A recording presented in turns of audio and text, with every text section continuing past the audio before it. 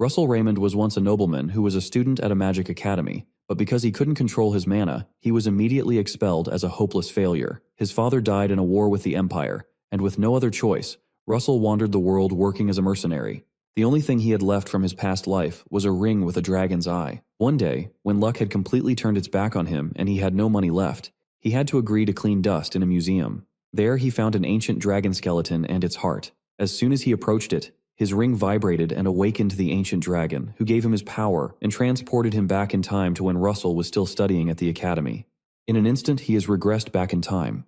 He can faintly hear his teacher shouting angrily at him, followed by the unmistakable sound of a book slamming directly over his head. He jolts back to attention as the teacher berates him for napping in class like that.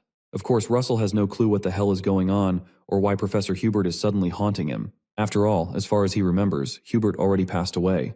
He glances around curiously, looking left and right at the students, then down at himself. It doesn't take him long to realize he's somehow been sent back to the past. Meanwhile, Hubert kicks him out of the class as a punishment. Russell, on the other hand, still has no idea what kind of magic could have triggered his regression. Now that he thinks about it, he is sure that it must be the doing of that dragon who talked to him. Then he notices his ring is missing, which makes him wonder for a moment if his mother might have something to do with this. Right at that moment, the teacher comes out of the class. Even though our boy apologizes for his mistake, the teacher isn't satisfied with it and invites him to the office for a one-on-one meeting. Although Russell is in trouble, he is actually liking this feeling. But he soon gets a solid slap to the back of his head. Of course, it's a group of classic bullies here to mess with our boy. One of them, a guy with blonde hair, decides to slap Russell too, but his friend stops him because the professors are watching. Russell recognizes the blonde guy as Coma Frederick. Frederick then shoots him a death glare and orders him to follow them to the bathroom if he values his life. With that, they walk off, while Russell just feels exhilarated once again to finally get a chance to experience all of this. Suddenly, his notification system prompts him to teach these bullies a hard lesson. In return, he'll earn a magic stone. Russell isn't sure what kind of illusion this is, but before he can figure it out, Frederick calls out to him again, telling him to follow them, or he can try running away. Either way, they wouldn't mind. Since these guys are clearly asking for it, Russell makes up his mind and decides to teach them a lesson before doing anything else. After several years of living the mercenary life, the shallow threats and death glares Frederick gives him are nothing compared to the terror he felt when facing down monsters. In comparison, these guys are like cute teddy bears you can cuddle with. Anyway, once they're in the bathroom, Frederick throws a sassy jab at Russell, but my guy responds with the same energy, calling him a bedbug bastard. The trio is bewildered to see him exuding this unshakable confidence, but they're not here to take any crap. The most eager of the bunch balls up his fist to punch, but Russell whizzes past him and delivers a devastating punch that knocks the guy out cold. The second one, seeing his friend go down, charges at Russell as well, but he too gets rocked with a punch that's strong enough to knock him out in one hit. Even then, this isn't enough to scare Frederick. In fact, he's getting more cocky. He throws his smoke pipe aside and prepares to fight. He throws a jab at Russell while mocking him, saying that since Russell can't use magic, he's learned some cheap martial arts. This, he claims, is to be expected from a fallen family. Frederick then slips 4 rings onto his fingers, reminding Russell that while magic is forbidden, small artifacts are allowed. With that, he launches himself at Russell, but my guy just grabs the fist coming his way, twists his wrist, and watches Frederick's knees buckle in pain. Russell's cold glare shakes Frederick to his core, and he's livid that someone like Frederick would dare mention his family name. With one final punch, Russell takes care of the bastard. Once he is done drilling the hard lesson to these bullies, Russell leaves the bathroom and sits against the wall on the floor, wondering if he went a little overboard. Right at that moment, the system notification materializes before him, and he receives the lowest grade magic stone as promised. As soon as the stone is in his hand, the system tells him to consume it, while Russell is not sure if he's really supposed to eat it. He believes that this must be another opportunity that's mixed in with being given a chance to live life the second time. He starts to chew the stone, and he realizes it tastes really nice. Suddenly, a red energy called mana starts to appear around his body. The energy soon envelops him, and it freaks him out. The screen notifies him that he has obtained the mana contained within the stone. Suddenly he feels a sensation coming from his chest, and he's still freaked out. Our guy suddenly realizes what's happening, and he places his hands on his chest to stabilize himself. He realizes that the mana he consumed is flowing out, so he calms down so it can do its thing. The screen comes back and tells him that the mana in the circle is increasing. The mana isn't just increasing. The mana he received is being absorbed by the magic circle around his heart. He remains calm and is glad that it's finally stabilizing. Our guy suddenly grins because it looks like he's hit a jackpot. With this new method, He can finally overcome the mana vein narrowing that he has always dreaded. He thinks about the fall of his family and then his expulsion from the academy. As if those experiences weren't bad enough, he had to settle as a third-rate mercenary. Finally, it looks like he can change the future that he has foreseen. He paces through the hall with a newfound joy, and it looks like things are looking bright. Moments later, Russell knocks on Professor Hubert's door, and he's told to come in. He walks into the room and the old man tells him to sit. Russell sits down dejected, and the professor calls his name the way elderly people do when you get into trouble. Professor Hubert tells him that he's not his usual self today. To help solve the problem, he continues by suggesting what the problem could be. He asks Russell if he's going through something difficult. The professor informs him that he heard a rumor that his classmates are bullying him, and he wonders if that's the cause. Russell recalls his fond memories with Professor Hubert in his past life, and he recalls how he never gave up on him. He finally smiles when it's his turn to respond, and he remembers that he always wanted to say this. So he informs the professor that there's no need to worry. The old man is shocked by his words, and Russell thanks him for asking. The professor coughs and states that it is his job as a professor to take care of his students. He adds that, however, because he'll get punished because he dozed off in class today. The professor opens the book in front of him and tells him the punishment won't be an easy one. He's given an assignment to write an analytical report on a part of their textbook.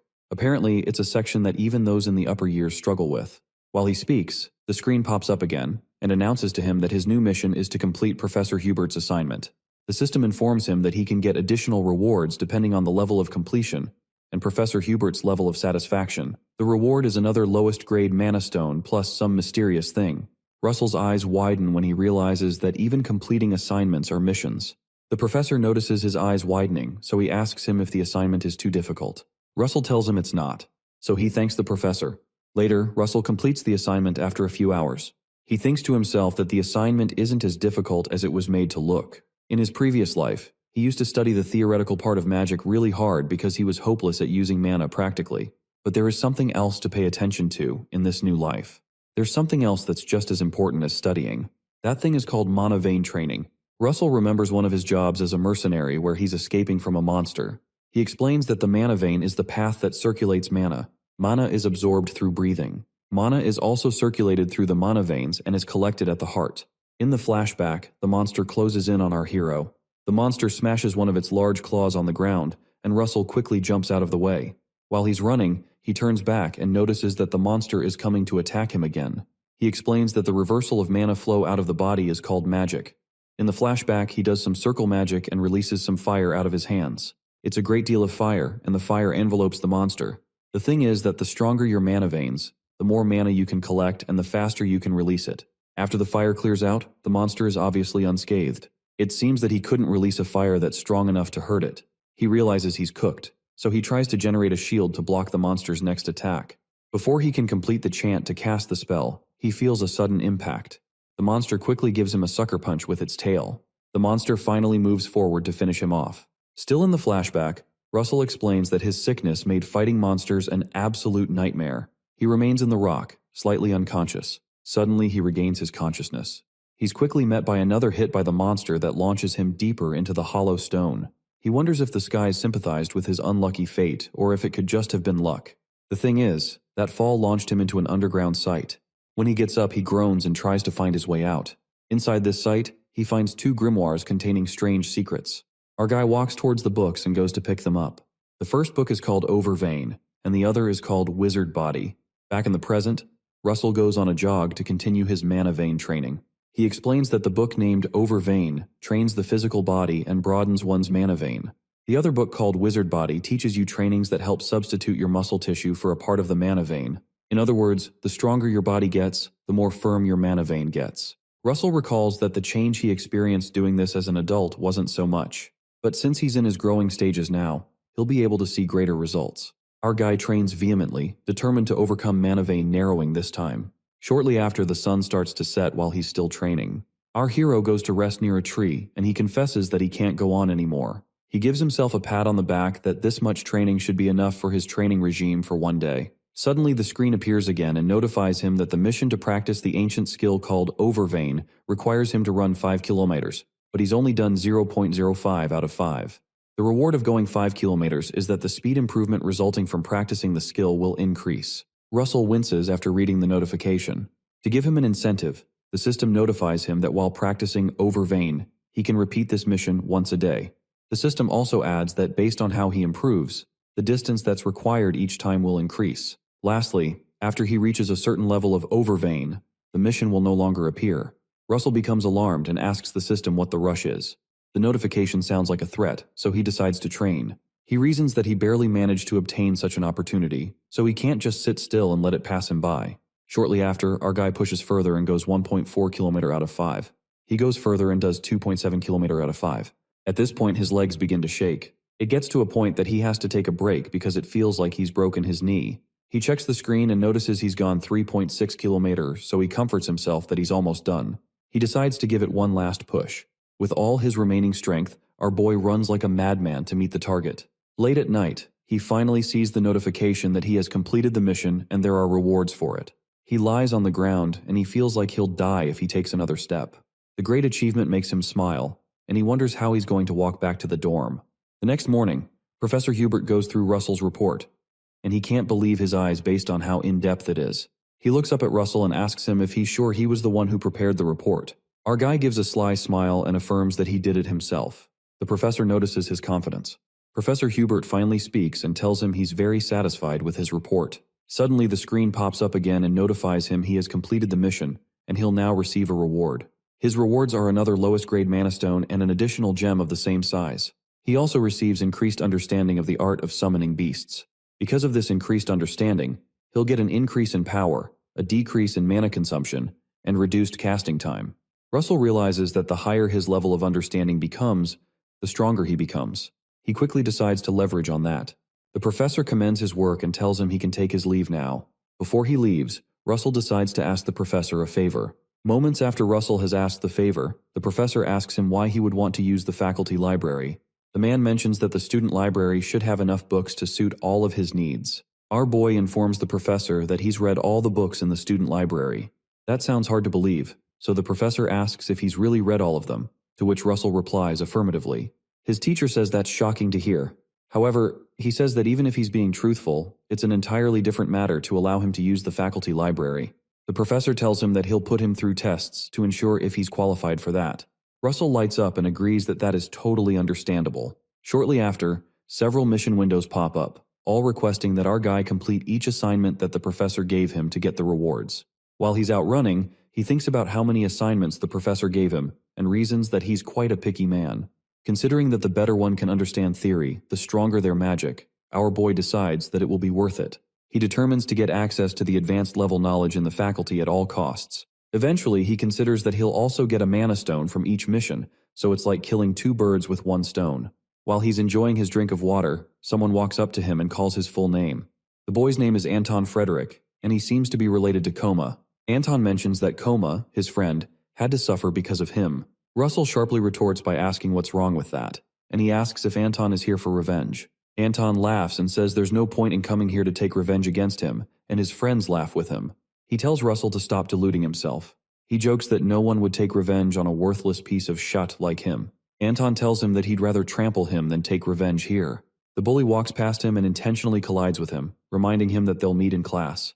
Russell remembers that they have class soon, and he wonders why Anton is so smug about it. He suddenly recalls that the class they have together is Practical Magic Combat Studies, where students are graded based on their sparring matches with each other. The bad part about it is that in his fights against Anton in his past life, he was always humiliated in that class. He recalls Anton always beating him at fire magic and towering over him. He would grin and make fun of him because he doesn't have good mana veins. Russell can't believe he had foolishly forgotten that they have to do those. Our boy decides that he has to quickly start preparing for it.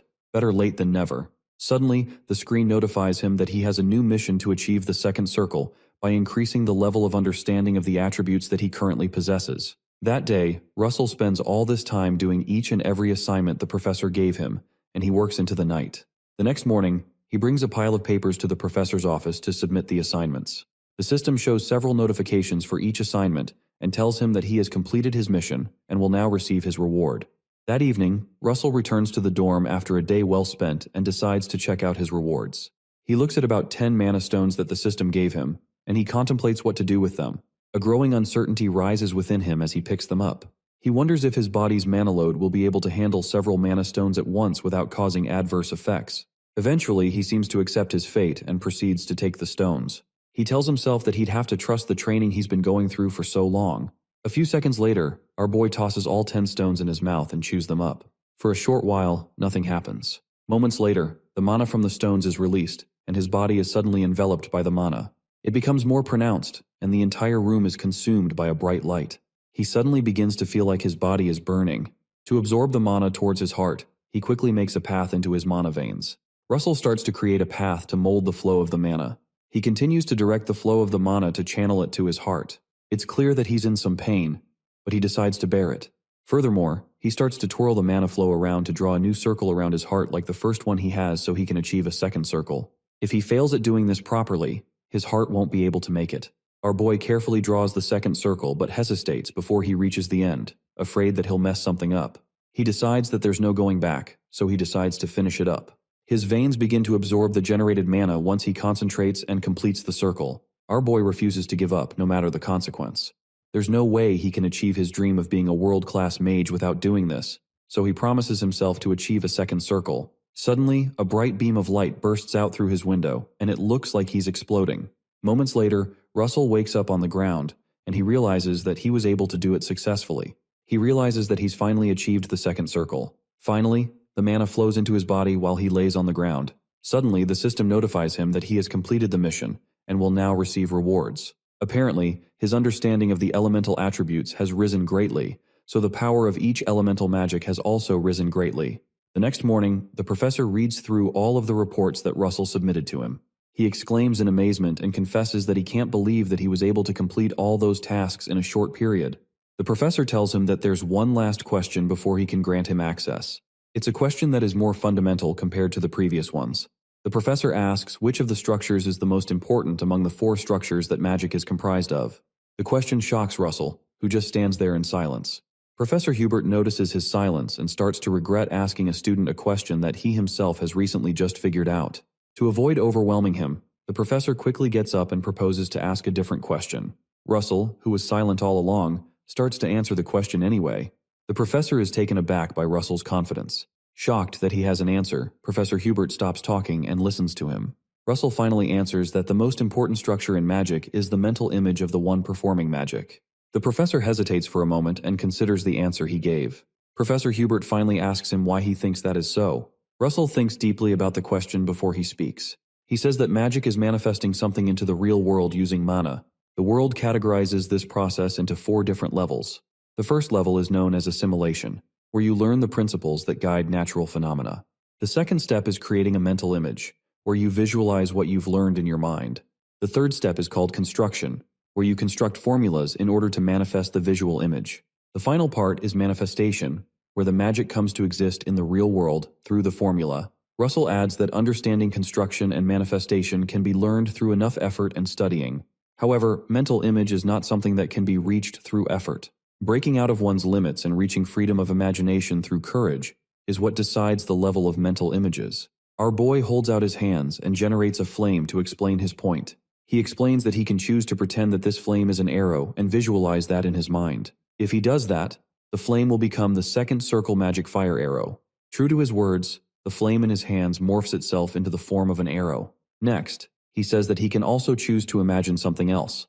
Apparently, the flame will follow his imagination and will become something entirely different. He says that he doesn't have to place a limit on his mental visualization, because doing that can allow him to create something that doesn't exist in this world. The professor just listens keenly and affirms all that he has said. Russell says that it all begins with understanding how the world ends and then twisting the rules of the world to achieve something beautiful. Russell puts out the flames and confidently ends his explanation. Professor Hubert, who has been listening all along, thinks about how remarkable Russell seems to have become. He finally speaks and says he's been able to confirm what he's been thinking. The professor smiles at him and says that the student library is too small a world for him. Suddenly, the system notifies our boy that he has accomplished the mission of gaining entry into the first floor of the professor's library, and he'll get 2 low-grade mana stones. Later that day, Russell walks into the first floor of the professor's library. Only the first floor seems to be pretty expansive, which he finds intriguing. To him, this is very different from the student library. He quickly starts digging through the books and finds a few. He goes to have a seat and starts reading through the books. To him, these books are more practical than what they usually have access to. Suddenly, a woman steps into the library and watches Russell from behind. She finally exclaims to get his attention, and she tells him that he's reading quite an interesting book. Russell is shocked to hear her voice, and he realizes he's not alone. He quickly drops the book and turns around. Oddly, he doesn't see anyone, and it turns out that the woman has somehow disappeared to his front, and she signals him to look forward. She is dressed like a mage, and Russell recognizes her. The woman smiles at him, and he recognizes her as Dariah Snow White, the master of the Flame Tower. He quickly greets her and introduces himself. Russell immediately becomes uncomfortable in her presence. This is because she is in the realm of the 8th circle, which not many in the world have been able to reach. Despite being over the age of 80, she uses an incredible amount of mana to maintain her youthful appearance. She is the master of the best-ranking magic tower of the Red Tower faction called the Flame Tower. Daria is surprised to learn that he knows her. She brings out a large lollipop out of nowhere, and she quickly puts him at ease, telling him there's no need to be nervous. Wondering how a student was able to gain access to the professor's library, she turns around and asks him. Russell informs her that Professor Hubert had allowed him to use the library. Daria exclaims softly, and asks if an uptight man like Professor Hubert really allowed him to use the library. Our boy starts to grin when he realizes that the professor can be a bit uptight in truth. She mentions that it makes sense, and it explains why he was learning something quite interesting when she came in. The woman scans him with her eyes and notices that he has extremely pure mana, and senses that his mana distribution is very stable too. She glances back at him and mutters that it's rare to find someone like him. Daria walks past him and tells him not to worry. To ease his tension, she assures him that she's not here to lecture him or get in his way. Russell bows again and thanks her for her kind words. Daria suddenly strikes the ground and a bright light comes out from the spot. She tells him to grow to the best of his abilities, but when he looks back up at her, she's nowhere to be found. All that's left of her is the bright light, and it appears she had teleported elsewhere. Russell is left awestruck, and he just looks at the spot where she was standing. After he finishes, MC steps out of the professor library and quietly shuts the door, still shocked from the encounter. While he's still daydreaming, he hears a voice from behind who's asking if it's our boy who is standing by the door. Russell looks back at the person talking, and it turns out to be Anton and his gang. Anton's friend wonders why Russell is coming out of the professor's library and asks who he thinks he is. Anton remarks that it seems Russell must have kissed some professor's a-hole, but it doesn't change the fact that he won't amount to anything. The boys walk away laughing, and Anton tells Russell to keep trying his best. As he walks away, he glances back and says that it's not going to do him any good anyway. Shortly after, the students gather in the Academy's stadium for real situation magic battle studies. The first one to be named comes down to the stadium grounds and gets to choose another student to be his or her opponent. The professor in charge tends to choose the weakest student. This is done so that the student can choose someone of their own level to compete against. All eyes suddenly go to Russell, and it seems everyone's expecting him to be called. Russell mentions that he was always the first to be called in his past life. Some boys nearby jokingly gossip that Russell will be the one to be chosen again because he has a condition known as mana vein narrowing. One of the students immediately starts begging Russell to choose them as their opponent when he's called out so they can raise their grades this semester. Another student tells Russell not to pick that bastard but to pick him instead. The professor notices the ruckus and he tells all the students to quiet down. He proceeds to pick a student and starts to call the first name. Everybody starts to whisper that it's going to be Russell, and some people start to laugh. Much to their surprise, the person called out is Anton Frederick, and this shocks the students. They're shocked to hear Anton's name, and they wonder why he gets to be first. Anton proudly walks by the professor. He thanks the professor for calling him out. But the professor tells him that this is nothing compared to the favors that he receives from the Frederick Merchant Association. Russell becomes alerted and says within himself that he was expecting this to happen. Anton walks to the center of the field and stops to pick one of the students. He looks right at Russell and tells him to come down to the stadium. Meanwhile, Professor Hubert receives an unexpected visit from his teacher, and he says to her that it would have been nice if she had told him she's coming beforehand. It turns out to be no other person other than Daria Stone White. She proceeds to take her seat and says that it's fine. She retorts that it's not a big deal for a teacher to visit her student. Recalling the student she met in the library, the teacher asks him if he gave a child named Russell a professor-used library entry pass. Hubert quickly affirms that, and he worriedly asks if the child made any mistake. Daria informs him that he didn't, but it's just that she hasn't seen something so rare and precious in a long while. Hubert agrees with her and says that Russell's mana vein narrowing is an uncommon illness, even on this continent. The master tells him that he's a fool, because she wasn't talking about that at all. Her words shock Hubert, who promptly looks up to know why she said that. She informs him that Russell has managed to overcome his own problem, and Professor Hubert asks her what she means by that. She doesn't speak for a while and continues with her tea. When he doesn't seem to understand what she's talking about, She finally breaks the news and notifies him that the child has managed to make his second circle. Professor Hubert is sincerely shocked, and he wonders how that's even possible. Meanwhile, the two boys take their spot and prepare to spar on the Academy Stadium. Before the game begins, another screen pops in front of Russell. The screen notifies him that the next mission is to win during magic training, and he can receive lowest grade magic stones and have a compartment that can carry things weighing 40 kilo. Russell is happy to learn he'll be getting a compartment, because this is magic that only the wealthiest mages can use. The compartment allows you to store things, so it'll be quite useful when storing magic stones. While he's still thinking, Anton calls out to him and calls him an insect. The bully asks him if his body is frozen. Anton tells him his only option of surviving this fight is to beg. Our guy just laughs. Suddenly, Russell covers up his entire body with energy and asks Anton if he's talking to him. Anton notices his transformation and wonders if it's what he's thinking. While they're chatting, the professor coordinating the games tells them to move back to their spot in the circle so he can start the match. He recalls the magic that Russell just used and wonders if someone with Mana Vein Narrownig was able to achieve second circle, but he quickly dismisses the idea because it's not possible. Once the game is started, Anton quickly releases a second circle magic called Flame Throw. He pours out a stream of flames and shoots it right at our boy. Russell quickly spots the flame heading right for him and responds. He quickly summons a shield that deflects the fire. The fire hits the shield and moves upward, unable to penetrate through the shield. Russell keeps the shield in place and continues to endure the stream of fire. One of the professors watching nearby is shocked by his splendid response. The professor anchoring the game watches also and is shocked at Russell's performance. Anton, who has been pouring out flames for quite a while now, quickly grows tired of keeping his arms in place, and he's shocked that Russell is able to endure the onslaught of fire. Suddenly the stream stops because his body needs to regulate the mana he's losing, and Anton starts to curse because the fire has ceased. Our boy notices the stoppage and quickly takes advantage of it because he's been expecting that to happen. Russell also uses a second circle magic known as a fire arrow. He quickly launches the arrow at Anton, who has stopped shooting flames. Anton is shocked to see him use the fire arrow and immediately tries to respond. He starts to wonder if Russell was able to achieve his second circle, and he quickly surrounds himself with a shield to stop the arrow. The arrow smashes into the shield but doesn't reach him. Anton feels the impact of the fire arrow and wonders how an insect like Russell can put up such a fight. While he's still holding the shield to protect himself from the impact of the still burning fire arrow, he notices something else. What he sees startles him. Right in front of him, Russell has already successfully cast a second fire arrow. Our boy launches the arrow at him and doesn't show any mercy. The second arrow heads for Anton's shield, and Russell doesn't give him any breathing space. The professor anchoring the session is shocked and wonders if it's a double casting. The other professor tells him that it's not double casting, but it's more like his casting speed is so fast that it seems like it. While they talk, Russell creates another fire arrow. Anton notices this, and he wonders if making a fire arrow is all that his opponent is capable of. He decides on a secret way to beat him, and he changes his shield structure. He changes his shield into one that's specialized against fire using another second circle magic. Meanwhile, Russell notices the change and smirks because that is what he's been waiting for. Anton gloats about his plan to wait till Russell expends all his mana on his fire-resistant shield, then fight back.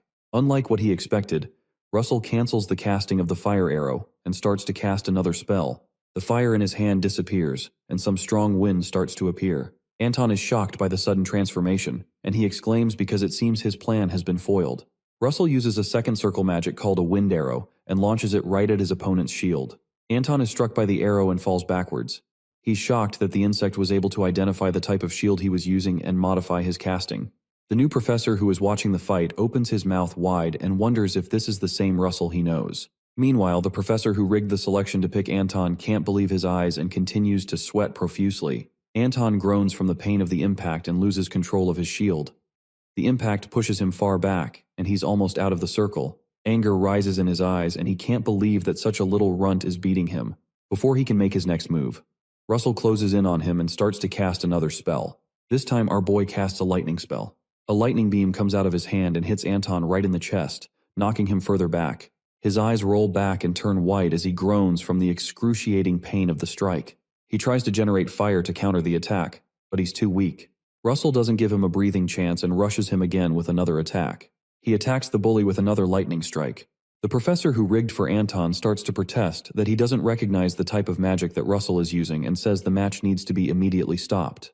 Nearby, Professor Hubert tells the complaining professor to take a closer look at what's covering Russell's body so he can be convinced it's really magic. The professor quickly looks at Russell's body and is shocked.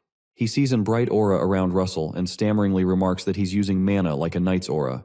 Professor Hubert smiles proudly and mentions that he doesn't know how he got to do this, but it seems he's found a way out of his problem. Meanwhile, Russell continues to pummel Anton to the ground.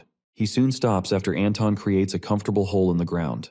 The students are all shocked by the turn of events, and their jaws almost fall to the ground. The crook professor wonders how this could have happened. While he's thinking, he hears a voice ask him what he's doing. He quickly looks to his side, and Professor Hubert reminds him that he's supposed to announce the winner.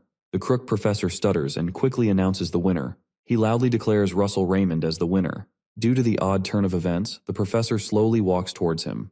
He awkwardly commends Russell and tells him he can leave, but Russell says that it's not over yet. When the professor asks him what he means, our boy reminds him of the class rules. According to the class rules, unless a victor surrenders, they should be allowed to call upon the next opponent. Anton's friends exclaim in shock because they realize that they're up next to get their behinds whooped. Russell promptly points at one of them and tells him that he's next.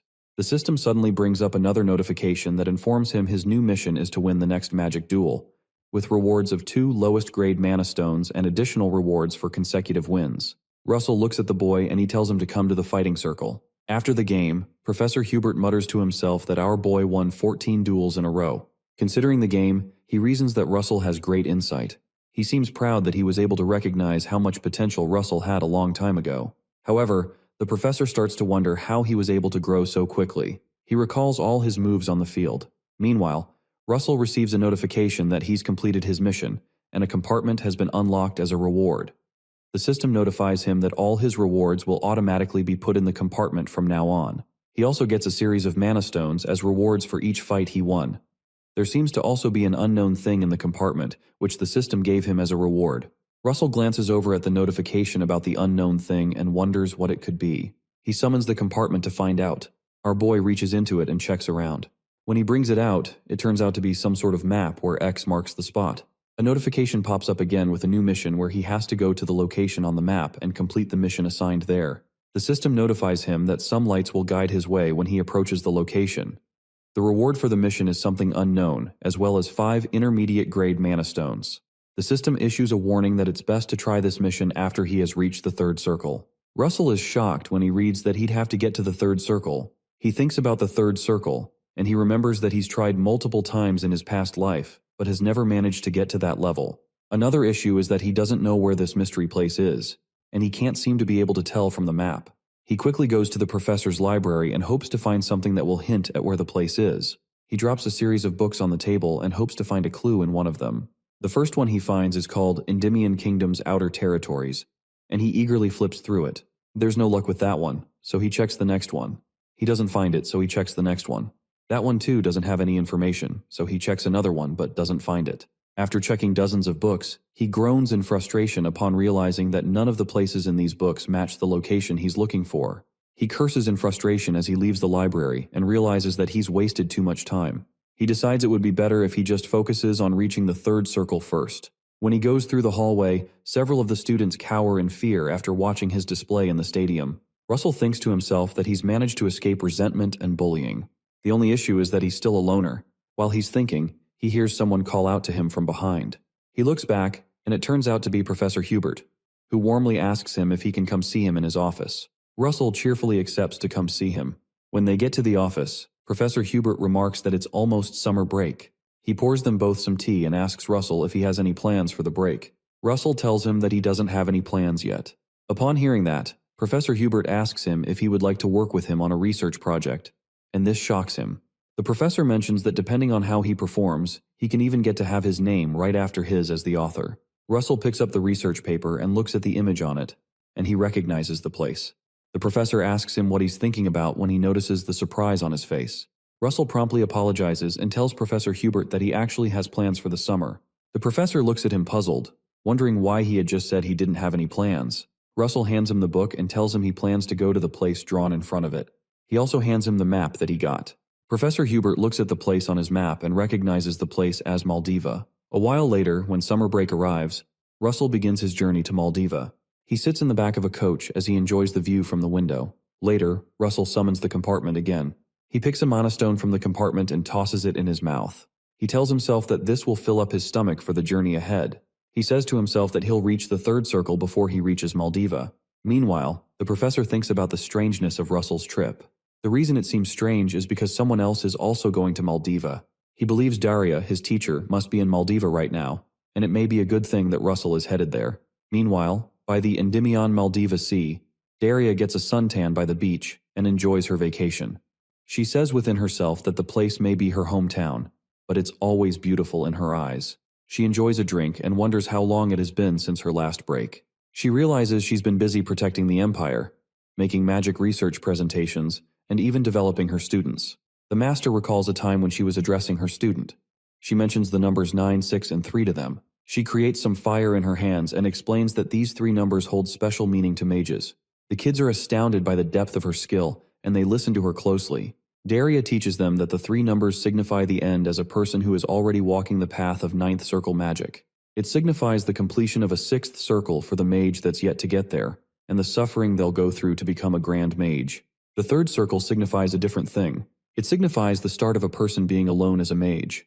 Daria thinks about how it feels to be alone as a mage. Suddenly, she recalls her meeting with Russell and wonders if the child is doing okay. She continues thinking about how she saw him reading an advanced magic book. Meanwhile, the coach that Russell is in finally reaches Maldiva, and the rider informs him they've reached their destination. The coach rider waits for a while and notices that our guy isn't coming down. When he comes to the back to check out his passenger, he exclaims in shock based on the state he finds him in. Sometime later, Russell furiously gobbles down some food. He tears a piece of hot dog with one hand while he eats a loaf of bread with the other. In front of him is a mountain of food, and he recalls that he used too much strength trying to calm down the crazed mana when he was trying to draw the 3rd circle. In a flashback to when the coach rider came back to check on him, the rider finds him unconscious and frantically tries to revive him, thinking he had died. In the present, Russell swallows a drink, and he's glad he's finally able to achieve the 3rd circle. He empties the cup in front of him and drops it on the table. He thinks about how awesome it is for him to achieve 3rd circle magic. The fact that he was able to overcome his limit from his past life just months after he returned to the past astounded him. He drops some coins to pay for the food and proceeds to leave. As he leaves, he tells himself that he'll have to go further than the 3rd circle. The system brings back the mission that's connected to the map and notifies him to find the location marked on the map. The screen notifies him that light will guide him once he takes the bold step to go near the area marked X. Russell checks the map again, and he realizes that he has to find the place on the map, but he doesn't know the landscape. While he's still thinking about how he can get directions, he overhears a tour guide inform some men that he'll take them on the best tour around Pompeo volcano. The tour guide screams loudly and explains that he's offering a special discount just for today. Shortly after, Russell joins the tour and follows the guide as he leads them to a rocky path. The tour guide tells them that Pompeii was originally a regular mountain that somehow turned into a volcano.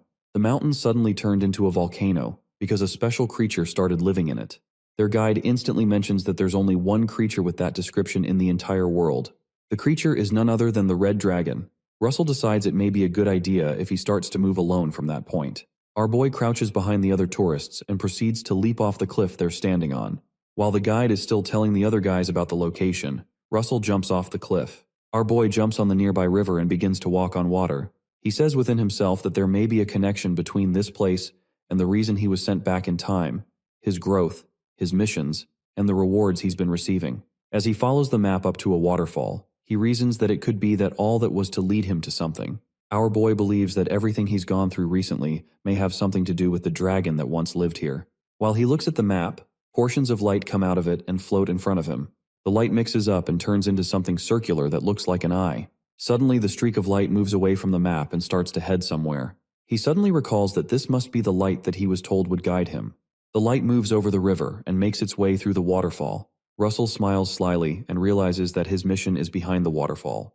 He quickly casts a wind spell. He shoots a wind arrow through the waterfall to give him a clear passage to go through. After that, our boy leaps right through the hole to avoid getting himself wet.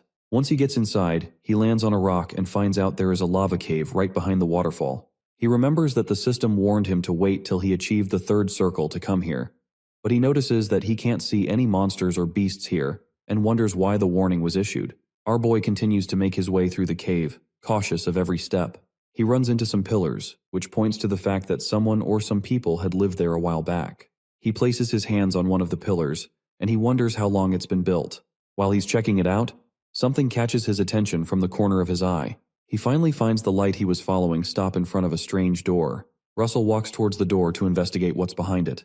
When he nears the door, his sense suddenly begins to tingle, and he feels as if something is wrong. He stops walking and wonders if he's suddenly forgotten the things he learned from his life as a mercenary. The thing is, in a situation where there are no monsters, beasts, or any sounds, there can only be one explanation. It means you've entered the territory of a strong predator. Suddenly, a huge lizard surfaces in front of Russell and looks down at him. Russell leaps backwards to avoid getting his head bitten off. When he's a few meters away from the creature, he looks at it again and realizes it's the Komodo lizard monster. He remembers from his days as a mercenary that it's a monster that can only be defeated with at least 2 teams of mercenaries. Our boy watches the monster advance towards him and decides that the only thing he can do now is to run, because there's no way he can kill it. He decides to slow it down by casting some lightning magic. Russell chooses the second circle magic called Lightning Arrow and starts to generate one. The Komodo lizard roars at him again as it gets close. Our boy doesn't give in to fear and aims the arrow at its face. He launches the arrow right at it, hoping he can land an attack and slow it down so he can get a chance to run away. The impact is so strong that it electrocutes the Komodo lizard and immobilizes it for a while. Russell is glad he's been able to stall with that move, so he decides to make a run for it. He heads straight to the stone gate where he had seen the light stop to get to the next part of this mission. As he gets inches away from the door, the 2 statues in front of the door block his passage with their staff and declare that he must prove he is worthy to enter with his mana. Russell is shocked by this and realizes they won't let him get off easy. The Komodo lizard soon reaches where he is, and it appears that it easily shook off the effects of the lightning strike. Russell looks behind him and notices he can't go this way or the other. He thinks on his feet and decides to do something erratic since his way is blocked. Turning around in rage, he tells himself he'll have to make his own path. He reaches out his hand and generates some fire that he directs toward the Komodo lizard. Suddenly, the stone on the door scans the mana that Russell is emitting. The monster notices the response the stone has to Russell's mana and watches in shock. Instead of advancing, the Komodo lizard suddenly stops. Russell is just as surprised, and he wonders why the lizard has suddenly stopped in its tracks. The Komodo lizard monster bears itself up and almost stands upright, and Russell just watches in utter confusion. Suddenly, the guards blocking the gate retract their spears and stop blocking his way into the gate. The mysterious voice that spoke earlier tells him that he has proven himself. This means he can now enter. The crimson stone on the gate starts to shine brightly. The light becomes much brighter until it envelops the entire cave that Russell is standing in. Shortly after, our boy wakes up with a terrible headache in a totally different place. He quickly scans his environment and notices that things have changed. He touches the ground and notices it's made of ice, and he wonders how he's standing on ice when he was just standing in a cave just moments ago. It's unclear where he is, as all he can see is an ice cave and some ice statues as he looks around. He remembers that he was just in a cave a few moments ago and wonders if he was taken here through teleportation magic. While he's thinking, he notices another odd thing right behind him. Right up a nearby stair that's also made of ice is some mysterious magical horn that's held down by a series of chains. While he's thinking, a screen pops up again. The screen notifies him that he has a second mission, which is to defeat all the ice golems in the area and clear out the Trial of Fire. Some noise from behind him causes him to quickly turn back to investigate. He realizes the ice statues he saw were actually golems, and they've now come to life. He looks around him and realizes that he's surrounded by about several hefty ice golems, and wonders if they're really expecting him to defeat all these golems on his own. There's no time to waste, so he decides to get right to it and starts to generate some fire magic in his palms. He curses and mentions that this mission is way too harsh, but it seems like there's nothing he can do. He generates another firebolt and fires at a nearby golem like a madman. The firebolt courses through the ice cave and heads right for the monster. The bolt hits the golem right in the chest, and it looks like it should do some pretty good damage since fire trumps ice. Russell recalls that in order to kill a golem, one has to crush the core inside of it. The golem he fired at looks completely unscathed. If it could talk, it seems like it's asking him if that's all he's got. The firebolt only managed to leave a crack on its chest. This looks like game over for Russell, and it seems he's going to be golem food. Russell winces when he sees this, and he wonders how cold the ice that it's made of is. He decides to try another approach if fire doesn't work, so he starts to create some wind magic in his palms. There seems to be an issue because the wind doesn't respond to him. Our boy notices this, and he's shocked. He wonders why his wind magic is suddenly not working. While he's still playing around, the golem rushes towards him and attempts to smash his brains into the ground. Russell responds quickly and decides to use some lightning instead. The lightning doesn't come up either, and Russell realizes he's cooked. The golem smashes into the spot he's standing. Luckily, Russell is able to move backwards before the hit lands. He drifts backward and stops when he reaches an ice wall. He thinks about the notification that came in earlier. trying to get some information as to why his magic isn't working all of a sudden. He remembers that the system mentioned something about clearing a trial of fire. Another golem comes to swat him like a bug, hoping to crush him into the wall, but our boy quickly moves backwards again. He suddenly realizes that he's not going to be able to use any magic here other than fire. Trying to avoid the monster, he trips over an ice rock. He gets pushed towards the wall, and he ends up on a dead end. All the golems trap him in that dead end, and it looks like it's about to hit the fan. Russell groans from the terrible impact of hitting the wall. His head starts to bleed, and it looks like he also hit his head against the wall. With a deadly look in his eyes, our boy creates another firebolt and walks towards the golems. He finally stands up to the challenge. The golems stare at him in awe as his entire body is encircled with fire and mana. Russell fires 3 firebolts at the same time. The ice golem looks shocked by the sudden change in tactics, but it can't move out of the way because the arrows are pretty fast. The impact of all 3 bolts is quite explosive. The golem's core is exposed by the explosive bolts. Russell proceeds to take it down. He fires another bolt at its core and smashes the golem to pieces. Russell does the same to another golem standing nearby, and the method works. He starts to pant and he realizes he's only been able to take down 2 of them so far. At this rate, he'll probably run out of mana before he can take them all out. Our boy grimaces, and he decides to try something else. One of the golems tries to punch him into the ground, but our boy quickly runs back to re-strategize. He considers that to shatter their solid ice sheet at once, he needs to use something similar to how knights shatter iron shields with one strike. To do this, he has to focus all his power at a single point. In the end, he believes he needs to pack in more mass into each volume of his attacks. This isn't going to be a simple spell, so he decides to get further away to get time to cast such a complicated spell. When he creates some space between himself and the golems, he begins the spell. He starts by creating a fire arrow. He applies the formula for amplification on the arrow to make it larger and carry more weight. To make the bolts replicate, he adds the replication formula. It all works well, and several fire arrows emerge. Finally, there's something else he needs to do to make the attack really dense. He has to merge all the arrows into one, so one arrow carries the power of several at once. He has managed to replicate 5 fire arrows, and all that's left is for him to merge them together. Russell begins to apply the magical formula for compression. He merges all between his palms and starts to make them into one. Suddenly, one of the ice golems appears in front of him. The golem rushes at him with a full punch, and it looks like it's Russell that'll get merged to the ice-cold floor. He starts to scream and begs the arrow to quickly merge so he doesn't get killed. In the nick of time, he releases the merged arrow, and a great explosion occurs. The explosion is so grand that it stops the golems in their tracks. One of them gets a full-blown hole in his chest from the explosion where his core used to be. Russell moves away and lets the ice golem crash to the ground. He walks majestically with his newly crafted weapon, which he calls the Blaze Lance. Once again, his eyes transform into those of a dragon.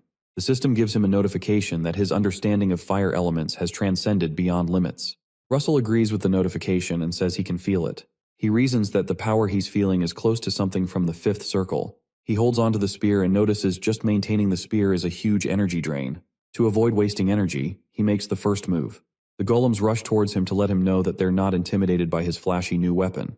He launches his attack right from where he's standing and burns through the core of 3 of the golems and goes to the next and to the next.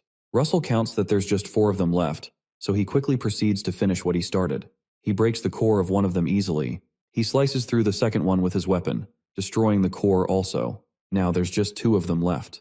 While he's counting, one of the golems launches an overhead attack and attempts to hit him, but he easily moves out of the way. He jumps at the monster to take it down.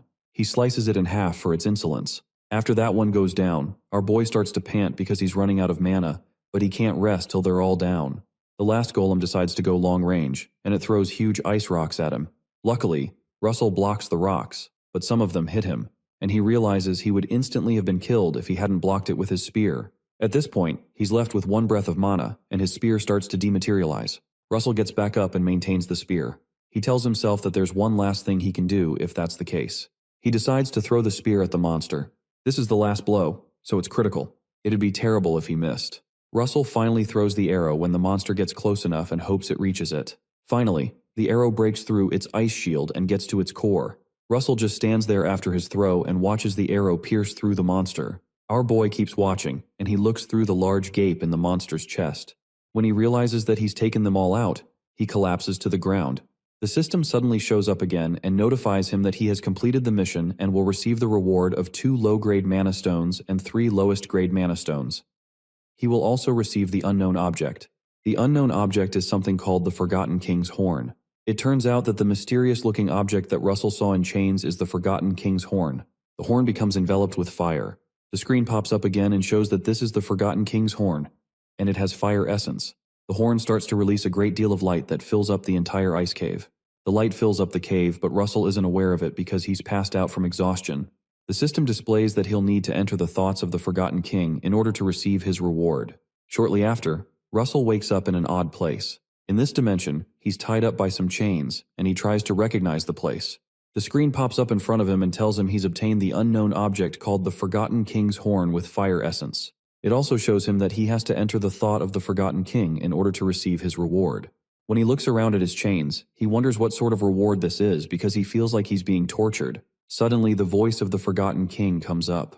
The voice of the Forgotten King continues and tells him that he's going to bestow upon him something called the King's Fragment.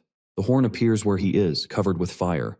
The tip of the horn starts to come towards him, and Russell is shocked because it seems he's about to be impaled. Just like he thought, the horn pierces through him. He screams out in pain, and it's clear that the chains were put there to stop him from running away from this. The pointy end of the horn pierces through his flesh and enters into him. The horn releases a great deal of energy into him, and he looks like he's about to explode.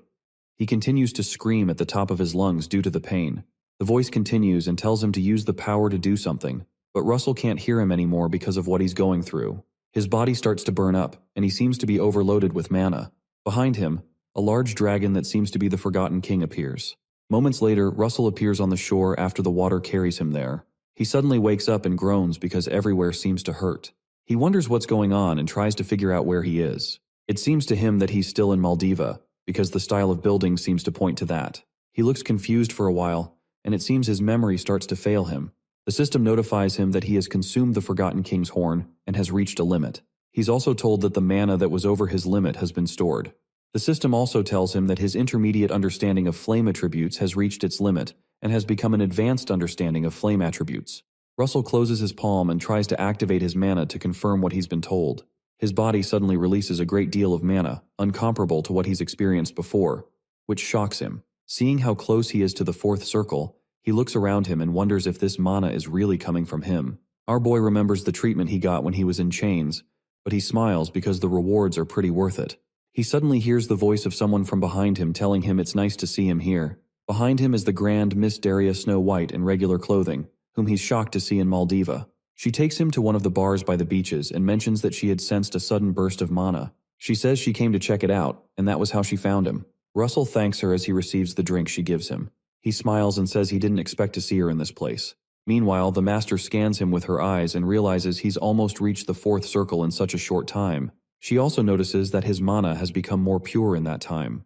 As they continue their chat, Russell asks the Tower Master what brings her to Maldiva. She tells him that Maldiva is her hometown, but many people do not know. Russell is surprised to hear that, and he asks again to know if he heard properly.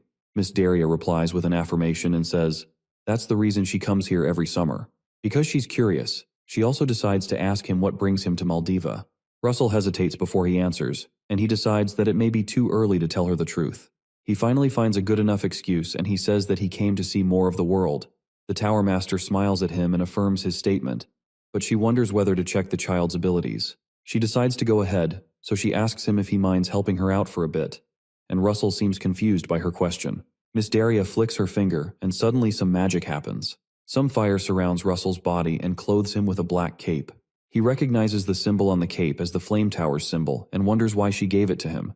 The master tells him not to worry, and informs him that the task she wants to give him is something he can handle. A screen suddenly pops up and notifies him his new mission is to pass Miss Daria Snow White's test. He is informed that he'll have to help her fight off human trafficking ship pirates at Maldiva Harbor to pass the test. The reward for completing the mission is an intermediate grade mana stone. The master mentions that she's sure that he's already aware that Endymion strictly forbids slavery. She explains that this is why they don't allow human trafficking ships to land at their harbor. Unfortunately, there are still some people who ignore their laws. She informs him that there are some guys trying to land their human trafficking ship near Maldiva, and she'd like him to help her deal with them. That evening, they both get on a boat and proceed to carry out the mission. Miss Daria informs him that she can do the mission on her own. The only issue is that the plan involves rescuing the victims as well as taking the ship. Russell catches on and tells her that means they need to pretend to launch an attack in order to distract the enemies and rescue the victims. The master commends his quick understanding. As they continue the journey, Russell thinks deeply. He considers the fact that 100 mages would come running, even barefoot, if the Flame Tower Master ever asks any of them for help. So, if she's specifically asking him for help, it's not because she really needs him, but because she wants to test him. Soon enough, they reach the ship they're looking for. Before she gets off the boat, she tells him that what happens from now on might be too much for him. She explains that he has to deal with it because the path of a guardian is not always smooth and noble. Apparently, this is just another fate of mages.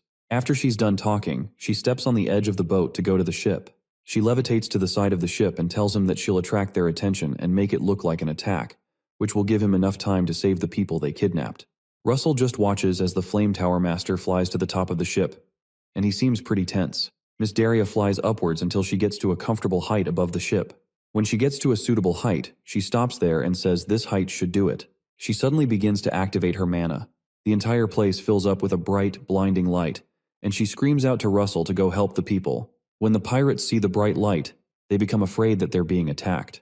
They head to the deck and start to prepare a giant crossbow to fire at the Flame Tower Master. Several of the men arm themselves with smaller side crossbows, and they prepare to protect the ship. Their leader gives the signal and tells them to fire at the light that's over the ship. Dozens of arrows fly into the sky, aimed at the light over the ship. Miss Daria just smiles from within the light at their pathetic attempts to attack her. One of the soldiers starts to curse when he realizes their arrows didn't reach the master. Miss Daria creates a ball of lava in her hands and releases it towards the ship, causing it to split into several parts. Master Daria says she'd like to see if they're as skilled as they're bold. On the deck, the portions of lava drop onto the ship and start small fires around the ship. The pirates see the fires and are shocked. One of them tries to put it out by stomping on it, but it doesn't work. Eventually, a fiery hand comes out of the fire and grabs the guy's leg. They're not fire after all, but golems made of fire. The guy is extremely shocked as he struggles with the little creature holding onto his leg. All the portions of fire transform into little fiery dwarfs that seem to also be holding weapons made of fire. The men crowd around the golems, unsure of how to deal with them. These golems were specially created by Miss Daria Stone White, and are called dwarfs of burning wood. While the men cower in fear, one of them, who's pretty confident, walks towards the golems with his axe. Meanwhile, Russell climbs onto the ship. He manages to jump into the ship while the men are distracted. The confident man tells the others to move, because they're afraid of nothing. Russell watches as the man walks to one of the golems and attempts to deal with it. He watches as the man bears down his axe on the golem that's just watching him innocently. The cocky guy swings his axe and divides the golem in two. Moments late, the goblin starts to mend its body back, and it doesn't look too happy. Russell keeps watching, and he's amazed that he gets to see these creatures in person. The assaulted golem responds and changes its shape and starts to wrap around the man's legs. Soon after, the golem completely changes its shape and constricts around the man, setting him on fire. Russell is shocked by how quickly the golem is able to transform its body. Meanwhile, the other men watch their mate get burned to death in shock and horror. Russell snaps out of it and decides this isn't the best time to be watching such things in amazement. He leaves the spot and makes his way down some stairs to get to the interior of the ship. Below deck, there's a large prison facility that probably houses the captives. The guy that's on guard duty notices the ruckus and wonders what's going on the deck. One of the prisoners blurts out that it seems the Navy has come to get them, and he rejoices that they're saved. Their guard hits their door with his weapon to scare them and stop them from talking. He tells them that it doesn't matter what happens, because none of them will ever escape from their grasp, and the men cower in fear. When they keep quiet, he asks if they heard what he said. Meanwhile, Russell lays a hand on the back of his neck. Our boy decides to knock him out, so he uses some lightning magic. A lightning bolt comes out of nowhere and hits the fat guy. One of the prisoners notices their unconscious guard and comes closer to ask if he has come to save them. He smiles at the man and tells him he has come to save them, but he informs him that it's safer for them to remain indoors until all the pirates are gone. The man falls to his knees and starts to thank God for answering his prayers. Russell looks around and wonders how many people are confined in this small area. While they're waiting, our guy sees something quite disturbing. He sees a little boy crouched in a cell and is shocked that the heartless pirates are even selling kids as slaves. He becomes really angry and calls the pirates trash-like bastards. Moments later, some of the other men come to the prison, and they spot Russell. The men quickly notice the unconscious body of their comrade that's lying on the ground. They realize that the ship has been invaded by the enemy, and one of them tells the others to get the bastard that invaded the ship. All three men bring out their swords and move towards Russell. Our boy, who was already angry that they would kidnap a child, tells them he'll be the one apprehending them, and he starts to create a chain out of lightning.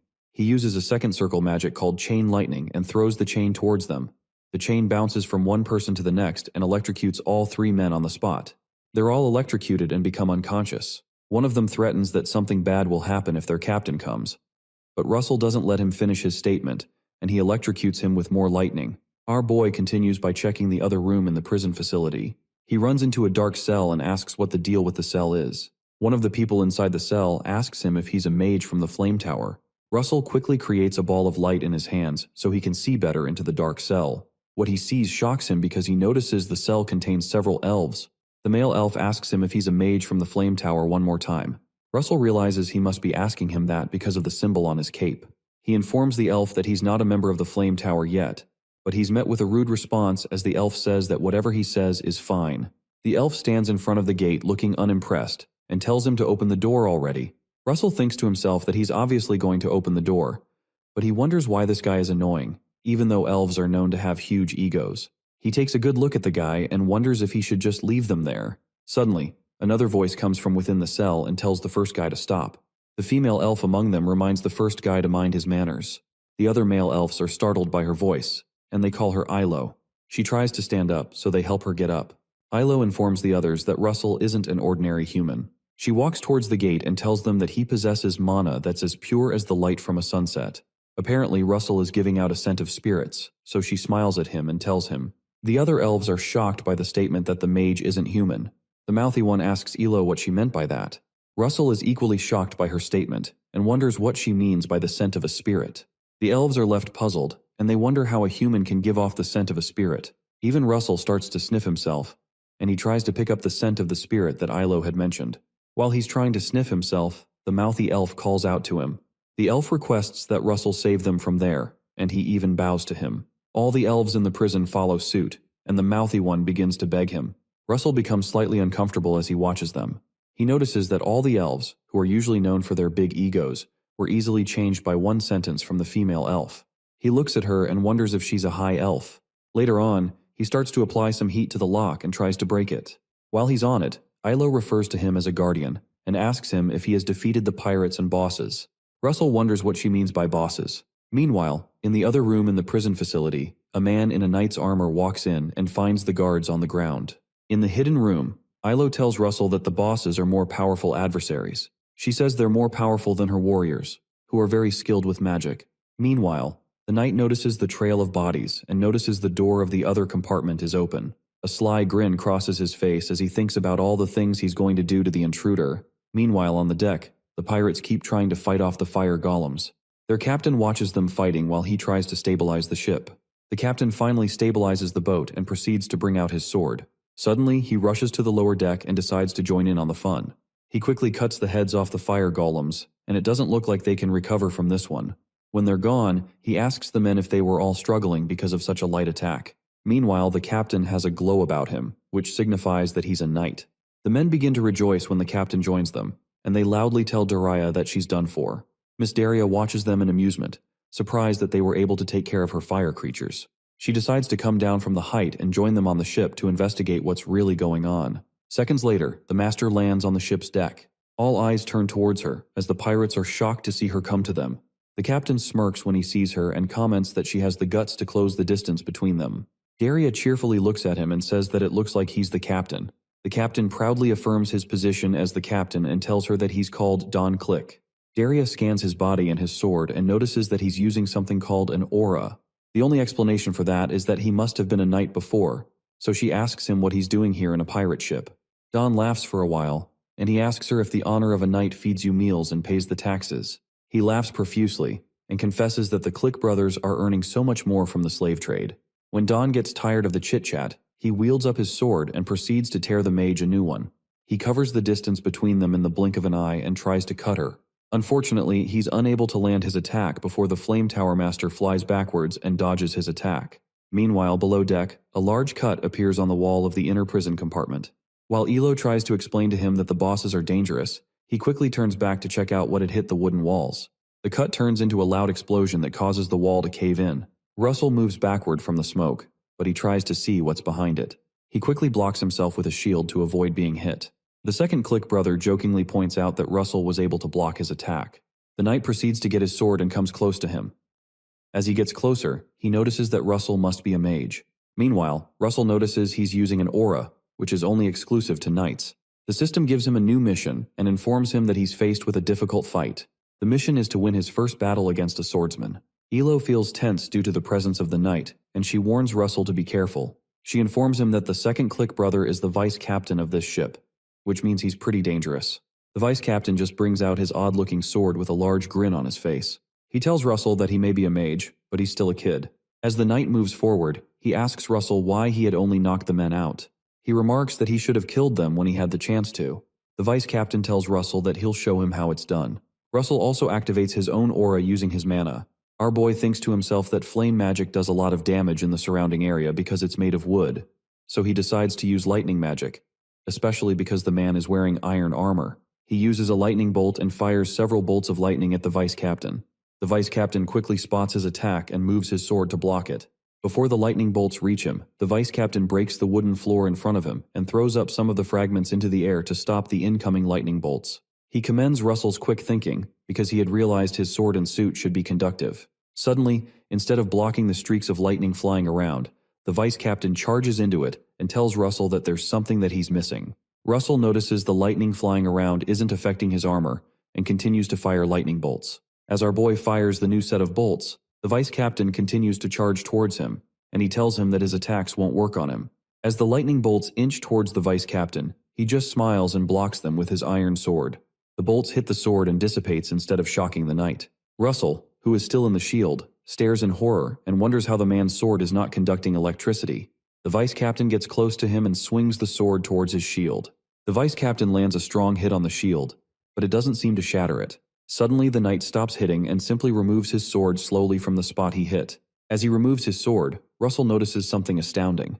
There's a large crack on the spot the man struck with his sword, and it looks like his sword isn't an ordinary one. Suddenly the part that was struck cracks open. Meanwhile, on the deck, Don Click moves towards the Flame Tower Master quite quickly and attempts to slash her in two. He successfully cuts her in two, but he's shocked to notice that it was just a decoy that later bursts into flames. When he finishes his attack, he sees Daria in front of him, surrounded by flames, and he hisses. He remarks that she's a mage that's really good at fleeing, but Daria doesn't respond to him. When she finally speaks, she asks him if his brother is also a knight. Don Click proudly replies that his brother is also a knight, but he adds that his brother isn't as amazing as he is. While they talk, the fire around Daria becomes another flame dwarf, and Don laughs at it. He asks her if she's using the same trick on him again. The master tells him she's not and adds that it'll be a bit different this time. Don becomes alarmed and wonders what she meant. The flame dwarfs emerge from the floor. They walk towards him with their weapons, and Don wonders what's going on. Daria finally assuages his curiosity and informs him that the more of them he cuts, the more they multiply, unlike the previous ones. Shortly after, Don attacks the flame dwarfs as they advance towards him, and they become almost a dozen. These flame dwarfs are Miss Daria Snow White's own creation, and she called them Dwarfs of Hellfire. She watches him struggle with the dwarfs, and she has a look of deadly satisfaction on her face. Don starts to get tense when he realizes he's outnumbered. Luckily, he's really fast, and he keeps fighting them off. He wonders how his opponent is able to wield such peculiar flame magic, and when he looks at her again, he realizes who she is. He sees the striking resemblance with the famous witch of the Flame Tower, and he realizes she's the one. Meanwhile, there's some bloodshed below check after Russell's shield is broken. The knight notices that Russell has suddenly vanished from before him, and he wonders where he went to. He quickly looks to his side, and he sees Russell standing there, so he quickly faces him to finish him off. He wonders how Russell was able to dodge his attack when it was in such close range. Our boy just stands there and holds his bleeding chest, trying to stabilize himself. The knight recalls that his sword made contact with Russell's chest, and he could have sworn that he should have been cut into two pieces by now. When he looks closer at Russell's body, he notices that he also has an aura around him, and he wonders if he's also covering himself with magic to strengthen his physical abilities. Russell maintains his aura to speed up his physical abilities and to heal himself from the injury.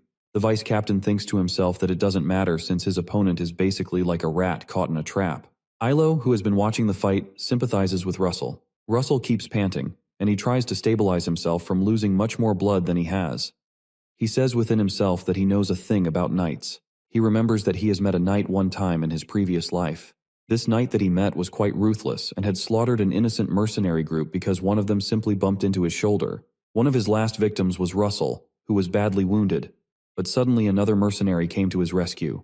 A strange man steps in front of him in the nick of time and decides to protect him from the ruthless knight. Apparently, The man who barely managed to stop this knight's madness was a mage. The mage created a shield between himself and the knight, who attacked his shield in rage. The mage was eventually able to subdue the knight. The knight would have won if not that the mage had a secret skill up his sleeves. Russell proceeds to create another shield to protect himself like the mage did. The vice captain rushes towards him again and proceeds to land another attack on his shield to break it like he did the last time. While he does that, Russell recalls the method that the mage used in saving him in his past life, and he replicates it. The vice captain lands another strong attack on the shield in an attempt to crack it. He successfully cracks the shield like he had expected, but something seems to be different this time. Russell reveals that the method the mage from his past used was to use one shield over another.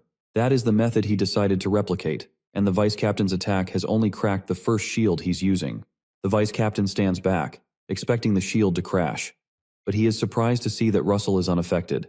Russell catches him off guard and casts a wind spell. He uses the second circle magic wind arrow and lands one right in the knight's chest. The attack is so strong that it throws the man towards the other end of the room. The knight hits his head on the wall and lets out a groan, with some blood sputtering out of his mouth. Meanwhile, Russell staggers a bit, and he looks like he's yet to recover from the gash in his chest. His body seems to have healed, but he's still in pain, and he wonders if he has lost too much blood. He quickly breaks off the lock that he heated up so he can let out the elves. When the elves come out, they thank him for rescuing them. Our boy asks them to follow him out of the compartment so they leave the ship. Suddenly, the vice captain of the ship calls him a little brat. He gets back on his feet, and it seems the effect of the hit didn't last too long. The vice captain looks pretty angry, and he tells Russell he should have gone for his head when he had the chance. Russell wonders how he's able to survive when he replicated the attack that the mage that saved him did. None of that matters anymore. So he quickly tells Ilo to get the other captives and go upstairs where they'll be safe. The vice captain laughs at their planning and rhetorically asks Russell how he has time to rescue the slaves. He moves from where he's standing to land an attack at the speed of light. In a split second, he's already on Russell, but our boy quickly activates the shield. As usual, the blow from the sword cracks the first shield but doesn't crack the second one. The knight tells him that he won't give Russell any chance to counterattack him this time like he did the last time. He starts to attack the shields rapidly, breaking every generated shield in a matter of seconds. Russell has no choice but to keep creating shield after shield, and the vice captain keeps smashing every shield he creates. Russell decides to keep stalling until the elves are able to get the humans and leave. While they continue to fight, the elves manage to retrieve the key to the prison. Russell endures the assault for a while and waits till they can set the men and the kid free. When Ilo shouts out that they've taken everyone out and they're safe, he takes that as the signal to act on his plan. The vice captain continues to slash as the shields like a maniac. When he hears Ilo inform him that they're free, he announces to our guy that nothing will change because he will still get them. Russell suddenly changes his voice to the voice of the dragon, and he tells him that this changes everything. The thing is that he's been unable to do what he wanted to do because the room was filled with captives. Suddenly the entire room fills up with fire and they're both surrounded. The vice captain is shocked by how quickly the atmosphere has changed. Russell tells him that the captives leaving changes everything because he's now going to crush him. Every inch of the room seems to be set ablaze. The vice captain looks into Russell's eyes and notices they're now reptilian, which freaks him out. He quickly retreats and repositions his swords. The vice captain gives an uncomfortable laugh, and he wonders if Russell has changed his mind and he's finally ready to kill. He decides to act first before Russell can act. He moves quickly as usual and tells Russell he's going to pierce through him and the shield at once. As he moves closer, a bright light suddenly shows up, which causes the vice captain to slow down. Russell has taken down the shield, and he's now holding one of his own magical inventions, which he used to destroy the ice golems, his special blaze lance. The knight still continues advancing forward to impale Russell with the sword. He wonders if what he's holding is a usual fire spear. When he perceives the aura, he realizes it's not just a fire spear, and he notices that this weapon is at least several levels above an average spear made with fire. He continues his frontal assault and falls head-on into Russell's trap. When the vice captain gets close, Russell strikes him with the blaze lance, and everything blurs out. Meanwhile, above deck, Don Click continues to battle with the dwarfs of Hellfire. He soon begins to curse when he becomes overwhelmed. He realizes that the more of them he kills, the more they keep increasing, but he also knows that he can't stop killing them. Don wonders where his dumbass brother is and why he's not come to join him. The fire dwarfs keep attacking and multiplying. Don has no choice but to keep fighting back. He tells him that he needs to hold on just a bit until he can strike. Suddenly, a bright light starts to come out of the ground through the floorboards. Don looks at the ground, and he's shocked to see the light coming from the cabin underneath. He stops feeding when the light becomes brighter and appears to be tearing through the wood under his feet. Seconds later, a great burst of energy emanates from that hole, and almost tears the ship in half. The impact of the energy wave knocks Don off his feet. He falls to the ground and slowly becomes unconscious. The Flame Tower Master watches the entire thing and wonders what's going on. While she's still looking, she hears a noise from behind her. Miss Daria sees the abducted people coming out. Below deck, Russell lays on the ground in the middle of the rubble. He looks unconscious and doesn't open his eyes. The screen pops up and displays a notification that shows that Russell has cleared his mission, and he'll now be receiving rewards of intermediate mana stones. When the other men notice that their captain is down, they get on some guard ships to fight back and take over the situation. Miss Daria notices the plans and laughs as she reaches for her staff. She summons all the fire dwarfs with her staff, and they float off the ground and become round. To destroy the pirates in the ships, she throws the golems into their guard ships. The Hellfire dwarfs land on the smaller ships nearby and take them all out. Meanwhile, below deck, someone comes near Russell and starts to heal him. After a short while, Russell becomes conscious, and he asks her what happened. As he tries to get up, Elo tells him not to move. She continues the healing process and adds that her mana is not completely back yet, so her healing isn't as quick as it used to be. When the Master notices that Russell has revived, she tells him he did a good job by defeating 2 knights on his own. But Russell doesn't know what she's talking about. Nearby, Don and his brother are tied to a pillar for their terrible behavior. Suddenly, Ilo chimes in and tells Russell that she owes him so much. She informs him that she can't repay him immediately, but she'll find a way. She introduces herself as Ilo, Lady of the White Ash Tree Tribe, and swears on the honors of her founding fathers that she'll find a way to repay him someday. Russell introduces himself by name and courteously mentions that he just did what he was supposed to do as a guardian. Nearby, the 2 male elves quickly return to the Flame Tower Master, and they report that they've checked on the conditions of the prisoners, which Daria commends. Miss Daria is impressed by their commitment, and she commends Ilo for training such kind subordinates. Russell stares at them in amazement, and he notices the elves seem to be much nicer. He asks Lady Ilo what she meant by what she said when they were in the cabin. Lady Ilo just looks at him and struggles to remember what he's talking about. She asks him if he's talking about what she said about detecting the scent of a spirit on him, and their conversation catches Miss Daria's attention. Russell affirms that this is exactly what he was referring to. The lady answers his question by asking him if perhaps his blood is mixed with a dragon's blood. The precision of the question shocks Russell. She goes ahead to tell him that she also has the blood of the green dragon running through her veins. She explains that for her, the dragon blood she has is more like a drop of water in a lake, so it's not something major. She only adds that even with the small amount she has, she's learned that dragon blood can also attract spirits. Miss Ilo holds our boy's hands and tells him that she can smell a thick scent of spirits from him, and that's why she asked. Miss Daria Stone overhears the conversation, and she wonders if the mixed dragon blood is why Russell grows stronger at such an incredible pace. She thinks to herself that Russell might end up being a being who will shake up the kingdom of Endymion and even the entire world. Shortly after, some of the good knights come to help the captives out of the ship. When it's time to leave, Miss Daria Stone tells Lady Ilo that she assumes that she is going to be staying in hiding until she is able to regain her mana. Lady Ilo boldly affirms that this is what she plans to do. The Master informs her that her mansion is not far from here, and informs them that they're welcome to stay there with them. She also adds that she believes that Lady Ilo can be of help with Russell's training. Russell just looks completely lost, as he wonders what training the Flame Tower Master is talking about. Ilo sees this as an opportunity to repay her debt to Russell. She slightly blushes and declares that she'll be glad to join them. Miss Daria asks Russell why he's overreacting, and jokingly asks him if he doesn't want her to train him. Our boy quickly tells her that this isn't the case, and he says he'd love to. The Master shows them the way and notifies them the carriages will be here soon, which they thank her for. While they walk to where they'd board the carriages, Russell asks the Flame Tower Master if it'll be okay if he undergoes her training when the semester at the academy is beginning soon. Miss Daria simply assures him that Professor Hubert will take care of it. Shortly after, they all get to the carriages. Shortly after, the coach riders stop the coaches, and it seems they've reached their destination. Miss Daria tells the others that they've arrived, and before them is a magnificent-looking mansion. The Flame Tower Master realizes they may feel overwhelmed, so she tells them not to feel pressured and stay comfortable as they go inside. As they move through the garden, everyone keeps looking around the beautiful mansion. Elo commends Miss Daria's house and says it's a very beautiful place. She thanks Miss Daria for her goodwill towards her and her men. While they're moving in, Russell glances behind him, and he notices something pretty familiar. He stops moving and looks around for a while. Something apart from the mansion's beauty draws him to the scenery, but he can't place his finger on it. Suddenly he recalls that he came here with his parents years ago. Russell approaches Miss Daria and mentions that he'd like to ask her a question.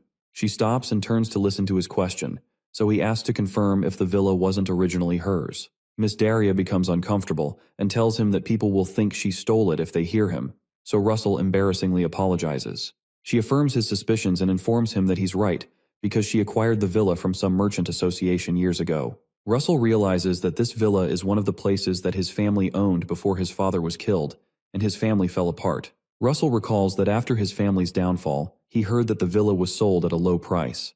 He wonders how odd it is to return here in this manner. 1 week later, Elo wakes up and enters the living room.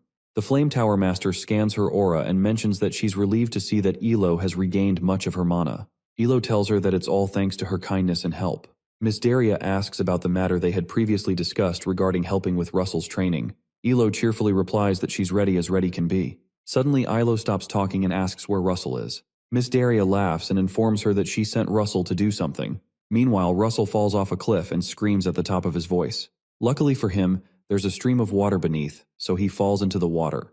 He quickly swims back to the top and gasps for air. He looks back at where he was standing and is worried to realize he failed at the exercise again. He recalls the assignment that Miss Daria had given him a few hours ago. She asked him what the greatest thing he needed during his previous fight was. Russell thinks back to how he had to continuously use a shield to survive that fight, so he mentions that the thing he needed the most was distance. The master affirms that and tells him that in combat, distance is the most important thing for mages. She smiles at him and asks him to watch carefully as she does something. Miss Daria takes one step off the cliff, but some fire envelops the leg that she placed on the void. Shortly after, her entire body is enveloped with fire, and the master is nowhere to be seen. She suddenly appears on the other end of another cliff, still covered in fire, and crosses over to the other side. As Russell watches, he realizes that she just used space distortion magic. This particular method is called blink.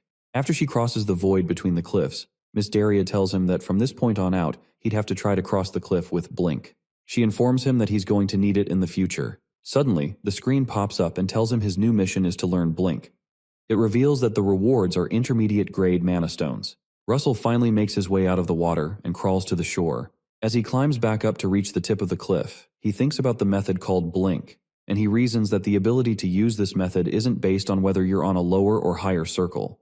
When he reaches the tip, he reasons that it's a magic that can only be learned by comprehending its logic. Our boy gets up again and tries to attempt it one more time. Russell takes another step of faith.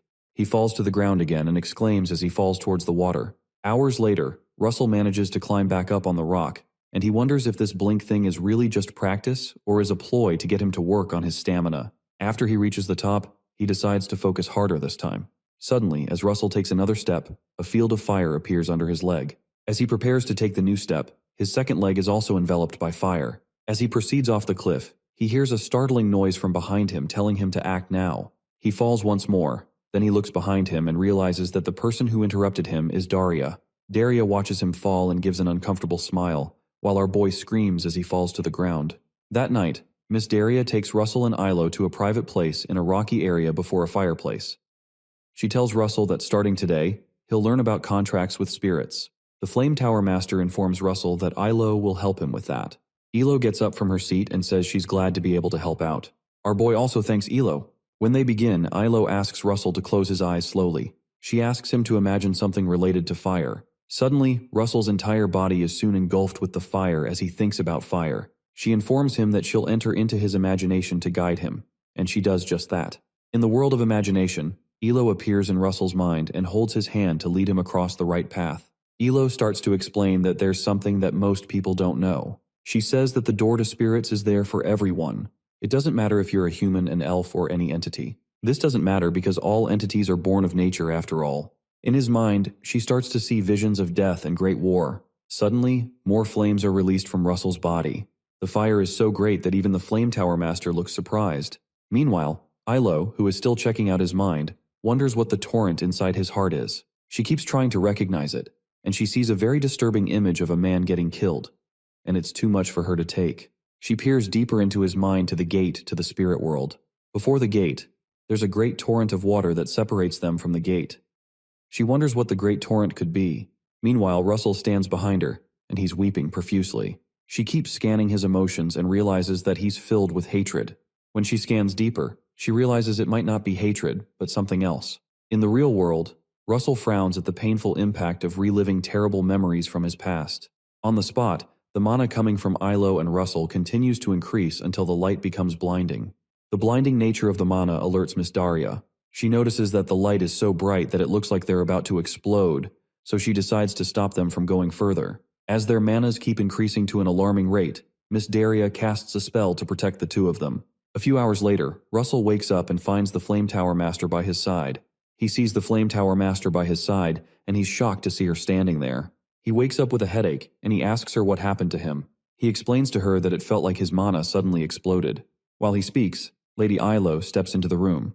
He notices some bandages around her arms and asks her what happened to her arms. Lady Ilo tries to calm him down by telling him she's okay. A morbid realization hits him, and he asks her if he did that to her. Russell becomes sad and profusely apologizes for hurting her. Later that night, Russell heads out to clear his head and gaze at the stars. Meanwhile, Miss Daria watches him from inside her office. She decides to have a chat with Lady Ilo. She asks Lady Ilo what happened exactly during the training. She says that she remembers that they reached the path leading to the Spirit's Gateway. The only issue is that upon reaching there, they were unable to go further. Ilo says that the problem was a great torrent of enormous emotions that was stopping them from accessing the portal. Ilo explains that the emotion she sensed was hatred, but it seemed more like sadness to her. She continues by saying that it was such a huge sadness that she wondered how he was able to hide it all along. Sometime later, Miss Daria calls Russell to herself. Miss Daria gladly informs him that he'll be doing his new training today. As Russell bows down to accept the new training, she bluntly lets it out that he'll have to do some cleaning. Russell stares at her in amazement and wonders what she's talking about. The Flame Tower Master informs him that he's going to help with the mansion's servants' deep cleaning for a week. Russell is shocked to hear this and wonders why his training has to do with deep cleaning the mansion. Miss Daria adds that she and Lady Ilo will be heading out to the capital. Ilo greets Russell goodbye and mentions that she'll see him next week. He quickly affirms and simply tells them to take care of themselves. Before they leave, Miss Daria reminds him that this isn't a punishment. He agrees to do it, but within himself he decides to clean the house and practice the blink technique in the remaining time. Before they leave, the Magic Tower Master adds more information just in case. She tells him that she's banning him from using magic this week, and Russell is shocked. After the chariot leaves, he's left in complete confusion, but he accepts his fate. Later, Russell grabs a mop and prepares to mop the hallway. Our boy decides on an equally great plan since Miss Daria has stopped him from using magic. He rushes across the room with the wet mop and tells himself that he might as well physically train himself, even though he can't use magic. While he's rushing through the hall, he slips over some water droplets that are on the ground. As he falls over, his leg incidentally kicks a nearby vase into the air.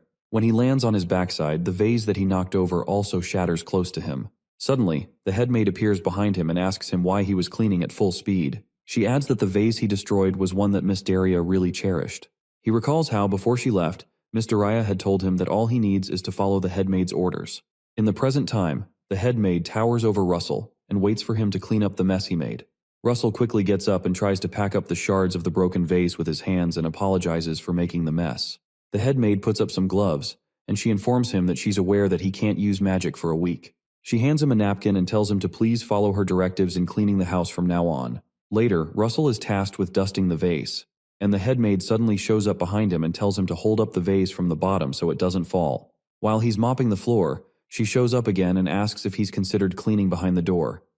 She seems to be everywhere he goes, and this disturbs Russell. For the rest of the day, he keeps getting more instructions and corrections as he continues his tasks. Eventually, when he finishes, he collapses somewhere and lets out a loud sigh. Our boy asks himself why he's been suddenly enlisted as a maid in his training regime. He recalls how the headmaid kept coming around to mention one thing or another, and he wonders if Miss Daria is trying to train his mental strength. While he's deep in thoughts, the headmaid informs him that it's time for lunch. She walks towards the kitchen and asks him to follow her. Russell, who clearly doesn't want to go anywhere with her, tells him he'll have his lunch later. The headmaid glares at him and insists that he follows her in a more sinister voice. Russell has no choice but to obey. In the kitchen, the other workers in the building gather around to eat and chat with one another. Russell notices that there are a lot of people working in the villa. While he's looking around, a man next to him asks him what his name is. He quickly turns to his side to see the modest-looking man who is smiling at him.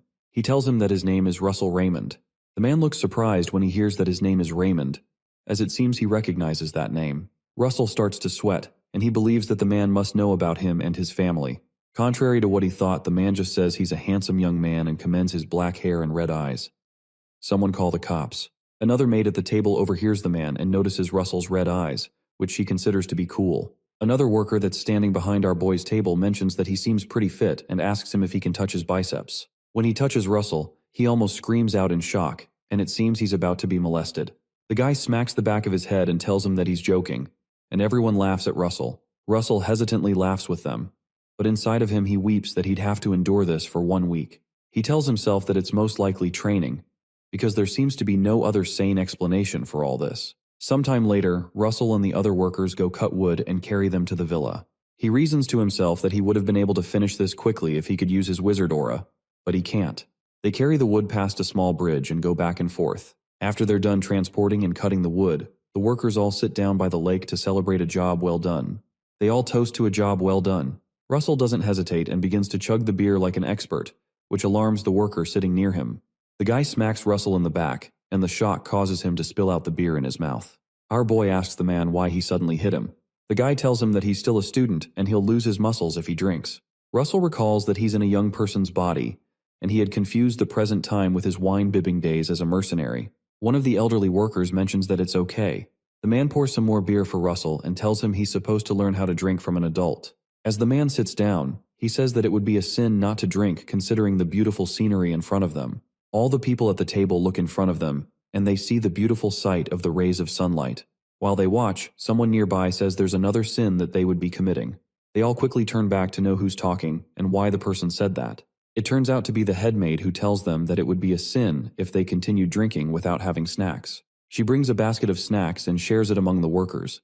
They all enjoy the snacks and cheer to a new family member, referring to Russell. Everyone laughs, including Russell, and there seems to be true joy in their midst. The head maid notices that Russell is happy staying with the workers, so she watches him closely. She notices him laughing with the other worker who told him not to drink, and they truly seem to be a real family.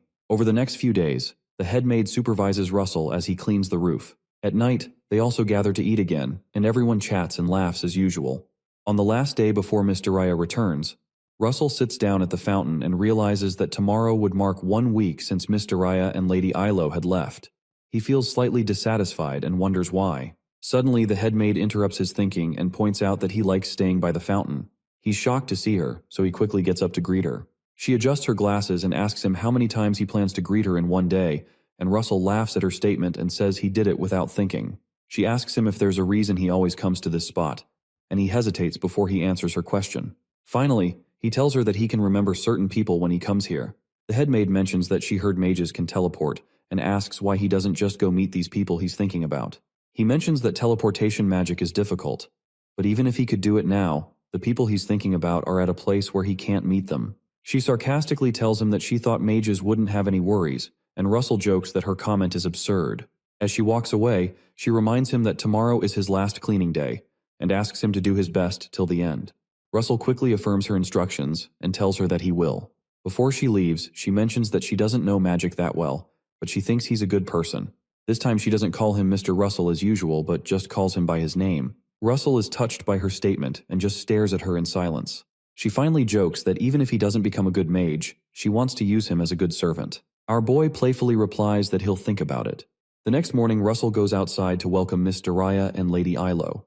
The women ask him if he's been well, which he affirms. Miss Daria calls Russell to the side and tells him to come with her. As they walk through the garden, she mentions that she realizes that he's gone through a lot this week, and he remarks that it's not like that at all. She adds that it took quite a bit of time to search for the medicine that will restore Elo's lost mana after the incident where they tried to reach his spirit gate. She also mentions that she checked the archives and she found something interesting. Miss Daria mentions that she found out that the villa belonged to the Raymond family in the past. Russell looks down morosely and doesn't say anything. The Flame Tower Master informs him that Elo had told her that there was a big torrent of water in his heart, and that's why they couldn't reach the door to the spirits. She asks if he feels angry, and if not, if he feels sad. Russell still continues looking at the ground, and he tells her he feels all of that at the same time. Miss Daria tells him that all this reminds her of the first time she saw him in the library. She saw him studying voraciously to develop his magic. She realizes that he was fighting alone now that she thinks about it.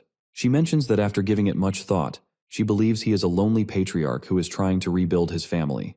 Miss Daria decides to make him a proposition, so she asks him to take the property. Russell almost loses his mind and asks her what she means. She finally calms his nerves and tells him she's not giving it to him for free. She suggests that he become the Flame Tower's war mage and become the protector of the country. If he does that, he can earn a lot of money from it and buy this property off her hands. Russell breathes a sigh of relief when she explains what she meant. She smiles and asks him if he understands. She cheerfully adds that he doesn't need to struggle alone. That night, Miss Daria, Lady Ilo, and Russell go into the woods again for their training. Lady Ilo informs Russell that the last time, she didn't wake up his consciousness while they approached the door of spirits. She informs him that she guided him with her unconsciousness mana, but this time they'll head to the door together. Russell doesn't look so happy to do this again, and he asks her what will happen if she gets hurt again. Ilo cheers him up by mentioning that they brought a lot of medicine, but Russell tells her he'd prefer not to hurt her at all. Ilo just asks him to close his eyes and think of a fire like he did the last time. She tells him she'll wake up his imagination so he's conscious when they get there. Suddenly they reach Russell's subconscious, and our boy is able to see and identify Ilo this time. He looks at his hands and checks out what his pure mana form looks like for the first time. She leads him forward and says the journey will be smooth like the last time until they reach the torrent. As they walk further, they both stop at the edge of the cliff, and Ilo informs him that the torrent is still there. She tells him that it's still hard for them to reach the origin and get to the door of spirits. Russell moves towards the torrent, but Ilo warns him not to get close. As he gets close, he feels a strong rebuttal that pushes him backward, and he screams in pain. Lady Ilo tells him that it's dangerous enough to see and perceive this torrent, and it's worse to try to step into it. The impact of walking towards the torrent allows Russell to perceive what it's made of, and he starts to see thoughts about him successfully graduating the academy, selecting a tower to join, rebuilding his family, and revenging the death of his father. The weight of the thoughts shocks him, and he learns that they're things dear to his heart. He becomes sad and apologizes because these thoughts aren't something he can get rid of. Suddenly, they hear a voice asking someone how it was to stay with Russell. Russell looks up and detects that it's the voice of the Flame Tower Master, Miss Daria. In the real world, the head maid reports to Miss Daria that Russell was a good person. Meanwhile, in his subconscious world, Russell hears the head maid's voice and figures out that she and the Flame Tower Master must be having a conversation. Miss Daria asks the head maid if she didn't leave his side like she asked her to, and the head maid affirms that. Russell continues to listen to the conversation, and he figures out the point of the week-long training. He recalls Professor Hubert, who has always had his best interest at heart.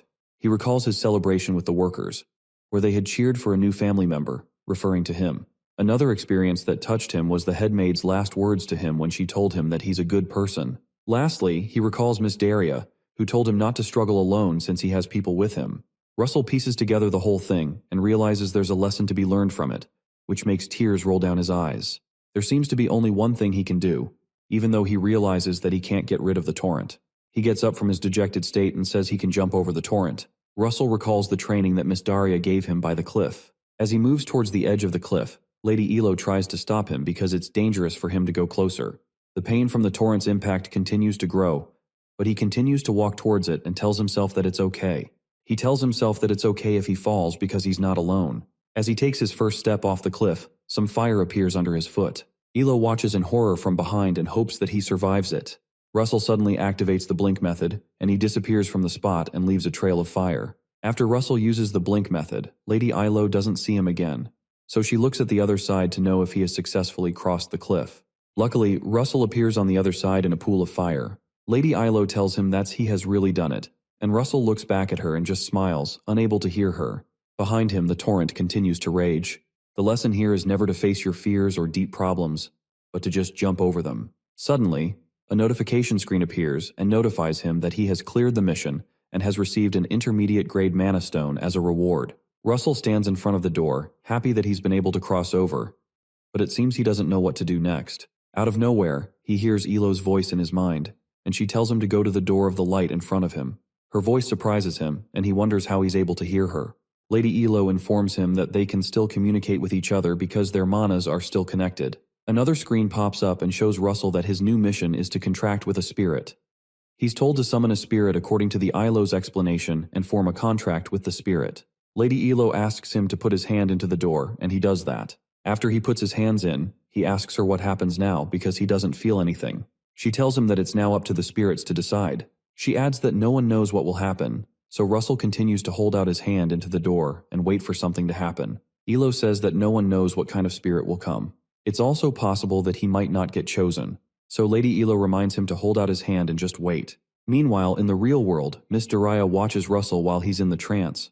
Lady Ilo tells Russell that all they can do is wait. Russell remembers the spirit of the dragon he met, and he tries to communicate with the spirit by speaking in his heart. He says to the spirit that it's okay if it doesn't come if it's too hard to do so. He adds that he won't be upset because of that. Suddenly, a large red dragon appears around him on a magic circle. When Russell notices the dragon, he communicates the fact that he's thankful for all that has happened leading up to this moment. The dragon moves closer and touches his hands, and they sign a contract. Suddenly, they're all pulled out of the world, and Russell jolts back to reality. He opens his eyes and wonders what happened. When he fully opens his eyes, he's surprised to see a miniature red dragon on his laps. The little dragon growls in a cute way, and our boy wonders if this is how spirits look. Lady Elo and Miss Daria laugh nearby. Elo congratulates him, and Miss Daria informs him that there's something else to also celebrate. Russell wonders what she's talking about and figures it out when he looks at his chest. Once he looks at his chest, he suddenly realizes that he's reached the 4th circle. Meanwhile, the cute red dragon continues to roar. Suddenly, another screen pops up and notifies our boy that he has awakened new knowledge with the spirit summoning and has reached the 4th circle. He's told he will receive unknown extra rewards. Russell reads the text and wonders what the extra rewards could be. While he's thinking, the little red dragon roars again, trying to catch his attention, and flies upwards. The dragon jumps on his head and cuddles into his hair. The little dragon starts to bite his hair and continues to roar.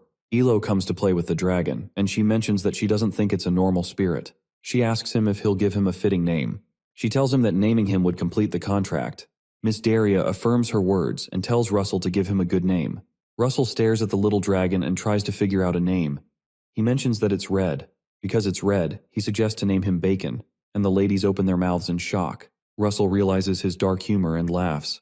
Our boy thinks again and asks what they think about the name Pepper. The little dragon makes a cute roaring noise, and it seems he likes it. Elo fawns over Pepper and says it's a cute name, and Miss Daria says it's not bad. Russell thinks to himself that Pepper would be short for pepperoni, but he doesn't tell them that.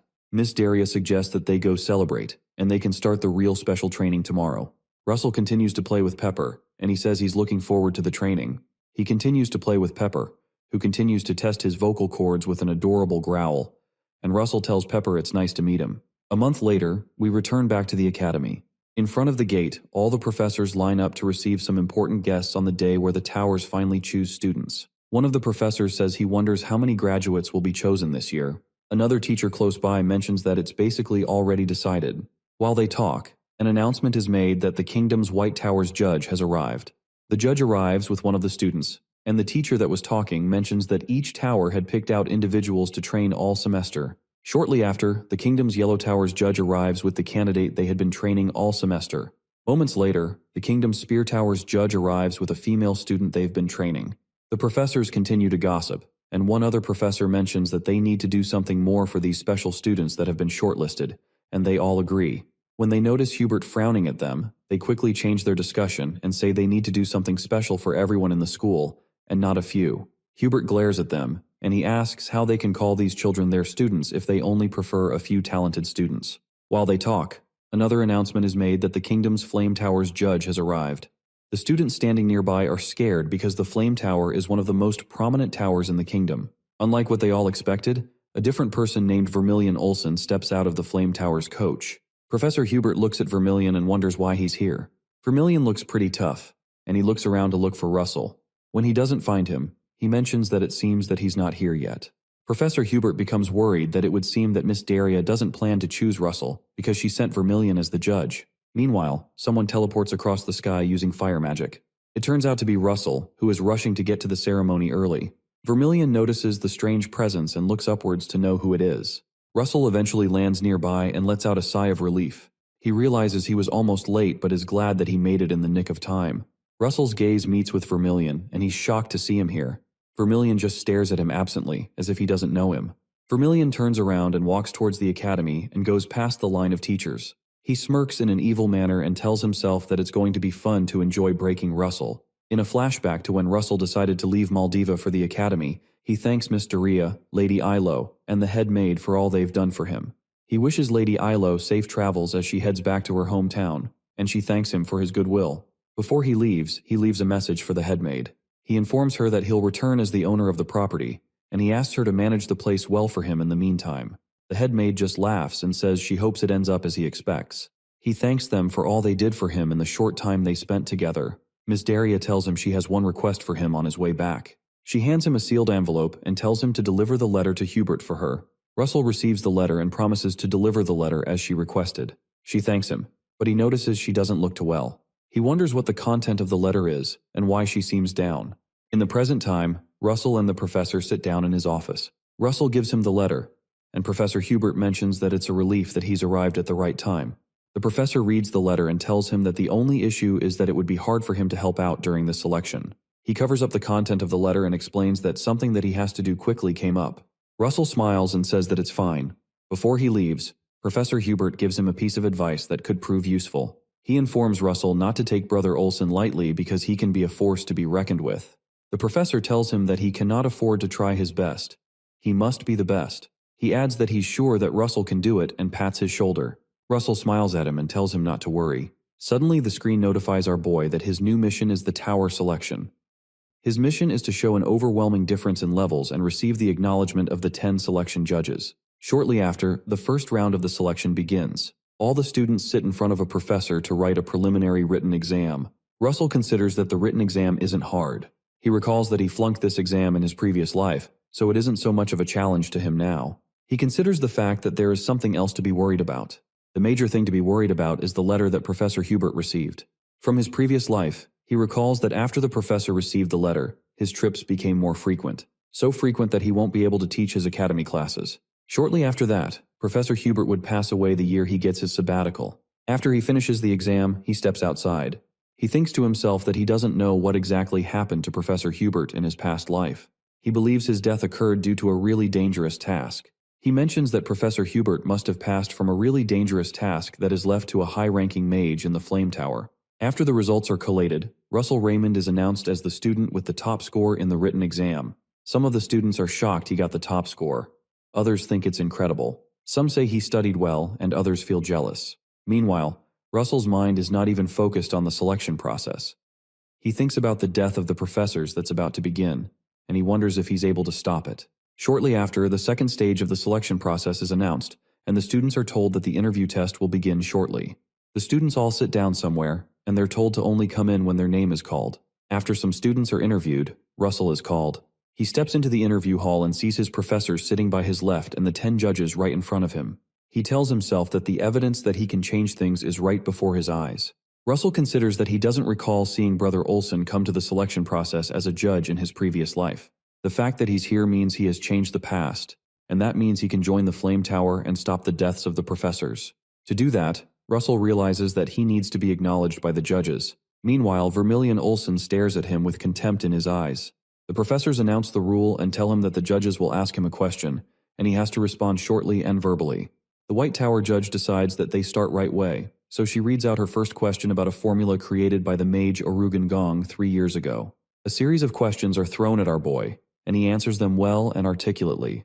The hardest part of the interview questions is a hidden second task. Shortly after, the seat where the judges are starts to shine bright as they release bursts of mana to see if he can stay composed to address their questions as they release the mana. It's customary to the selection process, and Russell tells himself that he'd have to endure the mana exertion of the selection judges. He remembers that he always failed this part in his previous life, and he would profusely cough until he almost passed out. In the present time, he confidently endures the mana subjection and continues to answer their questions. The Yellow Tower judge mentions that Russell is incredible because his expression doesn't change despite the swirling mana storm. Meanwhile, Vermilion Olson doesn't seem impressed. Brother Olson smirks and mentions that this isn't much of a mana storm. He suddenly amplifies the intensity to know if Russell will be able to bear it when it gets stronger. Russell notices the strange change in the mana intensity, and it becomes harder to withstand its effect. Olson just smirks, and the effect of the mana storm starts to affect the guards who are standing behind the judges. The Yellow Tower judge looks at Olson, and he confirms that he's really a crazy tiger. The Yellow Tower judge tells himself that the candidate could die if this continues. Russell starts to find it a bit harder to cope, but he doesn't budge. He continues to look right at the judge as he expects their next question. The Spear Tower judge is shocked to see that Russell is enduring this barrage of mana. He notices that even the newly appointed professors assigned to the examination are having a hard time enduring the intense mana storm. The Spear Tower judge considers that Russell is surely a desirable genius. Suddenly, the system brings up a notification that Russell has managed to get the acknowledgement of 9 judges out of 10. Olson continues the intensity, but he is surprised to see that Russell is enduring it. He decides to increase the intensity a little bit more to know if our boy will be able to survive. Russell starts to get pretty uncomfortable, but he manages to maintain his position. Vermilion Olsen doesn't back down and keeps increasing the intensity of the mana storm. Suddenly, the Spear Tower judge places a hand on Olsen's shoulder and informs him that they have other interviews to perform, so he needs to stop. Olsen hisses at the Spear Tower judge's comment, but he decides to stop. Olsen retorts that it's such a shame because it was about to get fun. Meanwhile, Russell stands resolute, but his clasped hands start to shake behind him. Meanwhile, the new professors, who have been sweating profusely, rejoice that they survived the mana storm. One of the judges commends our boy that he did well and informs him that he can leave. They ask the next person to come in, and Russell heads out of the room. Our boy collapses on the waiting chair after the intense exam. He heaves a sigh and says within himself that he thought he was going to pass out. Suddenly, a notice screen pops up. The screen tells him that he has gained the acknowledgement of 9 selection judges out of 10. Russell smiles uncomfortably when he realizes that the system is trying to tell him this isn't enough, and he needs one more to pass the mission. He laughs within himself and says Olsen isn't an easy target. After the second test, the judges from the towers walk through the hall and they talk about Russell Raymond. The Spear Tower judge mentions that Russell is the student that the Fire Tower Master has been keeping an eye on, which means he's off limits for them. The Yellow Tower Master mentions that he's a student that anyone would want on their side, and it's a pity that he's already taken. Vermilion Olsen doesn't say a word and just walks in front of them. The White Tower judge cheerfully asks Olsen when he's going to start to train Russell as the youngest Flame Tower disciple, but she's met with some rebuttal. Olsen angrily turns back and asks her who told her the boy is going to be his junior. The White Tower judge realizes she's stepped on a nerve, so she quickly tries to rephrase what she said. The other judges just watch uncomfortably, and Olsen angrily turns away from them. They wonder why he's so uptight. Olsen recalls a time when he had taken some newbies that just got enrolled into the Flame Tower into the field to fight. In the flashback, one of the newbies doesn't do a great job at maintaining the barrier while some swordsmen attack them. The enemy strikes their barrier and cracks it. The knights kick down the younger mages and stab them to death. That night, Olsen eventually takes out all their enemies, but the younger ones don't survive the ambushment. As he stands amidst the dead bodies, tears roll down his eyes as he mourns their deaths. In the present day, he remembers that if there is one weakling among them that falls, everyone falls. It seems this is why he's so hard on Russell. Shortly after, the third round of the screening test begins, and they all gather outside. The organizers announce to the participants that their next test is something like a treasure hunt of sorts. The man tells them that they'll have to go into the lush Walker Hill forest, and they'd have to find green mana stones. He announces that they will be awarded points based on the number of Man W stones they can find and the order in which they return. Russell reasons that some of the other guys will be desperate enough to try to steal other people's mana stones, so he has to be careful. They're told to line up so they can be released into the forest.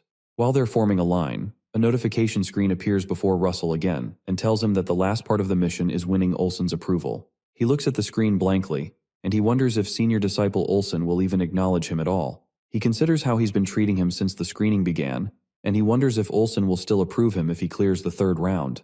While he's still thinking, he hears the announcement to start searching. Russell joins the other boys, and they scurry into the woods to find the green stones. As the boys rush into the woods to find the stones, our boy decides that there's one thing he can do to find the stones faster. Moments later, Russell uses some fire magic and begins to summon Pepper. Pepper soon appears in his arms, and Russell tells him it's been a while. He apologizes for keeping him away and explains that he couldn't use magic at school. Pepper seems quite excited to see him and playfully roars like he always does. Russell asks Pepper if he can help him and summons his compartment to bring a red mana stone. He tells Pepper he needs him to help find a stone that looks like this. He moves the stone closer to the spirit, and Pepper sniffs it. Pepper picks up the scent of the mana stone and flies away when he detects a scent nearby. Russell notices Pepper heading in a direction and excitedly mentions that it seems he's found one. For some time, our boy follows the spirit through the woods as they continue their quest to find the stones. Soon after, they reach a spot where there seems to be a red magic circle. Meanwhile, in another part of the kingdom, some people have a discussion inside a magic material store. A man in a cloak who appears to be a Flame Tower guardian questions the store owner and asks him where the mage he traded with went. The man, who looks quite confused, tells him that he doesn't know, and all he did was to sell him some raw materials for a ritual. The interrogator changes his voice and asks him if he knows the truth about the ritual he speaks of. He asks him if he knows that the mage came to buy those materials for a pagan spell. The man is shocked to hear that his customer had bought materials for a pagan spell. The guardian pushes him roughly to get him to talk. He tells the man that aiding a cult is the same as treason against the kingdom, and the man realizes he's in a lot of trouble. The guardian, who is now very angry, asks one more time if he knows where the mage went. The man stammers and repeats that he doesn't really know where the man went. He goes on to say that all that he heard was that a snarly woman who kills people by burning them had taken a disciple, and this mage they're looking for has gone to check it out. In a flashback, this dangerous mage watches as Miss Dadia speaks to Russell in Maldiva. The mage watches as Russell receives a cape of the Flame Tower Guardians from the Flame Tower Master. The Guardian lets go of the man and thinks to himself that the person these people from the cult have a grudge with is no one else but his teacher. He uncovers his face, and it's clear that it's Professor Hubert. The professor rushes outside, and he tells himself that Russell is in danger. Professor Hubert's body is consumed by fire, and he runs from the place using teleportation magic, running to warn the academy about how dangerous the screening test is. Meanwhile, one of the students looks around and curses when he can't find any of the mana stones. He complains that he's unable to use light magic because he doesn't want to attract the attention of other contestants and become their target. As the guys walk further into the woods, he notices a dark, strange figure. The boy stops when he sees the moving figure, and he exclaims. The boy sends a wind arrow at the strange figure, but nothing happens. The attack doesn't seem to do any damage. The boy notices that it looks like a man, so he tells the person that he startled him. The candidate keeps watching the strange figure, and he wonders if he's also a candidate. When he doesn't get a response, he decides to turn around because he thinks he's dead. He wonders whether to check on him, but he decides to ignore the man since it's a competition, and it's every man for himself. As he walks away, he gets an idea. He looks back at the strange figure and reasons that this strange guy might just have a stash of mana stones he can take. When he turns back to check out the man's dead body, he doesn't find him there. When he notices the spot is empty, he wonders where the strange figure went. He notices something moving behind him and quickly glances back, and he's shocked by what he sees. A loud scream ripples through the forest, and it's clear the contestant is down. Meanwhile, Russell keeps following Pepper around to find the mana stones. As they move in, Russell wonders if they've gotten to the middle of the forest. Right in the middle of the field, there's a bag that looks like it's filled with a bunch of green mana stones. Russell comes closer and wonders why the mana stones are in one place when it was supposed to be a treasure hunt. Russell pats Pepper in the head and tells him he did a good job, but he reasons that something seems strange about this place. He notices something else inside the bag and crouches down to see it. It turns out to be a golem's core. Our boy picks up the core and notices that it's broken. As he inspects it, he notices that it looks like it was broken before a golem was even summoned. As he investigates, Pepper seriously growls at something behind him, so he turns behind to see what it is. Suddenly, a series of spikes emerge from the earth and try to impale Russell. The spikes keep coming out of earth and keep advancing to where our boy is crouched. Russell notices the spike and wonders what the heck is going on. The spikes from the earth start rapidly moving forward and extend higher, so Russell quickly activates his wizard body aura and jumps out of the way. As he jumps out of the way, he sees a different attack with light magic, and Russell wonders how his attacker is quickly able to switch magic like that. Balls of light float in the sky and shoot dangerous beams to the ground. The balls keep shooting beams at our boy, but he manages to dodge each attack because he's quick on his feet when he uses his magic aura. As the attack continues, Russell figures out that he's not being attacked by one person. Suddenly, some magic spears are fired at him while he's not looking, but luckily Pepper spots them. Pepper quickly releases some fire out of his mouth and burns the spears before it reaches Russell. Russell looks behind and realizes Pepper had deflected the attack, so he commends him for doing a good job. Our boy quickly summons his firebolt. He shoots bolts of fire through the light balls and breaks them. The explosion from the impact is quite great, and it causes smoke to break out in the surroundings. Russell tries to peer through the smoke, and he wonders why he's being attacked. Even though the attacks have suddenly stopped and there's a moment of silence, Russell still maintains his firebolt. When the smoke clears, Russell sees the three mages he's been fighting against hiding in the bushes. When he looks closely, he recognizes them as the honor students that have been selected by the towers. Beside another bush, the White Tower honor student, who's been using light magic, hides there. Russell also notices the Spear Tower honor student, and he asks them why they're using cowardly tactics like this. The Yellow Tower honor student tells him to shut him and asks him how a bastard like him was able to discover the Mana Stone first. The guy reasons that he's sure that they're the only ones who knew about the Mana Stone's location. When he looks closer at Russell, he notices Pepper behind him, so he realizes he has a spirit with him. The Spear Tower honor student also notices the spirit, and she proclaims that she understands how he found the Mana Stone so quickly. The White Tower honor student also notices and wonders how Russell had managed to hide this level of skill that allows him to contract with a spirit from them. Russell just laughs at their words and asks them what's so great about finding the Mana Stone so quickly. He adds that they make it seem as if he shouldn't have found it. Russell finally tells them that something comes to his mind as he thinks of this scenario. He informs them that he knows that they made a secret deal with some of the professors to get them to put all the Mana Stones in one place where only they would know. The Yellow honor student doesn't say anything, but he only thinks to himself that Russell is a quick thinker. Our boy says that he doesn't have the intention of getting involved in their secret deal, but he tells them to get out of his way. The Yellow Tower honor student gets angry at his words, so he activates his aura and rushes towards him. As the guy rushes towards him, Russell suddenly disappears and appears behind him. He smiles and whispers into his ears that they'll regret it if they don't let him go ahead, shocking the guy. The Spear Tower honor student also notices it and is shocked. The White Tower honor student opens his mouth wide as he realizes that Russell just used the blink teleportation magic. While they're still at it, Pepper begins to growl at something that seems to be hidden inside the woods. Russell notices this and asks him what's wrong. He quickly realizes that they're not alone, so he looks into the woods to investigate what's wrong. Russell notices that the trees are moving.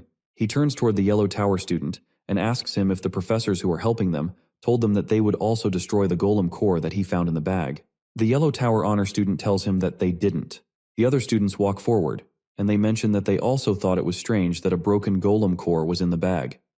Russell suddenly unhands the other guy when he realizes there's some trouble brewing. He quickly summons a firebolt when he hears some noise coming from the forest. He focuses away from them and looks at the forest and says that something is coming.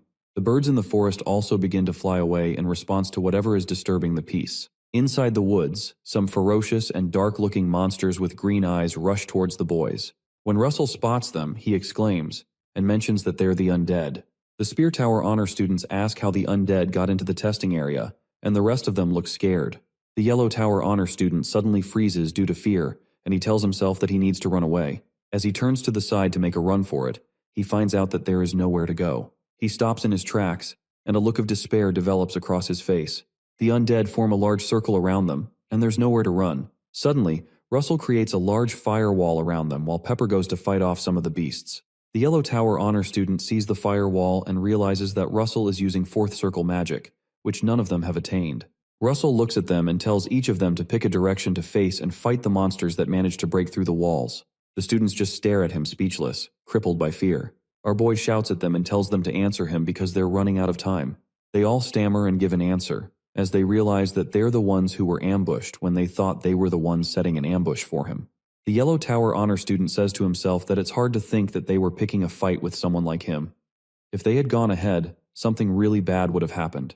While he thinks, an undead manages to break through the wall in his direction. As the undead cross the wall, they're met with fire arrows that pierce into them due to Russell's quick reaction.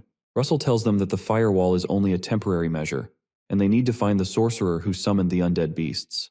Meanwhile, inside the woods, two sorcerers who are controlling the beasts chat with one another. One tells the other that the child from the flame tower is here, referring to Russell, and the other one laughs and says he wonders how long Russell will last.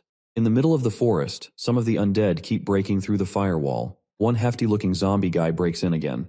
He ends up with a hole in his head as he's hit with a bolt of fire. Russell stands in front of the headless zombie, and he thinks about how these undead monsters must have surfaced. He thinks about the heretics who seek forbidden magic. He recalls that in the past, the Flame Tower Master had brutally killed the members of this heretic cult. He wonders if these new ones are remnants of the old heretic movement that survived the destruction. Our boy wonders what the heretics are now planning to do by coming here. As he's thinking, three undeads who have managed to break through the fire come towards him. He releases another firebolt and creates wide holes in their heads. Russell realizes that going deep into his thoughts will affect him, so he decides to focus on the fight in front of him. He analyzes that the magic that they're using is a type of curse. Russell recalls that one of the characteristics of such curses is that it uses low levels of mana, so the longer the fight drags on, the more they'll be at a disadvantage because they're expending a lot of mana to fight this swarm of undead soldiers. He quickly turns back at the other guy and tells them to use their mana efficiently. He explains that they can do this by decreasing their firepower and aiming for the vital points of the undead army. The Yellow Tower honor student hears him and says that's easy to say but harder to do. The White Tower honor student agrees and says that the selection judges will be here soon anyways, so they only need to hold out until they arrive. The Spear Tower honor student overhears him and tells him that the selection judges won't come, and the Yellow Tower honor student asks her what she's talking about. Russell agrees with the White Tower honor student and says he's right. He adds that there's no way that the selection judges won't notice this. They're sent from the capital's prestigious magic towers, and they definitely would have noticed this wicked form of energy around them. The Spear Tower honor student doesn't agree and says that their enemies are probably using a trap to erase all signs of mana. Russell remembers the circle he saw just moments before discovering this site, and it seems that the girl's theory is right. The Yellow Tower Honor student starts to get worried that they'll have to face this many people on their own. The Spear Tower Honor student realizes the best thing they can do is to follow Russell's advice, so she tells them to reduce the size of their attacks and make the edges sharper, and she does the same to her ice spears. She reshapes the spears and fires 3 of them at the heads of 3 zombies, and the attacks knock them down easily. Meanwhile, the White Tower Honor student starts to streamline his beam of lights to minimize the amount of mana he's using. One of the sorcerers notices that the students are saving their mana, so he informs his fellow that they're quick-witted. The other sorcerer, who appears to be his senior, tells him that it doesn't matter because he's about to give them a problem that will cause them not to be able to save their mana. Right behind them, there's a large undead troll monster with a huge metal axe. In the middle of the firewall, the students notice something different coming through the fire. This time, the large monster easily walks through the fire, bearing his metal axe and armor. It looks like it's about to go down. The monster looks at them with green eyes and growls angrily. The students all stop fighting, shocked to see a troll in their midst. The Spear Tower Honor student quickly creates a trail of ice in front of the troll to make it slip and lose its footing, while the White Tower Honor student tries to attack it. The White Tower Honor student releases some light balls and attempts to fire deadly beams at it. The student fires the troll with several beams with a magic called Crystal Laser. After the attack ends, the troll doesn't look affected at all, and there's not a single wound on the beast. All their attacks did was to make it angrier. The troll raises its sword and proceeds to pummel the White Tower Honor student to the ground. The student just stands in front of him, crippled with fear and unsure of where to run. The boy just stands there, scared to his bones. Suddenly, Russell summons his signature move and brings out the Blaze Lance. Before anyone can say Jack Robinson, Russell leaps to weeds the monster with his lance in hand and cuts through its chest with maximum release of power.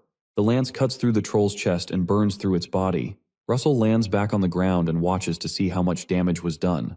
Meanwhile, inside the woods, the core that the sorcerer was using to control the troll suddenly breaks, and that shocks him. The junior laments to this senior that Russell managed to take down a whole troll in one blow, but his senior just angrily fumes. Inside the firewall, the Spear Tower Honor students notice that the magic that Russell just used is distinct. She scans the sword and realizes that the power from it rivals the destructive power of 5th-level circle magic. She keeps staring at Russell, and she wonders if he's a student in the same academy as she is. Russell doesn't notice her staring at him, but something in the sky suddenly catches his eye. He looks into the sky and notices Pepper flying around a particular region. In the camp of the enemy, the sorcerers notice Pepper hovering over them, and they're unsure of what to do. Russell smirks when he picks up the signal, and he excitedly mentions that he's been able to find out where they're hiding. Russell activates his wizard body to give him more strength to do what he's about to do. He bends backward with the blazing lance and proceeds to throw. His eyes whiten and fill up with rage as he gathers all his strength to make the throw. Russell throws the lance with all of his might and a little more, so he tells them that it's his turn to attack them. A blast of fire emerges from where the boy is and heads right into the woods to where the sorcerers are staying. The 2 sorcerers see the advancing bolt coming towards them, and the junior tells his supervisor that they need to dodge because their location has been exposed. The blazing lance keeps tearing through the sky, and it heads for the 2 sorcerers. The senior sorcerer decides not to dodge the attack and says that they need to block it. To block it, they control several of the undead to stand in the way of the blazing lance and take on the impact. The undead rush right towards the lance as if it's their long-lost cousin. The zombies collide with the lance with a strong impact, and an explosion ensues. The senior sorcerer becomes shocked by what happens next. It seems that his idea of using the undead as a body shield doesn't work so well, because the lance rips through them and continues to head towards them. The man quickly starts to create a shield to repel the lance backwards. Soon after, a great explosion occurs in the forest, and the students see it from where they're standing. Russell looks at the spot and wonders if he was able to get them. The undead army that was attacking them seems to have stopped after he sent an attack to those who were controlling them. From the spot where the explosion occurs, the senior sorcerer curses that Daria seems to have raised a monster. The sorcerer holds up the junior sorcerer, whom he had used as a body shield from the attack. He mentions that they were saving a secret weapon to fight the selection judges. The senior sorcerers smirks and say that it seems that they'd have to use it on Russell first. In the middle of the forest, Russell sees something shocking. Some undead skeletons advance toward them while holding some students from their academy hostage. About a dozen undead skeletons come out with a student from their academy each, and they're unable to fight back without injuring their colleagues. In the academy, some of the crooked professors try to stop Professor Hubert from entering the examination center and respectfully protest that only selection judges are allowed in there. Hubert doesn't listen to them and charges inside to speak to his superior, senior brother Olson. Olson sees him and asks him if the mission he went on is over. Professor Hubert quickly informs him that the cult followers are also on the move. Professor Hubert tells him that the cult members are after Russell and that the candidates at the examination grounds are also in danger. This provokes Olsen, who asks how the cult members got the effrontery to cause trouble where he's present. Meanwhile, in the woods, the sorcerer informs the students not to move as much as a finger if they don't want trouble. He controls the undead to make the captives kneel, and they point their swords at them. The sorcerer tells them that he'll kill all the captives and turn them into his soldiers if they make any funny moves. Russell remains silent, and he notices that the sorcerer had gagged all the captives to prevent them from casting spells. He considers teleporting towards the guy using his blink method and piercing through him with his blaze lance. The issue with that is that the guy can quickly control the undead to kill the captives before he dies, and that not be a good plan. He'll not only kill the captives, he'll kill them all. The sorcerer tells them not to try to resist and says they should step forward. The sorcerer specifically requests that Russell steps forward, referring to him as the kid from the flame tower. Russell confirms his suspicions that they came here to get him. He clenches his fist and creates an aura, but he decides it's not a good idea to fight back. Our boy slowly walks forward, as was instructed, to avoid any bloodshed. The sorcerer tells him that he thinks it's impressive that he'd give up his life to rescue his friends. Russell scoffs and says these guys are barely his friends. He says they're people who prey on the weak to their own advantage. The Yellow Tower honor student overhears him and realizes they're fried. He also adds that they're those who will get closer to the strong to their own advantage. The Spear Tower honor student overhears him, and she doesn't feel too good about herself. Russell continues by saying that all he ever got from the other students was scorn, loathing, and envy. He says that they're all just people that are jealous of others. The sorcerer looks at him in silence, processing what he had just said. Russell breaks the silence and tells him he probably cannot understand. He says he's doing this because it's the mission of a guardian to protect people. His words shock the rest of the guys, who had expected him to express hatred and enmity. The sorcerer doesn't understand his logic, and asks how he can still be thinking about missions and justice in a world where the strong preys over the weak. The sorcerer says that words like that are too big to be coming from weak people. Russell smiles at his remark and retorts that it's funny he's saying that because he's been hiding at the back all day, and hasn't had the courage to kill his enemies by himself. His words sting the sorcerer, who tries to calm himself. The sorcerer decides to respond and says he'll oblige him since he wants him so much. Suddenly, one of the undead skeletons comes behind Russell and ties up his arm. The sorcerer controls the undead to gag Russell's mouth so he can't cast spells, and tells him he'll kill him with his own hands since he wants that so much. The sorcerer calls him the Flame Tower Kid, as an evil aura surrounds him entirely. After our boy is subdued, the man grabs an odd-looking green sword and jokes that it's a shame that he won't be able to hear his screams as he kills him. But he realizes that he doesn't have a choice. The man walks closer to him and brings the knife closer to stab him. Russell recalls that there's a type of magic that does not need you to chant spells to use them. This type of magic is one that you can cast from within your mind. He remembers the time when he had just contracted with the spirit, and the system appeared to inform him that he would be gaining an extra reward for attaining great enlightenment by summoning spirits. He remembers wondering what the additional reward was. In the flashback, the system delivers a strange ring to him. Back in the present, he thinks about how artifact magic is the type of magic that allows you to use magic without actually casting spells. The ring is called a cloudy ring, and it has the shapes of a ring, but it transforms into a thundercloud when needed. Suddenly, a strong thundercloud develops over the place where they are. The sorcerer doesn't notice it and continues to pour out threats about what he's about to do. The man tells him that his death will be the first of many in their revenge plan. Suddenly, the sorcerer hears a lightning strike behind him, and he wonders what's going on. As he looks up, he notices a strange thundercloud in the sky. Meanwhile, Russell, who is still tied down by the undead, starts to release streaks of lightning from his body. When the time is right, our boy summons the thundercloud in his mind, and he tells it to crush them all.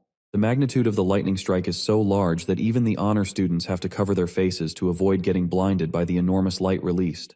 The lightning strike continues to hit on the spot, and everyone that seems to be in its way becomes barbecue. The sorcerer passes out and drops the core he was using to control the undead on the ground, and it breaks. The man just stands there and seems to be experiencing some rigor mortis as the electric charges run through his body. Finally, he falls to the ground, and the other undead soldiers follow suit, but Russell is the only one standing. Russell, who is still pretty electrified, tries to loosen the rope that was used to tie him from behind. Suddenly, someone appears behind him and helps him out. It turns out to be the Spear Tower honor student who tells him that she can't believe that he thought of artifact magic in a situation like this. She whispers within herself that this guy is really something. After she frees him, Russell smiles at her comment and thanks her for helping him out. The Spear Tower honor student scratches her head and tells him that they're the ones that are supposed to be thanking him. She quickly turns around and says that they have to call the judges here quickly. She informs Russell that it looks like everyone needs treatment. Meanwhile, the Yellow Tower honor student removes the rope from another student's hands and tells him not to forget to notify the judges what he did for him. Russell assures the Spears Tower honor student that the judges are going to arrive soon, so she asks him how they'd know about what's going on here. Russell just smirks and informs her that his friend will guide them here.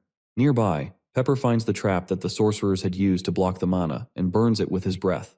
Through the entire forest, Pepper manages to create a trail of fire to direct anyone who's willing to find the students. Russell explains the plan to the Spear Tower honor student, who is astounded by his brilliance, and she wonders how many steps ahead he was thinking. As she walks away, Russell notices his ring is still releasing lightning. He looks at the cloudy ring on his fingers and realizes that it uses much more mana than is expected. As the Spear Tower honor student walks past the unconscious bodies, the body of the sorcerer starts to move. With his face half burnt, he starts to chant to a spirit, and he tells it that his devotion is to it. As he dies, he proclaims that he devotes his life, his lifespan, and even this death. Russell and the Spear Tower honor student hear him talk, so they quickly turn around to investigate the issue. The sorcerer invokes a terrible spell that combines his body with all the bodies of the undead army to summon something called a giant skeleton. Soon after, a huge undead skeleton emerges, and it looks like he's here to get revenge. Russell winces from its bright aura and realizes that the monster is something that far exceeds the fifth circle. The Spear Tower honor student urges the others to quickly run into the forest, because the new enemy is quite formidable. The Yellow Tower honor student is the first to run away. Before he leaves, he spots the bag with the green mana stones and considers taking it. The Spear honor student notices Russell isn't running and questions why he's staying to fight. Russell explains that the large monster is targeting him. He says he's the only one who can buy time until the judges arrive. Meanwhile, Olsen and Professor Hubert rush to the training field. The girl reasons that Russell should be out of mana by now and wonders what he plans to do. The monster quickly raises its claws and smashes the spot where Russell is standing. Russell teleports from the spot because the attack can't be blocked with a shield. He prepares his blaze lance and concludes that even one strike can be quite dangerous. He decides to quickly attack with the blaze lance. The lance cuts a deep gash in the monster, but it looks far from dead. Russell observes that the attack injured the monster, but realizes it's going to be harder than he thought. He notices the flesh beginning to regrow and hisses, wondering if it also has the ability to regenerate. While he's thinking, the monster strikes at him with its tail, but misses. The monster quickly launches another attack right in front of his face. He manages to dodge that one, but the monster responds before he can regain his footing. He realizes he's in trouble and exclaims. Out of nowhere, some ice strikes the tail and deflects the attack, surprising Russell, who is about to be impaled. Nearby, the Spear Tower honor student loudly reminds Russell that he saved her life, so she can't just leave him behind. The monster is shocked by the intruder and looks toward her.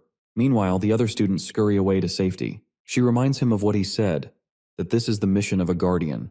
Meanwhile, the White Tower honor student and some others turn back when they hear the monster roaring. The Yellow Tower student questions why they're going back and calls them crazy. He insists it's not his problem if something happens to them. Meanwhile, the junior sorcerer wakes up, revealing he didn't die after all. He notices the monster and wonders if it could be a sacrifice spell his senior cast. He laughs at Russell and sneers that it serves him right. Meanwhile, the other students return to join Russell in the fight. The White Tower honor student apologizes for being late, but Russell is surprised they came back. He looks at them in confusion. Eventually he smiles, glad to have the support.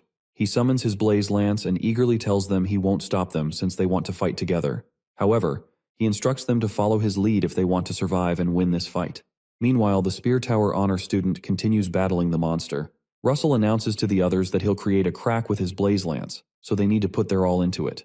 He launches his lance one more time and aims right for the monster's face. When the lance almost reaches its target, he signals the others to fire their attacks.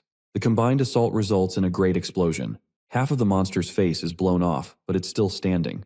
Russell tells them to go one more time, but his hands are now shaking. He immediately attempts to summon another blaze lance. Meanwhile, the professors find the route that Pepper created. Russell declares that everyone has joined him because it's the mission of a guardian, so they have to push further. He tells himself he needs to protect them, so he generates another blaze lance and sets it to full output. His eyes become reptilian, signaling that he's in his dragon mode. He fires the lance at the monster at full power as the other students launch their attacks. The great fire from the lance flies through the air and strikes the monster's face again. Shortly after, Vermilion closes in on the huge monster. He's shocked to see the students fighting a massive skeleton.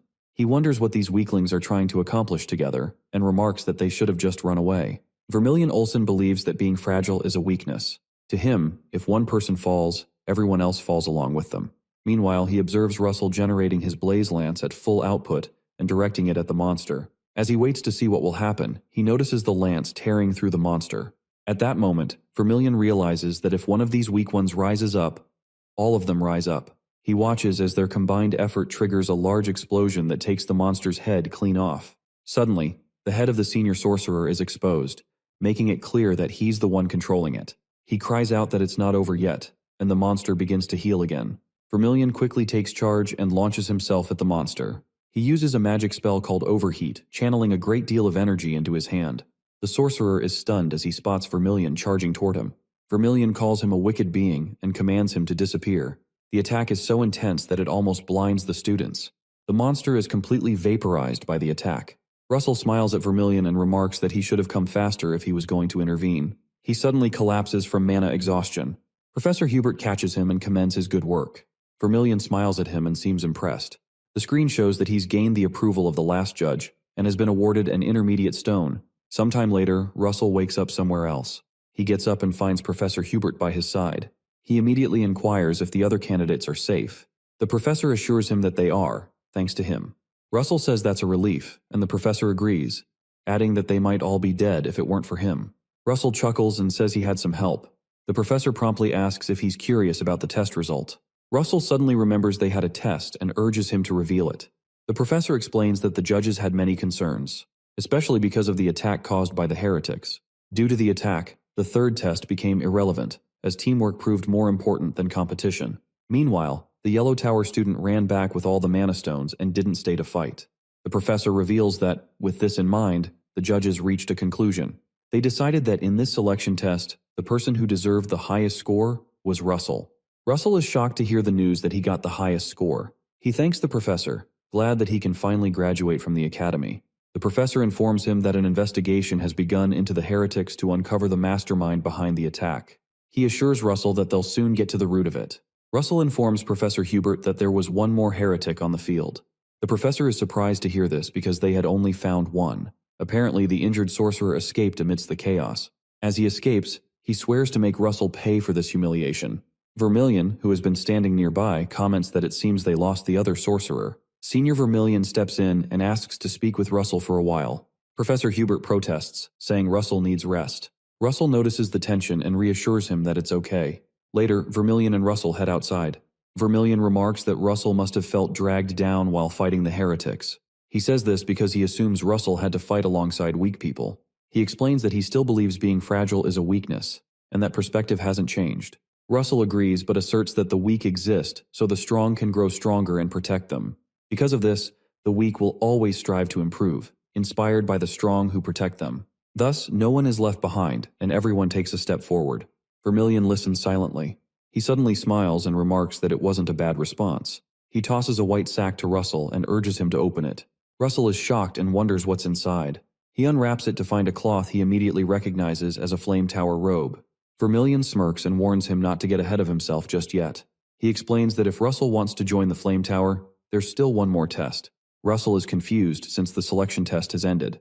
The senior explains that it's an ancient tradition of sorts they put them through before they can join. Vermilion suddenly creates a circle around himself. He declares that the test is for Russell to force him out of the circle, using any magic he wants. He states that if Russell can't move him, there will be a fitting price. Russell replies, warning him not to regret giving him the opportunity to attack, and retrieves a mana stone from his compartment before consuming it. He smirks and reiterates that he can use any magic. Russell smiles as he formulates his plan. Shortly after, Professor Hubert notices something that shocks him. Senior Vermilion tries to brace himself as he is hit by one of Russell's lightning bolts, and one of his legs crosses the circle. He smiles as he recalls that he's covered by armor that is no less than a fifth circle. But, oddly, he is still moved back by this boy's attack. Professor Hubert rushes to the spot and asks Senior Brother Olsen what he's doing. He complains that he would corner the young boy when he's yet to recover. Vermilion doesn't budge and tells him that this is their Flame Tower long-standing tradition. Hubert retorts that his behavior is something that he'd expect from a new disciple. Vermilion gets angry and asks him what he means by that, and says the tradition is to instill discipline in Russell before he joins them. Hubert angrily rebuffs that he thinks the Academy's pillars are going to fall if he installs more discipline in the boy. Hubert apologizes to Russell in Senior Vermilion's stead, but Russell laughs and says it's okay. Vermilion ignores Hubert's comment and tells Russell that he's the only person who has passed this test since he started doing them. It seems that Russell used a specially crafted magic that he invented using the power of his magic ring as well as the blaze lance at once. Not only that, much to Vermilion's surprise, he summoned a spirit to add to the attack. Vermilion tells him that he was honestly surprised, and Hubert is shocked to hear that Russell summoned a spirit. Russell summons Pepper and introduces him to them.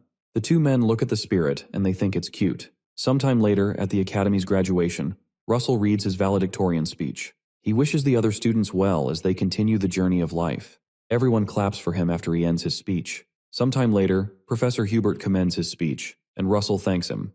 Professor Hubert reminds him that he's not a student anymore, so he tells him to call him Senior Brother now. Russell affirms that and calls him Senior Brother. Brother Hubert smiles and asks him if he has a place to stay in the capital. Russell informs him that he's thinking of getting a small room on the outskirts of the capital. Hubert tells him not to do that, but to stay at his place since he can't go home until his contract with the Academy ends. Russell excitedly asks if that's okay, and the professor says it is. Brother Hubert says he bought the house from the master, and it's funny that he hasn't used it. Sometime later, Russell moves into the house. The system congratulates him on his graduation and gives him an unknown reward and a high-grade mana stone for the first time. Russell checks out the unknown reward and finds the map from the last time. The system notifies him to find the place marked on the map and solve the connecting mission. Russell smiles because he recognizes the place. It's a forbidden island that humans are not allowed to step on called Kulil Island. It's because it is swarmed with magic beasts, and it's a very dangerous place where you have to be at least a sixth circle. Our boy reasons that he's very curious as to what this opportunity requires of him. He recalls that the power of the King's Horn was put into him. He wonders if all of this is just to make him stronger, or if there's a greater mission that he needs to get stronger for. He sits down to rest and realizes he doesn't know just yet. Regardless, he concludes that he has to get stronger because there's a lot to protect anyway. Sometime later, on a coach, Vermilion asks Russell if this is his first time going to the capital. Russell tells him it's not because he's been there before. Vermilion recalls that he's from the Raymond family, so he should have known. Russell suddenly tells Senior Brother Vermilion that he has something to ask him. He asks him about the duty that Professor Hubert was tasked with, and asks if it's something that's related to the heretics. Vermilion just stares at him and listens. Our boy says that if that's not the case, there's no way that the professor could have returned when they were attacked. Vermilion smiles and comments that he's quick-witted. He affirms his suspicions, and says that Hubert's mission is to track the Society of the Heretics. He says that he's not sure whether it's right to call their cult a society. Russell excitedly confesses that he would like to help with that mission as well. Vermilion is shocked by his statement and asks him if he's serious. He watches the boy closely, and he notices that it doesn't look like he's bluffing. He grins and tells Russell he's a man, so it's okay that he dreams big. He promises to inform the master about his interest, and Russell thanks him. Vermilion says he'll only do it if he can learn the magic he'll teach him before they arrive at the capital. Russell laughs when he realizes Brother Vermilion really likes to place bets. He says that the magic is called Overheat. He grins and says it's a magic that kills with one hit. Vermilion triggers the magic and says it's a one-hit kill spell done by focusing one's mana in one spot, although it's temporary. He says you could think of it like pulling back on your mana and shooting it like a slingshot. He smirks and asks Russell if he can do it. Later, the two of them get down from the coach to see if Russell can use Overheat. Russell slows down and tries to focus all his mana in one palm. Later, he tries it by shooting an attack at a rock. After the smoke clears, the rock reveals a huge hole, and it looks like it's a successful test. Vermilion smiles and says to himself that this was beyond his expectations. He's surprised that Russell used Overheat with his own origin magic, which is fire. He wonders if he's seen anyone as talented at this before. Russell's hand suddenly begins to shake. Vermilion informs him that Overheat uses momentary focus, so he has to be careful because he won't be able to immediately attack after using it. Russell notes that and says that it's a risk using it against a strong opponent. Vermilion smiles and informs him that's not always the case. He tells him that the best defense is the greatest offense. When they reach the capital, Vermilion reminds him about what he said about not knowing when a stronger person will appear. He says that, however, the strong are bound to underestimate the weak, and they always have a moment when they let down their guard. Meanwhile, a man named Alan tries to help an older man come down from a high place. Russell sees the man and recognizes him. Vermilion continues his explanation and tells him that if he's in such a situation, the trick up his sleeve will decide who wins the fight. Later, Russell meets with Master Daria. He thanks her for her help, which has helped him rise to this position. She just smiles and congratulates him for joining the Flame Tower. She tells him that his arrival overlaps with the visit of the Spear Tower Master, Hemingway Melville, who had arrived with a young Spear Tower mage, Alan Page. Melville speaks and says he was wondering why Daria chose today of all days to meet him. He says that he now realizes that it was to brag about a disciple she got in her later years, and Daria tells him that he's right. She says that Russell is a hero who took down a heretic at a young age. Russell looks at Alan Page again, and he recalls that in his past life, he obtained the title of the youngest Sixth Circle in a few years. He recognizes him as a strange genius, and he recalls he was the mage that saved his life. Melville jokes with Daria and says it's normal for him to brag. He says that if she looks at it objectively, Alan's skills are better. Vermilion becomes tired of them going at it again. Daria asks Melville if he has forgotten that their newest disciple is younger, and Melville says he knows. The two oldies jab each other in a back-and-forth quibble. Alan suddenly places his hand on Melville's shoulder and says their master isn't usually like this, but he shows his childish side when he meets Daria. Master Melville exclaims and calls Alan a rascal for spouting such nonsense, but Alan jokes that he must miss his youth. Alan reminds him that they have to visit the royal palace, and Master Melville agrees. Alan approaches Russell and apologizes for his master's behavior on their first meeting. Russell laughs and says that it's fine. Our boy says that, however, he was disappointed because he'd like to show him his magic. Vermilion is shocked by Russell's words and reasons that the boy must be full of himself. Melville laughs and says that Russell is quite daring. He says he wonders where that confidence comes from and fills the room with his aura. Russell is shocked to see the aura of the Spear Tower Master and says it feels like he's in an ocean. Master Melville laughs at Russell's comment and says he didn't know anything could surprise him at his old age. As he gets up to take his leave, he asks Daria to bet with him, and this surprises her. He tells her that in 5 years, if her disciple catches up to his completely, he'll give her one of his mythical relics.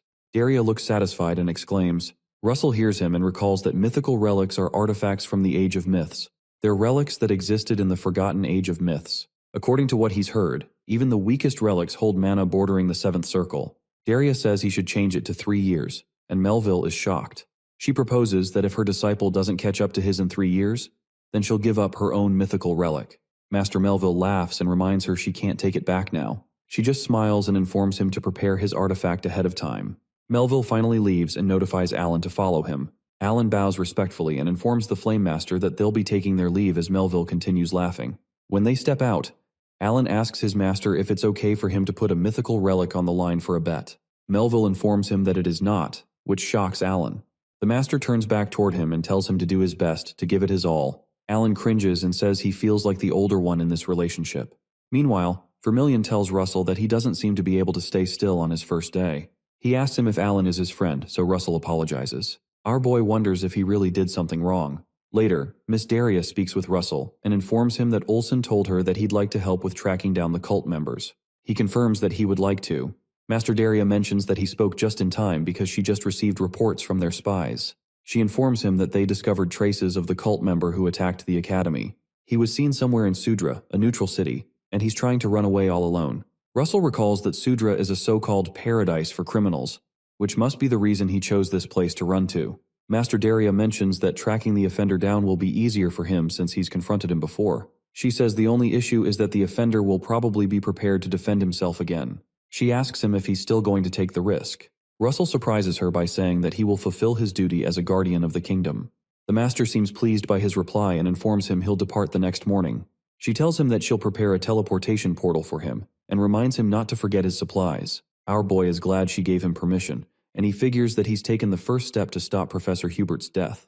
The next morning, Russell travels to Sudra in a coach. Inside, he's surprised that they gave him 2 highest-grade potions, which he's never been able to use because they're pretty expensive. Russell guesses that the master is worried since he's their youngest disciple, even though she allowed this mission. While he's traveling, he sees a building that catches his eye, so he decides to stop by for a bit. It's the Louvre Museum, where his time travel began.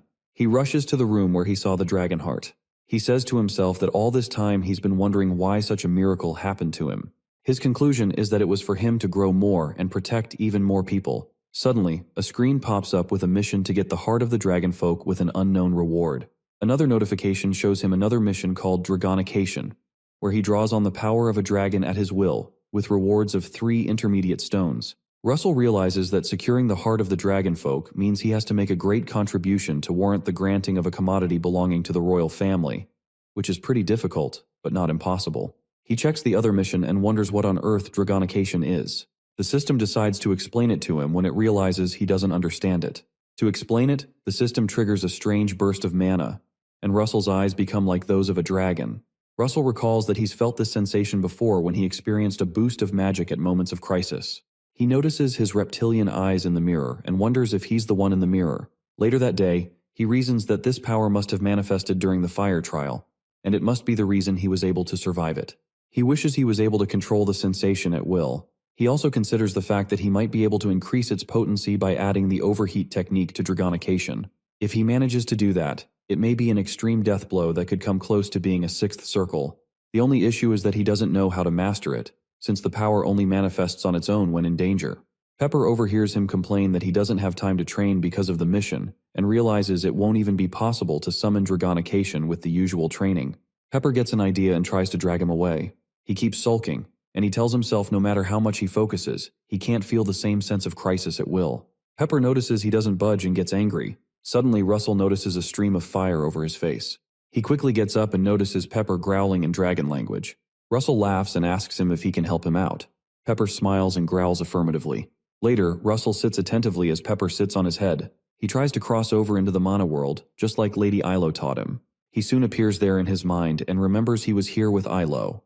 The flow of time here is different compared to the normal world, and it might be the perfect place for magic training. The only issue is that he doesn't have a sparring partner. Suddenly, he looks back when something startles him. A huge, massive dragon appears, and it's clear that it is Pepper. Russell is shocked to see his true form, but Pepper just playfully nudges him. He thanks Pepper for helping him, but he says he's not comfortable fighting him. Russell notices that Pepper brought some other spirit beings for him to fight against, and he laughs that he was worried for nothing. One of the spirit beings looks like a man, and Russell smiles when he sees him. He cracks his knuckles and tells Pepper to do him a favor. Meanwhile, in a pub in Sudra, some of the spies report to their captain that pagans have left the city and ask if they should chase them. The captain orders them to get all hands on deck to pursue. The captain asks a man named Jackson to report to Miss Daria that the situation has changed. Jackson affirms his orders and tells them all to be careful. The captain smiles and says that he doesn't have to worry. He informs him that he heard a divinity trained by Daria herself is coming to help. He adds that he can't let whoever it is come to take away his chance to play. Immediately after, he orders the men to follow him as they go out on the mission. 3 days later, at a hideout in Sudra, Jakon realizes that they need the Flame Tower divinity to get here quickly. He sends a report through a crystal orb and notifies them that the Flame Tower scouts are missing. Later that day, some guys notice something odd on the street. They're surprised to see a kid like Russell in a hardcore place like Sudra. Sudra is a neutral city where criminals usually come to escape the law. Russell realizes that it would have taken him a while to reach Sudra if it hadn't been for the teleportation gate in the royal city. Regardless, it still took him a week to get here with the gate. But thanks to the image training in the spirit realm, he was able to train well, and it was as if it took him months to get here. He remembers his fights in the spirit realm and how he was able to learn dragonication. After he does, the system notifies him that he has manifested the power of a dragon at will, and his dragon horns will manifest as per his current level. He's also told that during dragonification, his use of the flame attributes will increase greatly. Regardless, he realizes that there are still too many problems that need to be solved. He remembers fighting with the gruesome spirits in the realm and how his dragonification stopped after a few seconds, allowing the monster to strike him to the ground. The first problem is that the power lasts just for 15 seconds. The second problem is the recoil of using it. Just like when using overheat, you become pretty defenseless immediately after using it. Meanwhile, while walking, Russell sees a big stick swing in front of him. A man stops him and asks if he's lost his way. The man smiles and tells Russell that he can show him the way if he wants. But our boy doesn't reply since it's clear the guy is trying to rob him. Russell grabs the stick from his hand and tells him it's such a coincidence that he ran into him, and all the men who surround him are confused. After being beaten to a pulp, the guy cheerfully takes Russell to a place called the Wyvern Tavern, like he has promised. The two beaten men bow in respect and say that they hope he had a comfortable trip. Russell laughs within himself that these guys are worthless idiots, so he tells them to leave. When Russell steps in, he spots Jackson, who's working as a bartender. When he sits, Jackson asks him what he would like, and our boy says he'd like a cocktail of a red drake mixed with a 12-year-old Briggs. One guy nearby laughs and calls Russell a lunatic because he's going to have a cocktail of drinks with over 70% alcohol. Russell realizes that he could die if he drinks something like that. But the order he made is a secret code of the Flame Tower. Jackson catches on and says within himself that he can't believe such a young boy is a divinity of the Flame Tower. As he serves him a drink, he wonders if he's not too young. Suddenly, Russell is surrounded by a magic shield. Jackson tells him that it's soundproofing magic and the customers cannot hear their conversation. He introduces himself to Russell and informs him that he's a mage of the Red Tower dispatched here. He says he works undercover as the manager here at the Yellow Wyvern. Russell also introduces himself and suggests that they go somewhere else.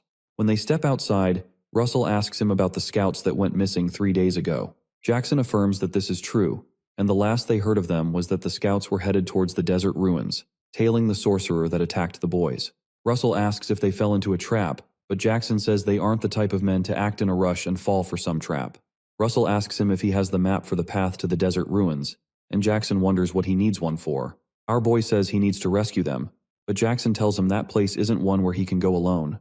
He says that the ruins where the scouts went missing are close to the Empire's borders and are quite dangerous. Russell reasons that Jackson doesn't seem to trust his capabilities, but Jackson suggests that he waits for extra reinforcement. Suddenly, Russell activates his mana aura, and this shocks the man.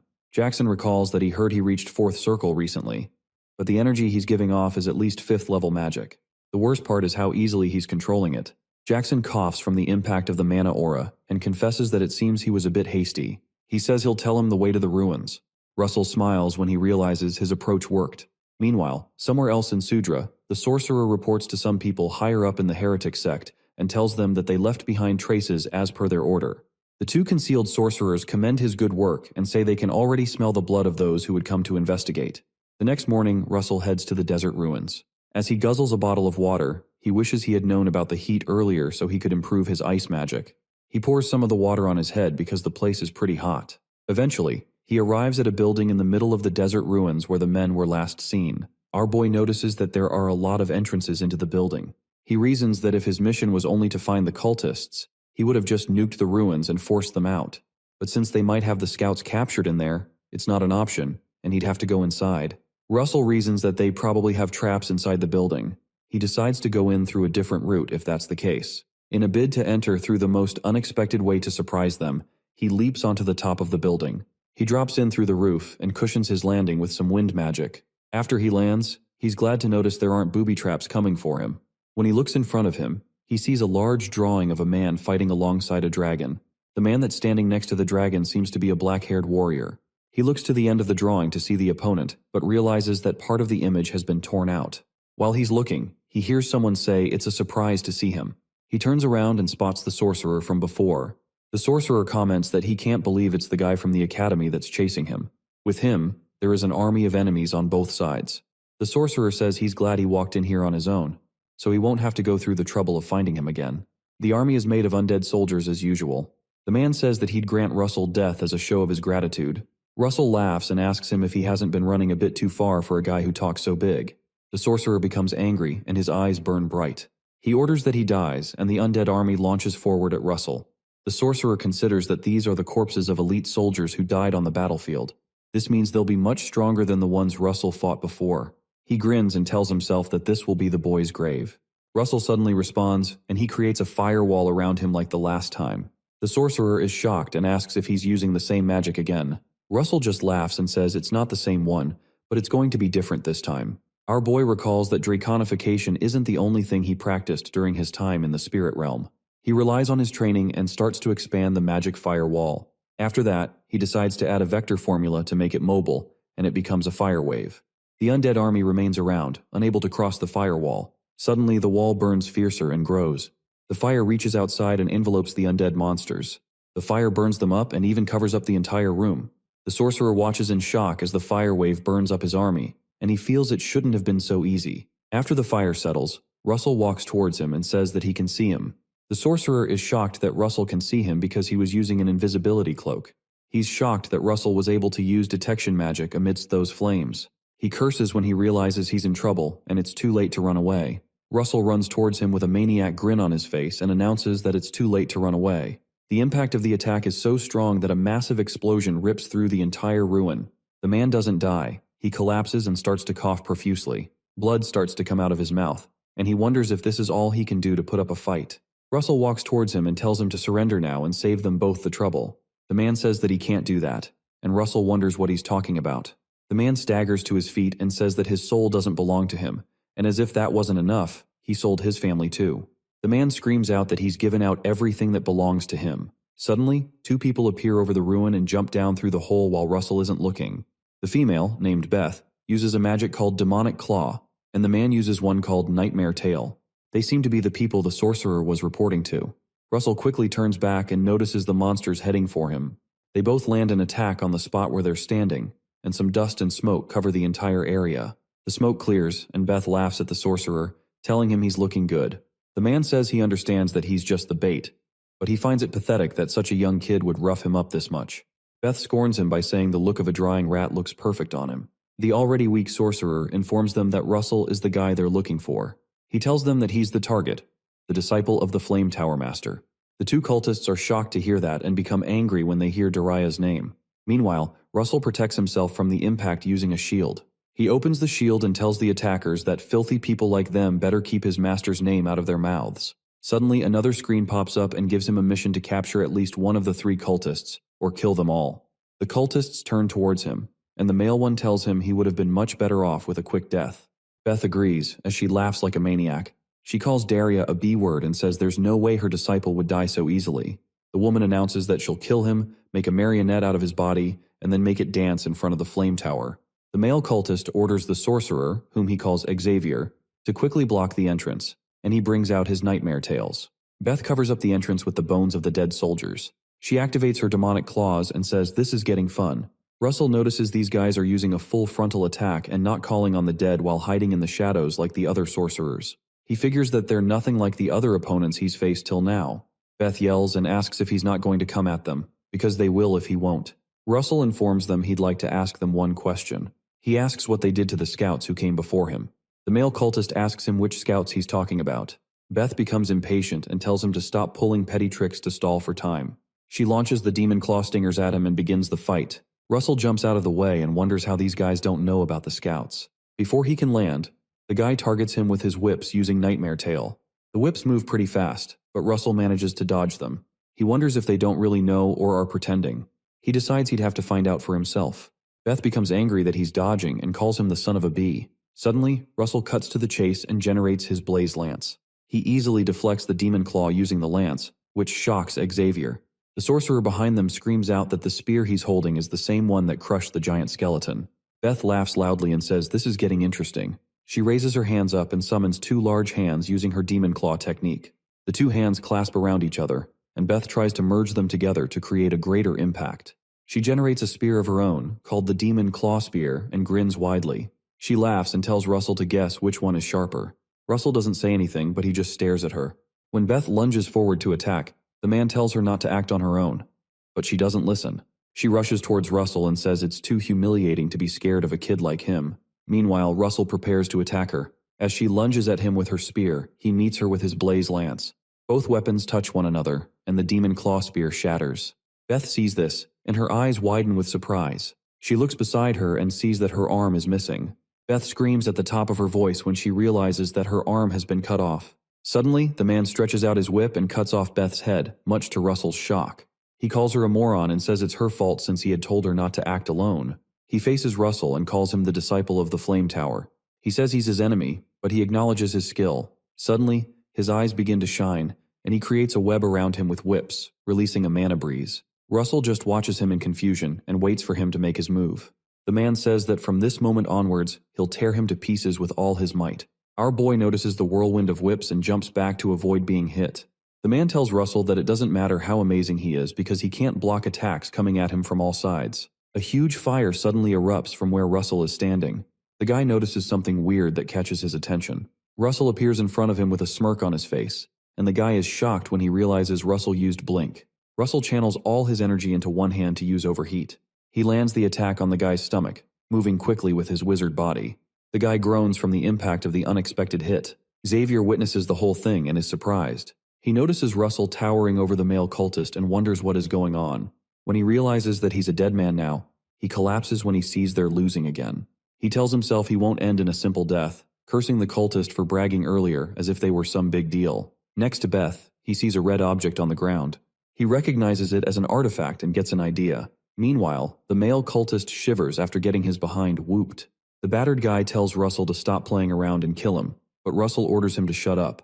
He holds the guy's head and points a firebolt at him, demanding that he answer his question. He asks what happened to the scouts. The guy spits at Russell and asks him why he keeps asking about scouts. The cultist asks what on earth he's talking about. Russell is shocked that it seems the guy doesn't know. The guy spots an opening to strike Russell and considers that he doesn't have his guard up. He reaches for his dagger and tries to take his chance. Before he can reach it, a long whip extends across the room and grabs the guy by the throat. Russell is shocked and looks to his side to see what's going on. He sees Xavier performing another sacrifice spell with the artifact, morphing into a monster. Our boy is shocked that he has to face yet another sacrifice spell again. The cultist sees Xavier and wonders if what he's holding is the Hell Giant's heart. He's soon dragged across the room by the whip that came from Xavier. Meanwhile, Xavier keeps devoting the life and death of himself and others to complete the spell. As the cultist is dragged toward the forming Hell Giant monster, he tells himself he can't let himself get merged with this guy's monster. It's too late, as he's dragged into the monster and impaled in every part of his body. Xavier calls out the creature he calls the Abomination, and asks it to descend as the sacrifice is completed. Suddenly, the giant mass forms into the creature referred to as the Abomination. The mana released from the creature is so strong that Russell begins to wonder what's wrong. A system notification pops up, telling him that the mission has been changed. It says all the cultists are dead, and he has to destroy the Abomination. The Abomination glares at Russell with red evil eyes. Xavier, now transformed into the beast, looks at himself and growls. He asks Russell how he dares to make him turn into such a mess. The monster uses a magic spell called Demon Claw Stinger, and tells Russell that he will make sure to rip him into pieces. Russell is shocked to see the Abomination, realizing it's using Beth's magic. The Abomination fires some demon claws at him, and he looks at them in dread. The explosion from the impact is so great that it brings down the whole building. Luckily, Russell creates a firewall around himself to protect from the imploding stones. He calls Xavier a bastard, realizing he barely made it out. The monster seems to have caused the entire building to collapse over his head, so Russell calls him a moron. He reasons that Xavier was unable to handle the power of such a monster and dug his own grave. Suddenly, the rubble starts to shake, and it seems the monster is still alive. Russell notices the shaking and exclaims. The Abomination lunges out of the ground again, and it looks like it is hell-bent on destroying Russell. It releases his threefold chains and smashes them on the spot where Russell is standing, telling him to die. The Abomination threatens to chew him up until he's nothing but bones. Suddenly, the monster is hit by a fiery explosion on his back. Russell, who had thrown the blaze lance at it, watches to see if it landed. The monster is enveloped by smoke and everything is unclear. Finally, the monster, who is unscathed, turns around and spits on him. It declares that his attacks won't work on him. Russell grimaces and realizes that the monster is right because he has unbelievable defense. He realizes that he needs to think of a way out, but the monster quickly attacks him with its spiked chains. It tells him to think all he wants and smashes the chains on the spot he's standing. Russell quickly disappears from the place and tells himself that he needs to find a way to buy time.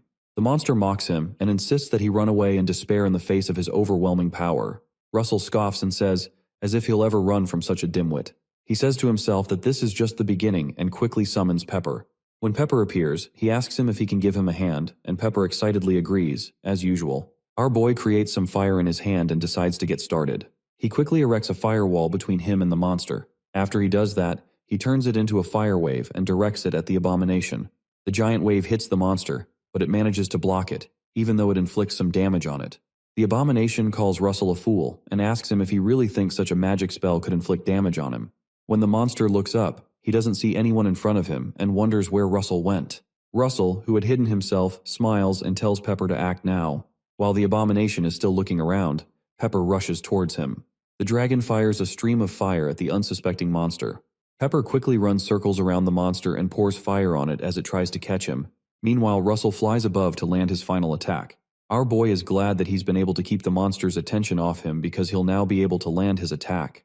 He starts to generate the blaze lance but combines it with overheat because it's the only magic he knows that has overwhelming penetration power. When Pepper realizes that Russell is done creating the weapon, he steps out of the way. Meanwhile, the monster tells Russell to stop playing around and come out. Russell, who is jumping down at his head with the peculiar blaze lance, says he'll grant him his request. Shortly after, our boy lands the blaze lance on the monster's head with great power. The monster's head and body fill up with fire, but it informs Russell that all he's doing is useless. Russell tells him that he knows and laughs that he's yet to see his real deal. Suddenly, our boy summons lightning. He creates a large lightning sheet over the monster's head to attack it with. Suddenly, he summons the lightning to strike the top of the monster's head. The magic is something called a Thunder Giant's Hammer. The bright lightning rips through the monster's entire system. The impact is so strong that the Abomination explodes on the spot. A large smoke covers up the area, and it's hard to see anything. Finally, Russell lands on his feet and wonders if he has finally destroyed the monster. He looks closer and sees that the topmost part of the monster has exploded and revealed Xavier's skeleton. The system brings up a notification and informs him the mission is over and he will now receive his rewards. Russell is relieved to see that the mission has ended and collapses on his back. Pepper appears on his shoulder, and Russell commends him for doing a good job. Suddenly, the skull slips off the skeleton and falls to the ground. It bounces from where it falls and lands in front of Russell, shocking him. The skeleton calls his name and mentions that Daria trained quite an amazing boy in her final years. The skull asks who would know that her prodigy would be a Raymond, and Russell is shocked that the skeleton is talking. The skeleton continues and says that he wonders if the son will be more interesting than the father. Our boy just remains shocked as he listens to the skull. Russell becomes angry and grabs the skull, demanding to know who's speaking, as it seems that someone else is speaking through the skull. The skull laughs and tells him he'll find out sooner or later. The skull also says he'll find out how his father looked in his last years as well. Suddenly it explodes in Russell's hands. The voice laughs and says that his father had quite a fierce look. Our boy begins to cry in the rain due to the frustration of learning that the enemies know his father. In the rain, he demands that the voice tell him who on earth he is, and he begins to curse. Pepper comes to his side to comfort him. The remnant of the abomination's body remains immobile in front of him. Meanwhile, someone watches Russell with a telescope and informs his fellows that their battle is over. The man orders his subordinates to send a report to the base. We switch to the 12th Desert, among the 2nd Battalion of the Imperial Army. Inside the base, the battalion commander, Viscount Montmartre, reads the report from the men. He learns that the clash between the man assumed to be a mage of Endymion and a cultist resulted in the mage's victory. The report also says that judging from the magical force, the magician's level is also estimated to be over the 5th circle. The information surprises him, and he calls for the intelligence officer. Commander Viscount demands to know how it's possible for him not to realize that a mage of this caliber came this close to their territory. The intelligence officer apologizes and says that there were no reports of any unusual movements of high-ranking mages of Endymion. One other officer sitting nearby says it's possible that the person is a new mage. He adds that there's a rumor that the Flame Tower has a new youngest member. The intelligence officer tries to defend himself by saying that the mage must have just graduated from the academy, so there's no need to worry as long as they don't come close to the borders. The commander calls him a moron and tells him that that fresh graduate is estimated to be above 5th circle already. He says that means he could be a major force of Endymion in the future. Both men keep quiet, and the commander just sighs. The commander curses and says he doesn't want to have to deal with it. He says he has no choice but to call that maniac to deal with the threat, referring to an unknown person. Meanwhile, under the hot desert sun, Russell sits on a sandhill and chugs some water. He's in deep thought and keeps thinking about something. He wonders if the cultist really killed his father. Russell tells himself that he has to focus on the mission to find the scouts right now. Especially now that he has people trailing him, he can't afford to lose focus. He looks to his side and figures the people must be scouts sent by the Empire. He notices they haven't attacked him, so he supposes that their objective is just surveillance. Suddenly he sees a strange figure far away on the desert ground. As he looks closer, the person starts to shine bright. Russell rushes towards the person with his wizard body to catch him. When he gets closer, the person completely disappears. He mysteriously sustains a cut to his cheek, and he falls to the ground.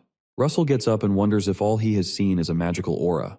A system notification comes up and tells him that he's encountered an enemy of a level he has never encountered before. His mission is to escape the clutches of the enemy unharmed with rewards of 5 intermediate-grade mana stones. Russell is shocked, and he looks at his attacker to know who he is. The guy appears to be a swordsman, and he recognizes him as someone named Spandam. Spandam just smiles at him and says he definitely aimed for his neck. The guy says that it seems that the report about a master above the level of the 5th circle was true. Russell frowns at him and recognizes him as the Empire's superhuman. He's the disciple of the great master swordsman, McRae. Spandam smiles like a maniac and tells Russell that it'll be fun slashing him.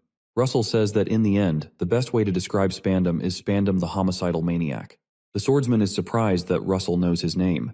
He stretches out his sword at him and tells him that's a relief. Russell doesn't move and just frowns at him. Spandam says that since he knows his name, he'll be able to accept the time of utter pain he must endure. Our boy thinks about why Spandam is called homicidal maniac Spandam. Spandam's sword starts to shine with a crimson aura, and Russell remembers having seen it. Just because they bumped shoulders with him in his past life, he brutally cut down the whole group of mercenaries and killed them. Russell also almost died. If it had not been for Alan's intervention, they would have been cooked.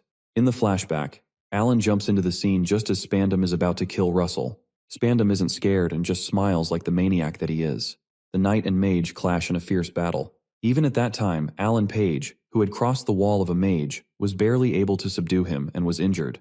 Russell tells himself that Spandam is an unprecedentedly powerful enemy. Spandam gets tired of waiting, and he says it's time to get started. The knight uses a slash attack called Flying Blood. Russell quickly creates a shield to block it and creates 5 layers.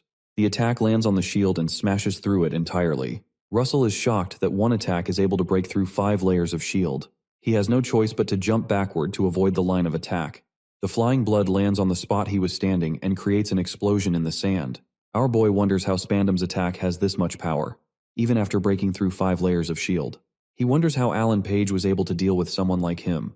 Spandam seems surprised that he was able to avoid the attack and notices he overlapped the shield. He comments that Russell's judgment is good, but the density of his magical power is too low. He lands another whirlwind of blood attacks. Russell hears what he said, and he figures out that's the solution. As the onslaught of flying blood comes at him, Russell generates his Blaze Lance since it packs a lot of power. He uses the Blaze Lance to cut through the incoming attack and dissipates it. Spandam is shocked by his response, and he wonders what's going on. He notices the Blaze Lance and tells Russell that it seems he was hiding something quite useful. Russell sarcastically asks if that is really so, and he throws the Blaze Lance at him. Spandam notices the lance coming at him, but he doesn't move away. Rather, he's surprised that the Blaze Lance remained intact even after Russell threw it. He quickly generates a flying blood wave to block himself from the flying lance. The knight smiles and says that he really finds battles with mages quite interesting. Suddenly, Russell uses Blink and appears behind him, with the Blaze Lance in his hand to strike him. He quickly launches the lance at Spandam's back to strike him from behind. Suddenly, Spandam disappears, and it seems he also knows teleportation magic. He appears behind Russell and comments that Russell can also use Blink, like the rat that he is. Russell is shocked to see Spandam behind him when he turns around. The knight strikes Russell with his sword, and there's bloodshed. Spandam laughs and says it's been long since he's had this much fun. Before his sword can go through, Russell manages to teleport a few feet away from him. Our boy sustains a cut in his leg, and Spandam scornfully asks him if he's bleeding. Spandam keeps laughing, and he tells him he'll wait for him to heal himself. Russell tries to use some magic to heal the wound, and he realizes Spandam is using the aura around his body to enhance his speed, which is why it looked like he teleported. He reasons that Spandam's aura is not comparable to his wizard body. Meanwhile, he tries to cut through the clothing to stop the bleeding. Spandam keeps watching him and asks if all the people from the Flame Tower are this stubborn, or if they have to be that way to join their organization. Russell wonders why he asked the question and asks him what he means. Spandam grins and says the ones he encountered a few days ago didn't give up until the very end, referring to the scouts. He said they came to look for one of their scouts that was missing. Russell realizes he's the one who killed the scouts, and he's horrified. He asks Spandam again if he was the one who killed the missing scouts. Spandam just smiles and shrugs. Russell becomes angry and clasps his fist. He recalls that he planned to escape after a short confrontation, as the system told him, so he could go find the scouts. Instead, he activates and releases a great deal of mana, seeming ready to make a stand. He angrily reasons that this isn't a time to be thinking about the future. Spandam smiles and exclaims that Russell's been hiding his real power while fighting him. The knight grasps his sword and says they'll see if he can stay easygoing while his entire body is in pain from being torn to shreds. Russell looks down at his cloudy ring and notices it hasn't recharged yet, which means there's only one way out in the end. Spandam raises his sword to land another attack. He uses something called a Roddle Torrent, causing a torrent of blood. Russell sees the torrent rushing toward him, and he decides to use his last option. He activates his Draconification. Russell's entire body is suddenly covered in flames as he sends out fire to burn through the torrent of blood. Spandam is shocked that the boy is able to pierce through the attack. Meanwhile, Russell doesn't emerge from the pool of fire he's in. Suddenly, he jumps out after activating his Draconification. He starts a countdown and realizes he has just 14 seconds before the power runs out. Quickly crafting his Blaze Lance, he rushes toward Spandam. Spandam smiles as he watches him and reasons that this might be quite dangerous. Regardless, he doesn't move out of the way as Russell leaps toward him with the Blaze Lance in hand. Russell launches a destructive fire blast at the spot where Spandam is standing. Shortly after, the flames clear, and Russell stands in the fiery furnace. He looks around for Spandam, but the knight appears behind him. Spandam speaks from behind, shocking him. He says he doesn't know what trick Russell used. He attacks Russell with his sword, but our boy deflects the attack with his hand. Spandam tells him he's sure he only temporarily boosted his powers. Russell keeps counting down and realizes he has 9 seconds left. Spandam proceeds to attack again, slashing across Russell's face with his sword, but our boy quickly retaliates with a swing of his lance. The effect of the attack results in a great explosion. Spandam jumps out of the way to avoid the explosion, and Russell counts that he has 6 seconds left. Spandam scorns him, saying that if buffing up his power isn't enough to kill him, then it's a useless power. The knight leaps upward, saying it's time to end this. He uses a skill called Cyclone Typhoon, and a typhoon of blood slashes emerges. Russell looks up at him and frowns. The knight leaps downward toward our boy, aiming to tear through him with the attack, but Russell blocks with the lance to match the attack. Spandam's sword clashes with Russell's lance, but Spandam quickly uses a blood wave to deflect the lance and redirect the attack. Russell's lance hits the ground, and he mistakenly fires into the ground instead. The resulting explosion is massive and engulfs the entire fighting ground. After the fire clears, Russell collapses to his knees. Our boy pants, looking exhausted, as Spandam stands in front of him. Spandam watches him on his knees while the fire clears out. Russell keeps counting and realizes he has 2 seconds left. Spandam laughs and asks if he's finally done. Russell tells him there's still one more thing. He says he still has 1 second and places his hands on the ground for his last attack. The attack he uses is 6th circle magic, and it shocks Spandam. The ground beneath them begins to crack and fire begins to rise. The crack widens and Spandam looks genuinely shocked. The fire turns to magma, making it look like they're both inside a volcano.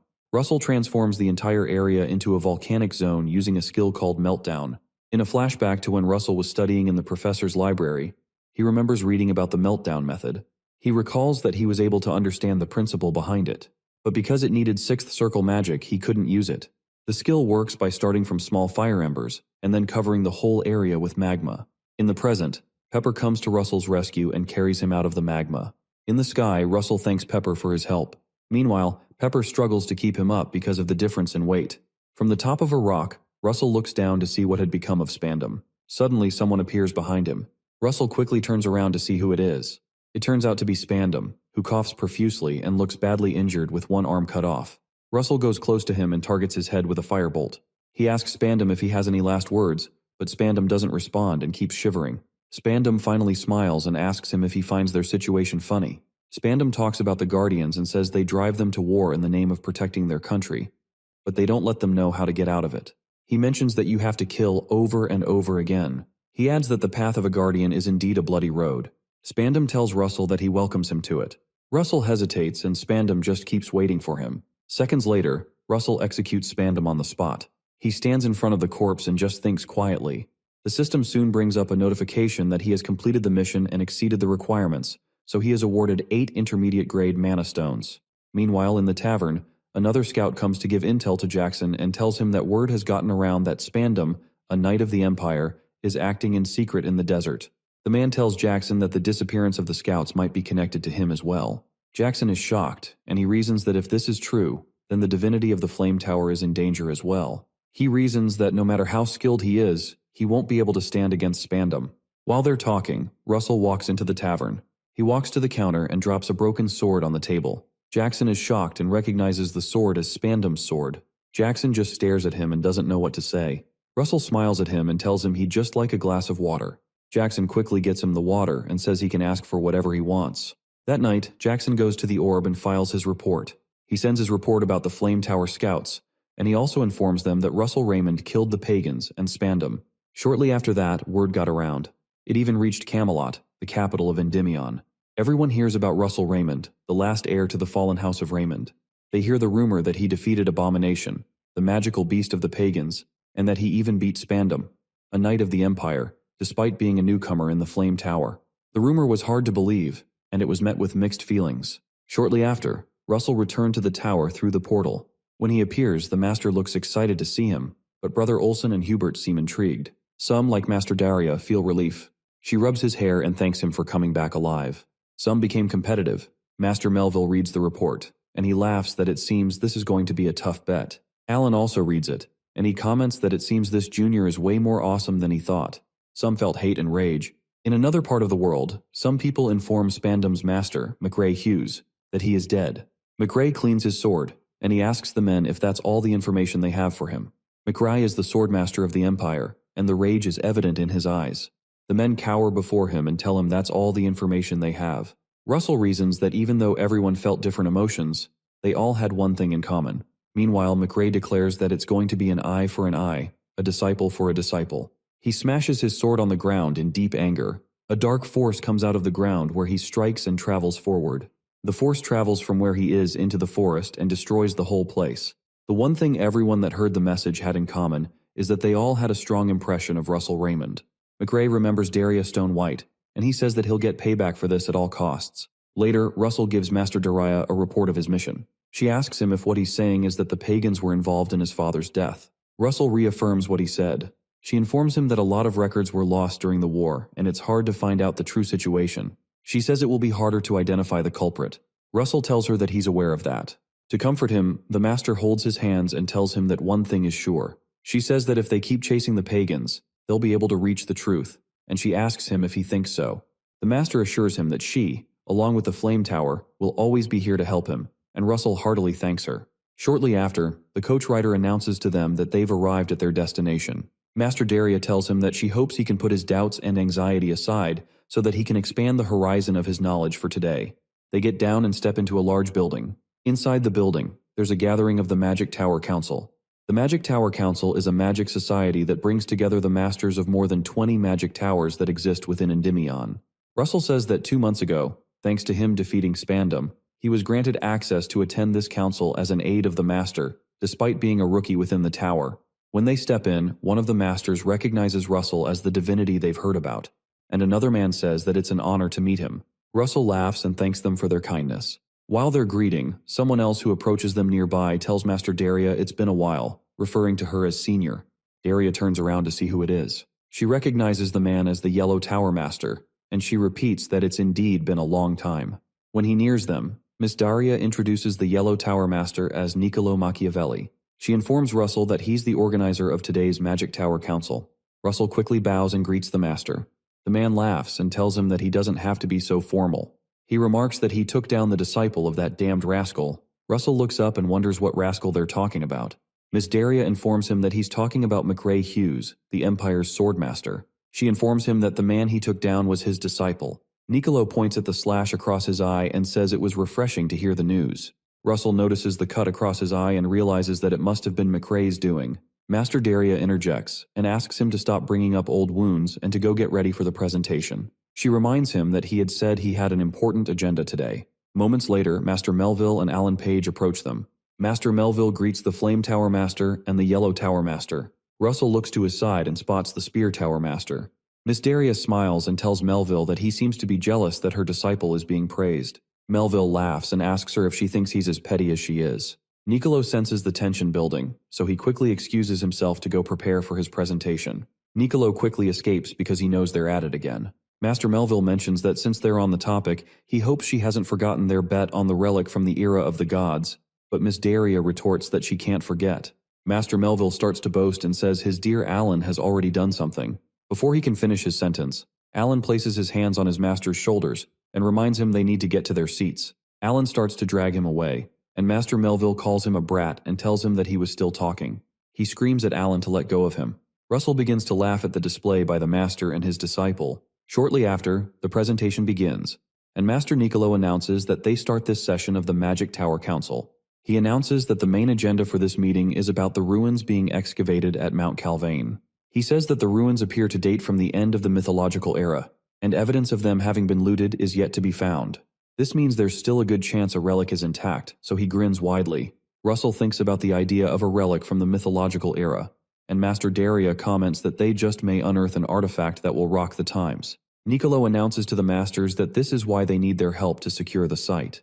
Master Niccolo calls on Sir Alan Page of the Spear Tower to help out. He also mentions Russell from the Flame Tower, and he says he would like to ask them both a favor. The people begin to whisper, and they say that's a good idea since Russell has already proven his skills. Miss Daria gloats and says to herself that it's certain they'll have to choose Russell, and she asks whose disciple they think he is. Suddenly, one of the masters objects to the motion. Master Daria swiftly turns to her side to see the person who objected. It turns out to be a man named Blaine Trilogy, the Red Tower Master, who had come to the meeting with a boy named Giron, a mage in the Red Tower. Master Blaine walks to the middle, and Niccolo is surprised to see him. Master Niccolo asks him to explain why he objects, if he doesn't mind. Master Blaine mentions the name Alex Raymond, Russell's father. He turns aside to look at Russell, who is shocked to hear his father's name. Blaine says that he objects because of Alex Raymond's defeat. Some of the people ask how the son can be blamed for his father's defeat, and another man says that the war with the Empire was a long time ago. Blaine insists that even though they're correct, the defeat cost the kingdom's finest elite soldiers their lives after he left the fight without permission. The entire room quiets down and nobody talks. Miss Daria interjects and says that is pure speculation because they have no records of that time. Blaine tells her that she's wrong because he was there. Russell and Master Daria are shocked to hear that. Blaine says that he saw him run away with his own 2 eyes. Russell listens in shock, and he seems horrified to hear that his father fled during the war.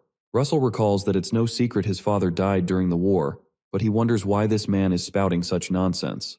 Blaine declares to the masters that the Raymond family owes a debt to the kingdom they must pay back. He adds that they need to consider how cheated out of the kingdom's youth would feel if they entrusted such an important mission to the Raymond family. Master Blaine says that the Red Tower will not provide any support to this expedition if Russell is in charge of the guard. Some of the men consider their options because Russell is known as the Rising Divinity, but it's hard to leave out the Red Tower from this. Niccolo watches the situation and realizes that Blaine has swayed the crowd with just a few words. He reasons that this is expected of the Red Tower, and Blaine must have also expected this because of the backing he has. Master Niccolo thinks about a high-ranking man in society, Archduke Bismarck. He recalls that Blaine is trusted by the king's uncle and the most powerful man in the land, the Archduke. Niccolo reasons that revolting against him means animosity toward the Archduke's faction. He recognizes that the only people who aren't careful when interacting with him are Master Melville and Master Daria. Meanwhile, Master Melville listens to Blaine's explanation and says that this is just ridiculous. Daria senses Russell's anger and tells him not to get involved because she'll handle it. Suddenly, Russell informs the Red Tower Master he'd like to ask him something, against Daria's instruction. Blaine turns around, and Russell asks him if he can take responsibility for what he has just said. Master Blaine asks what he means by responsibility, and Russell asks if he can take responsibility for insulting the House of Raymond. Master Daria stops Russell and tells him that this is not the time. Meanwhile, Blaine scoffs and remarks that the honor of a lowly fallen family means nothing. He tells Russell to be grateful that Daria is his master. He says if she weren't, he would have torn out his tongue and turned him into an example for all the other arrogant and impudent mages. Suddenly, someone enters and mentions to the Red Tower Master that he acts more and more royal every time she sees him. She comments that one could mistake him for His Majesty, the king himself. Everyone turns around, shocked to see who enters. The intruder is Hecate Rathmos, the princess of the kingdom. The masters promptly bow down to greet the princess. Blaine also bows to greet her but wonders why the princess is here. Princess Hecate says she was listening from outside, and she thinks that the Red Tower Master has a point. She says that if someone owes a debt, they have to pay it back. Miss Daria tries to interject, but the princess says there's a but. Princess Hecate says that for the person to pay back, they must be given the chance to do so. Finally, she announces to them that she's ordering that the Spear Tower and the Flame Tower act as guards, along with the Red Tower. Blaine hears her verdict, and he's surprised. Princess Hecate simply smirks at him. Blaine reacts and reminds Her Highness that this is not a matter to be taken so lightly. Princess Hecate calls on Niccolo and asks him who the greatest sponsor of the excavation is. Master Niccolo mentions that she is the great sponsor. The princess smiles and says they're going to proceed as she said. After she makes her statement, she leaves the room. Blaine looks at her and smiles uncomfortably. Niccolo quickly quiets everyone down and announces that the next item on the agenda is the schedule of the excavation. Russell seems dumbfounded by all that just happened and thinks about Princess Hecate. After the meeting, Blaine reasons that this was his chance to nip the Raymond family in the bud, but he can't believe the princess interfered. Suddenly, Geron notices something on the track of their coach, and he jumps to the roof, wielding a crimson sword. The coach rider stops abruptly when he reaches someone blocking their path. Master Blaine comes down and tells Daria that he can see she still has no manners. Daria simply smiles and says he's not the only one who doesn't have manners. Suddenly, Geron points his sword at Daria's neck. She smiles at him and asks if he thinks his sword is enough. Geron just looks at her, not understanding what she means. Master Blaine steps forward and tells Geron to put his weapon away. Geron is surprised by his master's change in tone, so he bows and leaves. Blaine tells Daria that, from knowing her, he knows she's not here for an apology, so he asks what she wants to say. Daria says she wants to talk about Alex Raymond, and Blaine seems surprised. She asks him if he also witnessed Alex's death, and he informs her that he didn't exactly see it. Miss Daria says that's a shame because she's trying to get to the bottom of his death and thought she'd ask him just in case. Blaine comments that he doesn't believe she'd go to such lengths and asks if she was acquainted with the dead Raymond. Daria angrily rebuffs that it's a matter concerning her youngest disciple, and a disciple's matters are their master's matters. She adds that she's simply trying to help her disciple settle a score, and she's going to find whoever was responsible for his death. She immediately strikes her staff on the ground and disappears, leaving the men surprised. Master Blaine orders the rider to turn the carriage around and head to the Archduke's mansion. He says there is something there he needs to check. Meanwhile, in the Archduke's mansion, a skull is placed in a dark room with a heretic inscription on its forehead. Suddenly the skeleton comes to life, and its eyes burn bright. Sometime later, Master Daria asks Russell if he's still leaving tomorrow. She asks him how he will be able to perform well in the mission when he's so distracted during his training. She asks him if what that old man said is still bothering him. Russell continues his fight against the monsters, and he tells her he's not. Master Daria looks closely at him, and she recalls that people had praised him as divinity, and now suddenly they're slandering his late father as a coward. She wonders if there's a way that he wouldn't be shaken by it. Master Daria comes down to speak to him. She tells him that the truth will eventually come to the surface, and she wishes he would just focus on walking on his path. Russell thinks about what she said about walking his path. Finally, he asks Master Daria to guide him once again. The master laughs and seems pleased by his statement. Russell realizes that it's not going to be an easy path, but it's a path that must be walked. He tells himself that children must step out of the shadows of their parents. Meanwhile, Princess Hecate walks out in the public and conceals her identity. As she looks back at the palace, she thinks about how large the shadow of her parents is. She turns away from the house and proceeds to explore the city. 3 days later, on Mount Calvane, a portal opens up from the flame tower. Russell walks through the portal and steps onto the mountain. He looks around at the scenery of the mountain that he's heard about. Suddenly, he realizes how cold it is and starts to shiver. He flips his finger and releases some energy to warm up the atmosphere. The people around are surprised to see that the air has suddenly warmed up. Meanwhile, one of the people working in the excavation center looks like the princess. One guy asks Russell if he is the Russell Raymond of the Flame Tower, and he affirms that he is. The man tells him that they've been waiting, so he shows him the way. As Russell follows him, he spots several flags. He spots the flag of the Royal Path Yellow Tower, another for the Everall Yellow Tower, and another for the Chaos Yellow Tower. He realizes that all the experts of Earth-type magic have gathered here for the work. The man asks Russell if he thinks the scale of the work is impressive. The man tells him that they even made the entire building out of magic crystals. Russell notices how reflective the building is, and he says they're like mirrors. The man affirms his statement and says this is why they call the ruins the Temple of Mirrors. Shortly after, they meet an old man who welcomes Russell. He introduces himself as Spiegelman of the Yellow Tower, the man in charge of the expedition. Russell respectfully greets him and introduces himself. Russell recognizes the man as a skilled one who rose from his status as a commoner to an elder of the Royal Path Yellow Tower. He is also the archaeologist and adventurer who's unearthed more ruins than anyone else in the kingdom. Russell wonders if he can ask him some questions that have been on his mind. Suddenly, Alan arrives, and he acknowledges Russell's presence. Our boy is excited to see him, and he comments that he came so soon. They both shake hands, and Russell says it's nice to meet him. Russell jokingly calls Alan a diligent genius, and tells him that's cheating. But Alan laughs and says he wants to protect the mythological relic. Alan says they'll have to wait for the Guardian of the Red Tower to arrive so they can talk about their shift and their missions together. Mr. Spiegelman reasons that it's definitely comforting to have the divinities of the kingdom guarding the excavation site. He also wonders what trouble they could ever have at these stinking ruins that made them send all these personnel there. Spiegelman thinks deeply, and he feels it's a bit excessive. While he's thinking, a loud explosion catches the attention of all three men in another part of the site. Some of the workers run away, and Russell asks them what's happening. An ice golem emerges from the spot and growls at them. Spiegelman recognizes it as a crystal golem, and Alan quickly tells everyone to run to a safe place. The crystal golem becomes irritated and fires several crystals at them. Spiegelman protects the workers from an impact using shields, but the crystals break through them and impale the men. Spiegelman is shocked to see that the shields didn't stand a chance. He decides to use something else, so he hits his hands on the ground. His actions cause the earth to protrude forward to act as a wall between them and the monster's crystals. Spiegelman tells everyone to raise an earth wall to block the attacks. Princess Hecate finds one of the injured men and helps him up, telling him to hang in there. Suddenly, the golem appears behind the princess and the man she's helping. The monster reaches out its large hand and shoots out crystal bullets, and the princess exclaims when she turns backward. She raises her hands and tries to release some mana to stop the onslaught. Before she can respond, Russell comes to her rescue with his blaze lance and burns away the crystals with a sweep of his weapon. The princess is surprised to see him, so she doesn't respond. He turns towards her and asks her if she's okay, but he sees something that catches his attention.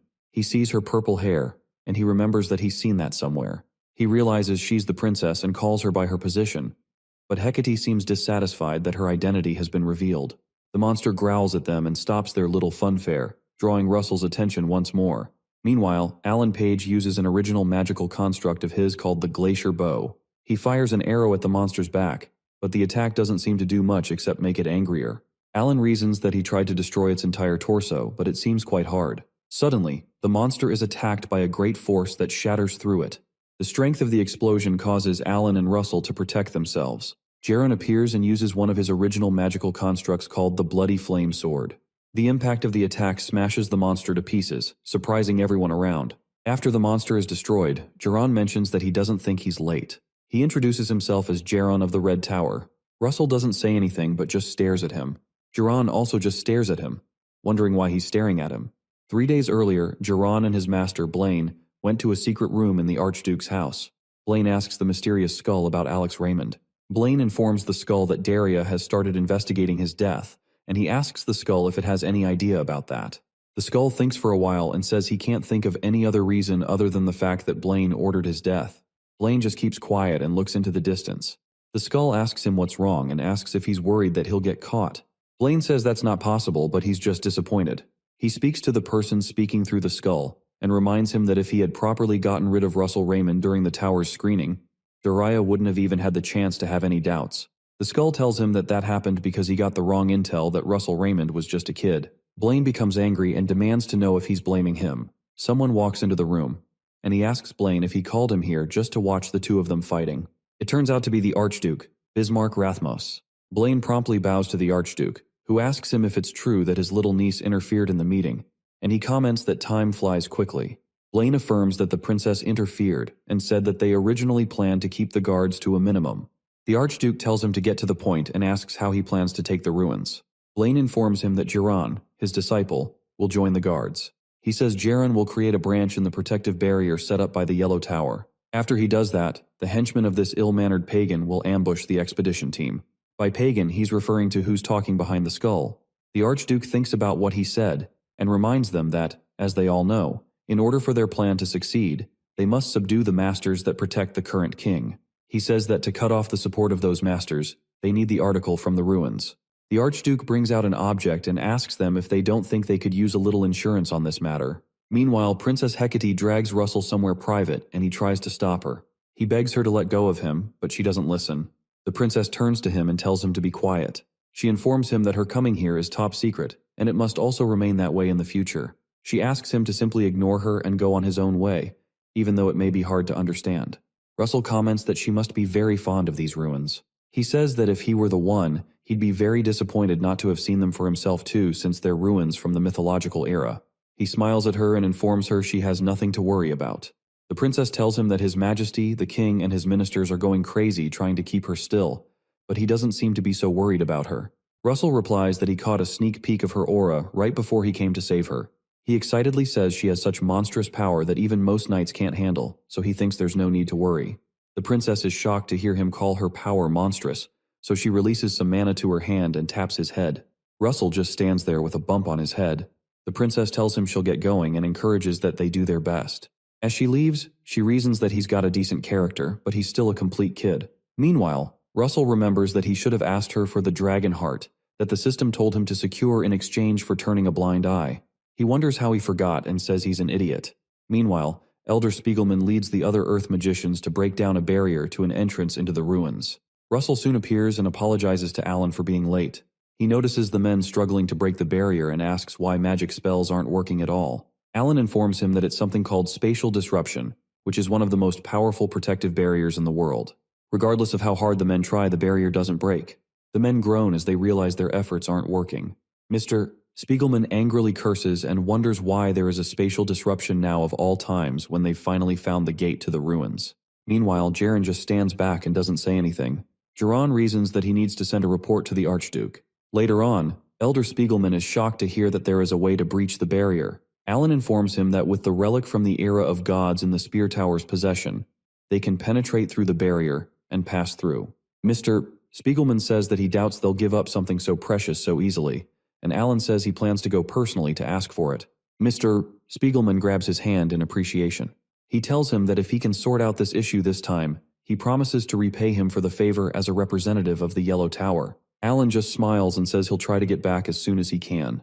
Alan goes to meet the other mages and tells them that although it's against his will, he is indebted to both of them for covering for him when he leaves. Russell says it's not like that and assures him that everything will be okay.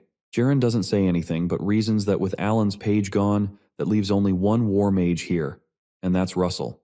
Russell suddenly informs Jaren that he'd like to discuss duty rotations with him for the night today. Jiran smirks and tells Russell that he'll go first.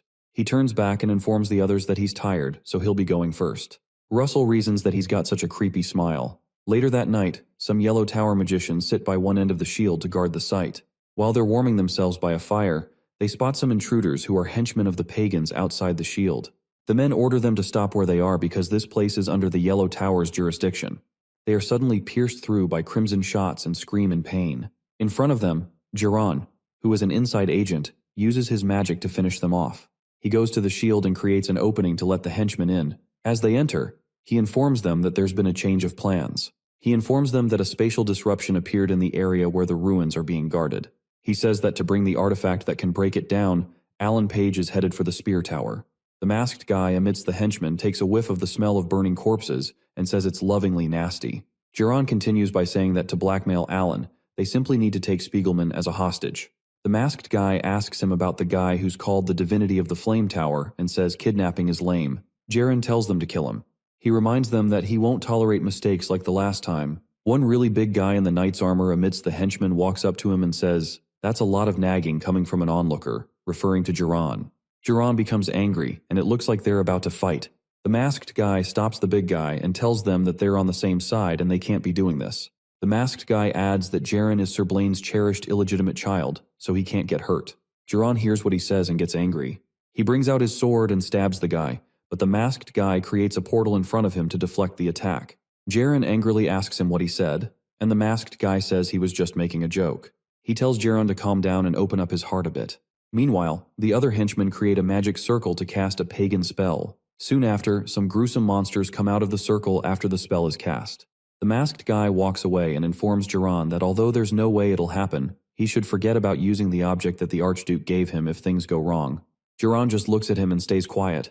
He recalls a conversation with Master Blaine, who reminds him that after the mission ends, he has to live as a ghost until the day that the Archduke ascends the throne. Blaine reminds him that there mustn't be a single survivor to return from the expedition. Jiran asks him if it's okay to use the object that the Archduke gave him if things go south. For a while, Blaine keeps quiet and just looks at him. Finally, he asks Jiran if he doesn't want to be acknowledged by him. He tells the boy that he's simply going to carry out the mission well and ensure that nothing goes wrong at all costs. Back in the present, Jiran concludes to do as his master pleases. As he watches the fiery monsters come out, he decides that he'll become a ghost after the mission ends. He says he won't just become a ghost, but one that spreads fear and despair. Meanwhile, Russell goes to speak to Elder Spiegelman about his questions. Mr. Spiegelman confirms if he's asking about a dragon with multiple horns. He asks Russell why he's asking him this all of a sudden. Russell mentions that he saw a dragon while he was on the mission, and it caught his eye because it was unusual. Mr. Spiegelman tells him even he can't give a precise answer. Russell looks dejected and asks if that's so. Suddenly, Elder Spiegelman tells him that there's one entity that comes to mind.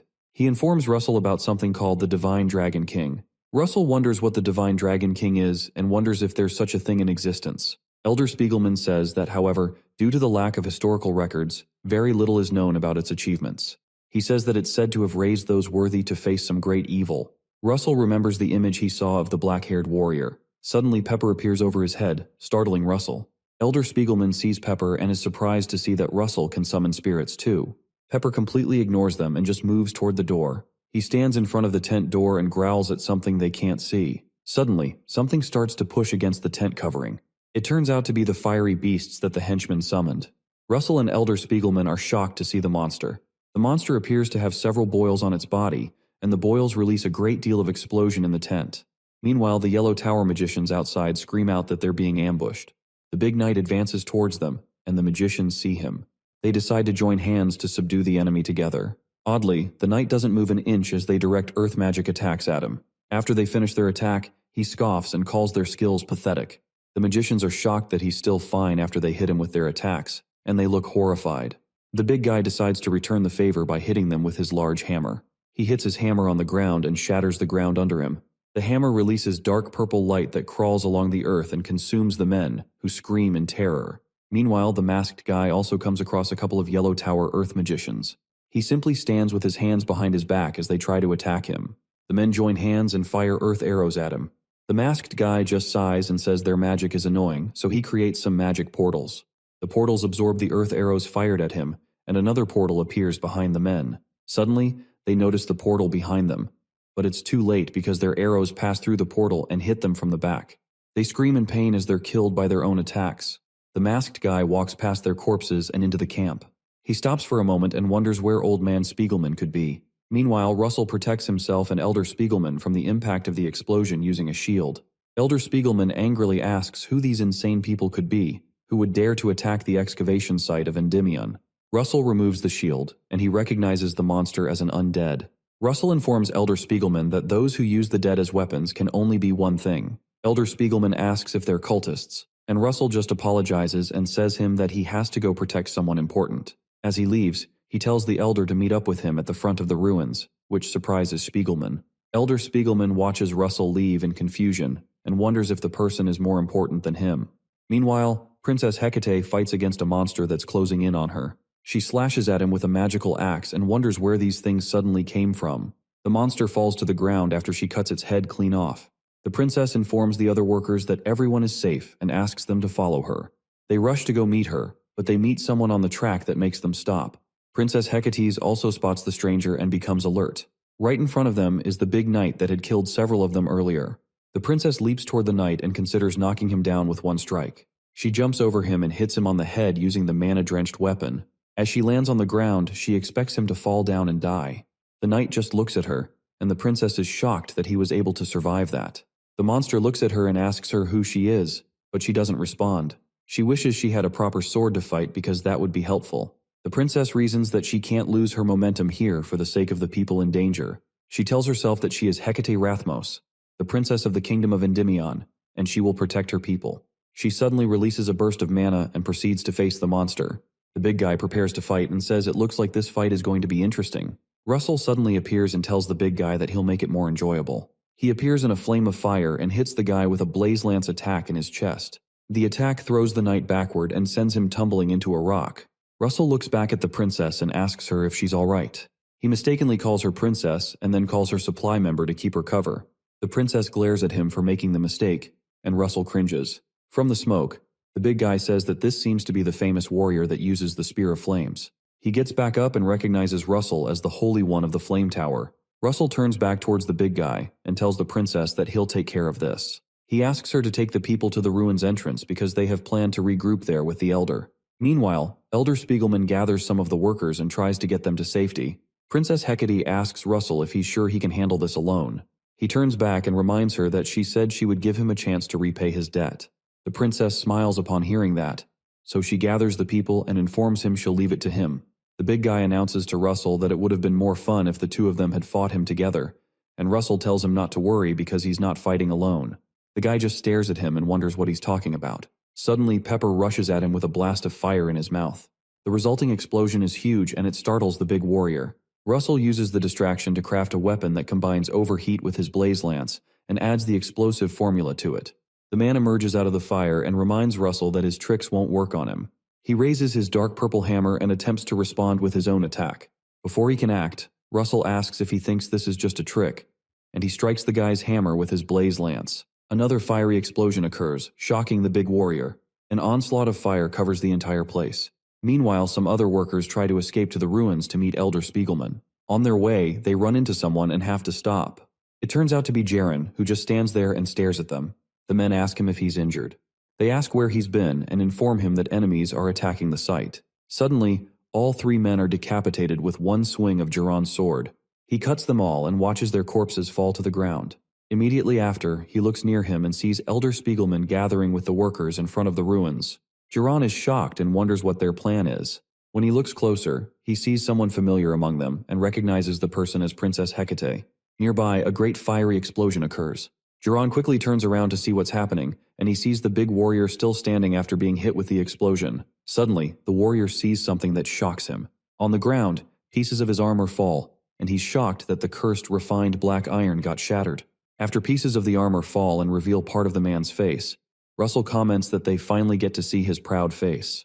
Russell asks why he has such a sour expression, and the man calls him an arrogant fool. He shouts at Russell and tells him not to underestimate him. Russell sees the purple streaks of color around the man's body, and is shocked that the man is able to use aura like a knight. Meanwhile, the guy realizes that he has to use the heart of a knight transplanted into him against Russell. The guy has two hearts in his chest, his original heart and the transplanted knight heart. The big warrior prepares his weapon and tells Russell that he'll cut him to shreds. As he jumps forward to hit Russell with his hammer, Russell jumps out of the way to avoid the hit. He's surprised that the big guy is able to move so fast. The big guy angrily turns toward him to pursue, but Russell just smiles. Russell recalls his fight with Spandam and reasons that Spandam is much faster than him, so there's nothing to worry about. Russell jumps at the big warrior and uses a special blaze lance construct called the Cutter. He runs past the warrior and cuts him by his side before he notices. The warrior raises his weapon to attack Russell, but he soon realizes he's been wounded. Russell stands behind him, ready to finish him off, and tells the man that it's time to end this. Before he can hit him, a portal appears between them. Out of the portal, water suddenly begins to gush out. The rush of water sweeps Russell away and knocks him backward. Russell manages to jump back to the ground, and he wonders what just happened. He looks at his clothing and notices it's drenched with water. When he looks forward, he sees the masked guy and wonders if he's the one responsible for what just happened. The masked guy talks about how the pressure of the deep sea is quite useful, but the guy just tells him to shut up. Russell says he won't miss this time, and he prepares to attack again. He creates another blaze lance construct called the Cyclonic. As Russell rushes towards them with the Cyclonic attack, he reasons that it's impossible for them to dodge it. Suddenly, the masked guy gets an interesting idea and creates another portal between them. The portal leads to where Elder Spiegelman and the others are rallying in front of the ruins. Russell, who is rushing towards them, spots the portal, but it seems like it's too late for him to stop. The cyclone fires into the portal and appears on its other end. The workers in front of the ruins see the bright fire and wonder what's going on. Princess Hecate, who is also among them, looks up and wonders what's going on. Suddenly, a blast of fire comes out of the portal and heads for the people with Spiegelman. Elder Spiegelman and everyone else look up in horror as they see the blast of fire coming towards them. Russell is horrified by the turn of events and doesn't believe his eyes. He tells himself that this can't be happening, but it is. The blast tears through the portal and is directed at the spot where the men are gathering. The extent of the blast is so great that it results in an explosion. Moments after the large explosion hits the men, the smoke from the impact still remains. Russell arrives to check for survivors, and he's horrified by what has happened. He calls out to the princess and Elder Spiegelman, but doesn't get a response. Suddenly, a hand emerges from the smoke, and the elder signals to him. Russell finds Elder Spiegelman amidst some of the rubble. He rushes to him and asks if he's okay, but Elder Spiegelman asks about the others. Russell turns around and sees some corpses, and he tells the elder that he's sorry. They suddenly hear a sound, and they both turn around to see who it is. They see Jiran carrying the unconscious princess towards them. Russell loudly calls out the princess's name, worried that something had happened to her. Elder Spiegelman is shocked to see that Princess Hecate is present on their site. Russell finds out she's still alive, and he thanks God that she's safe. Russell thanks Jiran for rescuing the princess. Jiran smiles and stabs him. Russell looks down and sees Jiran's sword in his belly. He's horrified by the sight, and he starts to cough out blood. Elder Spiegelman is shocked by the turn of events, and he calls out to Russell. Pepper appears to attack Jiran, and Jiran is shocked since he didn't expect it. Before the dragon can attack him, the masked henchman creates a portal in front of them, and Pepper enters it. The masked guy says that Pepper has been bugging him for a while now, and he calls him an insect. Behind them, the henchmen appear through a portal. Russell starts to become drowsy when his body starts to lose strength, and he thinks about Pepper. Jiran turns to the masked guy and reminds him he told him to take Spiegelman hostage. The guy suggests that they could also take him as hostage since Alan doesn't know he's rebelled. Suddenly, Mr. Spiegelman fires an attack at Jiran and asks him how he could dare betray them. The big warrior orders Spiegelman to shut up, and he smashes him into the ground using his weapon. Spiegelman passes out immediately under the weight of the hammer. The masked guy asks Jiran who the woman he's holding is, and Jiran informs him that she's Princess Hecate. He says having her is synonymous with controlling the Endymion kingdom.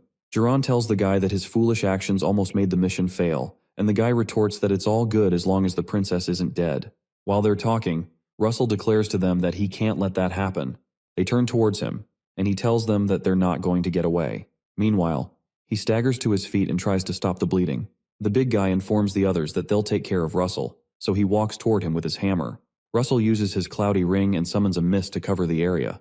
The big guy reminds Russell that this is revenge for what he did to him earlier and attempts to hit him. Suddenly, a mist covers the area, and the masked guy notices it. As the big guy is about to break Russell's head, he excitedly says it's time for him to die. Russell just looks at him and activates his draconification. The guy notices a sudden outburst of fire from Russell, but it's too late. A great outburst of fire envelopes the spot where Russell and the man are standing, and it looks like game over for the big guy. The masked guy notices the fire, and he wonders if the mist was supposed to block their vision. Moments later, Jiran and the masked guy hear the screams of the other henchmen through the mist. When they look closely, they see their corpses on the floor. The masked guy quickly creates several portals around himself, and he reasons that this must be why those who came before them were defeated. He senses a rapid increase in mana that goes beyond common sense.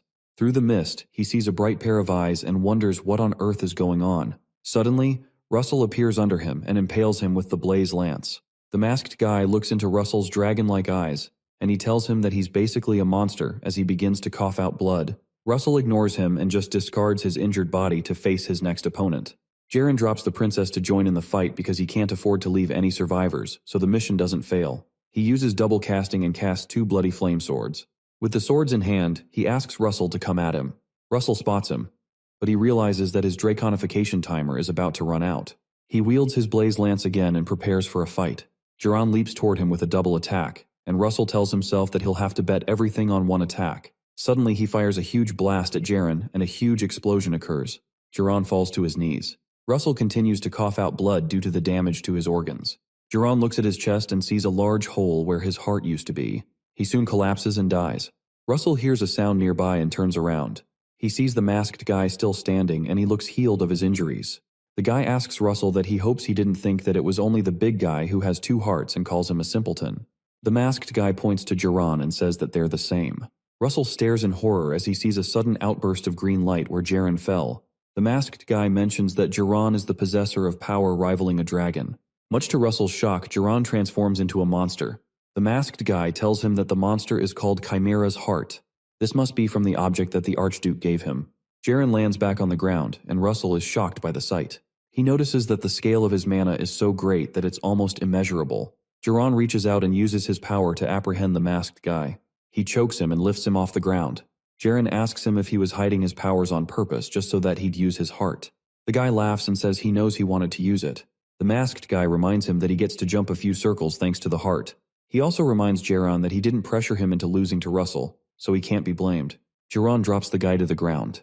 He tells him he's right, and that he has to deal with someone else first. Jaren reaches out, and he notifies Russell Raymond that he's going to put an end to him first. A phantom hand grabs Russell and pulls him closer. Jaren wraps his hand around Russell's throat and jokes that he left quite an impression just moments ago. He says that, in the end, he couldn't protect anything. He informs Russell that it's over, and he strikes the spatial disruption barrier with his newfound strength. The barrier is suddenly broken, exposing a small opening into the ruins. The masked guy is shocked to see that Jaren was able to create a rift in the spatial disruption, and reasons that Jaren must be enjoying himself. Russell tells Jaren that it's not over, and he fires an overheat attack at his face. The attack barely scratches Jaren, who just smiles and says that he's changed his mind. He throws Russell away and says that he'll grant him the death he deserves. Russell is thrown into the broken barrier, and he groans upon impact. Jaren informs him that he'll feel the pain of his soul being torn into pieces inside the rift of the barrier. The barrier slowly swallows Russell until it totally consumes him. Jaren tells him to die and curse his incompetence for the rest of the remaining time he has. Russell screams as he is thrown into the barrier. He continues to scream until he wakes up in a hospital, where a nurse asks him if he can hear her. Russell jumps up, panting profusely, and he asks her where he is. The nurse informs him that he's at the Camelot Hospital. Russell is shocked to hear that he's at the hospital, and he asks her about the battle at the ruins. But the nurse says she doesn't understand what he's saying. He grabs her and asks her about the princess and the elder, but the woman seems startled. Another nurse walks up to him and asks him to calm down. The man notifies him that he was admitted here because he suddenly showed symptoms of a seizure while cleaning the Louvre Museum. Russell looks at him, bewildered, and he asks the man what he's talking about. Russell starts to shout out Pepper's name, and he asks where he is. The nurses suddenly subdue him because they think he's losing his mind. Russell wonders if he's really back to the time before he regressed. He remembers falling into the barrier, and he tells himself that he's sure it happened. Suddenly, a doctor appears behind them and subdues Russell with a magical chain. The doctor asks him to calm down so they can discuss this somewhere else. Later, in the doctor's office, the doctor informs him that he fainted in the museum and showed extreme signs of hallucination. Russell says that he's never hallucinated, and the doctor tells him that she understands. She asks if he's heard about something called the nightmare tree, and Russell seems puzzled. She says it's a wicked tree that deludes people with the sweetest hallucinations and makes them starve under them, using their corpse as nutrition. Russell asks her what that has to do with him, so she informs him that apparently, the pollen of a nightmare tree exhibited in the museum that day leaked out. She says that many other people showed signs of hallucination apart from him. Russell is surprised, so she says that the good thing is that the museum will cover the entire treatment cost, and they'll also be offering a compensation amount. Russell wonders if all that happened to him was really a hallucination. The doctor hands him the written diagnosis to hand to the museum's representative to collect his compensation. The doctor comes up close and tells him that it's time to wake up from his dream. Russell still looks horrified, and he wonders if all of that was really a dream. He's certain that it's not possible because his experience with Master Daria was definitely not a dream. Later, Russell goes to Miss Daria's mansion. He assures himself that the realistic sensations cannot be a dream, but guards at the entrance order him to stop where he is. Russell informs them that he's here to see Miss Daria, and he assures himself that the master will recognize him. The guards turn to one another and ask themselves who he is. Russell prays that all that he has experienced is not a dream. He informs the men that his name is Russell Raymond and he was a disciple of Miss Daria.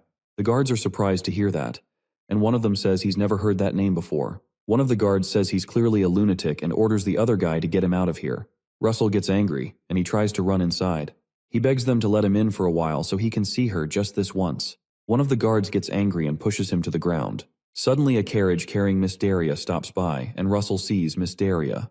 The master asks what's going on, and the guard goes to bow to the master. He tells her that this guy keeps saying that he's her disciple. Miss Daria is surprised to hear that, so she turns to see the person. She looks at him for a while and doesn't seem to recognize him. After a short pause, she asks him if she knows him. Russell looks at her horrified. Russell stares at the master speechless, and she just stares back at him. After a short while, she tells the coach rider to keep moving, and Russell just remains in the rain. Later, Russell breaks into the Louvre Museum. He goes to where he saw the dragon heart, and he wonders if all that happened was really a hallucination from the nightmare tree's pollen. Out of anger, he punches the glass encasement of the dragon heart and says that this is crap. He prays that someone wakes him up if what's going on is a dream, because there's no way that him returning to his normal life is real. Suddenly, an alarm goes off in the museum, and the guards find Russell. The guards subdue him and demand to know who he is. The head guard tells the others to drag him out, but Russell keeps screaming that there's no way this is happening. After that time, Russell says he tries to prove that his life wasn't a dream, but all of it was useless. Eventually, a few years passed, and he tried desperately to resist the utterly incomprehensible reality, but the years slowly dulled him. Eventually, while sitting with other mercenaries, one guy passes him a newspaper. He reads it and sees Alan Page on the front cover, and the paper calls him the youngest Spear Tower Master.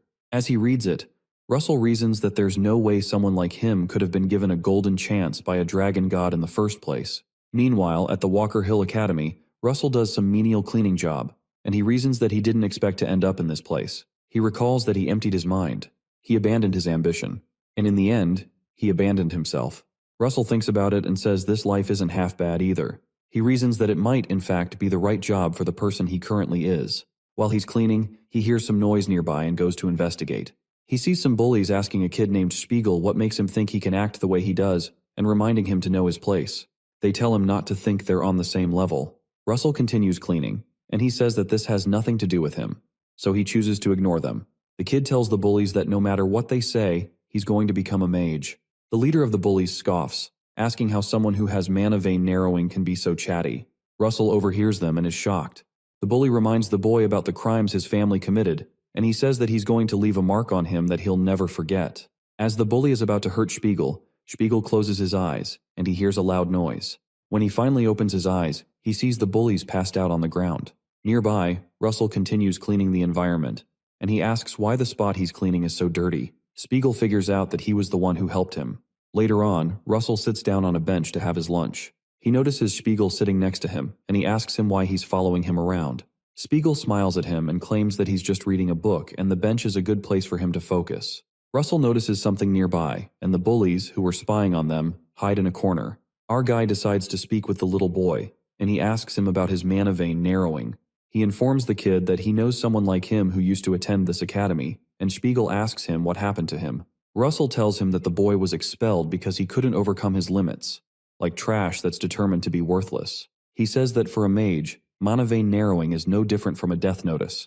Russell says that sometimes giving up is courage, but Spiegel promptly says he can't do that. Spiegel gets up to leave and says he can't give up. Russell watches him walk away, and suddenly his boss calls him.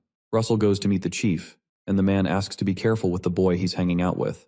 The chief mentions that he could get in trouble if things go wrong, and Russell says he doesn't understand what he means. The chief says that Spiegel is the son of the traitor that the Red Tower Master expelled, and Russell is shocked. This means that Spiegel is linked to the fallen family. Meanwhile, the pagans gather before the skeleton that Master Blaine was speaking with earlier.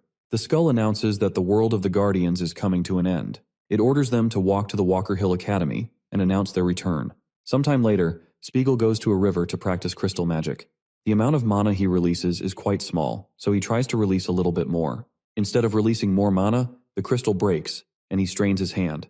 Russell walks up to him and asks why he can't let go of the path of being a mage. Spiegel turns around, shocked, and Russell asks him once again why he doesn't give up. Spiegel tells him that he made a promise to his mother.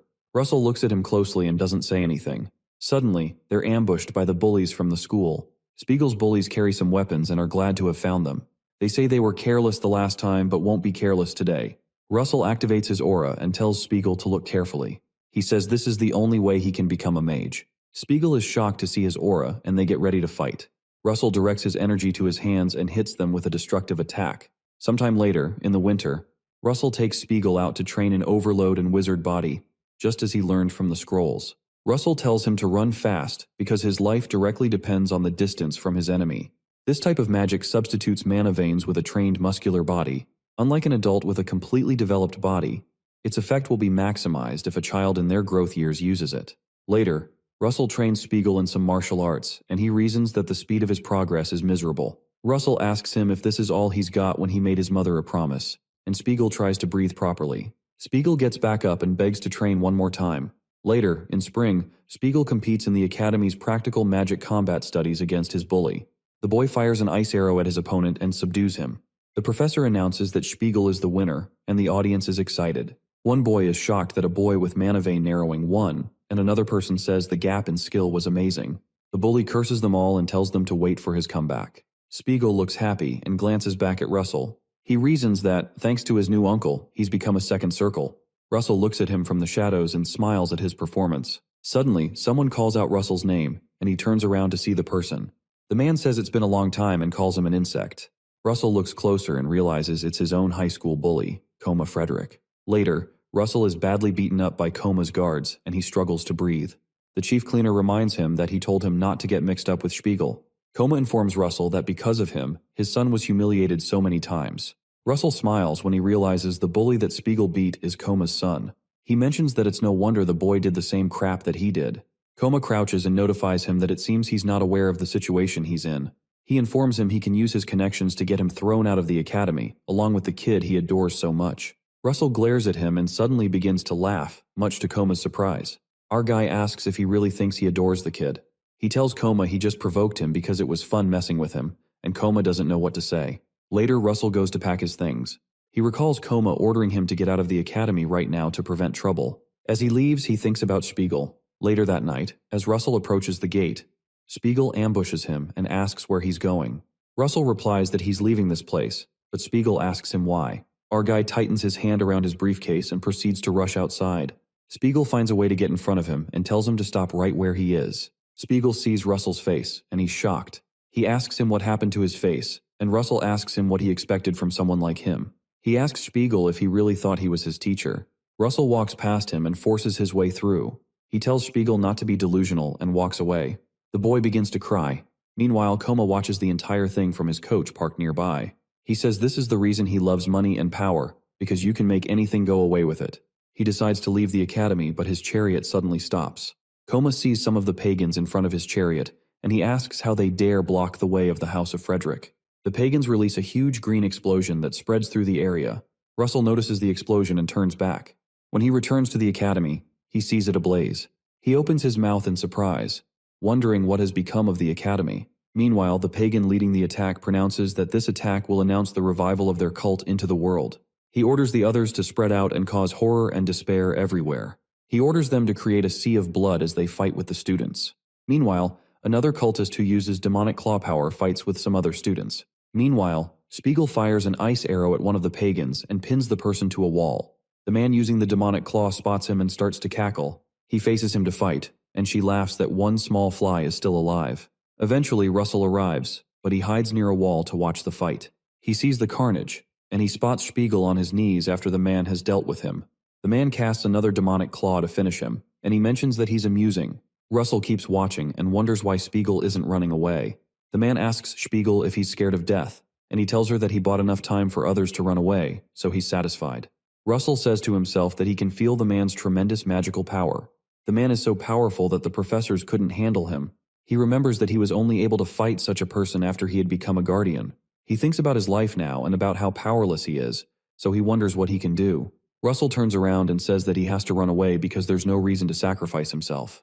The man calls Spiegel a weak-ass punk and orders him to know his place. Spiegel laughs and informs him that he knows better than anyone that he can't win, but he says that protecting people is the Guardian's calling. Russell remembers saying that same thing, and he stops in his tracks. The man tells Spiegel that his naive thinking is going to get him killed and proceeds to take the boy out. Before he can hit Spiegel, Russell stabs the man with a sword. The man retaliates and strikes Russell with a demonic claw attack. The man calls him an insect and asks him how he could dare attack him. Spiegel takes advantage of the distraction and uses a third circle magic ice bolt. He fires the bolt at the man and pins him to the wall. Russell quickly picks up a nearby spear and rushes toward the guy to impale him to the wall. Our guy rushes towards the man and stabs him in the neck. After he stabs him, he crouches down, tired from all the blood loss after the man cut him in his torso. Spiegel rushes to Russell's side and notices the cut. He tries to stop the bleeding, but he realizes the blood won't stop. Russell tells him to quickly leave because others will soon come this way. Spiegel says that he can't go alone, but Russell puts his hand on his shoulder. He asks Spiegel if he's going to turn him into a teacher who can't even protect one of his disciples. Spiegel is shocked to hear Russell call him his disciple, and Russell asks him to go and make it out alive so he can become a guardian. Our guy smiles at him and mentions that it won't hurt to keep one more promise. Spiegel starts to cry, and he tells Russell that he promises to become a guardian and calls him master. After Spiegel runs, Russell thinks about how Spiegel is just like his lost dream, like the courage that he abandoned, and that was why he hated him. Later, some of the other pagans come in that direction, and Russell tells them to stop. Russell reminds himself that that was the same reason he also liked Spiegel. The pagan calls Russell trash and says that even Circle 2 magic would be a waste to use on him. Russell smiles, and he says to Spiegel in his mind that, thanks to him, he was able to live. Russell leaps towards the two men, and he decides to use magic that can be learned with a principle that doesn't regard the level of one's circle. He uses blink and appears in front of the guy with his spear. The pagan cultist is startled, and Russell pushes his spear into him. The guy quickly responds with a blast of energy. A huge blast ensues, and Russell speaks within himself that Spiegel has to make it out alive. Suddenly, Russell appears in another dimension. He hears someone tell him that it's about time that he goes. He looks at his body, and he wonders where he is. A strange man walks up to him and asks if he's finally awake. The man asks him how the world he was in was. Russell informs him that he lost his dream that he persistently held on to, but he found it again and protected it. Suddenly, someone appears in front of him that shocks him. He sees Spiegel in this dimension, and he asks him if he was unable to run away. Russell rushes to meet him, but he's stopped by a transparent wall. Russell hits the wall in despair, and he realizes that in the end, he wasn't able to protect anything. The man behind him informs him that he's wrong. The man calls his name and calls him the heir to the dragon power. Russell turns towards the man and asks him who he is. The man informs him that he's the master of this wicked world. He said those people call him by another name. He tells Russell that he's called the Temple of Mirrors. Russell looks at him in shock and wonders why he's named that. The man says that this place reflects the deepest fears in one's heart. He says that in his case, his deepest fear is qualification. He reminds him of when he told himself he's just a third-rate magician and says he always wonders why such a power was given to him.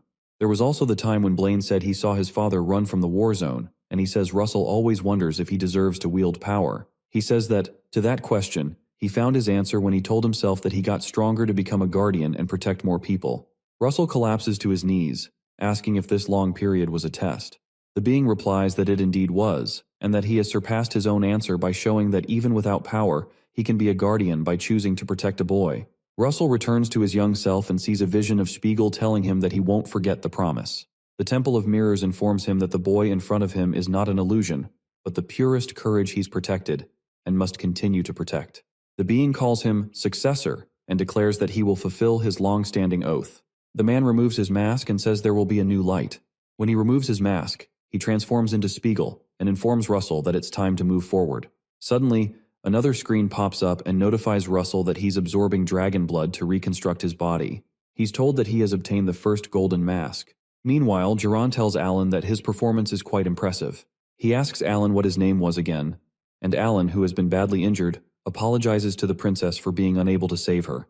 The masked guy mentions that he's heard a lot about being a genius, but Alan's ability to grasp the situation immediately upon return and take action based solely on limited information was a valid move. He says he was surprised that Alan even used the artifact as bait to try to save the princess. Jiran says that all that doesn't matter because nothing has changed. The masked guy becomes impatient and tells Jiran to stop playing around so they can get down to business.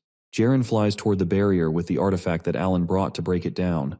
With the artifact in hand, a magical contraption appears in the sky that can break down the barrier.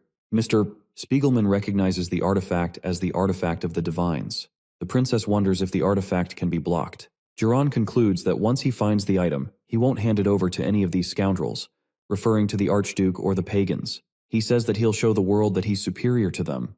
Jiran orders the artifact to break through the barrier.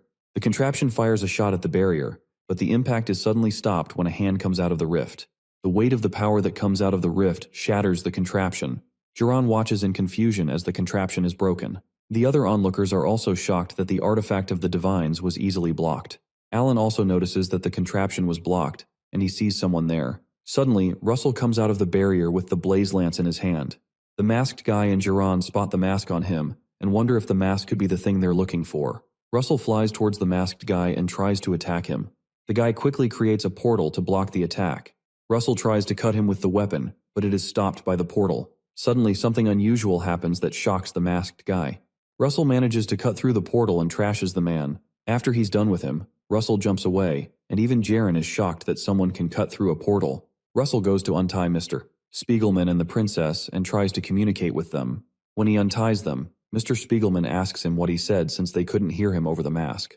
Russell removes the mask and says that he's relieved that they're safe.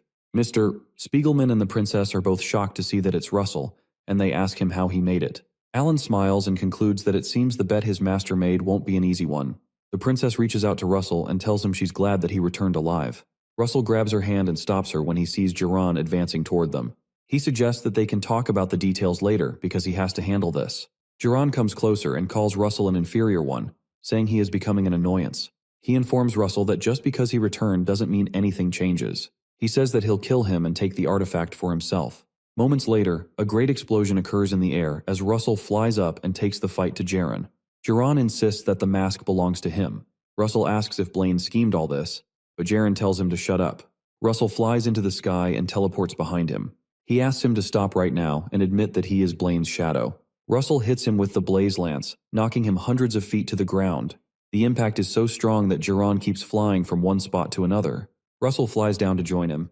Jiran replies that the truth is simple and he's not Blaine's shadow. He casts one of his original magical constructs called the Grammar. Jaren hits the ground with his sword, and a great explosive power rips through the earth toward Russell. The explosion causes smoke to cover the entire area for a short while. After the smoke clears, Russell seems unscathed, but he wields two blaze lances and is in his draconification mode. Jiran declares that if only he had the mask, Blaine would become his shadow. Jiran screams that power makes everything possible. Russell reaches into his compartment, pulls something out, and informs Jaren that he seems obsessed with power. Russell brings out the mask to put it on and tells Jaren that power isn't the most important thing. A screen pops up before him and notifies him that the mask assists thinking and induces the manifestation of dragon blood. The system notifies him that the second draconification has become possible and asks if he would like to use the mask. Russell confirms that he'll use it, and his second draconification is activated. A great pool of fire surrounds him, and Russell tells Jaren that courage comes before power. Suddenly, the mask merges with his face, and his dragon-like eyes become more defined. Jiran scoffs at what he says and retorts that it's just bull coming from someone who has never fallen into darkness. Russell looks at him for a while and stays quiet. Finally, he informs Jiran that that's not true. Our boy summons about 5 blaze lances and says that he was in darkness too. Russell says that the only difference is that he followed the light. Finally, he combines all the lances into an original magical construct that he calls the magical spear. Jaren calls bull on Russell's claim to have experienced true darkness. He leaps forward to attack Russell and demands that he prove it. Jiran jumps at him with his strongest attack and insists that he prove the light he followed. Russell counters with the magical spear. The strength of the collision releases a huge explosion that covers the area. It takes some time for the smoke to clear up, and both of them survive the explosion, but Jiran collapses to his knees. He looks to his side when he feels a sharp pain. It turns out that the impact of the spear tore off his right arm, and he's shocked. He looks at his hand on the ground and wonders how this could have happened when he has a chimera's heart. Russell, still standing, walks toward him to continue the fight. Jaren wonders why he's unable to reach Russell even with all the power of the Chimera's heart. Russell tells him to give up since it's clear he can't win. Those words provoke Jaren and he tells Russell to shut up. He suddenly grows several other arms in place of the one that was cut off and loudly declares that he can't lose. He releases a great deal of mana but starts to cough blood since he seems to have suffered some internal damage. Meanwhile, the system notifies Russell that he has 10 seconds left to use the second draconification. Russell looks at the screen and replies to Jaren that, just like him, he can't lose either. Our boy prepares the magical spear to land his final attack within the 10 seconds. He patiently waits for Jaren to make the next move so he can strike. Jaren launches at him and tells Russell it's time for him to die. Russell doesn't move at all and waits for him to get close enough to land a decisive blow. Our boy cranks up the power in the spear and directs all the energy to one spot using overheat. With one swing, he pushes the spear into Jaren, who was hoping to tear him to pieces. Jaren is shocked as the spear pierces him. The resulting explosion tears through Jaren's body and extends for almost a mile behind him. Even the rocks behind him don't survive the impact of the hit. Smoke covers the entire area, and Russell waits for it to clear. After the smoke clears, Jaren, who had been torn apart, coughs profusely and argues that it's not yet time for him to go. As he protests, he continues to cough out blood, and his body breaks. Soon after, he gives up and collapses. In his fallen state, he thinks about the power of Chimera. He tells himself that he wanted to become a dragon, but he couldn't see it through to the end. As the light dies in his eyes, he wonders if this is his destiny. Suddenly, a nearby volcanic mountain is triggered by the explosion that had earlier occurred. Russell watches as magma erupts from the mountain and pours down. While he watches, he hears some people call out his name. It turns out to be Alan, Mr. Spiegelman, and the princess who survived. Russell smiles at them and waves back. Out of nowhere, Pepper jumps on Russell from behind. Russell is happy that he's okay, and Pepper roars in unison. They both hug, and our boy thanks God that Pepper is fine, while Pepper cries tears of joy. The princess watches their reunion, and Russell says it's time for them to go back to Endymion. Sometime later, after they leave the place, a mysterious person appears and picks up Jaren's amputated hand. The man, who appears to be with the pagan cult, takes the hand and goes into a portal. Sometime later, in the Endymion Supreme Court, the judges read out the charges concerning Jaren, a mage of the Red Tower, who conspired with the pagans and threatened the security of the kingdom. The judge reads out that his teacher, the Red Tower Master, is also responsible for them. The man requests that the defendant in question, Master Blaine, step forward.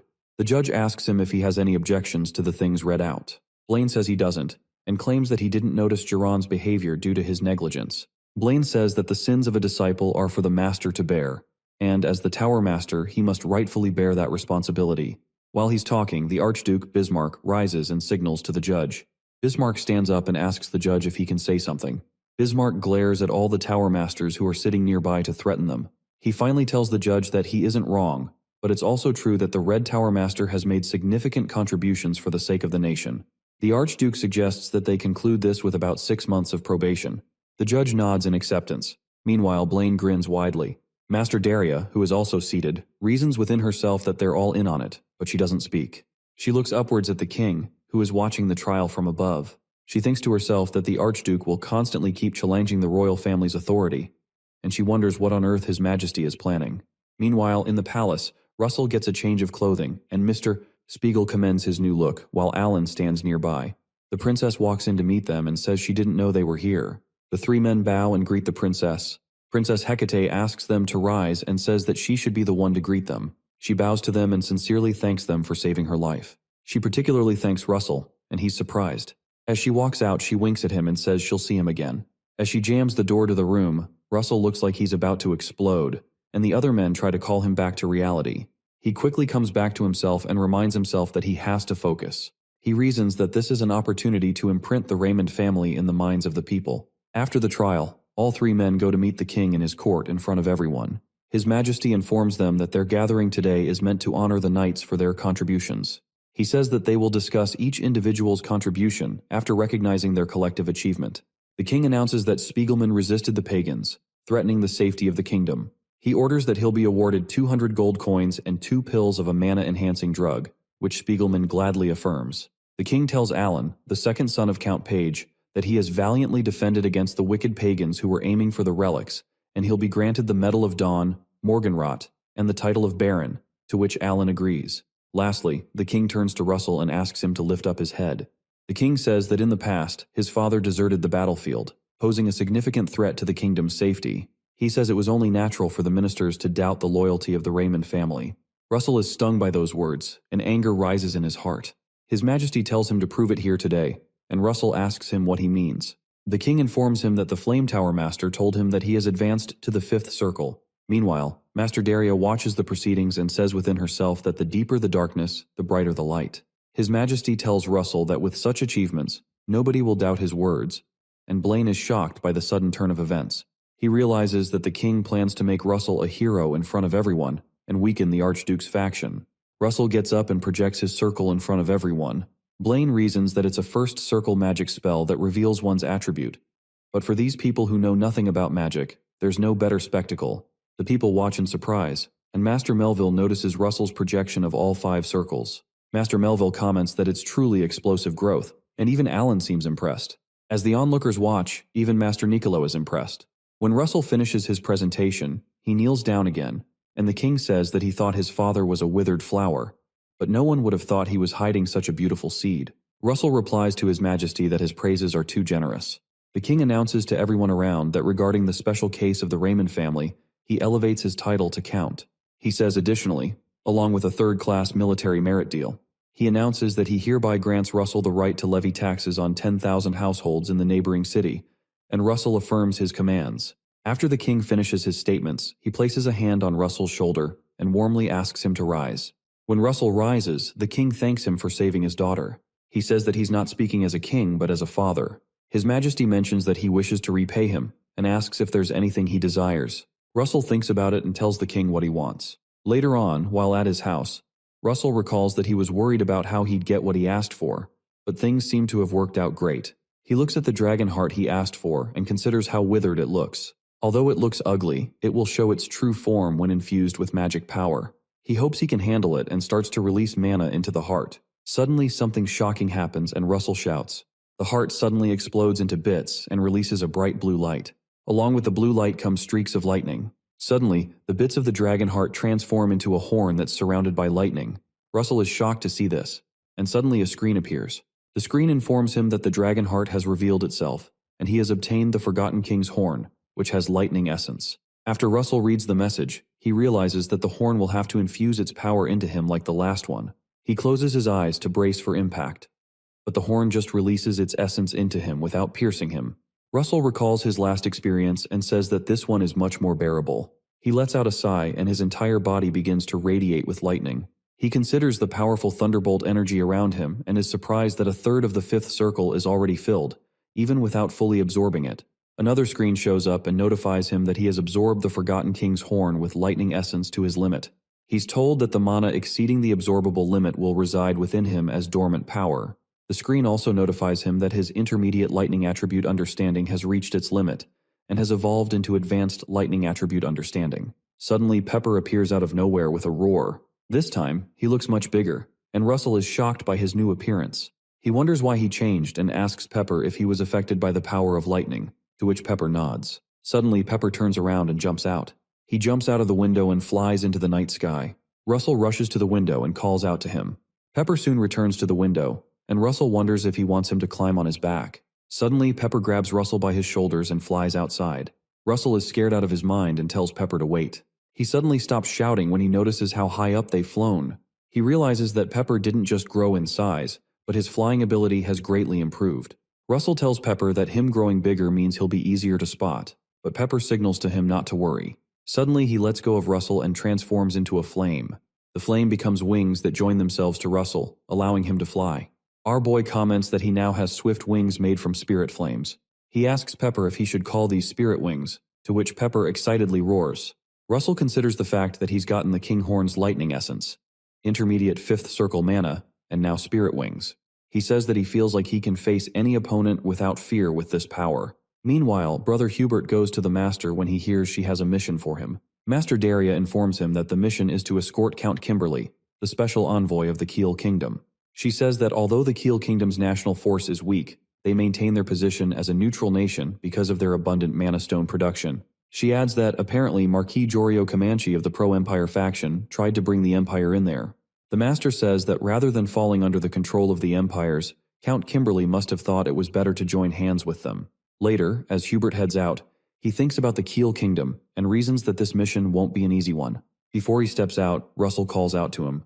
Hubert tells Russell that it's been a while, and Russell replies that he's glad he's well. Our boy asks him if he's leaving for the Keel Kingdom right now, and Hubert asks him how he knows. Russell asks to come along with him and informs him that Master Daria gave him permission. Russell recalls that, from what he remembers, Hubert will lose his life on this mission. Hubert seems surprised by Russell's offer, and a screen pops in front of him with a mission to make it back alive with Hubert from the unknown danger. Russell says within himself that there's no reason to stop him from leaving, so he has to go with him. Shortly after, the two men head to the Keel Kingdom, and Russell uses his cool new wings. Hubert informs him that they're almost there. He tells Russell that it's reassuring to have him by his side, but he asks if he has a reason for coming along. Russell just replies that he wants to have new achievements, and it'll be an achievement to do a mission with him. Russell flies ahead and says that he'll go ahead and check the situation out. As he flies, he recalls that the mission's failure leads to Hubert's death, and the Empire interferes with Keel's internal affairs, which means there's a high chance that the Empire was involved in his death. While he flies, the screen pops up again and gives him the mission to escort the special envoy of Keel Kingdom to enter the kingdom's territory, with rewards of 5 intermediate mana stones. Russell immediately spots some men fighting with Count Kimberly's men. He moves closer to them, and decides that he's going to eliminate the threat from the Empire. He attacks the enemies using a magic skill called a fire cannon, and tells himself that he has to prevent Hubert's death from happening. Count Kimberly notices the use of 5th circle magic and wonders who the person is. Russell soon comes down after he has helped knock down the intruders. He approaches the Count and introduces himself as a mage from the Flame Tower who has come to escort him. Count Kimberly lights up and comments that he's the famous Sir Russell. He thanks him for coming and says people started trailing him the moment he left the castle. Russell notices some problems nearby and turns to investigate. He asks the Count to give him a moment and walks toward the place. From a far distance, someone senses Russell's presence. The man reasons that Russell is at least on Spandam's level and maybe even more skilled. Some of Count Kimberly's guards struggle to fight the man off, and the lead guard orders the others that the Count must not have gone far yet. The lead guard surrounds the man with the other guards and tells them that they need to buy more time. The man just cackles at their resolve. Suddenly the fight continues, and he stabs 2 of the guards at once. Russell looks farther away and spots the person who's attacking the Count.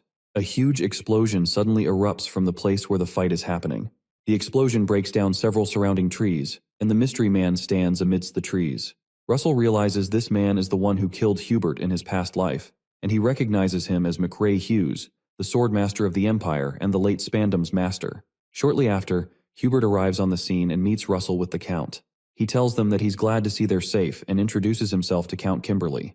The Count introduces himself too and thanks him for coming to help. Hubert looks down at the dead guard and informs them that the people tailing the Count are part of the Imperial Army, based on the scent he picked up. Russell comments that it looks like they weren't trying to hide their identities. He says they either don't feel the need to, or things were just too urgent for them to bother concealing themselves.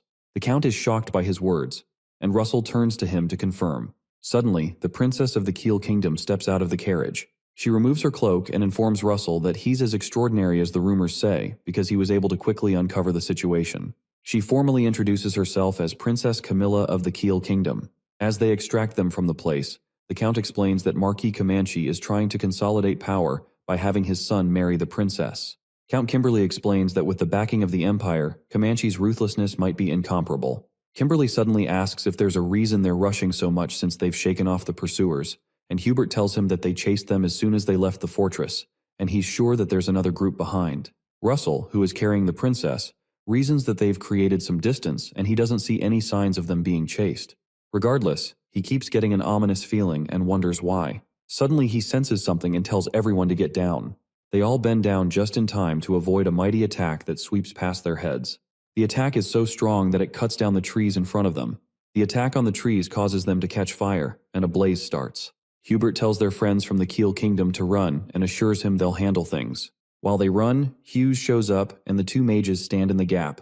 Hubert sees the man and recognizes him. He recalls that the man is a disaster in the form of a human and the Empire's great sword tiger. He notices his distinct features and recognizes him as McRae Hughes. Hughes looks at Russell and announces that he must be the famous disciple. A red screen suddenly pops up and notifies Russell that his mission is to make it back alive with Hubert from the danger, with rewards of 5 advanced grade mana stones and 7 intermediate mana stones. Russell reasons that the pressure the man emits just from looking at them is insane. Meanwhile, Hughes declares that he'll make him pay the price for taking his disciple's life. Hughes suddenly sends a crimson wave attack at them called the Sword Cremisi. Master Hubert quickly creates an earthquake, and Russell casts double shields to protect himself and Hubert from Hughes's attacks. The shield rips through the ground under Hughes's feet, and he cuts through some of the rocks with his sword and jumps to avoid the earthquake. When Hubert notices that Hughes avoided the first attack, he quickly responds with another. Hands come out of the ground and grab all of Hughes's limbs, and Hubert orders Russell to attack. In a split second, Russell closes in on Hughes with his blaze lance hand. The explosion from the hit is so strong that it sends rocks flying everywhere and blocks Hubert's field of vision. Russell jumps back into position to create some distance and see what happened to Hughes. From within the smoke, Hughes tells Russell that it seems he only learned tricks from his cursed master, referring to Daraya. Russell notices that Hughes wrapped his body in aura. Hughes puts his sword down and says he'll show them something interesting in return. He brings out a small crimson sword called Sword Fuchsia. Suddenly, energy bursts out from the sword and pierces Hubert in the chest. Hughes explains that it's a sword made from the bones of a dragon and corrupted with the blood of 10 mages. He quickly grabs his sword and runs toward them to finish them off, saying it's a sword perfect for fighting against mages. Russell picks up the wounded Hubert and attempts to fly away as Hubert hits the spot they were just on. As Russell flies into the sky, Hughes comments that his skills are impressive.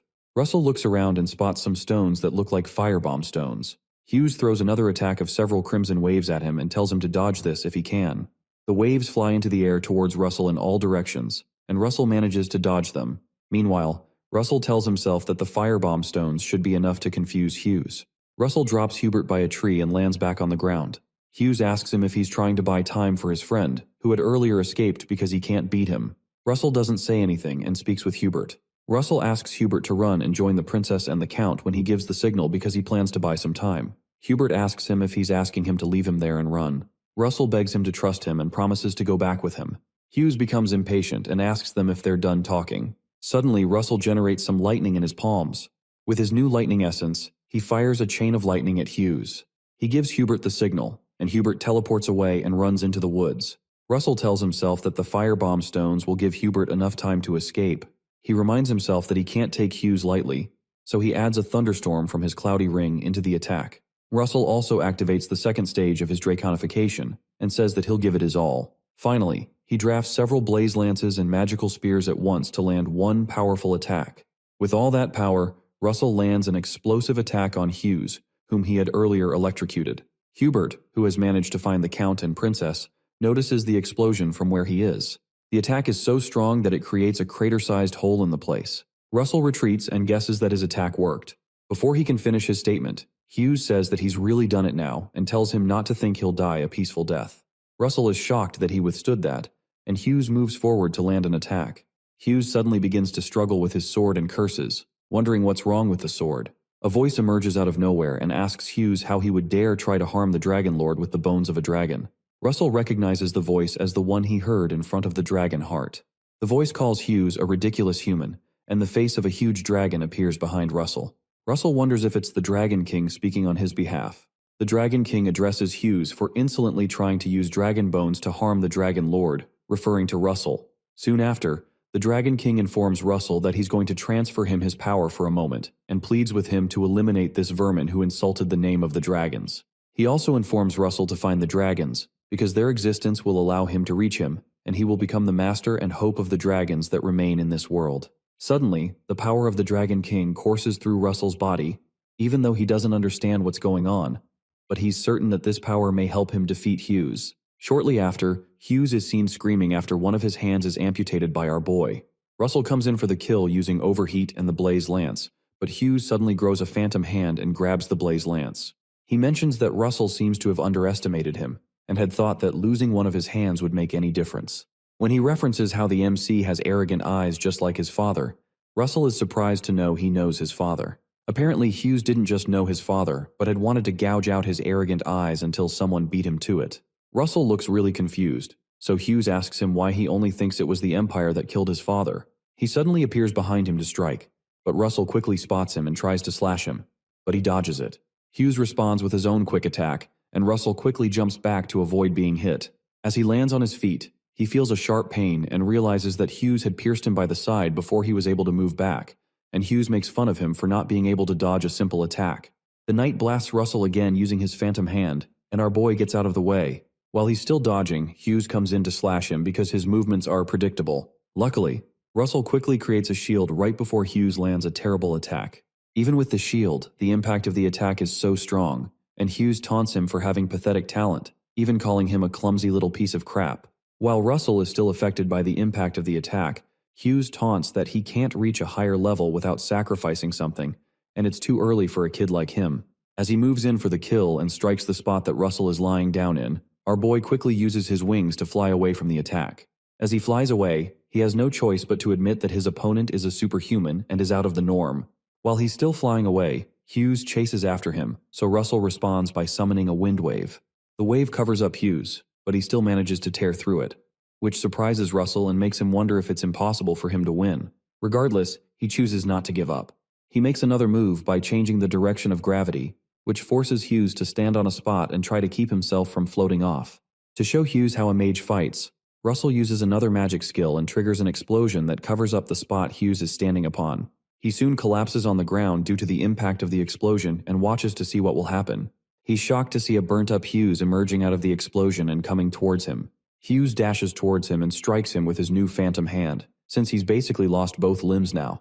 The knight asks him if he really dared to fool him with his lowly petty tricks and tells him he's dead meat. Russell realizes he's in deep crap, so he uses the cloud ring to call the lightning giant. After all, Hughes himself had said that to soar higher, he needed to sacrifice everything. So he decides to sacrifice his lowly body to destroy him. The sudden bolt of electricity hits Russell's body and tosses away Hughes. Russell had stimulated his muscles with electricity and increased his speed explosively, which was his ultimate trump card until this moment. He quickly uses an original construct called the Swift Charging Lance and goes in for a deadly strike while the burnt-up Hughes watches in despair. Russell, on the other hand, shows no remorse and pierces through the fool, but Hughes manages to strike him while he's passing by him, causing him to cough out blood. It turns out that the strike didn't do much to Hughes, and he laughs at the wounded Russell and knocks him down with a punch. As Russell is pummeled into the ground, he silently prays for another chance. But someone suddenly shows up and blasts Hughes away.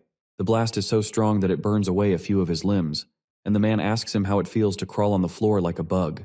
As Hughes struggles to pronounce the man's name, the man tells him it's time to die and drops an explosion on him, leaving nothing but a pool of blood behind. The man also finds it unbelievable that Russell was able to push Hughes to this extent all by himself.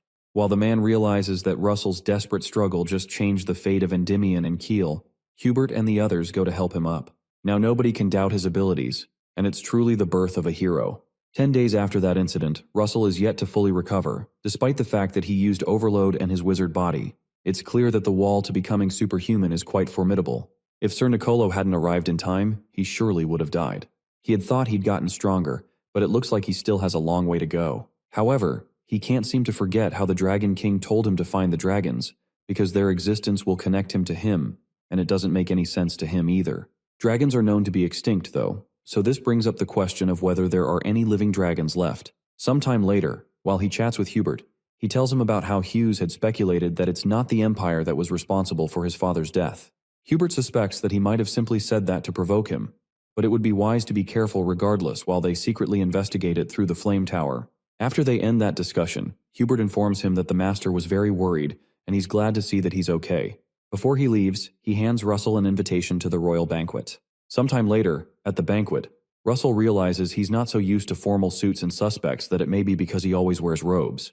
While he's deep in thought, Master Daraya approaches him and expresses how glad she is to see he's healthy. She commends that he's done great things, and there's nothing more gratifying to see as his teacher and the master of the Flame Tower. While they talk, a man named Jillian approaches Master Daria, and she's surprised to see him at the banquet. Jillian retorts that he couldn't resist seeing the rumored divinity. However, Russell recognizes him and confirms that he's Sir Jillian Pearlson. Jillian Pearlson is a weapon master and a superhuman aura practitioner who can handle 18 types of weapons, and he's surprised to think that such a strong individual would come to see him. Jillian jokes that he heard that he gave Hughes a hard time, but Russell confesses that he was merely lucky. Jillian, on the other hand, believes that luck only favors the skilled, and he commends him for doing a great job by killing that bastard because Hughes and his disciples are scum. Suddenly, Jillian feels his muscles and says they're well developed. He asks Russell if he's also practicing his spear skills too, but our boy says he's still at the stage of repeating basic spear techniques. Jillian replies that the basics are important, but he needs appropriate training to surpass his limits. He hands him a ring and asks him to bring that ring and find him if he ever needs guidance.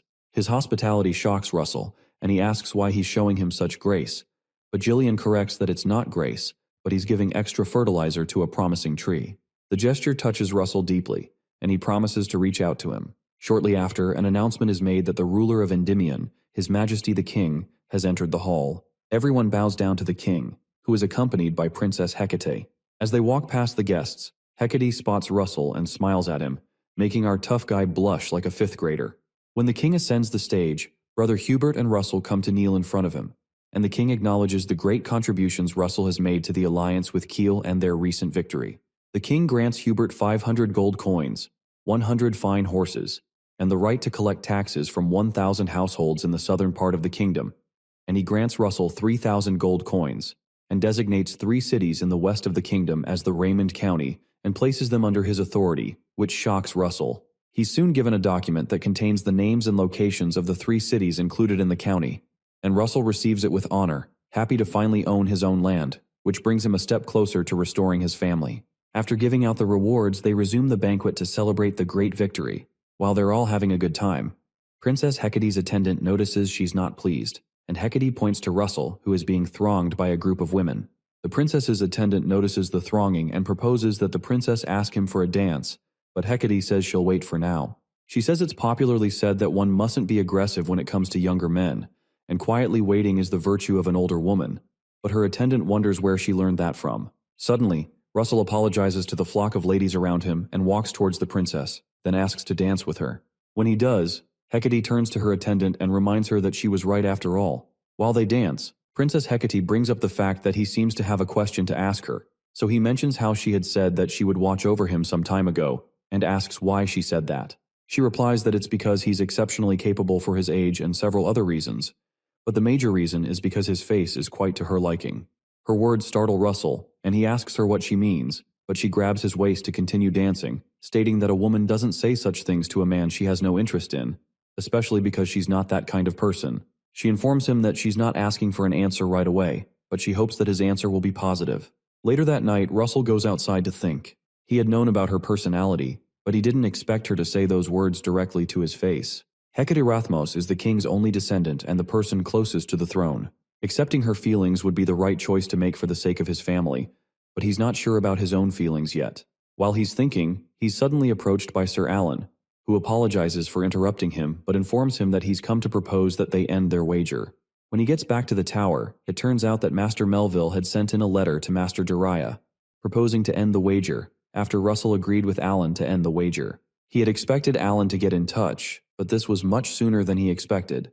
When Master Dariah asks him what he thinks, he mentions that they don't need the initial 3 years that were stipulated in the initial bet, so they decide to go along with them. Sometime after, they all gather in the dueling arena in the Colosseum, with a magical barrier that can withstand not just 6th circle magic, but also the sword aura of an expert-level swordsman. Our boy considers how he was a 2nd circle mage in his past life, and how he would never have thought he'd be standing here someday. Master Dariah declares that they should start right away because there's no need to drag it out, and Master Melville jokingly wonders how long she can keep up her bravado. The barrier is a magical barrier created by the 2 tower masters, so they don't have to worry about destroying their surroundings, and have the liberty to show their skill to their heart's content. In the dueling area, Russell and Alan face each other. Alan is a genius known as the mage among mages, but as of this moment, there's little difference in their skills. Russell reasons that the crucial thing in a match between similar opponents is closing the distance between them. He quickly dashes forward, causing Alan to dart backward in an effort to create distance. Russell's fighting style seems to him like he's fighting a knight or a swordsman rather than a mage, because he seems to be confident in his firepower and resilience. Truly, the Flame Tower's instantaneous firepower is stronger than the Blue Tower's, but Alan quickly reacts with an icicle rain. As the icicles head toward Russell, he realizes that he had not expected less of Sir Alan, who's known to have unbelievable casting speed. However, our boy quickly responds with a fire rain to negate his attack. While the masters watch, Melville is impressed that Russell could quickly copy Alan's formula in an instant. After the smoke clears up in the arena, our boy decides to strike first, this time with another powerful attack called the Fire Lightning. The Fire Lightning almost hits Alan, but he quickly uses Blink and teleports out of the way, thwarting Russell's plan to cover the distance between them. To be able to close the distance, Russell decides that he needs to stop his opponent's legs, so he quickly creates an earthquake before Alan can respond, and it catches Sir Alan off guard. Russell's plan is to make him find it hard to keep creating distance by driving him to a corner using these explosive earthquakes. Suddenly, Sir Alan casts a spell called Ice Age, and the entire arena ground freezes over, stopping the earthquakes that had been shaking the ground. It amuses Russell, but Alan realizes he's a total monster. He soon tells Russell that it's time to put an end to probing each other and summons another ice rain upon where Russell is standing. But our boy quickly creates a firewall to protect himself. Suddenly, Russell's hands freeze, preventing him from moving properly and casting his firewall. Alan had used a move called Frost Stop, which is a secret magic of the Blue Tower that Master Melville had taught him since he's going to be his successor. Alan commends Russell's astonishing growth, which he'd like to observe more, but explains that his master is waiting, so he has to postpone that. Using a method called Aqua Field, he floods the entire arena with water, and the waves of water overflow toward Russell to cover him up. Upon seeing the incoming flood, he decides to use an ace up his sleeve that he didn't plan to use before. Suddenly, Russell triggers an explosion, releasing a violent crimson energy that stops Alan from moving his body. Master Daria recognizes the method as something called Dragon Fear, and Master Melville suddenly realizes that the reason he had exceptional talent for his age is that he inherited a dragon's bloodline. On the spot, Russell's body transforms into a merge of a human and dragon body. Daria is shocked and believes this is impossible because she's certain that his parents were ordinary humans, which can only mean one thing. Master Melville speculates that this means there must be a high-ranking dragon among the ancestors of the Raymond family. On the arena, Alan notes that the power Russell has just released is enough to make his whole body tremble. However, Russell is not the only one hiding his power. He also has something up his sleeves. Alan suddenly casts a wide area spell, which can freeze an entire legion at the level he's casting. Our boy quickly casts the Gay Bulg Overwrap Spear and combines 6 of them for more power. His plan is to win by breaking through Alan's magic. Meanwhile, Alan decides to finish the fight immediately, and he releases a sea of cold energy that alarms Russell because it's so cold that it could freeze not only mana, but even time itself. However, he manages to tear through it with his weapon, and he also recognizes that it would have been tough to do that had it not been for his battle experience with McCrae Hughes. The fact that he could break through it surprises Alan, and Russell jumps towards him to land an attack. He's moving so fast that Alan realizes there's no time for him to use Blink, so he has to block. Before Alan can react, he gets hit by Russell's spear and falls to the ground, while Russell holds the spear to his face while standing over him. At that point, Alan smiles and he realizes that he's lost. Suddenly, the system announces that the mission has been accomplished, and Russell will receive a highest-grade Mana Stone as well as a relic from the Era of the Gods. Master Daria soon walks towards Melville and asks the old man if he has prepared the relic from the Era of the Gods, and the old man admits defeat. As the Tower Master of the Blue Tower, he can't break his promise, so he opens his compartment to provide the relic from the Era of the Gods, and it surprises Daria that he's actually giving it up. On their way back home, Russell examines the relic that was handed over to him. It's the Sewing Things of Arachne, a relic from the Era of Gods that mimics the goddess Arachne's ability to cut and connect space. The dagger can cut through space, and in addition, if you imbue mana into the chain connecting the dagger and the needle to sew space, you can join the visible space with the space cut by the dagger. Even the mere cutting of space is extraordinary, but to be able to combine them too is something that could be very useful for ambushes or defense. Shortly after, the writer informs him that they've arrived at the Autumn Moon Castle.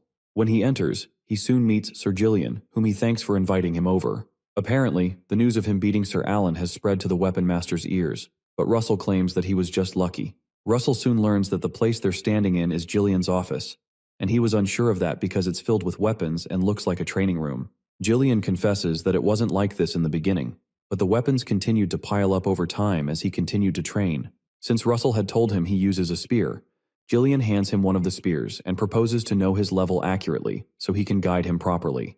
It's a really great opportunity for Russell to receive guidance from a weapon master, and he can use this opportunity to improve his spearmanship, which will serve as great help for future battles. Once they begin their spar, Sir Gillian decides to let him have the first move, which is an offer too irresistible for Russell to turn down. He charges at Sir Gillian, but he soon ends up on his back. On the ground, he's surprised that he got defeated so easily even though he didn't use magic, and that shows the strength of a weapon master. When he asks how he performed, Gillian replies that his visual acuity and flexible thinking are good, but he doesn't seem to have a talent for wielding the spear. However, it's still impressive considering the fact that he's self-taught. Gillian finds Russell amusing to watch, but Russell wonders if he should use magic in their next spar. Suddenly, Gillian informs him that he won't be teaching him for free, but he'll be training him once a week, and he'll spar with his knights in return. Sparring with Jillian's knights is not a bad offer, but just sparring won't make them even, so Russell makes a request. Meanwhile, all the knights are summoned by Jillian to meet with Russell. When they hear Russell is around, one of them speculates that Russell is the mage that blew off McCrae Hughes' arm and is said to have horns on his head and breathe fire. One other knight considers that nonsense because that sounds like a circus guy, but Lord Jillian soon arrives with Russell, so they all greet him in unison. Immediately, Jillian announces to the knights that they'll have 2 sparring matches with Russell starting today. In the first match, they'll be using magic and aura, but they won't in the second. The knights are surprised to hear that they'll be fighting without aura and magic in the second round, because that will be disadvantageous to Russell, who is a mage. However, the goal of this training is to improve skills rather than experience, and not using magic is better for that. Based on that, Russell introduces himself to the knights and informs them that he looks forward to their guidance before they start sparring. Suddenly, the system displays that the next mission is to spar with the Knights of the Autumn Moon Castle, defeat the knights, and achieve consecutive victories by sparring, with rewards of low-grade manas. Shortly after, Russell is paired with one of the knights named Rohakan, a 4th-grade knight, who expresses that it's an honor to cross swords with a famous hero like Russell. They soon begin, and Rohakan dashes toward Russell with a perfect form that seems straight out of a swordsmanship manual, which Russell doesn't expect from a 4th-grade knight. Regardless, such skill is expected from a knight trained by Sir Jillian, but Russell easily dodges his attack and knocks him on his back. After he points the spear at him, Russell asks if he would like to continue, but Rohakan accepts his defeat. Meanwhile, the other knights are impressed by how Russell moved and realize that he actually has some skill outside his use of magic. The knights soon become tense, as it's natural for their pride to be hurt after losing to a mage in a fight of pure martial skill. The request that Russell had privately made with Jillian was for him to be allowed to spar with them without using magic, and Jillian had accepted the proposal purely out of amusement. However, it seems to have turned out to be a great motivator for everyone. Suddenly, another knight named Sir Vincent, a 2nd-grade knight, asks to spar with Russell, and some of the other knights wonder if he thinks that 3rd grades can't handle Sir Russell. Sir Vincent is a 2nd-grade knight strong enough to compare to the vice-captain of the Knight Order, and Russell thanks him for the opportunity to fight with him, as it will be a great opportunity. Later that evening, Jillian realizes he had underestimated Russell when he finally managed to draw against Vincent, but Russell claims he just got lucky, as usual. Jillian, however, doesn't buy his luck story and asks if Vincent would have stood a chance if he had used magic back there. When Russell doesn't answer, it proves Jillian's point that Vincent still wouldn't have stood a chance, even if he were a 1st-grade knight. Jillian isn't wrong because Russell is a 5th circle mage, which puts him on the same level as an expert grade knight. Jillian cautions him not to sell himself short. As they say, excessive humility can become arrogance. Shortly after, Jillian opens a vault to show Russell a gift he has for him. Inside the vault are books that Sir Jillian collected while traveling all over the continent in his younger days, including spearmanship books that Russell can use to study. Since it will take too long to check all the books in the library, Russell decides to focus his attention on spearmanship. Later on, Jillian finds out that Russell is unable to choose between 2 spearmanship books, called the 6 Union Heaven-Shattering Arts and La Mancha, and informs him that they're both great books to master. Apparently, the 6 Union Heaven-Shattering Arts is difficult to master, but if perfected, it can become the best among the powerful spear techniques. La Mancha, on the other hand, is a refined spear technique, so being able to use it without unnecessary movements is a positive. Personally, Sir Jillian recommends the 6 Union Heaven-Shattering Arts, but Russell decides to go with La Mancha. The reason he chose it is that a refined spear technique that can be used flexibly depending on the situation is more suitable for him as a mage than a powerful spear technique. Jillian notices that he picked the rational choice over something that's just strong, which shows that he thinks like a mage. He decides to respect his decision and informs him to go ahead with mastering La Mancha. It intrigues Russell that Jillian would give away such books without a thought, and it resonates with him how generous Sir Jillian is. Suddenly, Jillian reminds him not to forget that he has to spar with the knights, so he's reminded that it's not free after all. Sometime later, while Russell is being transported in a coach, he practices the sequence of the La Mancha movement. The simple moves come together to form a line, but he keeps getting stuck at one point. It's been a year and a half since he received La Mancha from Sir Jillian, and just memorizing the forms is already an achievement in itself. But to perfect the spear technique requires him to realize its true meaning. For that, complete focus would be ideal, but he has too many distractions. One thing on his plate right now is the system notification of the mission to become a 6th circle mage by surpassing the new wall he has faced and becoming a full-fledged 6th circle mage with rewards of highest, advanced, intermediate, and low-grade mana stones, as well as an unknown reward. Becoming a sixth circle mage is a matter of training and enlightenment, and there's no immediate solution to it. The words of the Dragon King fill his mind because the king had told him to find the dragons, as their existence will connect Russell to him and help him become the master and hope of the dragons that remain in this world. He has no inkling as to how he's supposed to find the traces of the dragons. He had checked out the old books and found 4 places where he could find the traces of dragons. So far, he's checked 2 of them, but to no avail. That leaves the Red Mountain Belt Canyon and Coral Island. Coral Island seems to be more likely out of the 2, but exploring it at his current level is too dangerous. He decides to postpone exploring Coral Island until after he becomes a 6th circle and head to the Red Mountain Belt Canyon for now to explore the underworld within its depths. In a private discussion with Master Daria, she learns that he's going to the underworld this time. The underworld is a land of dwarves, and humans can't enter that place easily.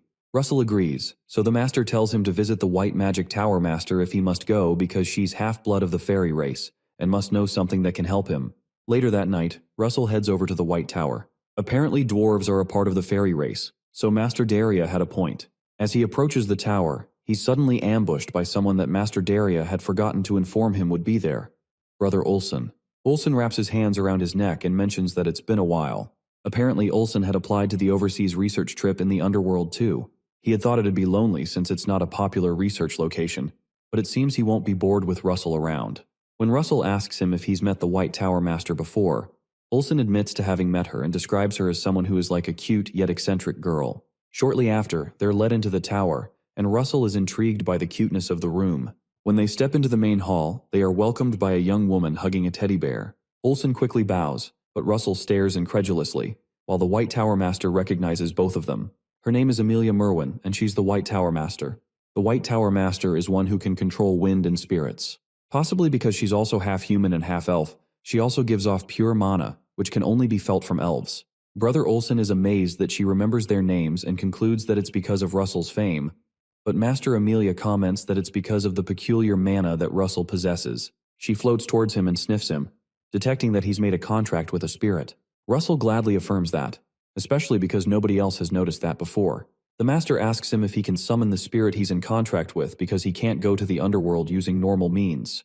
He'd have to either be lucky enough to find a hidden portal, find a map with a portal marked on it, or have an artifact that finds a portal. Since they don't have any of those 3 things, they need a spirit to go there. Suddenly Russell summons Pepper, and Amelia fawns over how cute he is. She also notes that he's an intermediate grade spirit and a mutant. Meanwhile, Archduke Bismarck is engaged by someone speaking through the enchanted skull named Karen, who states that he's come because it's the day of the contract. Apparently, Karen had to come because Hypnos, the person who the Archduke is in contract with, is busy. The Archduke is surprised that the 5-year contract has already elapsed, and he's soon given an apple he's supposed to eat at the end of that period. After the Archduke eats the apple, he's suddenly engulfed by some magical power. He reasons that repeating this deal could help him become immortal, but that won't be possible because of its side effects. After he eats it, he informs Karen that Daria's disciple has gone to the Red Canyon, but Karen replies that he knows, especially if it's information about that wretched woman. Karen detects that the Archduke is worried about the Red Canyon's border with the Amazonian forest, which he believes Russell will interfere with, especially with the situation with Blaine. However, Karen clarifies that their secret operation is being carried out deep in the forest, far from the canyon, which makes it impossible for them to find unless they came specifically looking for it. Suddenly, Karen abruptly leaves, stating that there are other people waiting besides the Archduke. The insolence of the lowly cultist annoys the Archduke, and he plans to deal with him once he ascends the throne. Suddenly, he notices that his treasured plant has withered, realizing that he has to hurry things up. The next morning, in a carriage, Amelia thanks Russell for making it easier for them to find the underworld, because they should be able to track the presence of the earth spirit, Gnome, and find their way to the underworld with Pepper's help. Shortly after, they arrive at the Red Canyon. Even from a distance, Russell is able to feel a mysterious power emanating from the rocks, and he hopes that he might be able to find clues about dragons in this place. Olsen suggests that they head straight to the canyon without wasting time in the city, to which Russell agrees. Soon after, they alight, and Pepper is released to track down Gnome's scent. When Pepper reaches a great height, he's soon ambushed by one-horned eagles. When Olsen tries to handle them, Russell stops him because Pepper had said not to. Suddenly, Pepper releases fire that burns the eagles and rejoices after. Shortly after, he senses Gnome's presence and leads the men there. The place seems to be filled with over 300 caves at a glance, and it might take up all their time to research it. and they still won't get to the underworld. But Pepper leads them to one specific cave. When they step in, they notice that it's not an ordinary cave because there's no humidity or stalactites to be found, which are characteristics of caves, making it seem like an artificial cave.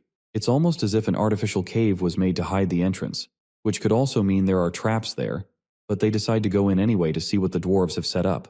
Not long after, they can't count the number of traps they've successfully evaded, and they seem to be on their 15th so far. Russell had thought he could easily dismantle the traps with magic, but he didn't expect there to be mana control devices throughout the entire cave, stopping him from using mana and making it necessary to use draconification. As he's about to activate it, he faintly senses some mana, while Olsen urges him to run away. Our boy realizes that the mana control devices weren't installed in that specific spot, and he quickly activates his Blaze Lance and uses La Mancha. The only reason they wouldn't install mana control devices in a single spot would be because it's the warp gate leading to the underworld, and Russell tears through the wall using his Blaze Lance, unearthing the hidden warp gate.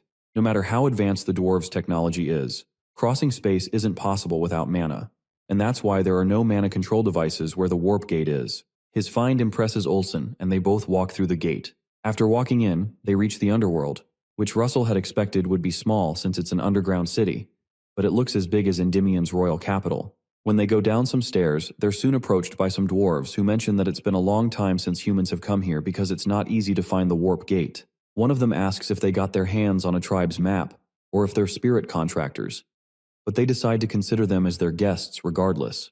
The dwarves signal to them to follow if they're going into the city so they can show them around, because the underworld is much more interesting inside. Russell watches the dwarves incredulously since he's never seen them before. During their tour, the dwarves explain that the luminous stones embedded in the ceiling were put there over 100 years ago, and they still shine like stars. When they show him several other cool things, Russell feels like they're bragging more than showing him the way. Suddenly, Olsen approaches Russell and reminds him that their research goals are different even though they came together. When Russell agrees, Olsen runs after the dark dwarf and proposes that they meet back on the spot in 3 weeks' time. He doesn't listen to Russell, who protests to come with him, until he's dragged away by the other dwarf, Miggy, who mentions that he still has a lot to show him. While on his tour, Russell notices the statue of a red dragon. He recalls the legend that says that the underworld was blessed by 2 dragons, which Miggy affirms. Apparently, the silver dragon who governs iron and wind bestowed those who reside in the underworld with the blessing of steel, while the fire dragon who governs fire bestowed them with the blessing of flame. The place with the statue was built when the fire dragon bestowed them with the blessing of flames, and history says that the dragon even occasionally stayed there a few thousand years ago. Upon hearing that, Russell considers that there may still be some traces if a dragon stayed there. He quickly asks Miggy if outsiders can enter the altar, so Miggy decides to take him inside. While they head towards the altar, Miggy explains that the weapons sold in the underworld are much better than those sold in ordinary smithies. As such, there are more races aside from dwarves in the underworld, especially from the Amazon forest's fairy race, who come to trade or to get equipment.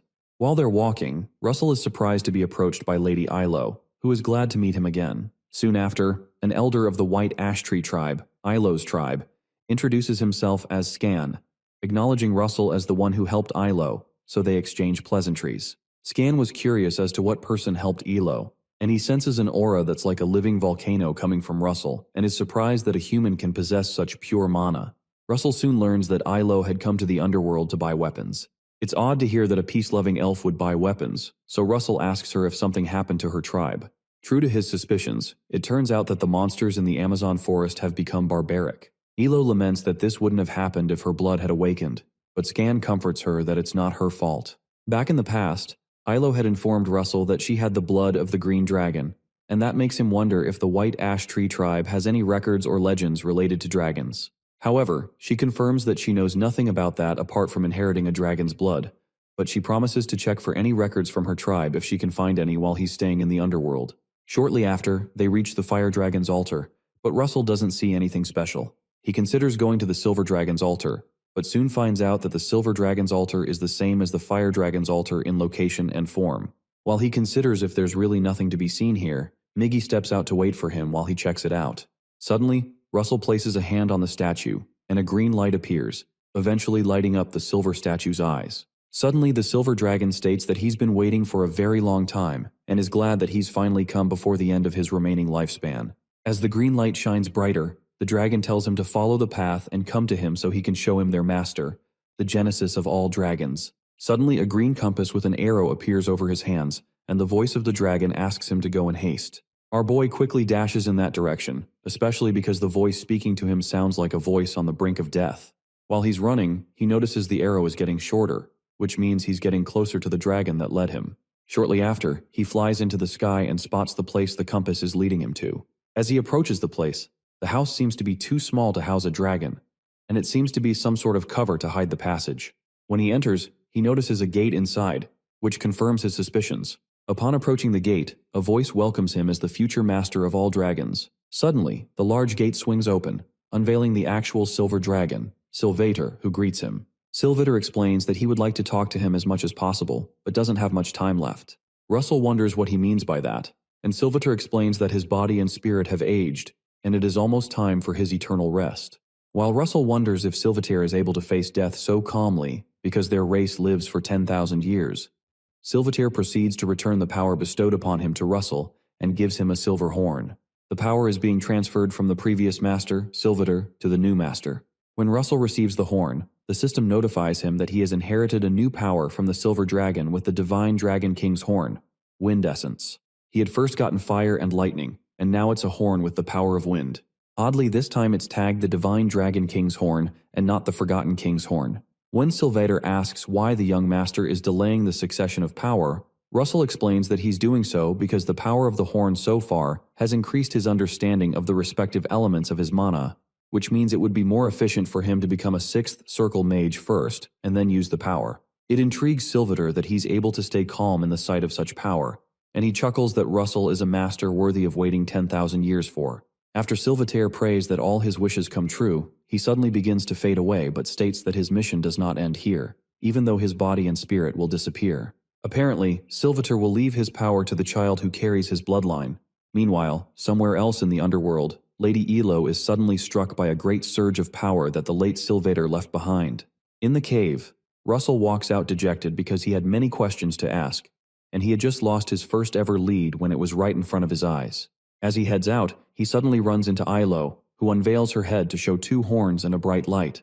When Russell asks her what's on her head, she kneels and refers to him as the Dragon Lord, but shortly collapses before she can complete her sentence. Russell quickly rushes to her side to help and later takes her away to be treated. While he's by her side, he's surprised to learn that Elo is the successor of the Silver Dragon. However, it doesn't look like her dragon powers have fully awakened yet. Suddenly, she wakes up and refers to him like she always does. Suddenly, the system notifies Russell that Elo has begun to awaken as a 2nd-generation dragon, but has not yet realized her mission. When she becomes aware of her mission, she will have to decide for herself if she will awaken as a divine dragon or remain as an elf. The message is a bit of a relief to Russell because if she were forced to awaken as a divine dragon, she would have been bound to him as the Dragon Lord. Still confused, Elo asks him why she's in his room, so he explains that she fainted in front of the gate and he had to bring her to his place in a hurry. Upon hearing what happened, she's glad he was the one who found her and wonders if this happened because of the horns. Apparently, a silver light flew at her before she lost consciousness, and it seems the dragon's essence within her has awakened. When she realizes that her accomplices must be worried, she decides to head out to go see them, and she prays that the blessings of the forest be with him on his path before she leaves.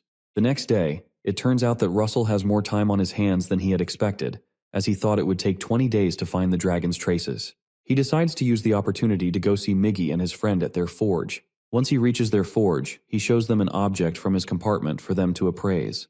They sense that the object has incredibly pure mana, as if the stone itself is condensed mana, almost like a dragon's heart.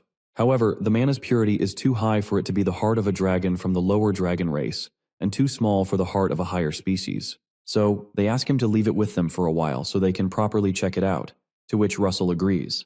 The dwarves rejoice after he agrees and quickly go consult the dragon encyclopedia right away, and Russell feels like they're excited mages who have just secured research funds. Shortly after, Russell heads to the Grand Library after having been referred by Miggy. The underground library is quite unique and contains precious knowledge. Normally, it's not allowed for Russell to be here, but he's allowed because he has the recommendation from Meisters. A Meister is the cream of the crop among the artisans found in the dwarf race, and only about 1 in 1,000 receives that title, of which the 2 dwarves he meets are, which is quite unexpected. The underground library is pretty spacious, and it seems pretty different from the theories of the surface world. At this point, he has 19 days to return to the Flame Tower, so he's going to try to surpass the 6th circle barrier within that time. However, after 19 days, our boy realizes his goal isn't that easy, and it may just be too soon for him. He heads to the forge to retrieve the object because he has to leave that day and say goodbye to them. They're shocked he has to leave soon and try to persuade him to stay for a few days because they haven't been able to find out anything extraordinary about the object, even though they've made some progress. So far, they've found out that the mana stone didn't form naturally, and it's an artificial object created for a definite purpose by someone. When Russell asks what brought them to that conclusion, they explain that the alchemical reactions were similar to something they've seen before. They show him a book that seems to explain that the object is a type of magnum opus created by breaking down and diluting a part of something. Magnum opus is an alchemy word that means masterpiece. They seem to believe that this mana stone has value comparable to the Philosopher's Stone, but the main issue is that they've not been able to find out what it was made from.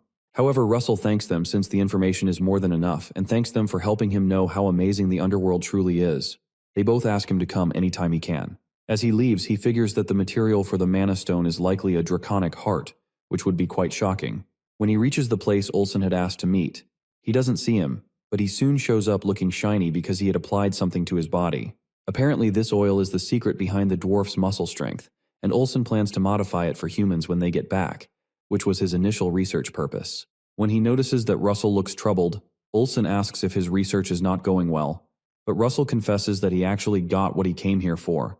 So Olsen senses that the thing bothering him is the wall of becoming a 6th circle mage. Apparently Russell is able to see it, but he can't cross over, which is frustrating. Olsen recalls a saying that 100 mages will have 100 different enlightenments, which shows how delicate the matter of enlightenment is. Even well-meaning advice can be detrimental, so it's an unwritten rule not to interfere. However, a few basic pieces of advice should be fine. Suddenly Olsen asks Russell if he knows he can lift 1,500 pounds, which is about 680 kilograms, but this is Russell's first time hearing that. Apparently Olsen wasn't able to lift that weight at the start, but after constant effort on top of even more effort, it became possible one day. He advises that enlightenment when it comes to magic is the same because if you work diligently every day, it suddenly comes to you. Those words resound in Russell's mind, and he realizes that he has to be patient because he's grown significantly compared to a month ago. While they walk, Olsen points at the sunset and how magnificent the sunset over the Red Canyon is. The sunset light blurs the boundary of the sky and earth, and everything Russell has learned and the walls he's built up brick by brick feel as if there's a greater enlightenment waiting just beyond. Suddenly, our boy experiences a mental projection into his mind, and he realizes that everything he's learned and experienced is expressed in formulas. Upon seeing the burning red sunset, he decides to add the formulas he knows to the image of the burning red sunset, and he suddenly creates an original construct known as the falling sun. The energy released is so strong that Olsen has to stop him because he seems to be planning to set the canyon on fire. When Russell seems to be in a trance, Olsen casts a sleep spell on him, and he passes out on his shoulders. Although he had advised him about enlightenment, he didn't expect it to come to him so suddenly, and this is going to cause quite a stir in the academic world. At this point, Russell is the youngest 6th circle mage. The system soon announces that he's reached the 6th circle and will be rewarded with the highest grade mana stones, advanced grade mana stones, intermediate grade mana stones, and lowest grade mana stones, as well as an unknown reward. Sometime later, at the Flame Tower, Russell recalls the falling sun original construct he had made that allowed him to become a 6th circle mage. There's a strong feeling of mana flowing through his veins, which is different from what he used to experience as a 5th circle mage. Apart from that, he received the 2nd golden mask as a reward for becoming a 6th level mage. Unlike the previous one that helped in attack calculations, this one is a debuff immunity artifact specialized in curse defense, and it'll help resist the sorcery of the pagans. Master Daria is glad that he's back and asks him how the underworld is.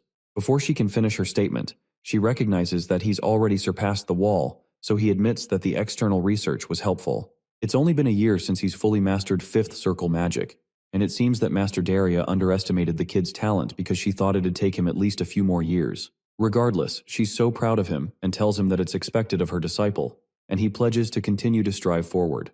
Another funny thing that's on Master Daria's mind is how furious Master Melville will be when he finds out about this. She suddenly proposes that they see the skills of their remarkable youngest, so she teleports them to an open space to practice. This scenario reminds Russell of the day before the expedition of the ruins, when it was hard for him to face one giant.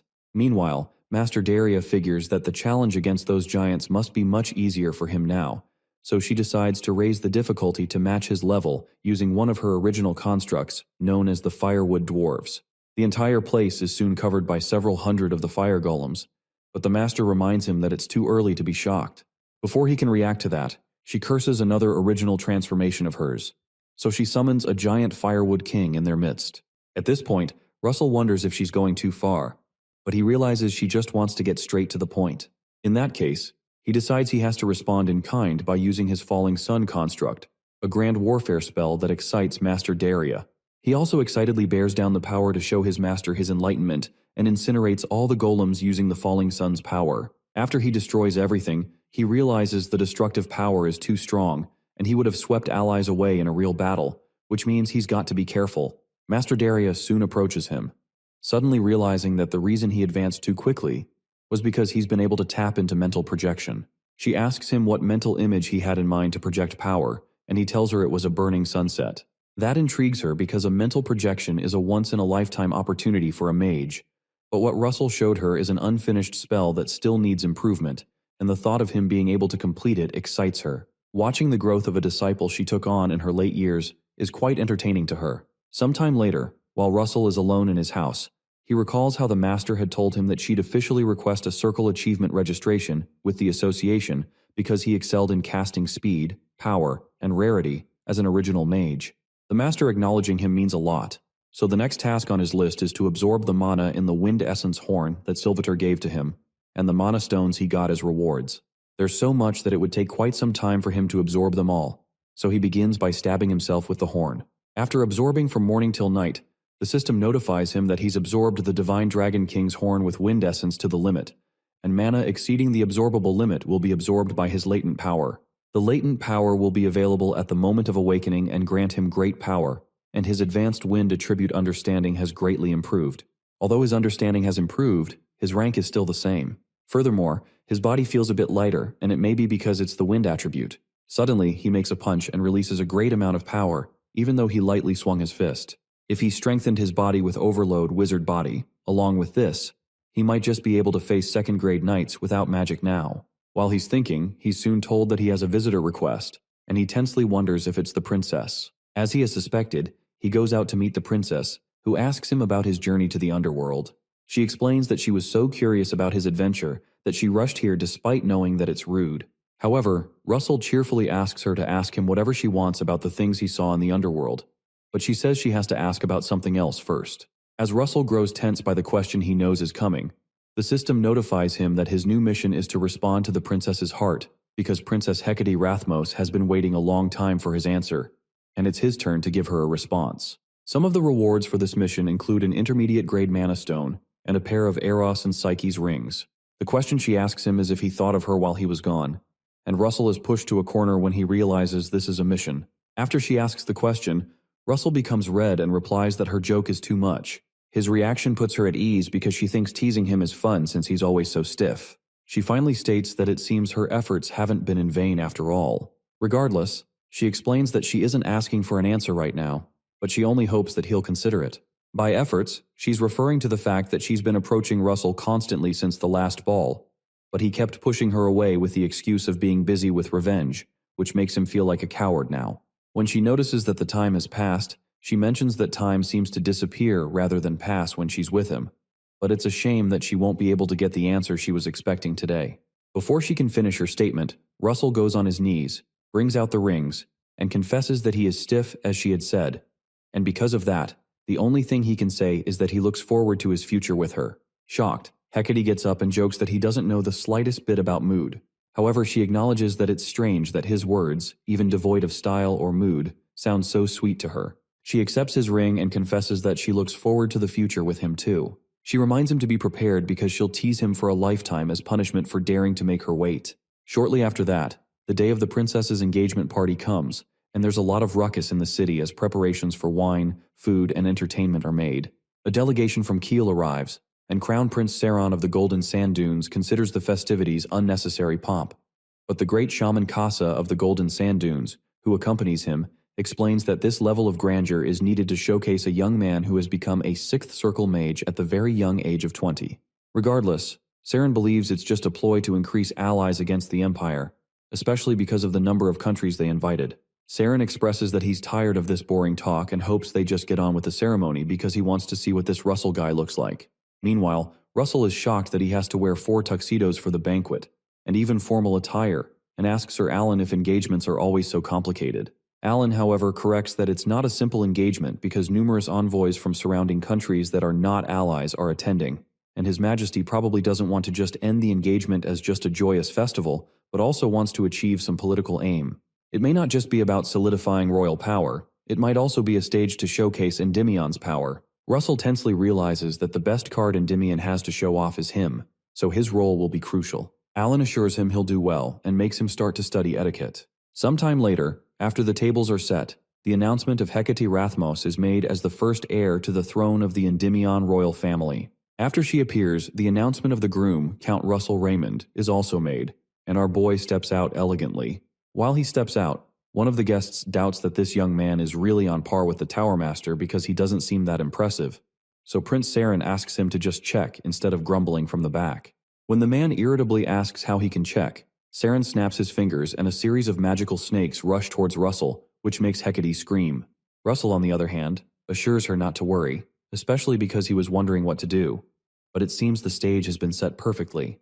He does a circle projection that shows his 6 rings and burns up the snakes at the same time, and the guest is shocked to see that he's really a 6th circle mage. After Russell does the circle projection, he shoots up some fire into the sky and releases a series of fireworks to increase the festivity. Saren is impressed to know that he was hiding this level of magic power, which is beyond what the rumors said.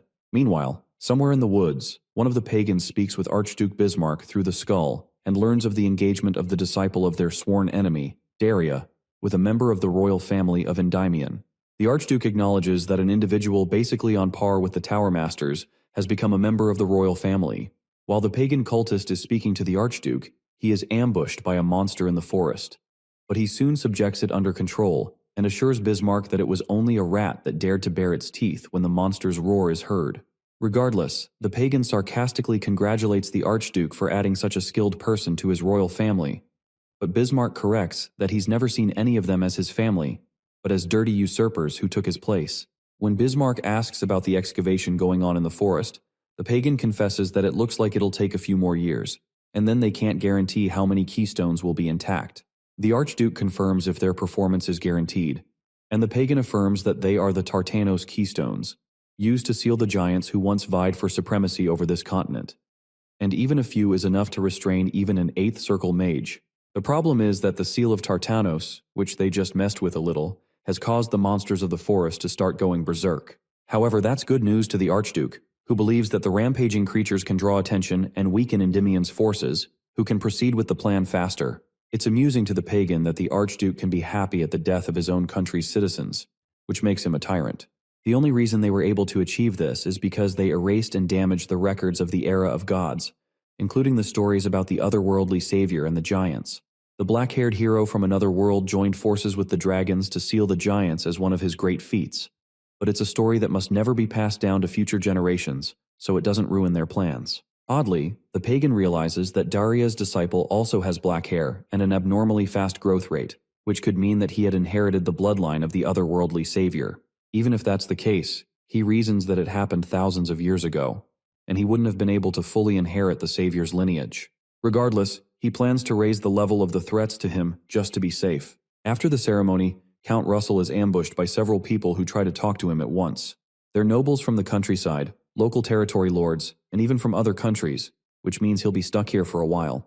While he's engaging with them, he's suddenly approached by Saron, the Prince of the Golden Dunes, who comes to congratulate him on the engagement of the century. Russell remembers that this was the guy who summoned the snakes, so he jokingly thanks him for the gift but asks him to give him something else next time.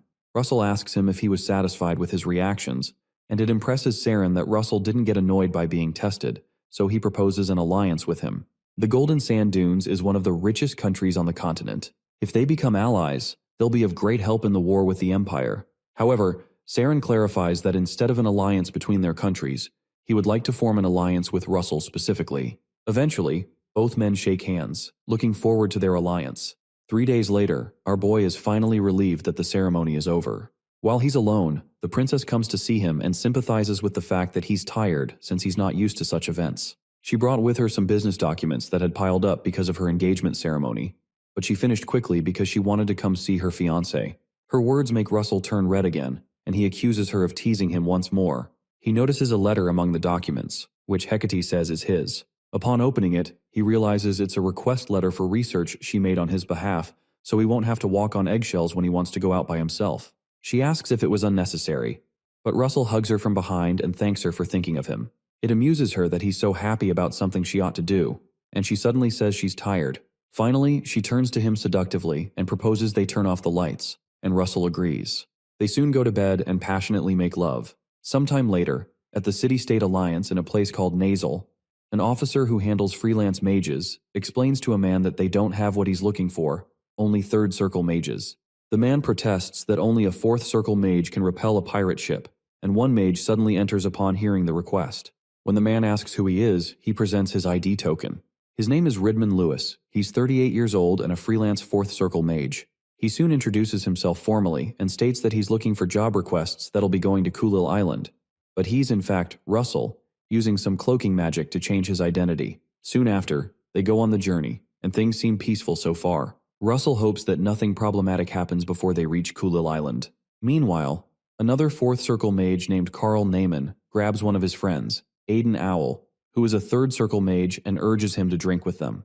Aiden protests that they shouldn't be drinking during a bodyguarding mission, but Carl explains that they won't get drunk, especially because this is a beer that he personally chilled using his chilling magic. Eventually, Aiden gives in, and Carl offers Ridman some beer too, which he reluctantly obliges. Ridman wasn't expecting to meet Aiden Owl here. In the future, he'll become the person to make great waves within the academic world, as he succeeds in his research to increase a potion's efficacy by around 20%. But, because he was sponsored by Archduke Bismarck, he had no choice but to hand it over to the Empire. However, this time, Russell plans to ensure Endymion gets it. As they continue to drink, Ridman points out that he can feel a flow of mana from Carl's bracelet and asks if it's an artifact, to which Carl affirms that it's an artifact used to clear one's mind. While they're celebrating, pirates suddenly appear in about 5 ships. The man who hired them promptly comes out to gather the mages, but Carl smirks because he had drugged the beers he gave to the mages, which has made them pass out. When the owner of the ship arrives, he notices Aiden and Ridman on the ground and realizes that Carl is in league with the pirates. Carl affirms his suspicion and advises him to do a better check on people's backgrounds, then tells him to go to the pirate ship if he doesn't want to die. Suddenly, Ridman's ring begins to spark, triggering a lightning storm and activating the ring's signature Thunder Giant's hammer, releasing a torrent of lightning at the pirates. Carl is surprised by the sudden lightning, unsure of who caused it, until Ridman gets up and jokingly asks if that scared him. Carl is surprised that Ridman is still able to use magic and realizes he's using an artifact. Since Ridman is still trying to keep his cover that he's a fourth circle mage, he decides to use the artifact as an excuse for every other move he'll be making. As Ridman triggers a fire to engulf Carl, the poor man pleads to be spared, but our boy doesn't listen to his pleading until he's burned to a crisp. After Carl is burned unrecognizably, the ship's owner can't believe that he was a pirate and asks Ridman how he was able to know. Ridman informs him that he saw the artifact that Carl was wearing, which is an artifact that leaks the mana of the user and is probably used to tell the rest of the pirates hiding in this vicinity of his location. Suddenly, the pirates surround the ship and shoot their anchors into it. The owner begins to panic, especially because Ridman, who is a fourth circle mage, can't handle this many pirates, so he begins to consider paying a toll fee to get them to leave. However, Ridman tells him to take care of Aiden while he goes to feed the fishes. Surprisingly, Ridman flies a few feet over the ship and decides to end this in an instant by releasing a fire rain over the pirate ships. Sometime later, after the pirate ships have been destroyed at sea, Aiden wakes up, wondering what had happened to the pirates. Ridman doesn't answer but encourages him to rest for now and informs him that he has infused some fire energy into his mana road to get rid of the drug's effect. Aiden soon lies back down and apologizes for not paying more attention. Ridman tells him it's all right and asks him if he wrote the research paper he had found on him. Aiden is surprised to see him with the paper, and Ridman explains he picked it up when it fell to the ground while he was moving him into the room. He confesses to Aiden that the research to increase the efficacy of potions that he read from it is quite interesting, and that excites Aiden. Because of that, Ridman offers to help with his research, but Aiden explains that the cost of gathering the potions for the research will cost too much, even though he's grateful for the offer. Ridman clarifies that money is not the issue and gives him an ID token that he can submit at the Flame Tower, which will help him get the money he needs for the research, certain that Master Daria will probably be able to recognize the value of this research immediately. When Aiden reads the ID token, he realizes that it belongs to the war mage from the Flame Tower, Russell Raymond, and he almost loses his mind because he's meeting with the famous Russell Raymond. Russell immediately tries to make him quiet and explains that he's in disguise for reasons he can't disclose. Eventually, Aiden confesses that Russell is the first to recognize the value of his research and promises to follow everything he says. Sometime later, they get closer to Kulil Island, but Russell notices that the dots on the map he has have suddenly disappeared, leaving some words. The words say that above the place where the River of Ice and the River of Flames overlap, head to the end of the River of Flames and rise from there. The map's objective seems to be to lead him to that point, but he doesn't understand it just yet. Moments later, the crew lowers the anchor, and the owner of the ship thanks the two mages for helping their merchant association arrive safely. Aiden humbly explains that he didn't do anything and almost says it was Sir Russell that helped, but suddenly remembers his name is currently Ridman. The merchant hands them some money as a reward and informs them that he put a little more than the amount stated in the contract, wishing them luck in all their travels. After the man departs, Aiden sulks because he had hoped to learn more from Russell before they had to go their separate ways. Suddenly, Russell transforms back to his original face and informs Aiden that he'll see him at the Flame Tower, then leaves. As our boy goes around the place, there doesn't seem to be a lot of humans around, as expected in a country of beastmen. While walking, he notices a monkey beastman, but eventually decides to go to the bar because it's the best place to gather information in foreign lands. Upon entering, he's welcomed by the bartender and asks for an ice-cold glass of beer. When he overpays for the glass of beer, the bartender protests that the money is too much for a beer, so Russell asks her to treat the change as payment for answering his questions. She smiles and cheerfully asks him what questions he has, so Russell asks if there is a river of flames on the island. The bartender doesn't seem to recognize the river of flames, but explains that there are a few places where he can find flowing lava. Apparently, Kulil Island was formed from the eruption of a volcano, but it hasn't erupted for centuries now. He also asks her if there's a place where the River of Ice and the River of Flames overlap, but she doesn't seem to understand what he's talking about, so he tells her it's okay. Eventually, our boy decides that he'll have to walk around for a bit, so he proceeds to the center of the island. On his way, he runs into the monkey beastman he saw before, who asks him if he needs a guide, stating that he charges 2 silvers for an hour. When the beastman promises that he won't regret hiring him, Russell considers him an a-hole who's simply trying to rip him off in an elaborate scheme, as they usually do. Eventually, Russell decides to follow the monkey man, who explains that there's no race as connected as the monkey men among those that live near the coast. The monkey man explains that they know the area the best, and Russell agrees but asks where he's taking him. The monkey man cheerfully insists that he's taking him where he wants to go, but Russell explains that he doesn't remember telling him where he wants to go. When the monkey realizes he's onto him, he asks when he realized his ploy and why he followed him, so Russell explains that he followed him because he needed someone to do work for him. When the monkeyman realizes he's been had, he complains and tells Russell he was going to spare his life if he handed over his belongings quietly, but he's changed his mind to ripping his skin off. As the group of monkeymen charges at Russell, he casts a lightning spell and asks if he really thinks he would have followed him into his trap if he didn't have anything up his sleeves. The monkeyman immediately recognizes the spell as a wide-range spell and tells everyone to retreat because this will sting a bit. Before they can react to the order, the lightning chain hits them all and wipes them out.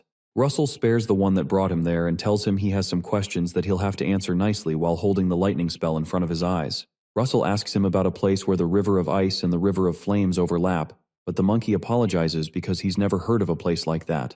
When Russell asks if he was lying about being the most knowledgeable when it comes to Kulil Island, the monkeyman fearfully explains that there isn't such a place on the outer ring of the island. When Russell asks if it could be in the inner ring, the monkeyman confesses not to know what's in the inner ring, which means that Russell would have to go there on his own. When Russell proceeds to go to the inner ring, the monkeyman protests because those inside are not ordinary, are quite hostile by nature, and will charge at him immediately if they come to know that an outsider human has stepped into their territory. Shortly after, Russell heads to the inner ring, and he's approached by some of the locals, who ask if he's the outsider that's causing a stir on the island. Their leader states that he's tinier than they thought, and Russell realizes they have no killing intent at all, but just a desire to fight. He wonders if the instinct of beastmen is only to pursue strength, so he cheerfully asks if they're there to fight him. The leader affirms that he knows why they're here and apologizes because this is their natural instinct. The leader asks him to say when he's ready, so Russell cheerfully says they can start. The leader likes his personality and jumps at him, hoping to see if he's got skills to match his words. As the beastman charges at him, Our boy realizes that he won't be able to stop that charge with a half-assed spell, so he has to condense his mana as much as possible. Packing more punch into the attack, our boy releases a shockwave, which the Beastman commends but states that he still can't push him back with that level of strength, because this level of magic is nothing. As the Beastman attempts to charge through using sheer strength, he's soon knocked backward and thrown several feet away. The other guys watch in shock as their boss was thrown away with a single hit, realizing this mage must be strong. The rest quickly run to Russell to beg him to fight them next, but their boss quickly comes to chase them away, commanding them to stand back because the mage isn't someone that two of them can handle. The boss's quick recovery makes it look as if he didn't take any damage because that amount of power would have broken bones, but it seems that the Beastman's body is optimized for combat. Russell reasons that he could easily become above superhuman if he knew how to use aura. Our boy asks the Beastman if he'd like to continue, to which he gladly agrees, but explains that he can't do that because his body is battered and he doesn't think he can fight anymore. Eventually, the boss agrees to his loss and commends Russell on a good fight. Finally, he asks our boy what brings him to the inner ring, especially because humans only trade on the outer ring. Russell explains that he's looking for the place where the River of Ice and the River of Flames overlap, but the Beastman explains that he's never heard of a place like that.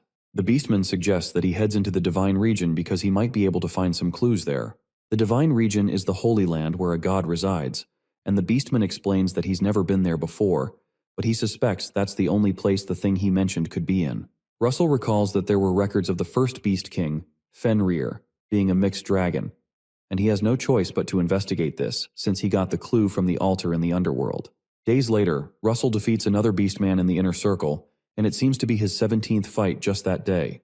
The boss Beastman he fought with had told him that he needs the acknowledgement of the great warriors and great elders in order to enter the Divine Region, but he has to prove his strength to get their acknowledgement. So far he's been fighting for 15 days straight, but no one has shown up to acknowledge him. Not long after, another Beastman from the Jaguar tribe shows up and asks him if he's the rumored outsider human. When he confirms, the Beastman asks him to follow him because there's someone looking for him. Russell spots the knot around his waist and identifies that it's the symbol of a great warrior, so he asks him if it's a great warrior or a great elder that's looking for him. The Beastman tells him that it's Muya, the Beast King. Our boy was expecting a great warrior or great elder to look for him, but he never expected to meet the Beast King, which is a bigger catch than he could ever dream of. A while ago, Muya had called some Beastmen from the Jaguar tribe to ask if they knew about the outsider who's causing an uproar on the island recently. They confirmed that they know about it, especially because the gatekeepers of several tribes are said to have been defeated.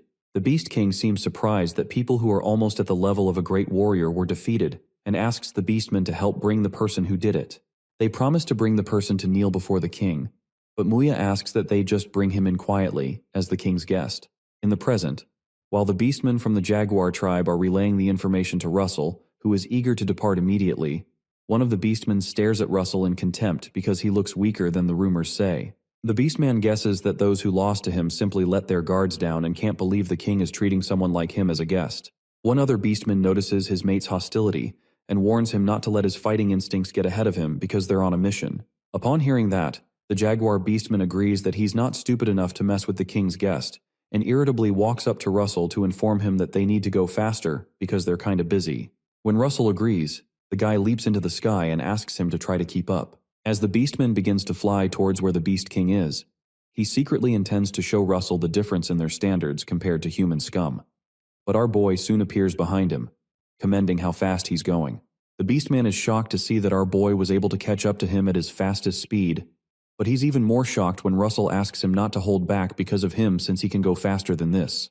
When they arrive at their destination, the Beastman commends Russell's speed because he didn't expect a human to be able to catch up to him. Finally, he asks Russell if he's the best runner among humans, but Russell confesses that there are at least 30 people in his kingdom who can do what he does, and maybe around 100 in the whole continent, which breaks the Beastman's pride. Focusing on the scenery, Russell is surprised that such a large city would exist in the forest, but figures it's expected of the residents of the Beast King. As they advance, he spots the great warriors of Kulil, who are at least 4th circle and above.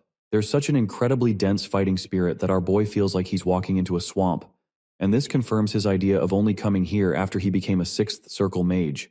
Meanwhile, one of the warriors is shocked that Russell is able to fight off the fighting spirit exuded by 100 great warriors.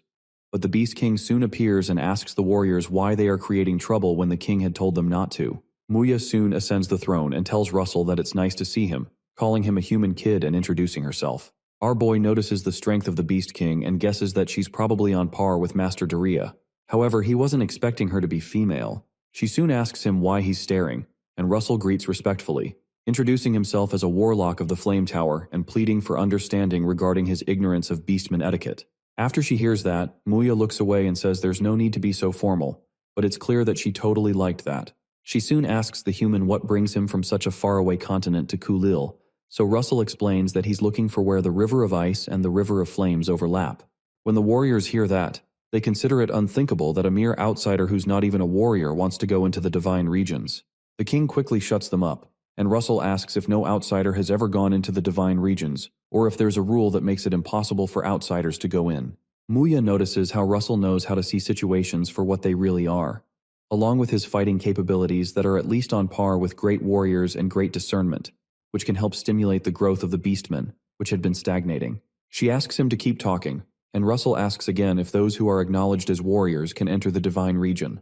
Upon hearing that, Muya asks him if he's saying that a human wants to attempt the warrior's trial, so Russell admits that he'll be willing to attempt the trial if that's the only legitimate way to go into the divine region. Soon after, he's told that the rules of the trial are simple.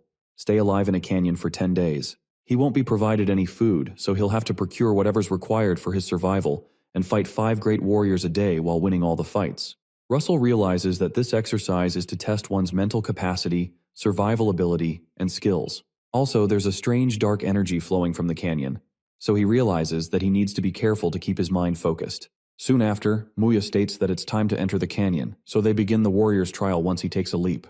When he lands in the canyon, he realizes the dark energy is stronger than he expected, and he remembers that he had heard this is the canyon where the corpse of Jormungandr, the snake that killed Fenrir, the first beast king, lies. Suddenly, several snakes approach him, but Russell calmly summons Pepper, who blasts them away with his fire breath. After Pepper does that, Russell tells him that they're having snake meat for dinner. On the last day of the trial, Muya is impressed by our boy's incredible mental strength and skill. The fire Russell also made using magic has been burning for 5 days straight, and despite fighting 20 great warriors, he's not injured at all. Muya realizes she can't hold herself back after seeing such a delicious dish in front of her. Against the will of her warriors, she jumps into the canyon, and Russell protests that it's a little unfair that she has to join in the fight, but she explains that her blood started boiling after seeing someone so strong.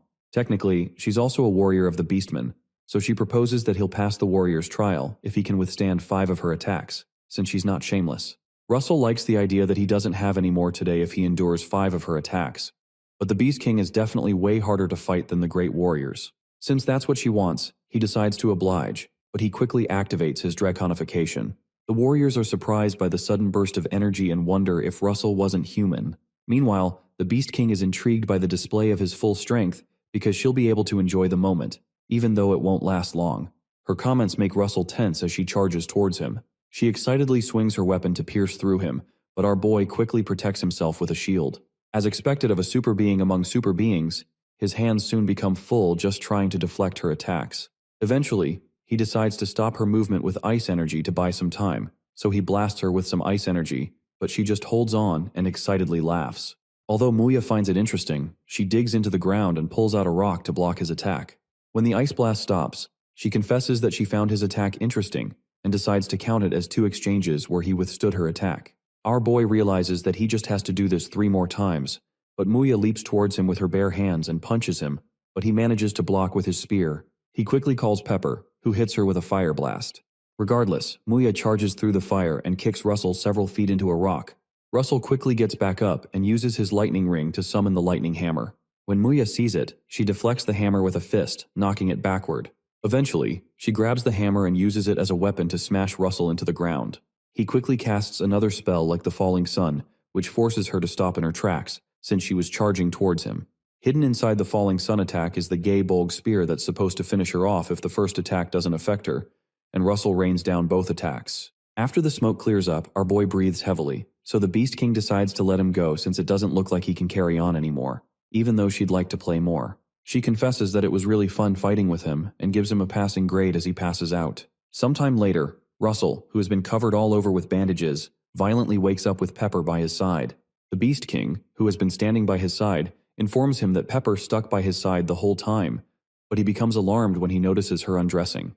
He quickly uses pepper to cover his eyes and demands to know what she's doing. Confused, she explains that she wanted to show him the passionate traces that he left on her body, and our boy becomes red, wondering when he ever did that. She suddenly throws Pepper out of the way and shows him the mark on her shoulder. Apparently, she never thought he'd make the falling sun explode using a spear, and the burn would have been much bigger if she had been even a single second later in dodging it. It seems that his last attack worked, but the wound is way too small for him to say that it worked. When Muya notices that his face is so red, she checks and confirms that he doesn't have a fever. Upon realizing it's something else, she asks him if he's like this because he wants to mate with her. She says that if that's the case, she'd consider calling him a man instead of an outsider. As Russell tries to calm her down to listen to him, she seductively advances towards him and explains that she doesn't mind taking his seed. Our boy notices her intense energy, but he quickly stops her and explains that he already has a lover whom he promised his future to. So she stops when she realizes he doesn't want to do it. Finally, Russell asks her if he can enter the divine region. So Muya states that there won't be anyone foolish enough to object after seeing his performance yesterday, and they might even be envious of his strength. Excitedly, he asks her when he can enter, and she says he can after his body is recovered, which will take at least 2 months based on what the doctor said. 3 weeks later, while Russell flies with the Beast King to the divine region, she considers it unbelievable that Russell was able to recover in just 3 weeks. But she doesn't know he was able to do so because of overload and his wizard body. Although he's thankful that she's personally guiding him to the divine region, he wonders if she doesn't have other matters to attend to since she's the king. But Muya explains that the human concept of a king is different from theirs. When they approach the divine region, she signals to him to go to the bottom of the precipice and stay just above the water. Eventually, he spots a hole, and she asks him to go into it. Russell considers it surprising that there's such a space in a cave. When they get inside, she points to a water flow in the cave and explains that it is what makes the lakes inside and outside the region. The water comes from the divine region, and to enter the divine region, he must climb the river that's made from that water. She decides to stay back and let him have a go at it. When he climbs the river, he finally finds the divine region, the sacred land where the god of the beastmen resides. As he crosses the huge river, he realizes it looks pretty normal until he reaches a point where the river has 2 colors.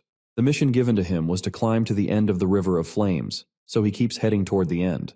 It turns out that the source of the river is a volcano, but the map had said there's something in this area. When he notices a bubble coming out of the water, he realizes it would be too easy to find what he's looking for here, and the fact that there are bubbles means that it's connected to another place, which would probably be the source of the real river. He soon dives into the river and runs into another cave somewhere beneath the water. This should be the place, and Russell summons Pepper to track any magical energy that might be in the cave since it's quite dark. Pepper quickly follows a trail until they run into Ignir, the fire dragon, who is dead but whose essence greets the little master and apologizes for not being able to wait until the master arrived. The dragon displays the divine weapon, Brahmastra, and explains that he stayed in this place in order to pass down this great magic. Russell is able to feel the power of the magic even without touching it, and wonders if he'll be able to handle a power this great at his current level. Suddenly, the system notifies him that the corrupted will of the first Beast King, Fenrir, is reacting to the divine weapon, Brahmastra. He's told that Fenrir's will is manifesting, and he's asked to purify Fenrir's will. Soon after, Fenrir literally appears, and Russell is surprised that a manifestation of Fenrir would be so imposing. The beast looks more like a divine beast than a monster, but Ignir pleads with him to take the weapon. Reluctantly, Russell grabs the weapon. Suddenly, he sees a vision of several warriors and giants who have come to fight against a woman. The woman promises to eradicate them all, but the giants jump toward her. Russell hopes that she's moving away from the attack, but she just looks back at him and smiles. As he wonders if she can see him, he recognizes the scales and horns on her head that seem to form a crown. Finally, he understands that the woman is the divine dragon king. Meanwhile, while fighting the giants, she creates Brahmastra, a new divine weapon with the power to kill even a god, and explains that this is to guide him in his future to become a torch. United with the spirit of the divine dragon king, Russell, in the present, throws the Brahmastra at the will of Fenrir, and is surprised that it defeats it in 1 hit. The power of the weapon is around 8 or 9 circles. Suddenly, as Fenrir's will is purified, a man appears and introduces himself as the one who inherited the blood of a dragon, hoping to make a request of the great master of dragons, referring to Russell. The man hands him something and asks him to pass it on to his children, and Russell recognizes it as the treasure of the beastmen and what binds them. The man hopes that Russell will remove the shackles that bind them. Soon after, the system notifies our boy that Fenrir's corrupted will manifestation has been purified, and he'll be given Brahmastra as a reward. As the weapon moves towards him, our boy can't handle the intense fire energy, and it feels like the mana veins throughout his body are burning. With his level of understanding of the fire element, he shouldn't be in this much pain. However, the things that are stimulating his mana veins are high-level magic and formulas that are almost at the 9th circle. As it courses through his body, he realizes that his brain will explode if he doesn't understand or control it properly. Shortly after, the system notifies him that Brahmastra has expanded his brain and his understanding of Brahmastra has increased. Soon after, Brahmastra starts reconstructing his brain, and he finally collapses when the process ends. Pepper quickly runs to his side in tears, afraid that he's dead. However, the divine dragon tells him not to worry, because Russell only fainted from fatigue and will wake up soon. The divine dragon king explains that her child, Ignir, was supposed to serve him but hasn't been able to due to fate, so she asks Pepper if he will inherit his power. When Pepper looks worried, the divine dragon explains that there's no need to be surprised because he's part dragon and part spirit, so he's more than capable of inheriting this. Suddenly, the power is released in the form of an egg, and the divine dragon hopes that Pepper will become the new fire dragon and journey with Russell. The divine dragon also expresses that she hopes he'll continue the bloodline of the dragons. Shortly after, Russell wakes up and notices Pepper eating something edible. Russell doesn't know what's going on, but the system soon informs him that Pepper has inherited the spirit of the fire dragon. Pepper's soon envelopes him, and the system explains that a lot of time will be needed for Pepper to digest the absorbed power and become a second-generation dragon. Shortly after, Pepper enters into a state of slumber and collapses to the ground.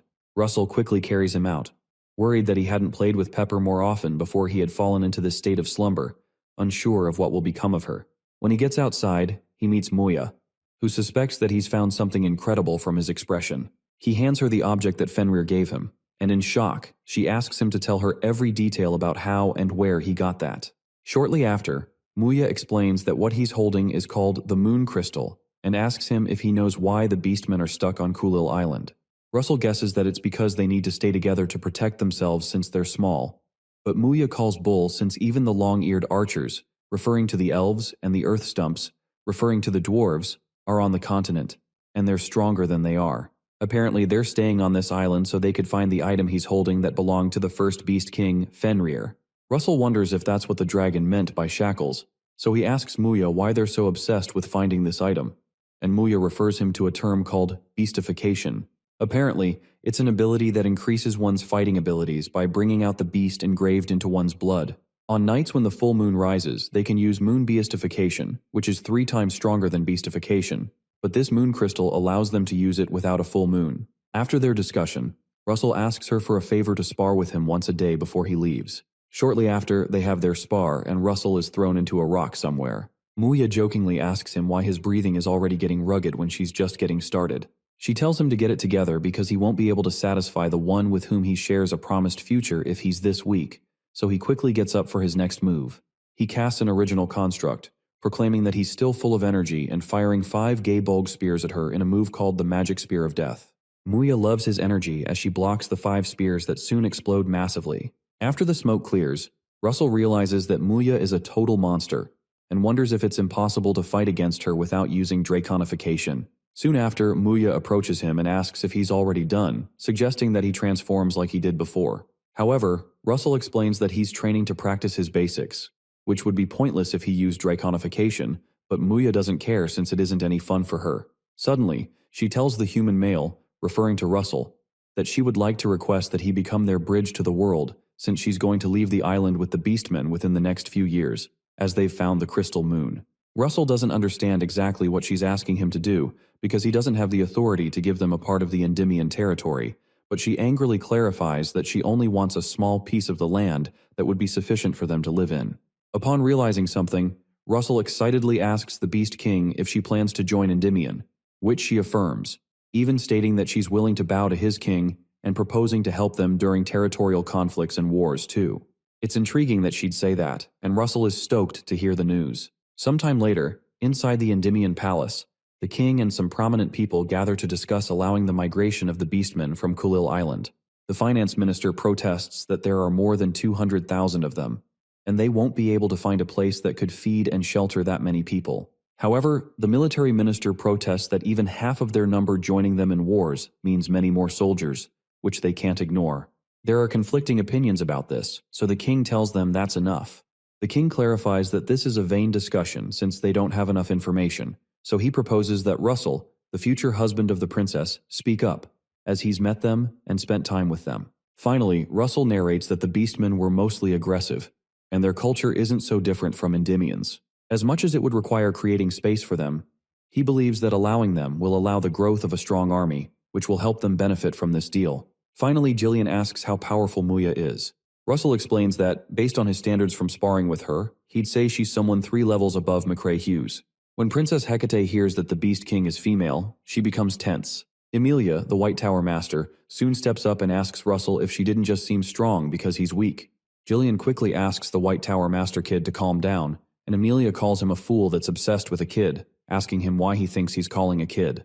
Regardless, Jillian just laughs and states that the Beast King isn't a mage but a warrior, so it's only fitting that he should be the one to handle this, since he's trained in aura. Eventually, Emilia angrily concedes, and Jillian fires a drove of weapons at Russell to see how he'll deal with it, and our boy is surprised that he could make several hundred weapons with the manifestation of his aura.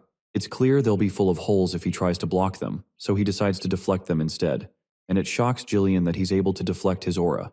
Jillian notices Russell has grown stronger and wonders if he received some form of enlightenment during his duels with the Beast King. After Russell passes the test, Sir Jillian apologizes to His Majesty for the ruckus he caused to assess the situation and explains that Russell's evaluation can be trusted considering his skills.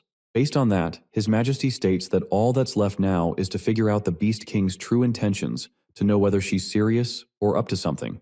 Russell quickly affirms that it's probably the truth and exposes the necklace the Beast King had given him as a gift, made from her canine tooth, which shows her sincerity. After getting more information, the king proposes that they discuss the matter further in the future. He also states that, although this is just the first meeting, if there are no unexpected variables, the land of Endymion will be receiving 200,000 beastmen. Also, he states that this will be considered a great contribution from Count Russell. When Russell protests that he only happened to stumble upon this and didn't do so to gain recognition, the king insists that it's a contribution, and he hereby bestows the title of Count Morning Star on Russell, and also grants him the right to take one item from the Imperial Vault. Finally, he hopes that Russell will continue being a star that shines for Endymion, as his title suggests. By the way, an item from the Imperial Vault is worth at least billions of gold, and Russell considers it too grand a reward, but also wonders if there's some other purpose to the Majesty giving him this reward.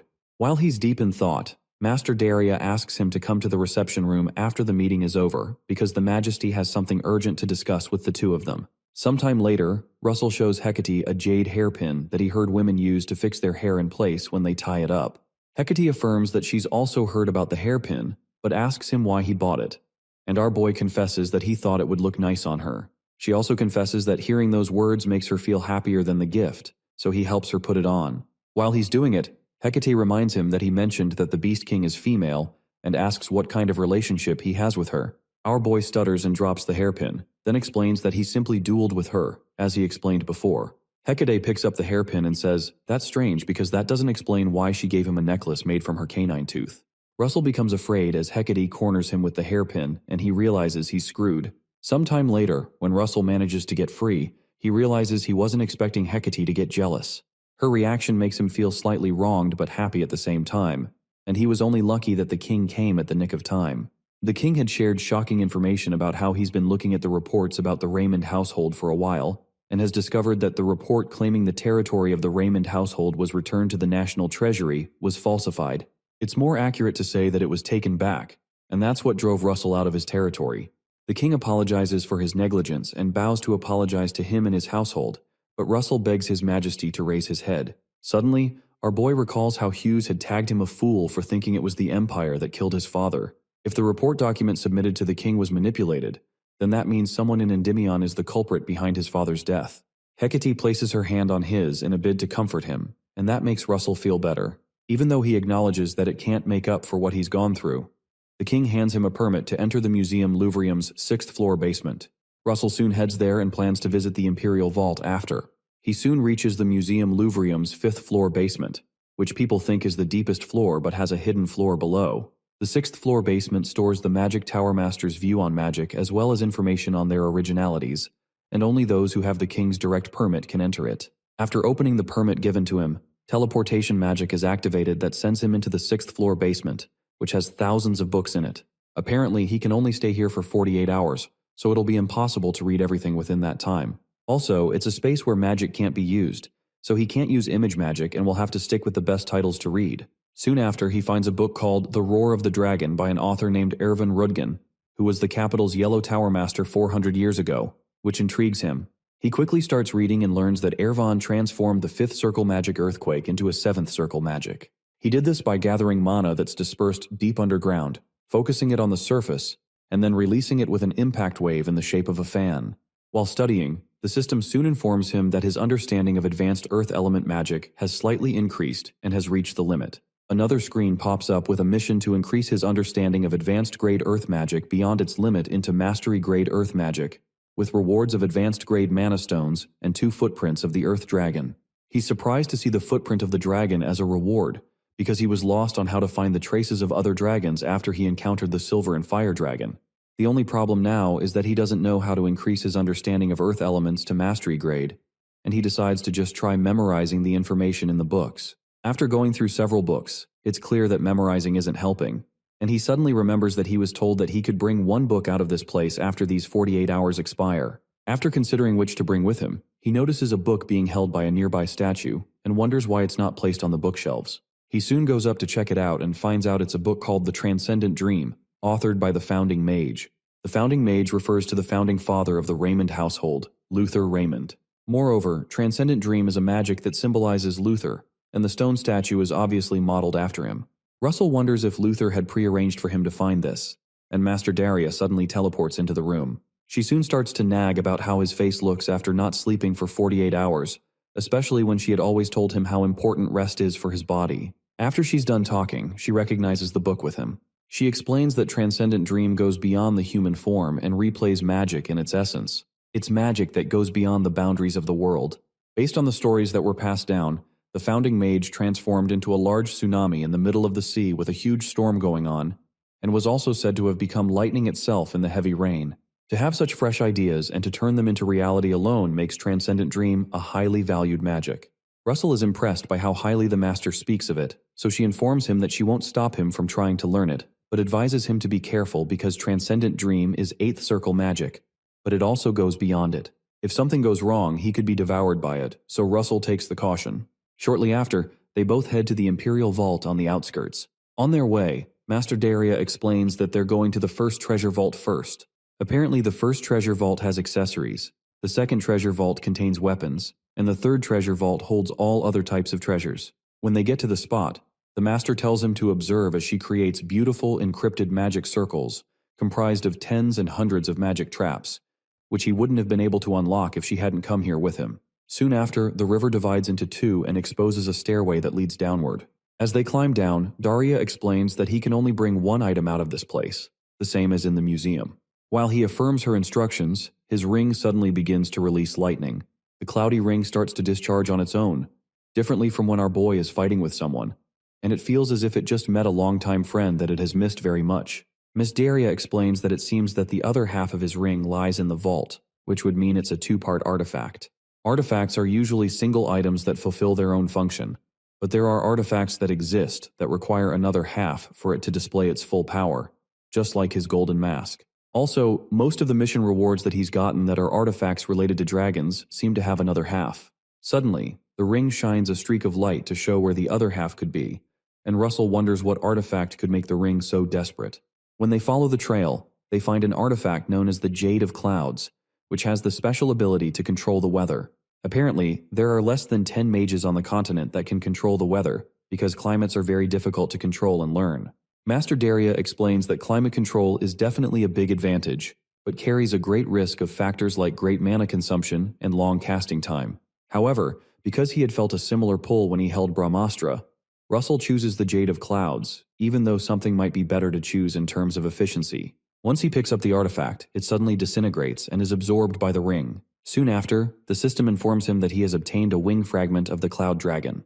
Apparently, the Cloud Dragon controls the climate and the clouds and is a mutant lightning dragon that is born with very rare abilities. Russell is shocked to learn of a mutant lightning dragon, because the lightning element is known to be a spin-off of the fire element in the world of academics, because it's an element that's outside of the typical 5 elements. As such, lightning mages are rare and more recognized, which makes the value of this incomparable to anything out there. Actually, the true power of the Jade of Clouds is more than weather control. Eventually, Daraya grows impatient to see him try out the powers of the artifact that has met its other half, so they head out. When they get out, Russell uses the Cloudy Ring's somersault form and jumps into the sky, but is able to jump really high, more than is normally possible with just one jump. It's more than just simple flight magic because it's faster, and he doesn't need to reduce his speed when changing directions. However, it has great mana consumption, so he soon starts to get tired. The next move he tries is the Cloudy Ring weather form to summon a lightning cloud. As the master watches, she mentions that he would be able to destroy a small castle easily with that much power. But when he suddenly passes out in midair and falls into the water, she realizes he doesn't have enough mana for that. Sometime later, Russell finally wakes up and heads to the Mage Academy Society.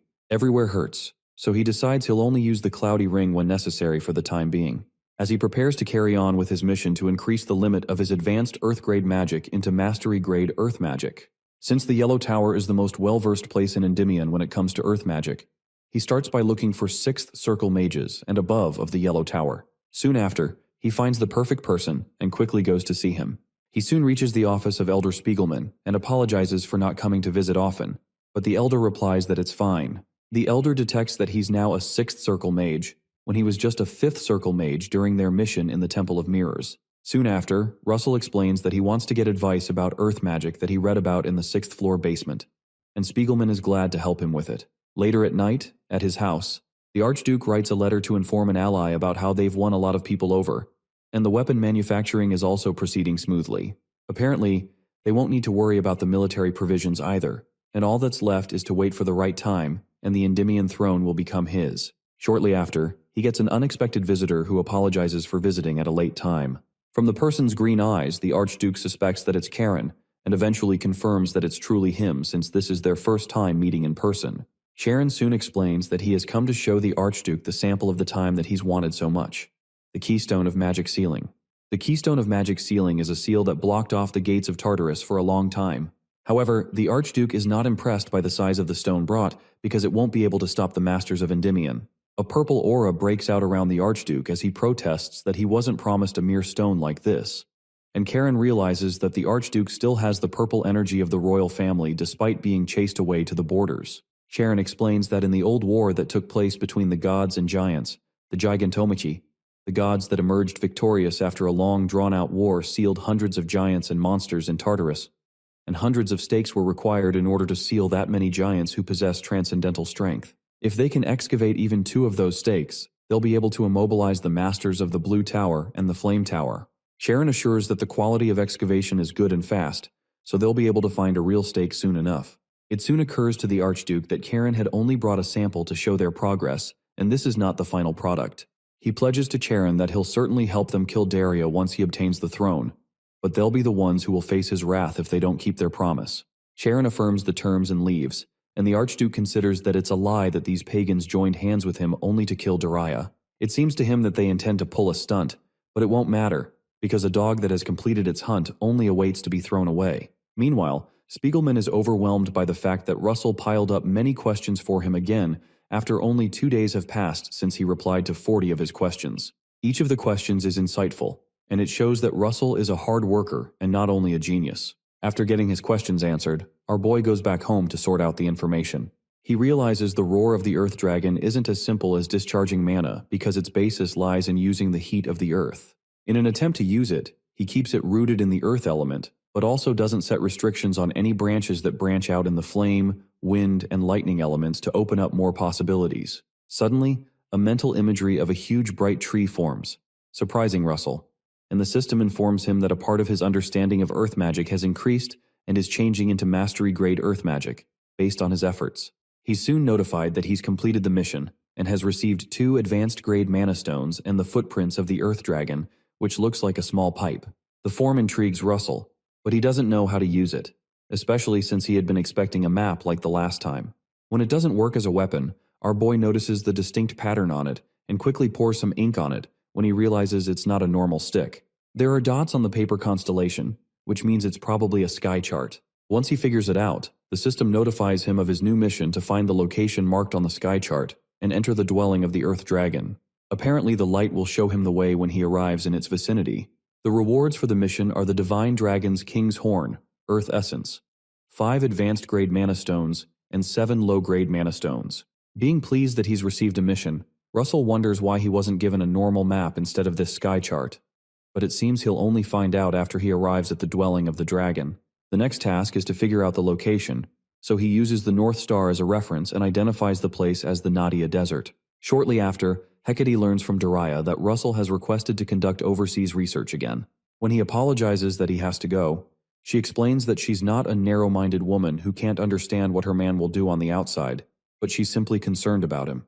However, she asks him to be considerate enough to send updates about himself periodically, which he promises to do, and pecks her on the face. As he's about to leave, she protests that won't be enough. Sometime later, our boy is in the desert under the strong sun, and he's glad he joined the merchants like Hecate suggested. He finally understands that the location was shown through a sky chart and not a map because every time the wind blows, the location and height of the sand change. While they're moving, one of the merchants offers him a robe if he's feeling hot because it helps cool the body, even though it's long, but Russell politely declines. He suddenly feels a tremor that didn't come from the surface of the sand, which makes it seem as if something huge is swimming underground. Suddenly, a huge monster known as Korko emerges, and the merchants quickly spread out to save their lives since they'll die if they fight it. Russell, on the other hand, just watches it, and the merchant woman urges him to run quickly, but he only asks her to stay by his side so she'll be safe. In Russell's mind, this is the perfect opportunity to test out his new magic, which he learned from the 6th floor basement from a material by a guy called Engale Gloman, who had written it 200 years ago. He quickly summons a fiery whirlwind using a technique known as the desert flower. As the desert flower encircles the Korko, it burns it until it's destroyed, and the merchants are shocked, wondering who the mage that helped them is. Suddenly, the poison from the dead Korko's blood hits the camel Russell was using, so he quickly drowns the camel with quicksand before it infects them. After he manages to resolve the situation, the woman who had spoken to him earlier approaches him and introduces herself as Anne Mashrin of the Kurtberth Merchant Association, thanking him for saving them. Russell introduces himself as Richard and asks her for a camel when she offers that he ask anything he desires so she can pay him for his help. Since he's heading in a different direction, he'll have to split up there, so he'll need the camel for his journey. Late at night, Russell notices a constellation in the sky, and his sky chart suddenly releases a bright streak of light that guides him towards a specific place. He quickly jumps off the camel and follows the light to where it stops, but all he can see around the area is sand. Suddenly realizing it might be underground, he plunges into the ground and digs his way through using a magic technique. Eventually, he digs past all the sand and reaches a room with a marble floor. Since it's dark, our boy summons Pepper to create some fire, but he soon recalls that Pepper is still asleep and begins to wonder when he'll be able to meet his friend again. In any case, he seems to have found the right place, but he soon runs into some scorpion-like monsters. Nonetheless, he's more worried about the ruins collapsing than the monsters. The ruin is quite large and has a lot of monsters despite being deep underground. Shortly after, he starts tearing through each monster until he reaches a place that he suspects to be the deepest area, since there's no path ahead. He soon runs into a warp gate but can't figure out how to activate it. When he reaches the top of the door, he suddenly notices a small hole and realizes that's the reason the sky chart wasn't in the form of a map this time around. After he puts the sky chart into the hole, a bright light bursts out as the door opens, leading him into another deserted area that makes it look like he came out of the ruins. However, the area feels a little different from the desert he passed by. When he's suddenly given a compass with only one needle, a screen pops up to inform him that this space is a daydream created for the sake of testing a certain person, and his mission is to arrive at the end of this place using the compass. He won't be able to use any mobility magic while in the air, but will receive the Divine Dragon King's Horn, Earth Essence, as well as several mana stones as rewards. Russell realizes that this place is the inside of a certain someone's dream, but something feels out of place. Regardless, he decides to follow the direction of the compass until it leads him into a volcanic area, oozing with magma.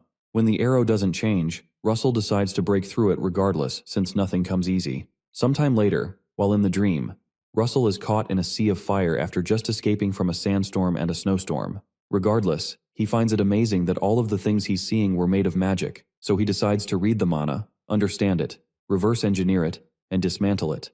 The previous tests seem to have been testing if he is worthy, and this one feels like a test of his qualities as a mage. Shortly after, the system notifies him that he's completed the mission and is now entering the dwelling of the Earth Dragon to retrieve the Divine Dragon King's Horn. When he enters, he realizes it's the same place where he discovered the door, but the door seems to have disappeared along with the warp. Suddenly, the earth horn appears, and Russell wonders how much mana he'll get from absorbing it. When he touches it, something goes wrong, as it seems the absorbed mana is blocking his mana vein. If it blocks his mana vein completely, he won't be able to do anything about it, so he needs to guide the mana into the circle quickly. After he completely absorbs the mana, his body burns a bright yellow, and the system informs him that he has absorbed the maximum amount of mana from the earth horn, and any mana absorbed beyond the maximum capacity will be kept as dormant potential. He's also told that the dormant potential will be of great help once awakened, and mastery-grade knowledge of the earth element has increased very slightly. As some shells fall from his body, he wonders if his body waste is coming out like dead skin cells, and somehow his muscles and bones seem to have gotten stronger. His grip strength seems to have gotten stronger, and he wonders if he'll be similar to Spandam. Nonetheless, he quickly leaves the place and heads to a warp gate in the yellow tower near the place. Upon reaching the yellow tower, our boy is given an order that came from the kingdom and the Flame Tower Master to subjugate the Hydra in the swamp of Raquel County. From the memory of the past, he recalls that a Hydra appeared around this time in the western part of the kingdom, and the person who was supposed to receive this mission was Vermilion, but he's getting it because history has changed. He actually traveled 8 years back, and 7 years have passed, so he only knows less than a year of the future now. As he goes through the order, he notices that Sir Alan is among the list of supporting mages, but also notices that he's still at the 5th circle. He had thought that he'd be a 6th circle since he achieved the 5th circle earlier in the past. Meanwhile, Alan and some mages who had received the king's order to subjugate the Hydra go pay their respects to Count Raquel, who is excited that the genius mage acknowledged by the Blue Tower has come to help them. Alan explains that he's simply supporting Count Russell Raymond, who is leading this subjugation and whom the Count has heard many things about. Alan soon asks the Count if he knows where the nest of the Hydra is, and the Count informs them that the Hydra has set up its nest in the swamp area beyond the plain and hasn't attacked Raquel County first. Alan realizes that they should wait for Sir Russell to arrive first, but that could cause a delay in subjugating the Hydra, so he decides that it's best to at least scout the area in advance. While they're still talking, a noise of turmoil surfaces as the Hydra begins attacking the county, shocking the Count since the monster has never attacked first before. Alan quickly goes to fend off the Hydra and asks the Count to prioritize the evacuation of the citizens. As the mages head out, the Hydra doesn't seem to notice them, so Alan leads them to pour everything into one attack before it does. Although he realizes that he can't defeat the Hydra himself at his current level, he might stand a chance with the help of the other mages. As the mages hit it with a combined attack, the monster isn't affected, and they quickly rush to get away. With the monster's dangerous destructive power, all the citizens within the castle could be in danger if this goes wrong, so they must ensure they prevent any casualties. A while later, Russell is on a cliff close to the county and senses Alan is in trouble. Meanwhile, the Count asks to know what happened to the Hydra, which hasn't shown any movement since it returned to the swamp area. He's told that Sir Alan received great damage from its attack and has been exposed to the Hydra's poison when defending the castle wall, leaving him in bad shape. Count Raquel orders that they must do everything to save him, and he's soon told that Count Morningstar is here. Before he can react, Russell climbs the wall and jumps to where the men are, greeting them and introducing himself. When he enters the chambers where Alan is kept, he learns that this is the second day he's been in this state. He had been put in this state just by breathing in the poison and would have died if he were a normal person. Russell asks if the Hydra had 8 or 9 heads, but he's told that it had 5 heads. A 5-headed Hydra means it's a newborn, and it doesn't make sense that it possessed such potent poison, so Russell tries to touch Alan to investigate it. The men try to stop him, but they can't reach him when he's suddenly enveloped by fire. To figure out this poison, Russell needs to find its roots as the heat erases the poison. Eventually, when he finds it, he realizes that the poison belongs to a dragon. The system soon notifies him about his new mission concerning the Hydra's secret, where he has to repel the Hydra and resolve the mystery around it by figuring out its secret. The rewards are a mastery-grade mana stone and the Hydra's secret. Russell doesn't understand what the system means by the Hydra's secret, and when Count Raquel asks him if there's a problem, he says it's nothing and informs them that he's found a way to cure Sir Alan, but he needs everyone to leave the room so they don't get poisoned in the process. In order to cure poison, you usually need either an antidote or healing magic with divine power, but what he can do is burn the poison away and purge it out of his body. There will be great resistance in trying to purge it out, and even if he manages to do so, there's a chance of him getting poisoned again because of its potency. However, regardless of how long it takes, he has to ensure that the poison is totally gone. After extracting the impure substance, he helps with his mana circulation and repeats the process until the poison is drained out. Russell suddenly feels a different energy from the one he had previously felt from Alan, and wonders if he achieved enlightenment in the process of removing the poison. Soon after, Alan gets on his feet, and Russell congratulates him on becoming a 6th Circle Mage. Alan thanks him for saving his life again. As usual, our boy deflects the compliment, stating that the residents of Raquel County are only safe thanks to him. Shortly after, Alan and Russell go out to speak with the men, and Alan apologizes for causing any worry, but the Count is only glad that he's alive. However, Russell asks to know the number and capabilities of the knights that will be participating in the subjugation, as well as information about the monsters around the swamp area. He's told that there are 30 knights and about 500 soldiers, but none of them are at the level of experts. The swamp is about 1,500 hectares, but they don't know the exact type of monsters or their numbers, because the whole swamp area has become a den of monsters since the Hydra made its nest. With such a huge area, there will be at least thousands of monsters, apart from the fact that the swamp area also hinders the soldiers' movement. Russell, however, excitedly states that he has a solution for that, but he needs the Count's help to ensure that preparations are made so they can depart in 3 days. 3 days later, the captain of the army reminds them that their country was covered in golden light and peace last autumn, but they can no longer have that because of the invasion of the Hydra. The men become pumped up to fight the one that stole their peace. After their spirits are raised, Russell explains how the subjugation will proceed. First of all, the knights will be divided into 2 groups, and are to protect the 3rd and 4th Circle Mages while providing support from the rear by stopping the monsters from escaping. On top of that, they'll work with the 5th Circle Mages and above to pave a way through the monsters. When one of the soldiers asks if there's a way to deal with the monsters in the front since they can't move through, Russell assures them that they don't need to be concerned about that. When they eventually reach the swampy area full of monsters, the monsters see the light and cross to the other side when Russell uses his Falling Sun original construct. The entire swamp is soon enveloped in fire, and the soldiers watch incredulously as our boy handles all the beasts so easily, witnessing the power of a 6th Circle Mage. Russell requests that Sir Alan handle the next horde of monsters, and Alan explains that he can't freeze a group that large at once, but he'll do his best since it's a request from his employer. Alan soon uses the spell he used to fight Russell before called Ice Age, and it easily freezes the monsters, turning them into ice statues. Immediately after, the army is led to move forward on the ice as a foothold, and they begin to cut down the frozen monsters. While they're cutting, one of the officers is picked up by a huge monster and tossed around, but the monster is soon subdued. Russell notices that the number of monsters isn't decreasing, but he can't use an area-wide spell so he doesn't wipe out their allies. Eventually, he focuses on taking down the Hydra and rushes into the forest to find it. On his way, he detects the proximity of the Hydra by some tremors, and detects that it's coming from the side. Shortly after, the Hydra ambushes some of the soldiers, and they become afraid because of how far away it is and its size. Suddenly, Alan creates an ice wall between the soldiers and the Hydra, but it breaks through it and lunges toward them. Alan cranks up the cold and uses a move called Frost Stop, so Russell decides to take advantage of the situation to attack. Suddenly, he senses the Hydra's thoughts because of its dragon part, and realizes it's going berserk to avenge its slain mother. Nearby, a strange man who also has the eye of a dragon watches from a nearby cliff as Russell tries to use the draconic control power to control the Hydra, but it doesn't work. The Hydra doesn't even flinch, and it's as if Russell never tried to control it, so it seems like something is blocking his control before it reaches the Hydra.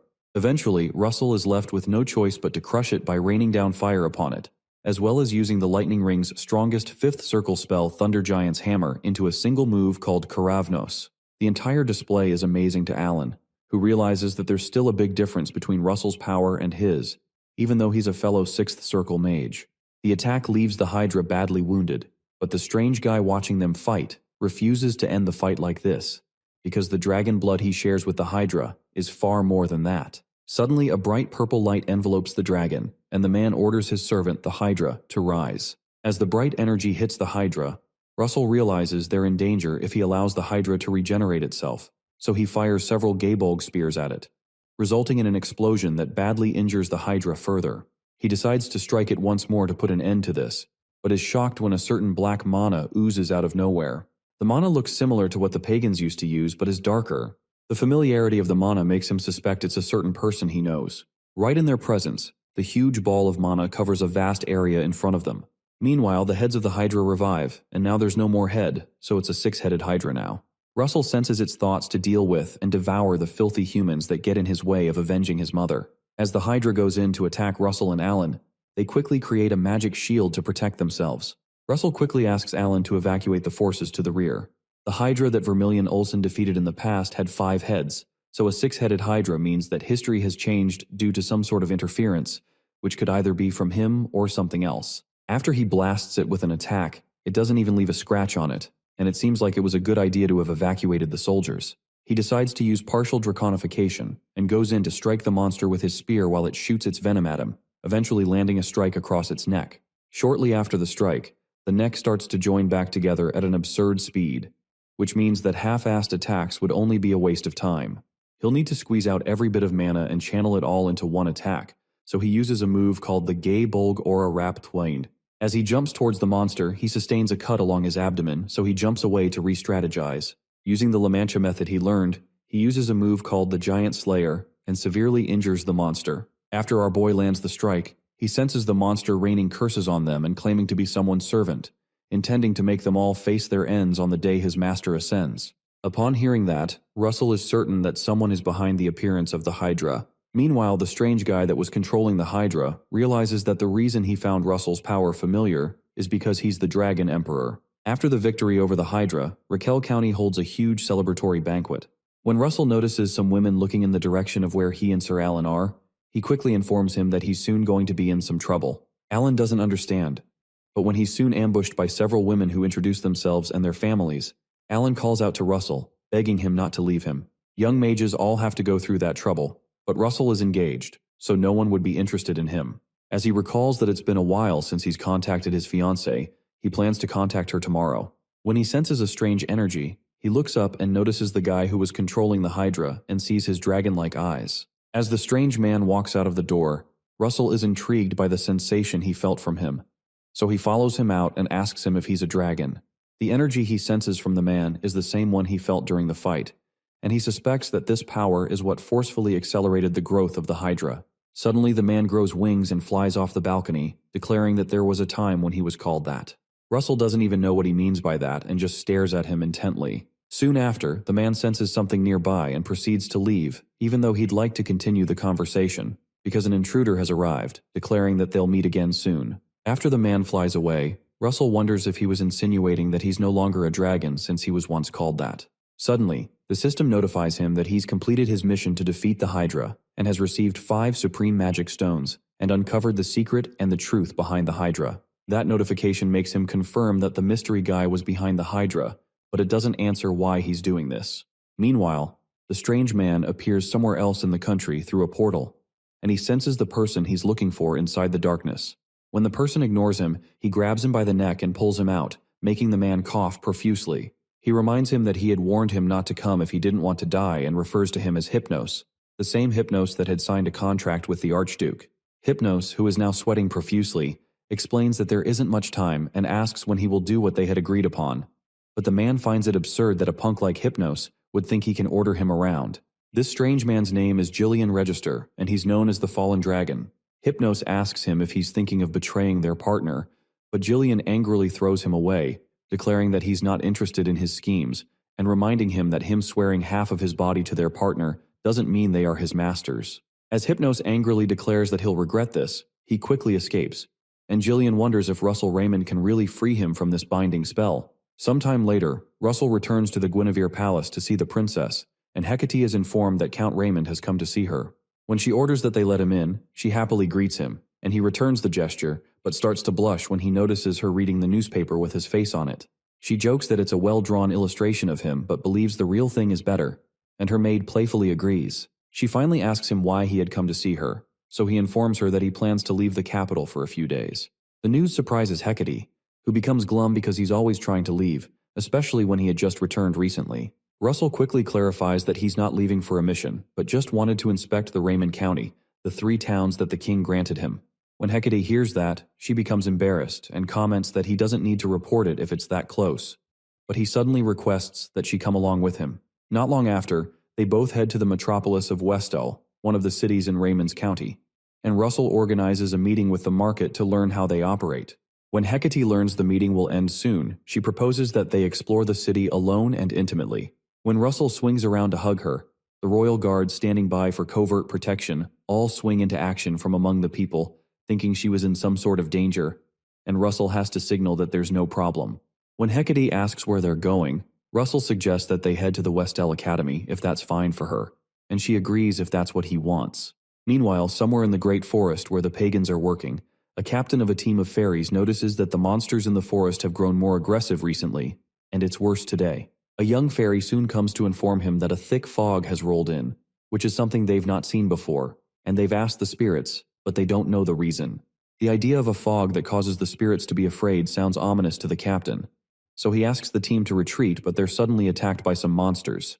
As several monsters attack the fairy village, they try to quickly evacuate the children to the rear first, and pray that the north wind protects them. As several of them are killed and some cry for help, Hypnos is seen holding 2 stakes from the keystone of magic ceiling, happy at the magnificent sight. He turns around and is overjoyed by the fact that Tartarus will soon open because the monster horde is only beginning, and the remaining seals won't be enough to hold the barrier. Once they emerge, the one once revered as the god of destruction, the Titans, will arise.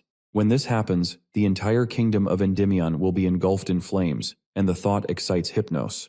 Meanwhile, in the metropolis of Westel, Russell realizes that the time when his return to the past began is approaching, and the fragmented knowledge of the future that he held, along with its benefits, is coming to an end. Now, he has to be certain of what he'll do moving forward to navigate an unknown future.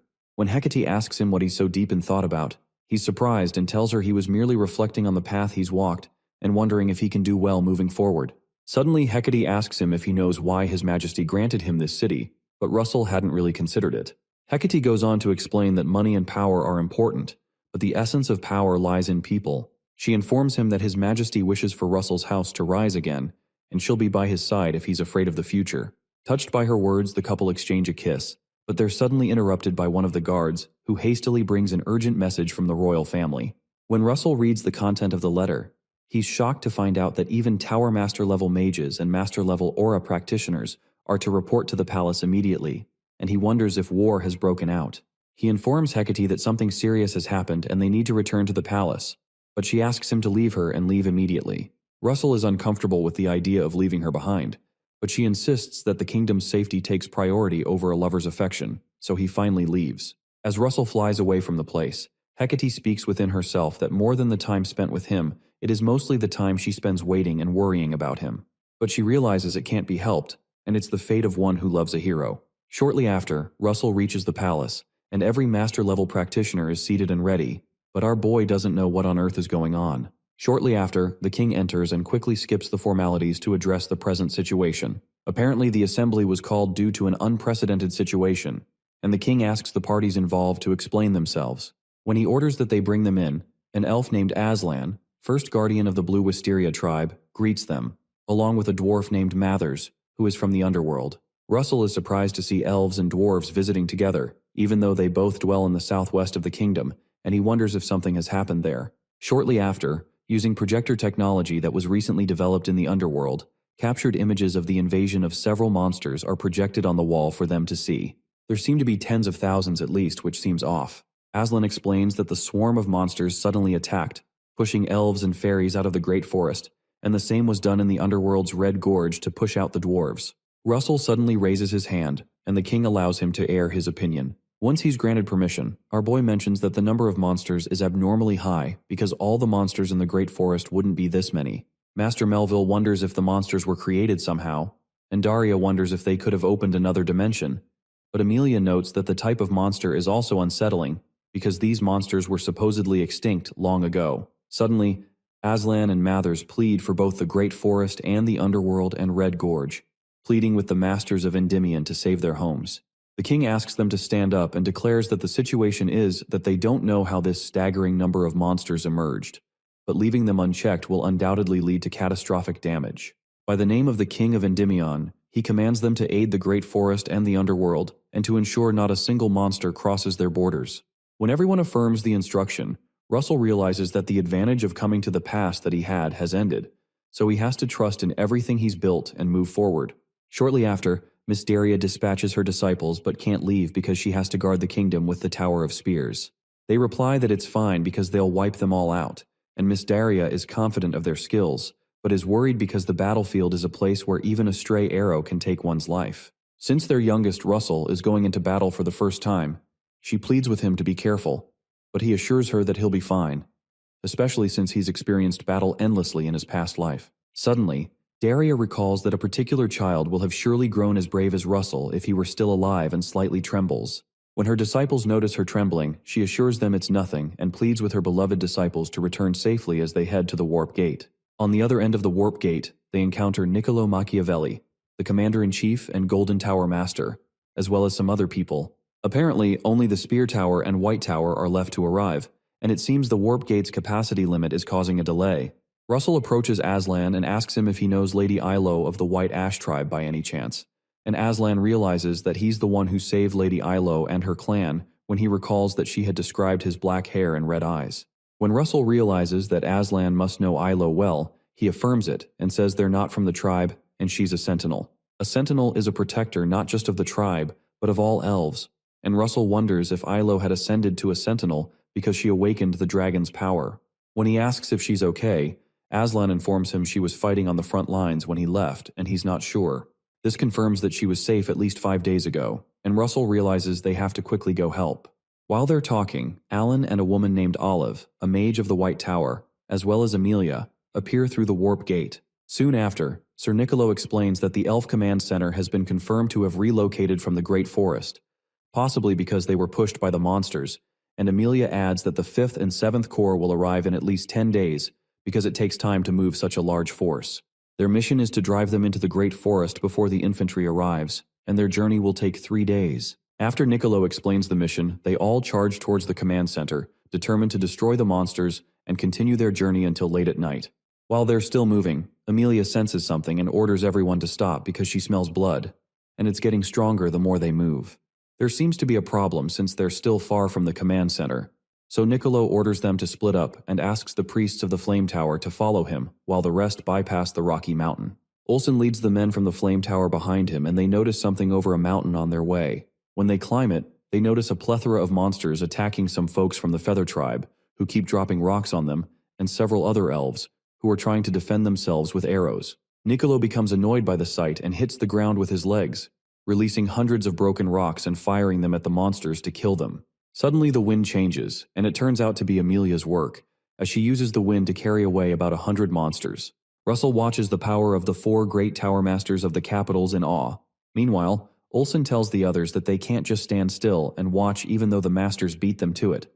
So Russell excitedly uses his original construct, Fallen Sun, on the poor, confused monsters. When the dwarves and elves that are fighting the monsters see the mages of Endymion, they rejoice because Aslan and Mathers succeeded and they're saved. Russell looks at the monsters with a menacing look in his eyes and calmly tells them to die as he drops the fallen sun over them, easily creating some monster kebab. Meanwhile, deep in the great forest, a mysterious monster with many faces awakens. On the mountain where the mages are, Alan takes down some of the monsters with ice spears, while Master Amelia destroys more with a lightning storm, and Master Niccolo impales several of them with spears from the earth. The issue with a large-scale magic bombardment of this magnitude is that it hasn't been seen in a while, and it will require them to redraw the map because of the power they're releasing on the terrain. However, the number of monsters hasn't decreased, and if scale magic of different natures is concentrated like this, it will eventually harm their allies too, since the boundary between allies and monsters has collapsed. When they realize this, Olsen quickly informs Niccolo and everyone else that from now on, large-scale magic is prohibited, and they now have to engage in full-scale combat. Master Niccolo quickly orders everyone to advance, and Russell realizes that he must use mana efficiently because the fight will now be prolonged, and he has to refrain from using draconification as much as possible. Everyone soon begins to tear through monster meat using their individual skills, and several of the elves offer support by firing arrows. When Olive, a White Tower mage, is suddenly ambushed by a monster from behind while she is fighting, Russell cracks the monster's head open with a lightning strike and goes to check on Olive. She thanks him but questions why their numbers aren't decreasing and wonders where they're coming from. At this rate, it doesn't seem the fight will end, but the sun suddenly begins to come up, which excites the dwarves and elves, who pray that the spirit of the wind lends them strength. Olsen and Hubert wonder why they're acting like this and what the sun has to do with anything, especially since monsters aren't undead and the sun shouldn't affect them. Suddenly, when the sun comes up, all the monsters quickly retreat, and the mages watch in confusion. Shortly after, the representative named Orion comes to thank the mages for helping them survive another fight, as well as Curvo, the Feather Tribe chief, and Atri, the dwarf representative. Niccolo humbly clarifies that they came to help their allies, and Arain apologizes that they can't treat them with hospitality due to the present situation. Russell informs her that it's fine but asks where Lady Ilo is, and Arain explains that Ilo was here until a few days ago, which makes Russell worried. Later on, Arain explains that the monsters grow stronger and surge forward at night, then weaken and retreat when dawn breaks. Another strange thing is that they don't spread out in all directions, but persistently target only the fairy tribe as if they bear hatred towards them. Since that means they'll attack tonight, Olsen suggests that they attack them first during the day when they're weaker, but Atri explains that it's impossible because their alliance number is just over 1,000, and fewer than half of them are warriors capable of fighting. When Emilia informs Nicolo that they have no choice but to hold out until reinforcements arrive, he agrees and leads them to move the wounded, reorganize the front lines, and reconvene for a strategy meeting. After that, Arain approaches Russell and asks if he's Sir Russell Raymond by any chance. He wonders how she knows him. She quickly introduces herself as Arain, chief of the White Ash tribe and one of the elf manure, and also Elo's mother. Apparently, Elo heard about the isolated fairy tribe and left to save them. Many fairies couldn't join due to a sudden monster attack, and many were scattered during the retreat. Meanwhile, Russell hopes that they stay safe, and Arain assures him that her daughter is strong. Soon after, the others are surprised to learn that Arain is the manure. The manure is the supreme leader of all elf tribes, taking the place of the now non-existent high elves, and it is said there are only 5 in a century. Nicolo is surprised to know he was able to meet the manure of the elves in his lifetime, and Emilia expresses her honor to meet Arain, unsure of what honorific to accord to her. Arain laughs, realizing that Emilia is confused about which honorifics to use because she grew up in the human realm, although an elf. She soon bows to greet Emilia, telling her not to worry about it too much. Immediately after, Nicolo explains the strategy devised in Endymion. The first step is forming a siege. The approaching army numbers nearly 60,000, which should be enough to encircle the monsters. Emilia explains that the second step is exterminating the monsters inside the siege, forcing them back into the Great Forest so the battlefield will shift from the Red Canyon to the Great Forest. That news shocks the Elf Chief and the Feather Tribe Chief because the Great Forest is not just a home, but a sacred place blessed by the gods for the Fairy Tribe, and will suffer significant damage if the battlefield changes, and it will take decades to fully restore a single forest. For a forest the size of the Great Forest, it'll take at least a century. Nicolo explains that while it's hard to predict the extent of damage, Endymion will actively assist in its restoration and will provide housing for the Fairy Tribe. Upon hearing that, Arain and Curvo accept the inevitable destruction, and Nicolo thanks them for their cooperation, promising to do their best to minimize the damage to the Great Forest. Suddenly, one of the soldiers notifies the commander that something is flying their way, and they wonder if it's a monster. When Curvo looks closely, it turns out it's not a monster, but an ally and a soldier who left to rescue the Fairy Tribe a few days ago. When the badly wounded soldier crashes into the ground, Curvo orders that they quickly call for the medics. As Curvo tries to help the soldier, he mutters that the silver-haired sentinel is in danger, which triggers Russell and Arain. When Nicolo realizes that Russell knows the person that's in danger, he asks him to go out as part of the rescue team. Olsen offers to go with him, and that reassures Russell. Since the White Tower's search magic will be useful, Emilia asks Olive to go with them. Arain also sends Aslan and some elf soldiers with them because she can rely on him, and he promises to bring her back safely, so she prays that the spirit's blessings be with him. The rescue team soon departs, and not long after, Olive detects some movement ahead that looks like a flying monster. Olsen orders her to push through because they'll handle them, and they soon run into hundreds of vulture-like monsters called the Great Rock, which are monsters known to be in the west. The elves quickly go into battle positions, and Russell uses a skill known as Red Lightning and a lightning chain explosion to take down many of them. As Olive advances forward, she realizes she and Russell are both Tower Lord level, but is surprised by their difference in level. As they continue, they notice a loud thud behind them that turns out to be Olsen aiming a huge number of monsters behind them since he can't leave everything to Russell. As the monsters explode violently, Russell excitedly wonders if Olsen is a mage or a martial artist. The level of destruction causes the rest of them to quickly retreat, and Olsen jokes that he must have stood out too much. As they're about to take the rest, Aslan tells them to leave the rest of the monsters to them, and they'll follow after they finish up. Upon hearing that, Olsen and Russell run after Olive at full speed, and Russell hopes that Ilo is safe. Meanwhile, in the Great Forest, Elo and other elves are seen creating a barrier to hold back some monsters from passing through. Everyone's mana soon begins to run out, making Elo wonder if they can hold out till sunrise as she prays for reinforcements to arrive. Not long after, one monster breaks through the barrier, but before they can stop it, another one does that. As Ilo fires her arrow, she calls upon Eurus, the spirit of the wind, to grant her strength, then fires the gust arrow. Later that evening, Olive detects some energies clashing beyond the mountains and tells the others they need to hurry up. They quickly rush there, and Russell hopes that they're not late. Beyond the mountain, after the monsters successfully break the first barrier, Lady Ilo rains an attack known as the Gust Rain over them, and she asks one of the other elves to take the chance to deploy the barrier. Before the elf can respond, the warriors behind them cry for help as the monsters also break the barrier behind them. Ilo quickly responds by aiming at the monsters with her arrows, but the thought of Russell suddenly enters her mind, and she's ashamed that she's suddenly thinking about him. Out of nowhere, Russell arrives on the scene and summons a firewall in front of her that burns the approaching monsters, and Ilo is excited to see him. When the fire mages land, Olsen decides to create an opening for Russell by using one of his original constructs called the Flare Strike. The strike blasts away several monsters and allows Russell to reach Ilo, and he confirms that she's fine. She explains that she doesn't know how to repay him for helping them, but Russell reminds her that he's a warlock of that allied country and simply did what must be done.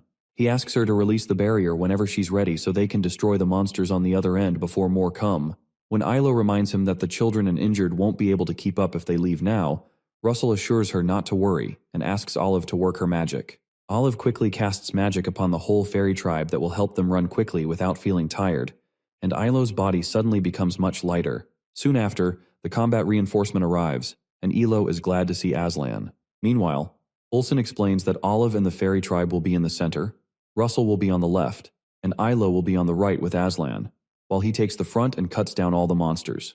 When orders are given, Ilo quickly orders the other elves to release the barriers so they can leave, and they begin their run. Not long after, they get closer to the Red Canyon, and Olsen reminds Russell to preserve his mana even though he's tired, because they still need to break through the monsters in order to join up with their allies. When they get close to the canyon, they notice Niccolo and the rest surrounded by a sea of monsters being held back by a fortress that Niccolo created overnight. When Hubert notices the rescue team, he happily notifies Commander Niccolo that the rescue squad and the fairy tribe are back, and Arian is glad to see Ilo among them. Niccolo proposes that they open up a path for their allies, so he creates a defensive wall, leaving Olsen and Russell to break through it in one go using all their mana. Both fire mages use a huge fire attack to break through the monsters in front of them, while also encouraging those behind that the destination is just right ahead. Soon after, they all pass through the opening in the wall, and Ilo reunites with her mother while the rescue team finally rests. As they all rejoice, Russell is glad that the very long night ended with everyone surviving.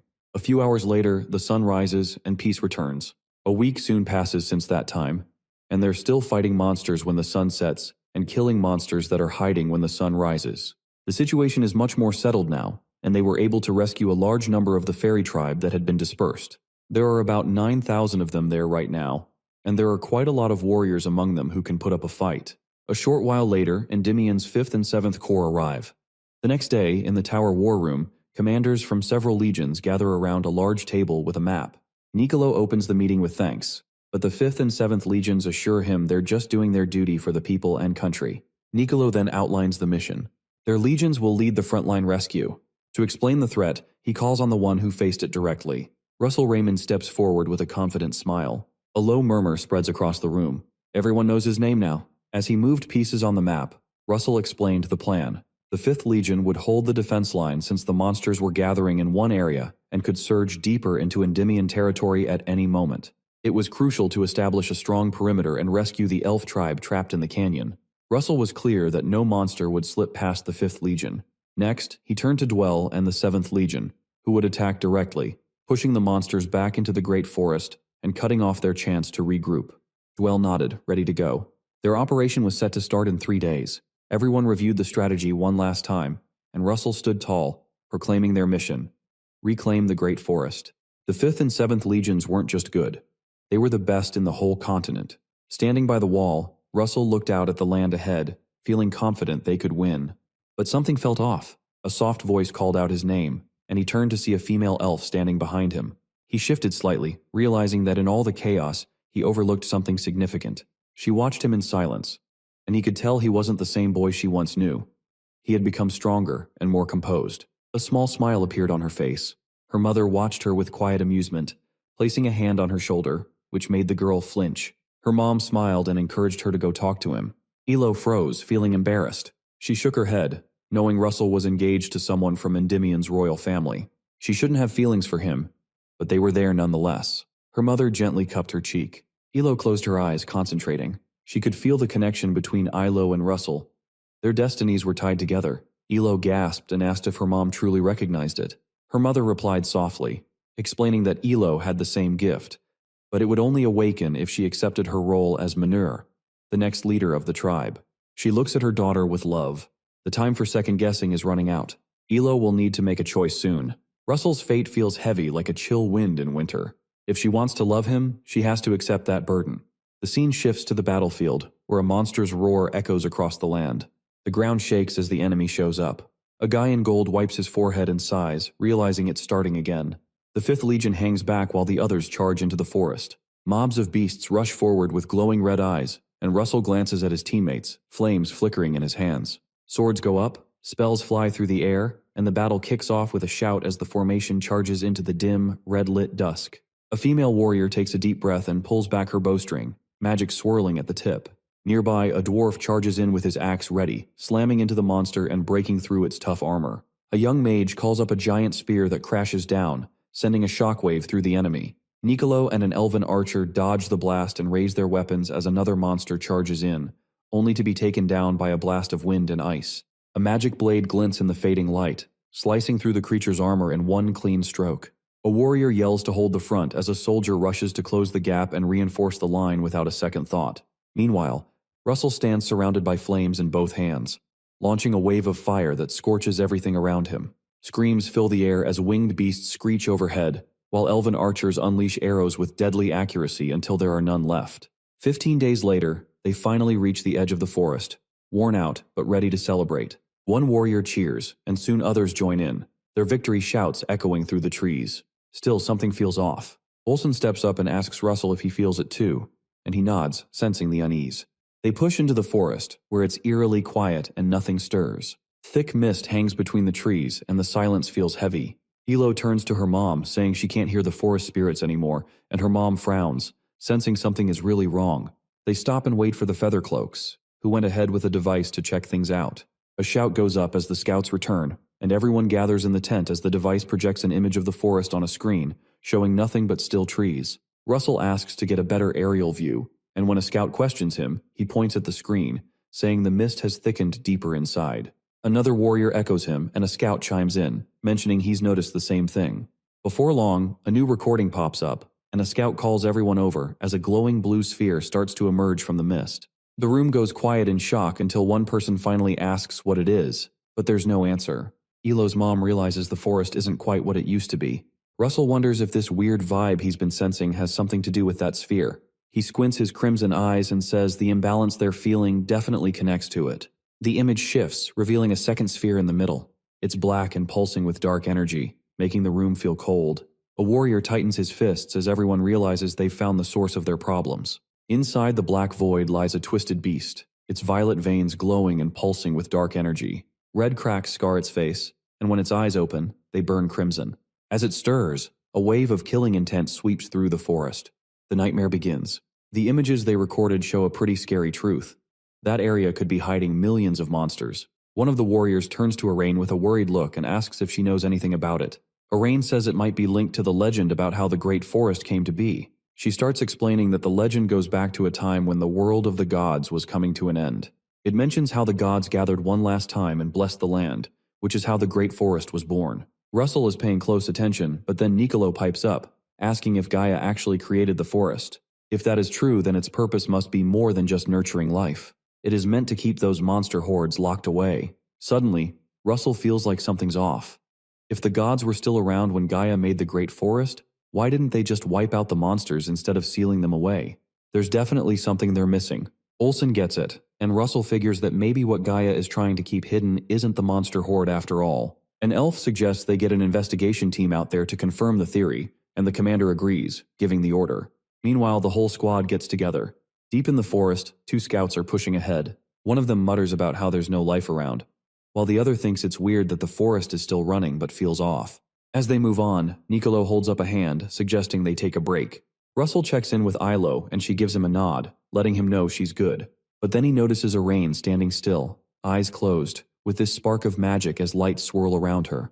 Ilo says she's trying to talk to the forest spirit and mentions that there are tons of spirits beyond just the four elements. Russell adds that lightning, ice, light, and darkness have their own spirits too.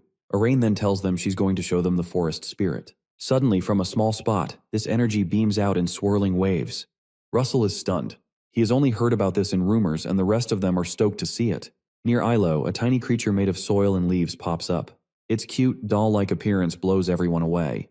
Then it speaks gently to Russell, who freezes and looks at Ilo, not sure if it's real or just his imagination. Our hero starts to realize that the forest spirit is just a collection of tiny spirits without any real mind of its own, and Ilo is sharing her consciousness with it. She explains that this spirit needs time to get stronger since it doesn't have its own will. Russell thinks the way they control it is a lot like how you'd control golems.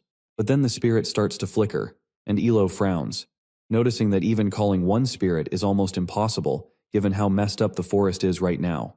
Arain leans against a tree, looking exhausted, while the forest spirits seem frozen with fear. Ilo asks if her mother has found anything useful, but Arain shakes her head, saying the darkness in the forest's center is the problem.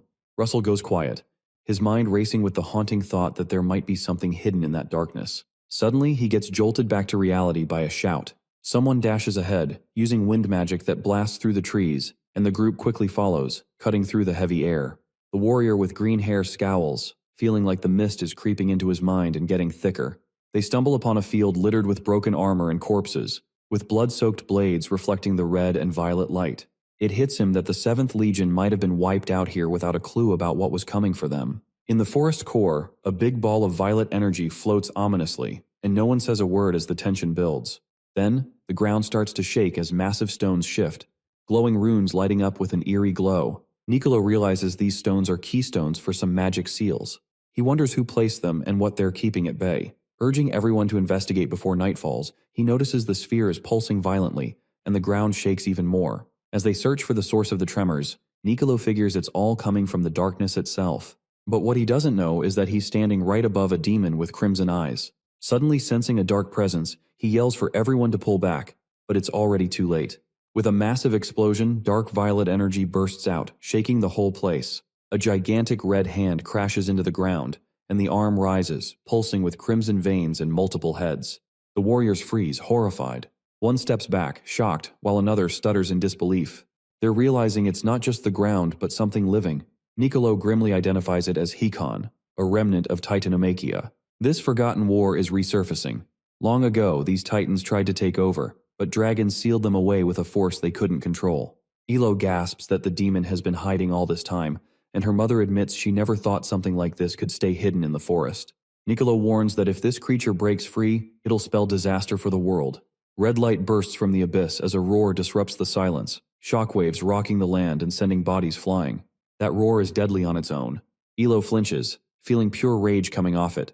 Her mother is busy setting up a defensive barrier and says it is not just anger but pure killing intent. Russell clenches his fists and insists they need to stop it now. This is their only shot. Niccolo is taken aback, but Russell stays determined. He keeps his eyes locked on the monster and says they cannot afford to lose. From a distance, a cloaked figure stands on a cliff's edge, stunned by the sight before him. Realizing it is not a titan but something worse, a Hekon, his awe shifts into a grin as he whispers that this is the rebirth of a god. A masked figure appears, telling the cloaked man that this is the end he's been waiting for. Shocked to see Karen, he asks what he's doing there. Sharon stands calmly as darkness swirls around him, saying it's disappointing Ho isn't glad to see him and that he's brought a gift. Ho mumbles as Karen talks about how the keystone of magic healing is way stronger than the one used in Tartarus.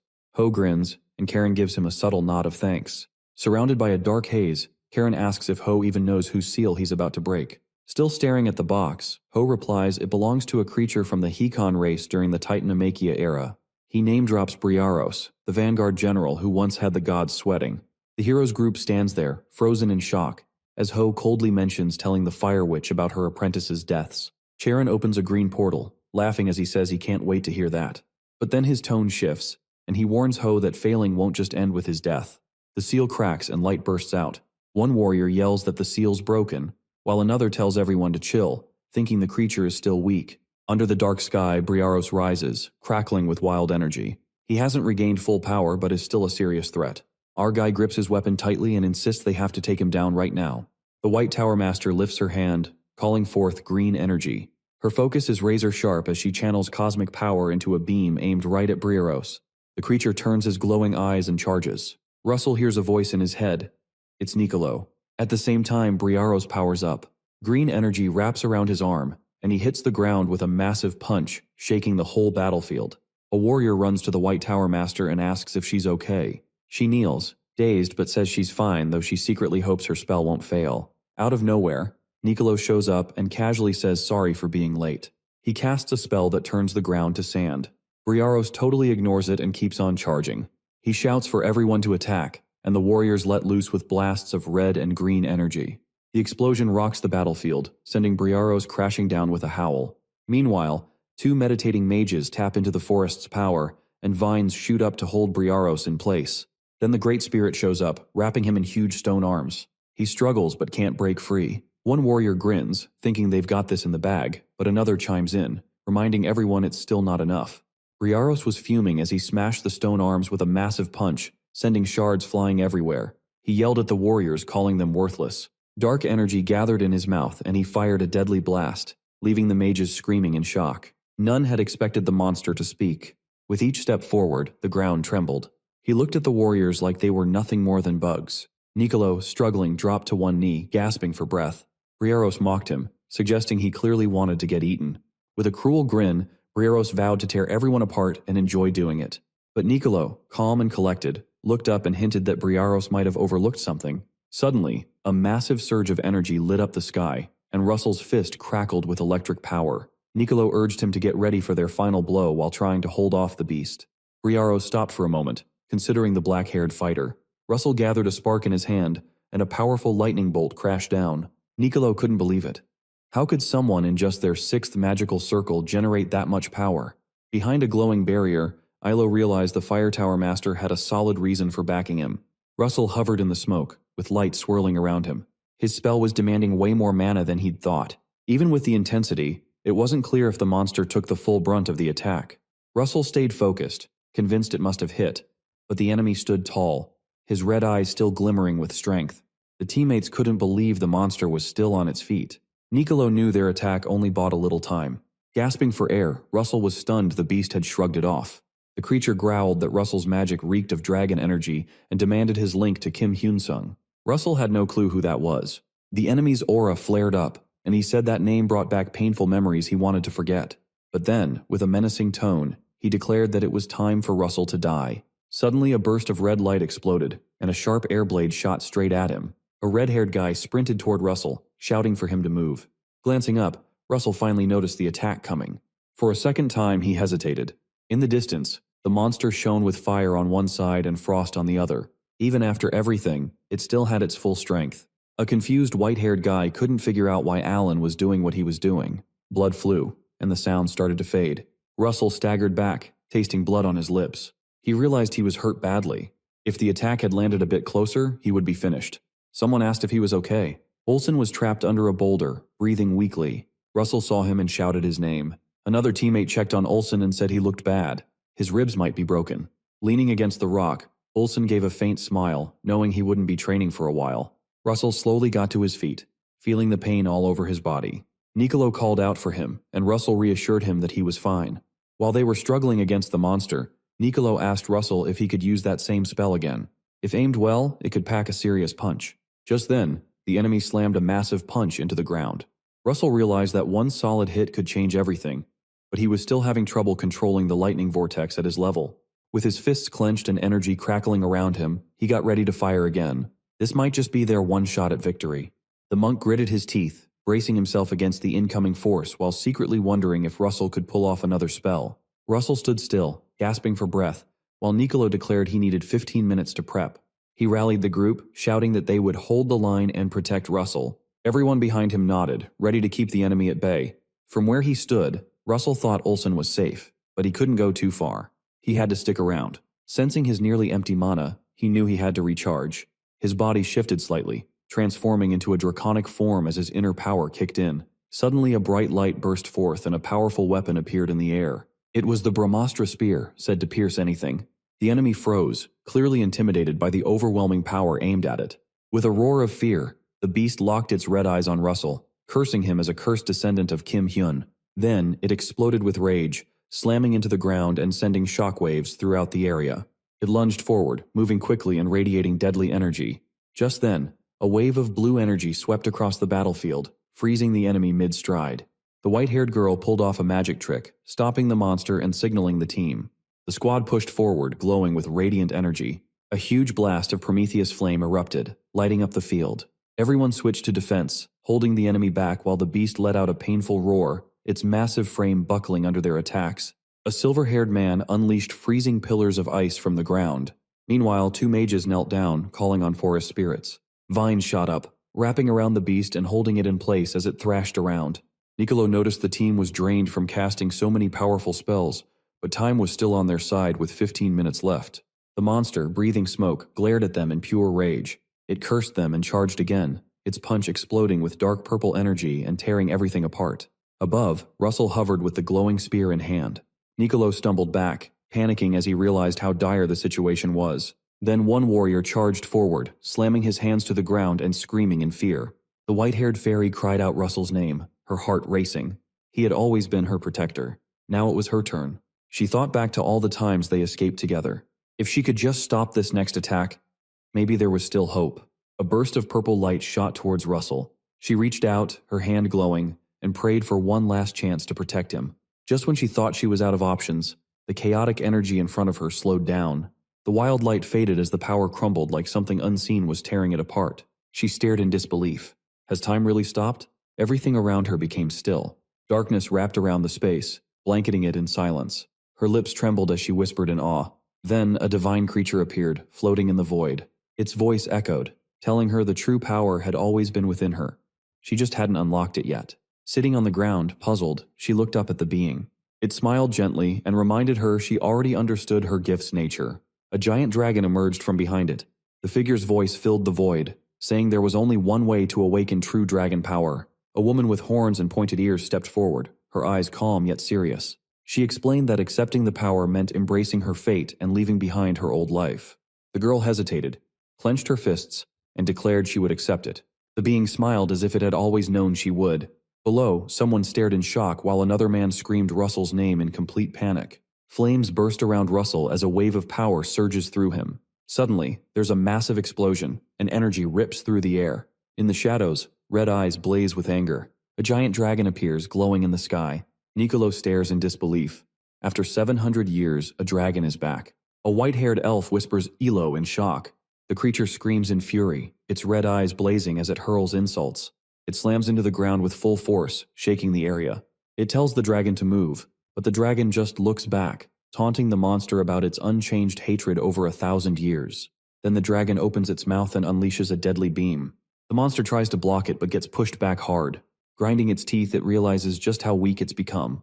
Determined, it vows to rip off the dragon's wings and tear out its heart, smoke swirling from its body as it promises to devour the beast. Suddenly, a streak of light shoots down from the sky and the beast freezes in shock. Despite giving it everything, there is no fear, but something is shifting. The dragon turns to a horned woman, closes her eyes and vanishes. Her part in this is over. Russell stands ready, filled with divine energy.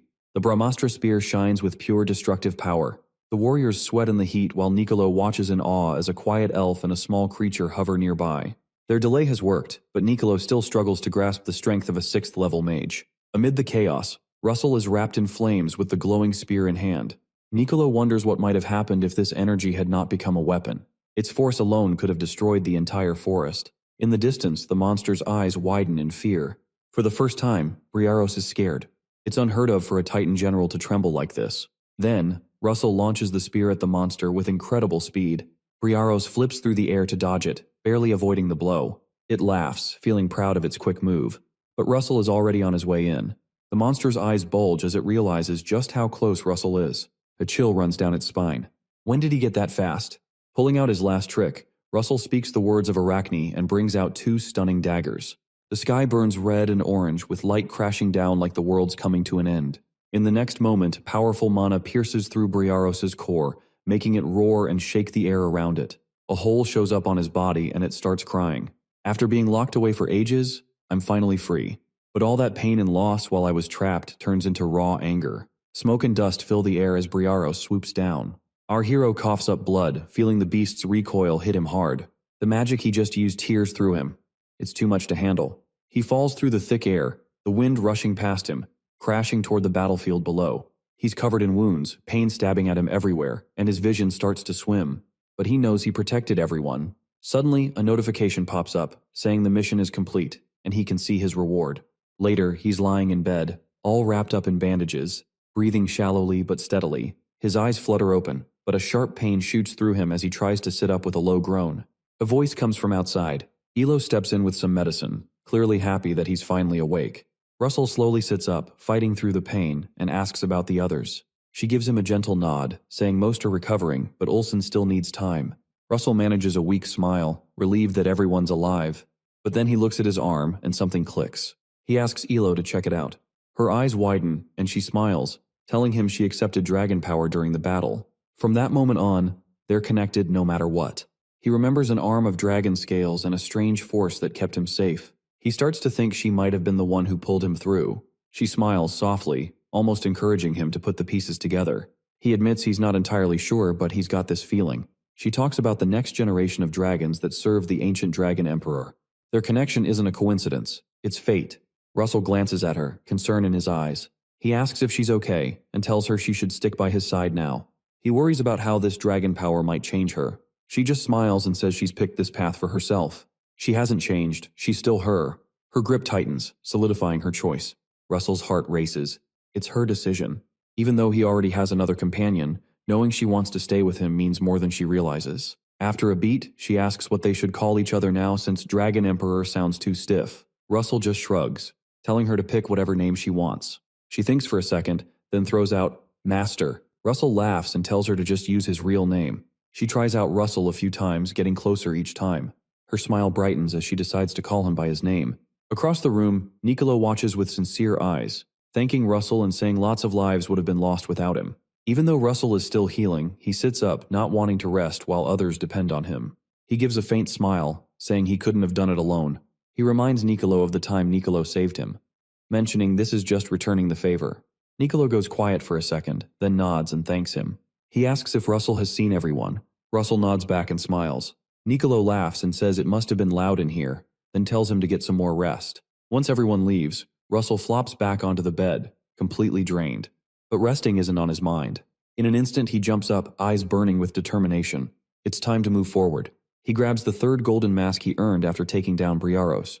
This mask helps ground him and boosts his resistance to mind control. Now he's better at resisting dark magic, curses, and illusions. He stares at the three floating masks. One sharpens his attack control, another strengthens his defense, and the third fights off mental manipulation. But he can't wear all three, so he decides to fuse them into one.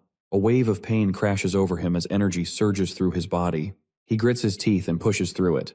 Gradually the masks blend together and go back to their original shape. The system confirms he's nailed the Crown of Solomon. It holds the full power of all three. As it shines brightly, the legendary figure of Solomon, the ancient king of mages, appears. Russell is blown away. A relic from a legend stands right in front of him.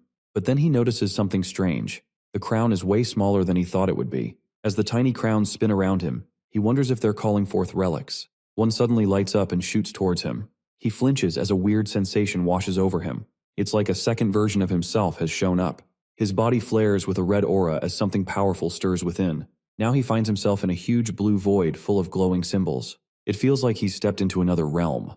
A strange calm envelops him as he floats in this magical space. Looking at the crown, he senses a living presence inside it, helping with intricate magical calculations. It feels like part of his mind has fused with the crown. This isn't just a feeling. It actually makes his magic sharper. But then, something takes a turn.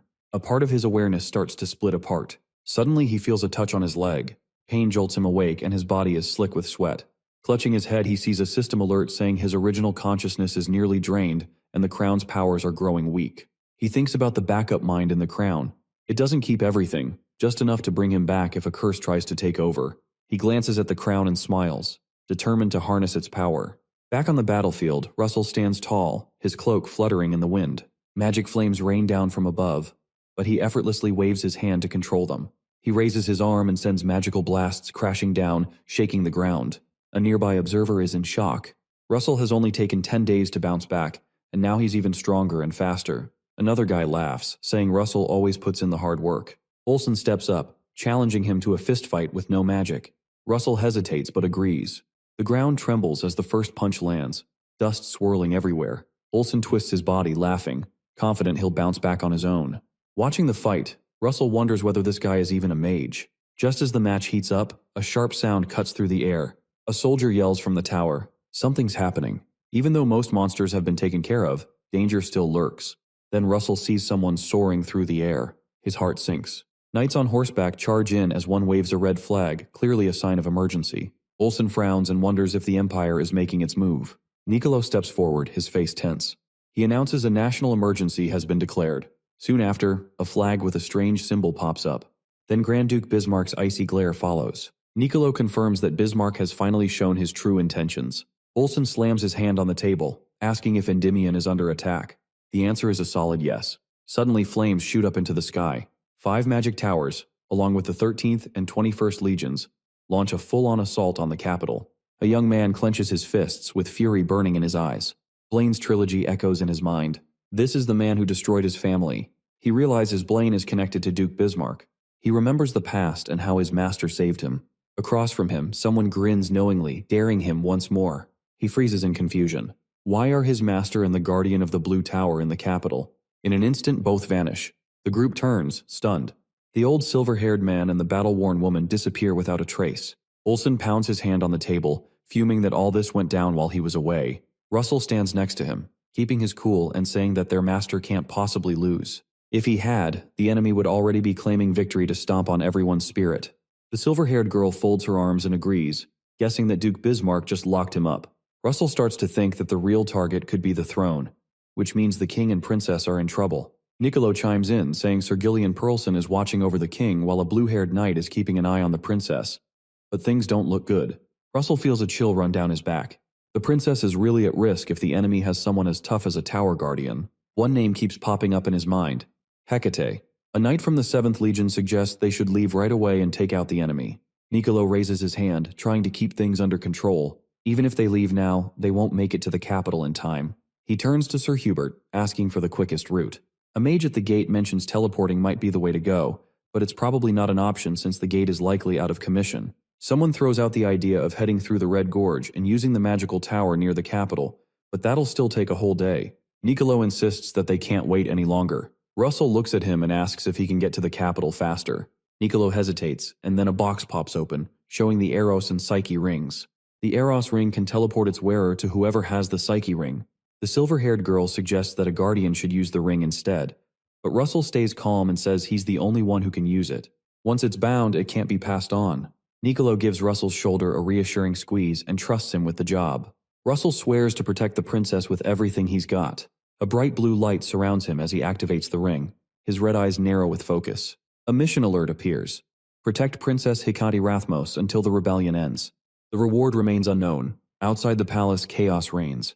Warriors bark orders to hold their ground and fend off the rebels. At the western gate of Ginevra, royal forces regroup to face the oncoming wave. One soldier shouts at others to move the wounded back and keep the front line strong. Meanwhile, medics scramble for more supplies as the casualties keep piling up. Nearby, a knight groans in pain from a nasty chest wound. A teammate crouches beside him, urging him to hang in there during treatment, even if it hurts. A soldier spots Princess Hecate and freezes. She kneels beside him, gently holding his hand.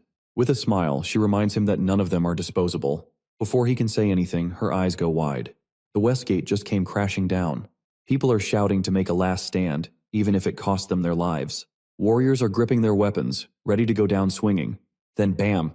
An explosion rips through the battlefield. Fire sweeps over the soldiers, their screams ringing out in the smoke. Out of the flames strolls a lone figure, his red cloak catching the light.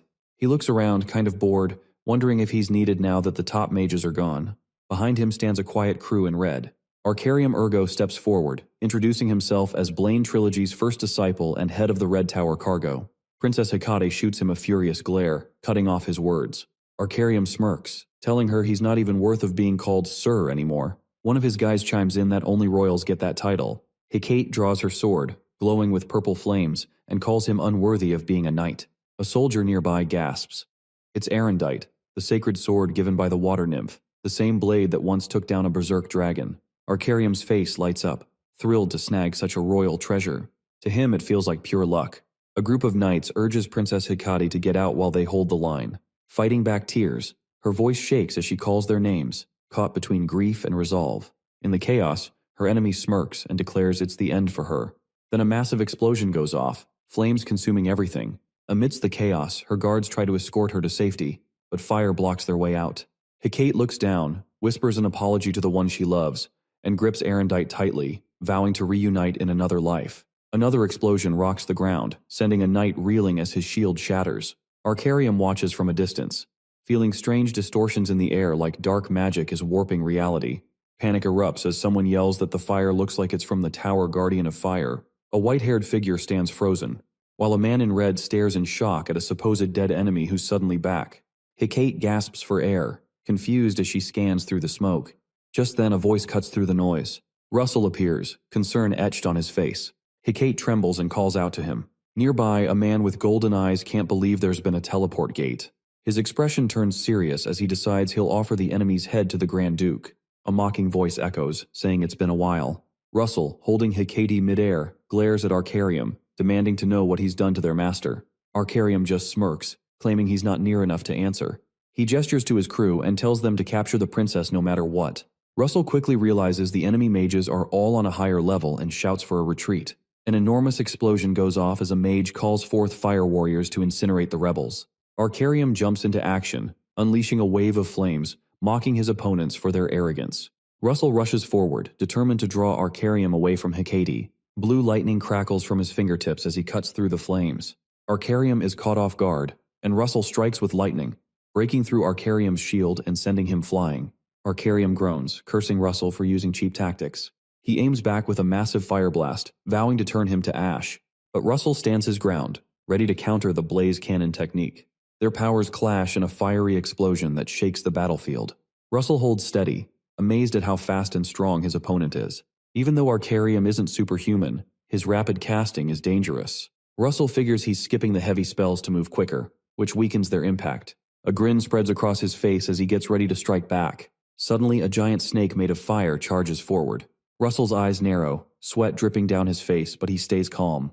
He waves his hand, controlling the flames like a wild beast, sweeping them across the field. Hecate panics, watching Russell fight with growing dread. Far away near a tower, a group of mages is performing a strange ritual. A voice from the shadows mocks them, calling the prize student a failure. Briaros lies motionless on the ground. A cloaked figure steps over Briaros, declaring that his real target is the enemy faction. With crazed eyes, he vows to drown Endymion in flames. In the darkness, a masked voice coldly declares that not only will Endymion fall, but every one of its disciples will be destroyed. The barrier holds up, but the force of the impact is insane. Magic and raw power slam into it like a wrecking ball. Russell glances down at his tattered cloak and mutters a curse. A royal knight rushes in, telling the princess to get out of there.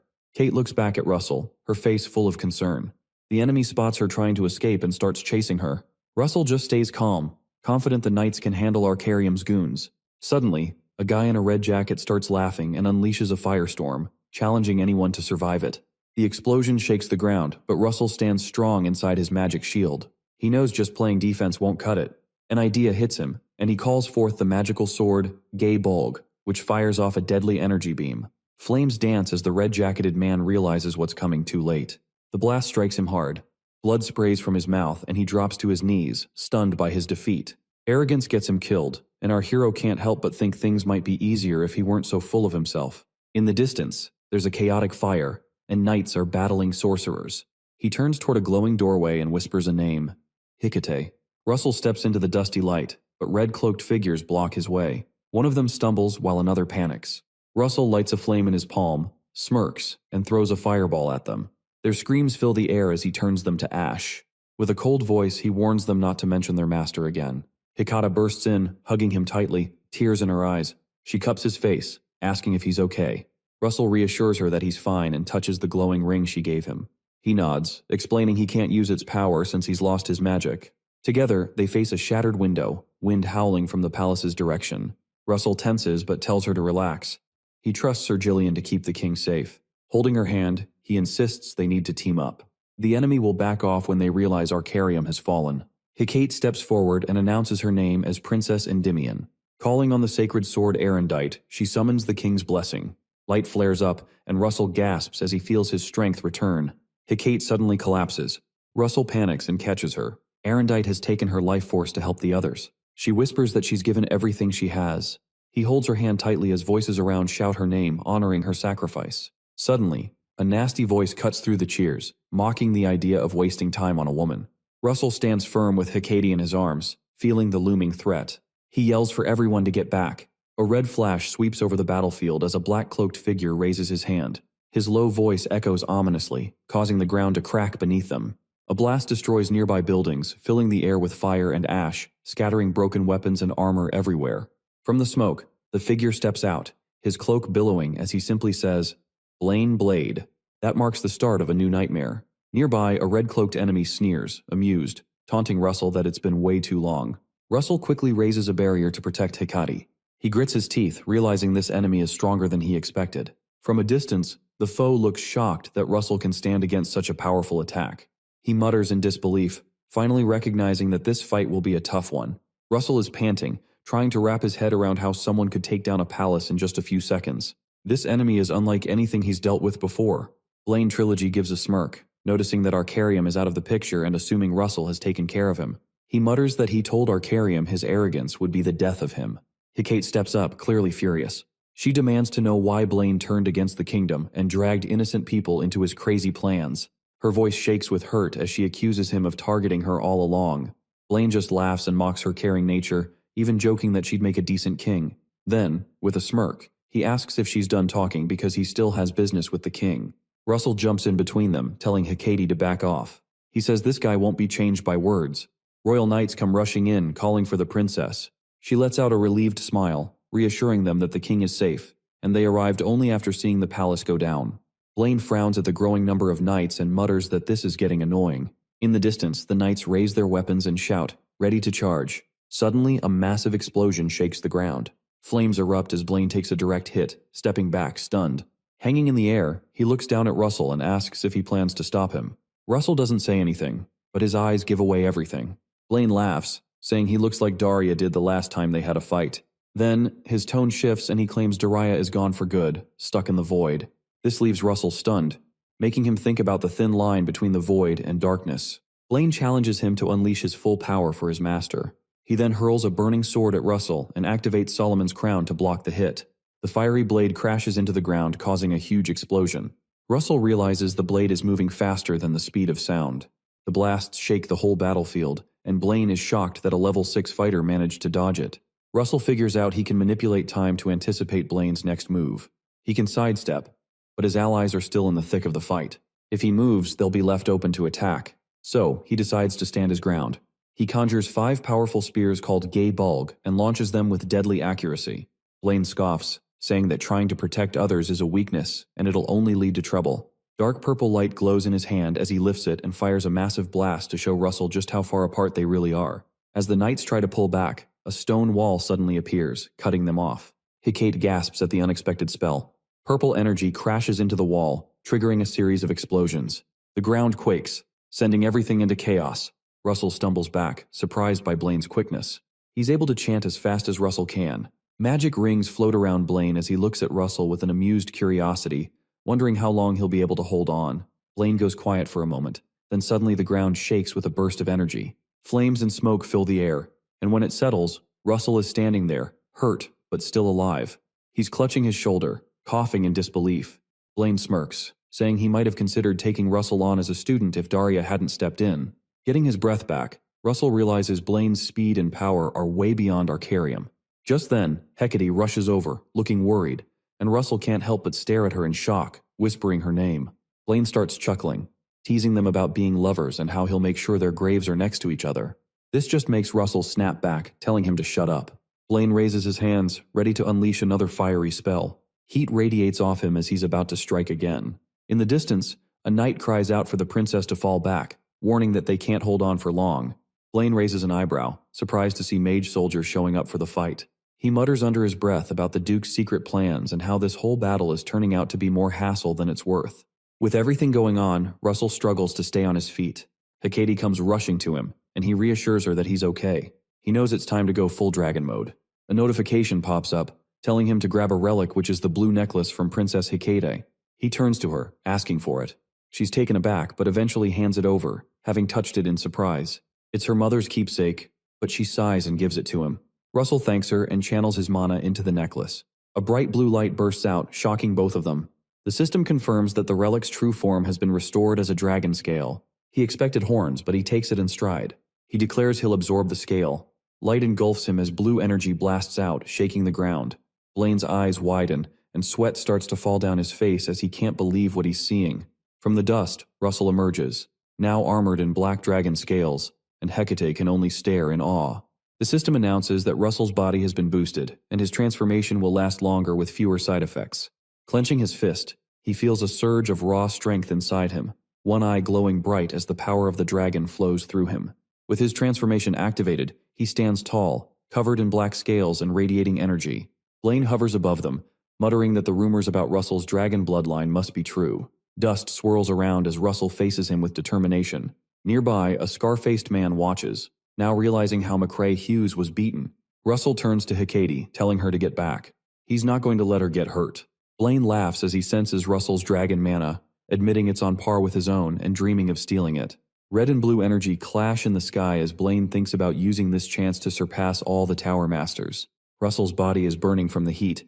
He knows Blaine has the magic edge, but he's got physical strength on his side. He's decided it's time to end this fight. Flames surge around him as he activates overheat, concentrating everything into his palm and unleashing a massive fireburst. The impact-falling sun crashes down like a meteor and obliterates everything in its path. Following that, he sends out 12 glowing spears, shooting forward at blazing speed. As they fly, Russell activates the Titan Killer skill and swings it wide to unleash a fiery slash that rips through the field. Heat waves surge outward and push the battle to its peak. Clenching his fists, Russell knows those last attacks weren't quite enough. Suddenly, Blaine disappears. Before Russell can respond, Blaine reappears high above, wrapped in flames, and slams down on him with a heavy hit. Blaine mocks him for looking impressive, but not being a real threat. In response, Russell charges up a fireball and shouts, "Overheat!" hitting Blaine and pushing him back in pain. Without hesitation, Russell unleashes a massive flame cannon, pouring all of his energy into it. The explosion engulfs Blaine in flames. Just as Russell catches his breath, a wave of energy strikes him, forcing him back. Blaine lands with a smirk, acknowledging that Russell's power is almost superhero level. He mentions that in 5 more years, Russell might actually surpass him. Blaine raises his hand and vows to finish it. Out of nowhere, Russell jumps down with a glowing sword, challenging him to try. He goes all out, searching for a weak spot. Fireballs start falling as Russell channels every bit of strength he has. He thinks he can wrap this up if he just pushes a bit more. Letting out a roar, he unleashes a powerful surge into Blaine, who screams as the energy rips through him. Lightning crashes all around. Blaine grits his teeth, knowing his dragon form is running on fumes. Solomon's crown can't hold much longer. Russell feels this is his chance and calls down a massive bolt of lightning that hits hard, forcing another anguished cry from Blaine. But Russell feels his own limits closing in. Both his dragon transformation and Solomon's crown are on the verge of collapse. Across the battlefield, Blaine is shaking but won't back down. With pure hatred, he curses Russell and prepares his final move. The sky trembles as a dark storm brews overhead. Blaine unleashes his ultimate spell, Demon's Flame. Just before it lands, another powerful blast collides with it, tearing the sky apart. Thunder crashes as blue light erupts, wiping everything out in its path. Russell hits the ground, aching and barely seeing straight. But even through the pain, his red eyes shine fierce. He thinks about the people he cares about and gets back up, refusing to fall. Blaine watches, shocked at how far Russell has come. Russell is now at the 7th tier, a level he never thought he'd reach. Another bolt of lightning strikes, hitting Blaine hard with pain. The enemy mutters that reaching the 7th completion is unacceptable. Suddenly, a new voice chimes in, mocking the Red Magic Tower Master for looking so pathetic. A guy with blue hair threatens to rip out the enemy's tongue if he says another word. Another figure shows up, asking why he's late. A deep voice answers that some things got messy after the others left. The man in the black cloak smirks and touches his cracked face, saying he broke the Fire Tower Master's seal but claims to have sealed it up perfectly again. Far off, a badly injured man gasps for air. Through clenched teeth, he asks what happened to his master. Russell looks up at the new guy. Even though they've talked before, this is their first face-to-face encounter. The man grins coldly, declaring he'll kill both the father and son of the Raymond clan. Russell glares at him, fury blazing in his eyes. Our boy is in tears, telling us he's the one who killed his dad. The bald guy admits he went after Russell's father but tries to shift the blame, suggesting that Blaine is really behind it all. Russell yells his name, asking why Blaine's doing this. Blaine just smirks and spills the beans that Russell's dad uncovered a conspiracy linking the Duke to some pagan cult, and that knowledge is what seals his fate. Russell's blood is boiling. He curses and glares at the guy while the half-burned villain prepares to strike. He casts Pandemic Gust from the Seven Circles, sending out a glowing skull that releases toxic fumes. Grinning with cruelty, he promises Russell a fate worse than death. Light spills across the field as someone promises they won't lose a loved one again. A fiery army charges ahead. Russell spots her and feels a wave of relief. Despite his exhaustion, he's just happy she's okay. She stands there amidst the flames, gives him a slight smile, and silently apologizes for taking so long. The two enemies are in shock, unable to wrap their heads around the fact that she broke free from Tartaros. They exchange anxious looks, trying to figure out how someone they thought was just ordinary managed to shatter that seal. Filled with rage, she lets out a cold laugh. She tells them that thinking of her or her partner as just regular humans is a joke. She makes it crystal clear that they've really messed up by underestimating her. On the other side, Blaine and his buddies start to freak out when they realize the Blue Tower Master has also escaped. Russell drops to his knees, calling out to his master with worry. She reassures him that it'll all be over soon. Her expression hardens as she curses the traitors, vowing to make them pay for pulling up old wounds. Then there's a flashback. A young Russell, all excited, raises his hand and tells his mom he wants to be a great mage like her. She smiles and lifts him up, saying he's going to make it because he's her son. Russell shows off a magic missile, and his mom praises his talent. He trains all day, eager to impress, glowing with fire, and he has a serious sweet tooth, always hunting for candy. His mom used to tease him about it. Then that night, everything changed. His mom got a surprise letter from the royal court and had to leave in a hurry, totally unaware that it was a setup. By the time she figured it out and rushed back home, it was already too late. When she got there, her house was a wreck. Her husband was missing, and her kid was badly burned. She held him tight as he called for her, trying to be strong while tears filled her eyes, and she softly told him to sleep. After that, it felt like she had lost everything. But just when hope seemed gone, a white-haired woman appeared and saved her. Now, that same woman was ready to fight, her voice shaking with rage as she yelled at the enemy, vowing they wouldn't get away. Flames danced around her, ready to take down anyone who caused this pain. She called on the Fire Giant King, a massive beast that scared the hell out of her foes. Then she unleashed her ultimate move. Combining the Flame of Muspelheim from the 8th Circle with her signature Flameflower Dream, she sent a wave of destruction crashing over the battlefield. The enemy screamed as their defenses crumbled under the heat. With the flames still swirling around her, she warned them that she had more in store. She cast her original spell, Rot Apple, creating a vortex of fire that burned hotter than anything. A bright burst of orange light covered the area. Blaine yelled for her to stop and raised his hand, but the flames hit him hard. He screamed as the fire gripped him and burned him alive, his cries echoing as he was consumed. Nearby, Hypnos was cursing and watching in horror as his friends got scorched. Finally, he snapped and shouted that he had no choice. A huge explosion lit up the sky as he teamed up with the Duke to take down the royal house. He tried to run, but the flames wrapped around his legs. Russell yelled that nobody was getting away as he held the fire string tight. Hypnos was panicking after getting hit by a blast of fire. Russell just stood there coldly, reminding him that he had warned him. The white-haired woman was adamant that no one would make it out alive. Hypnos froze, realizing just how intense the flames were. A massive explosion happened next, and his scream was swallowed by the blinding light. Trapped, he struggled against the flames that only tightened their grip on him. He screamed again, fully engulfed. The white-haired woman demanded Hypnos speak up, promising him a quick death. But Hypnos just laughed, claiming the real darkness was still on its way. He vowed to drown the continent in blood and chaos, laughing madly. The woman called him twisted, saying he was ready to destroy himself just to win. Meanwhile, Blaine was leaning against a wall, bleeding and shaky. He admitted that the plan had gone south and cursed the cult he relied on. He decided he'd disappear and start fresh. When Russell approached, Blaine noticed Alex Raymond's resemblance and was stunned. Memories of Alex's death flooded back, leaving him in disbelief as he covered his face, unable to handle it. Before he could collect himself, Russell charged in, flaming sword in hand.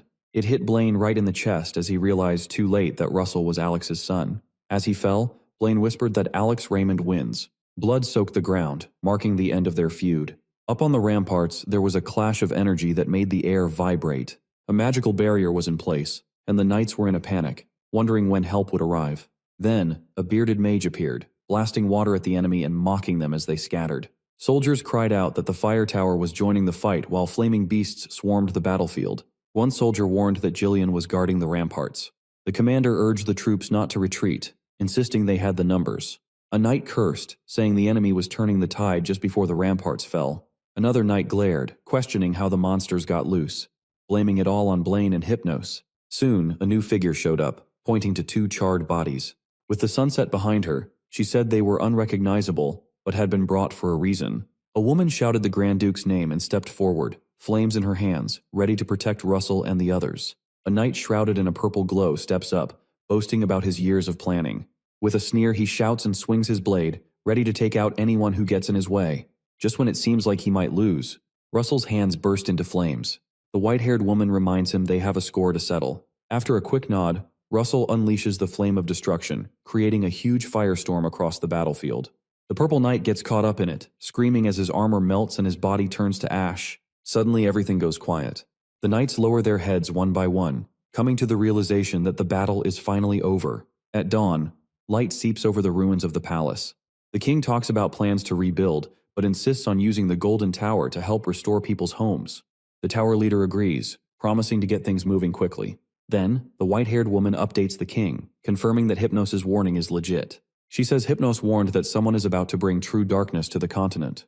The king realizes this threat is serious and orders everyone to gear up. He tells the Tower Mistress of Flame to look into the cult's activities, and she jumps at the chance. As the king checks a list of names, he stops at Russell Raymond's and can't help but smile in disbelief at how quickly this young guy has risen through the ranks. Meanwhile, Russell is lying in bed, wrapped in bandages, whispering his worries. The princess is anxiously keeping an eye on him. The white-haired woman gently reassures her that Russell just needs to rest. She explains that he recently unlocked his powers and pushed himself too hard, but his magic ring is holding strong. In a flashback, Russell smiles weakly during the final battle, showing incredible endurance. The woman tells the princess to give him some space, assuring her he'll bounce back like he always does. With sunlight streaming in, Russell's ring glows faintly.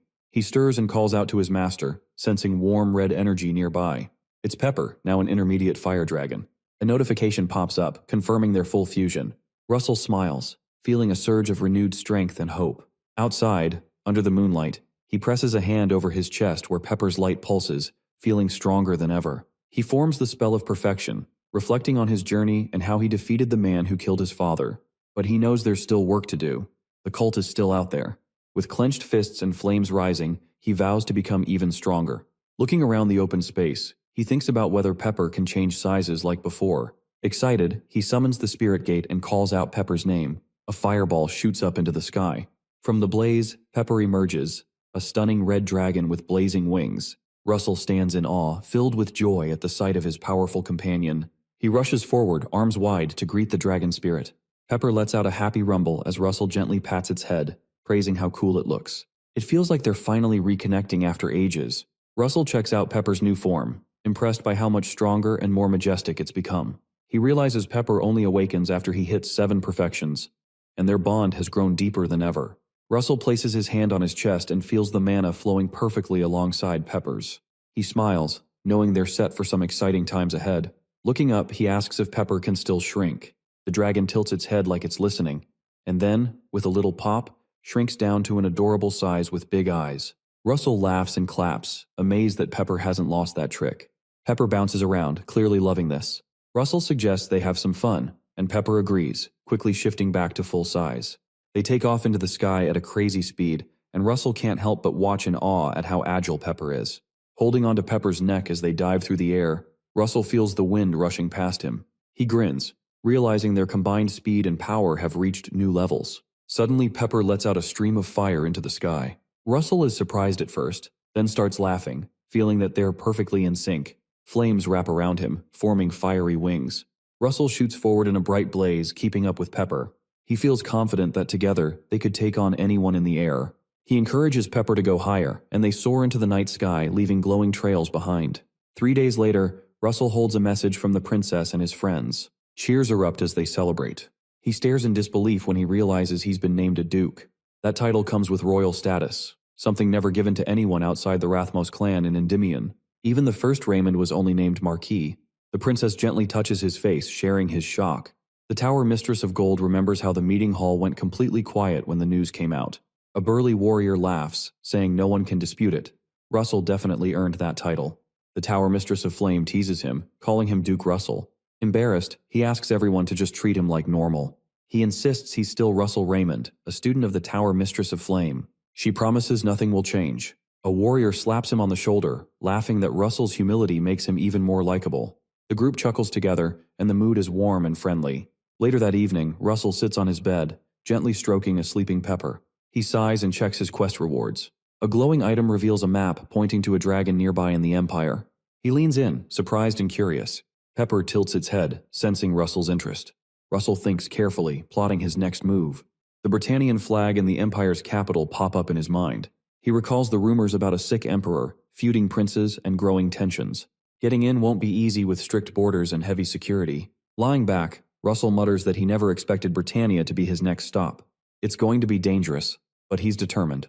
Rubbing Pepper's cheek, he insists they'll figure it out. Pepper chirps softly in agreement.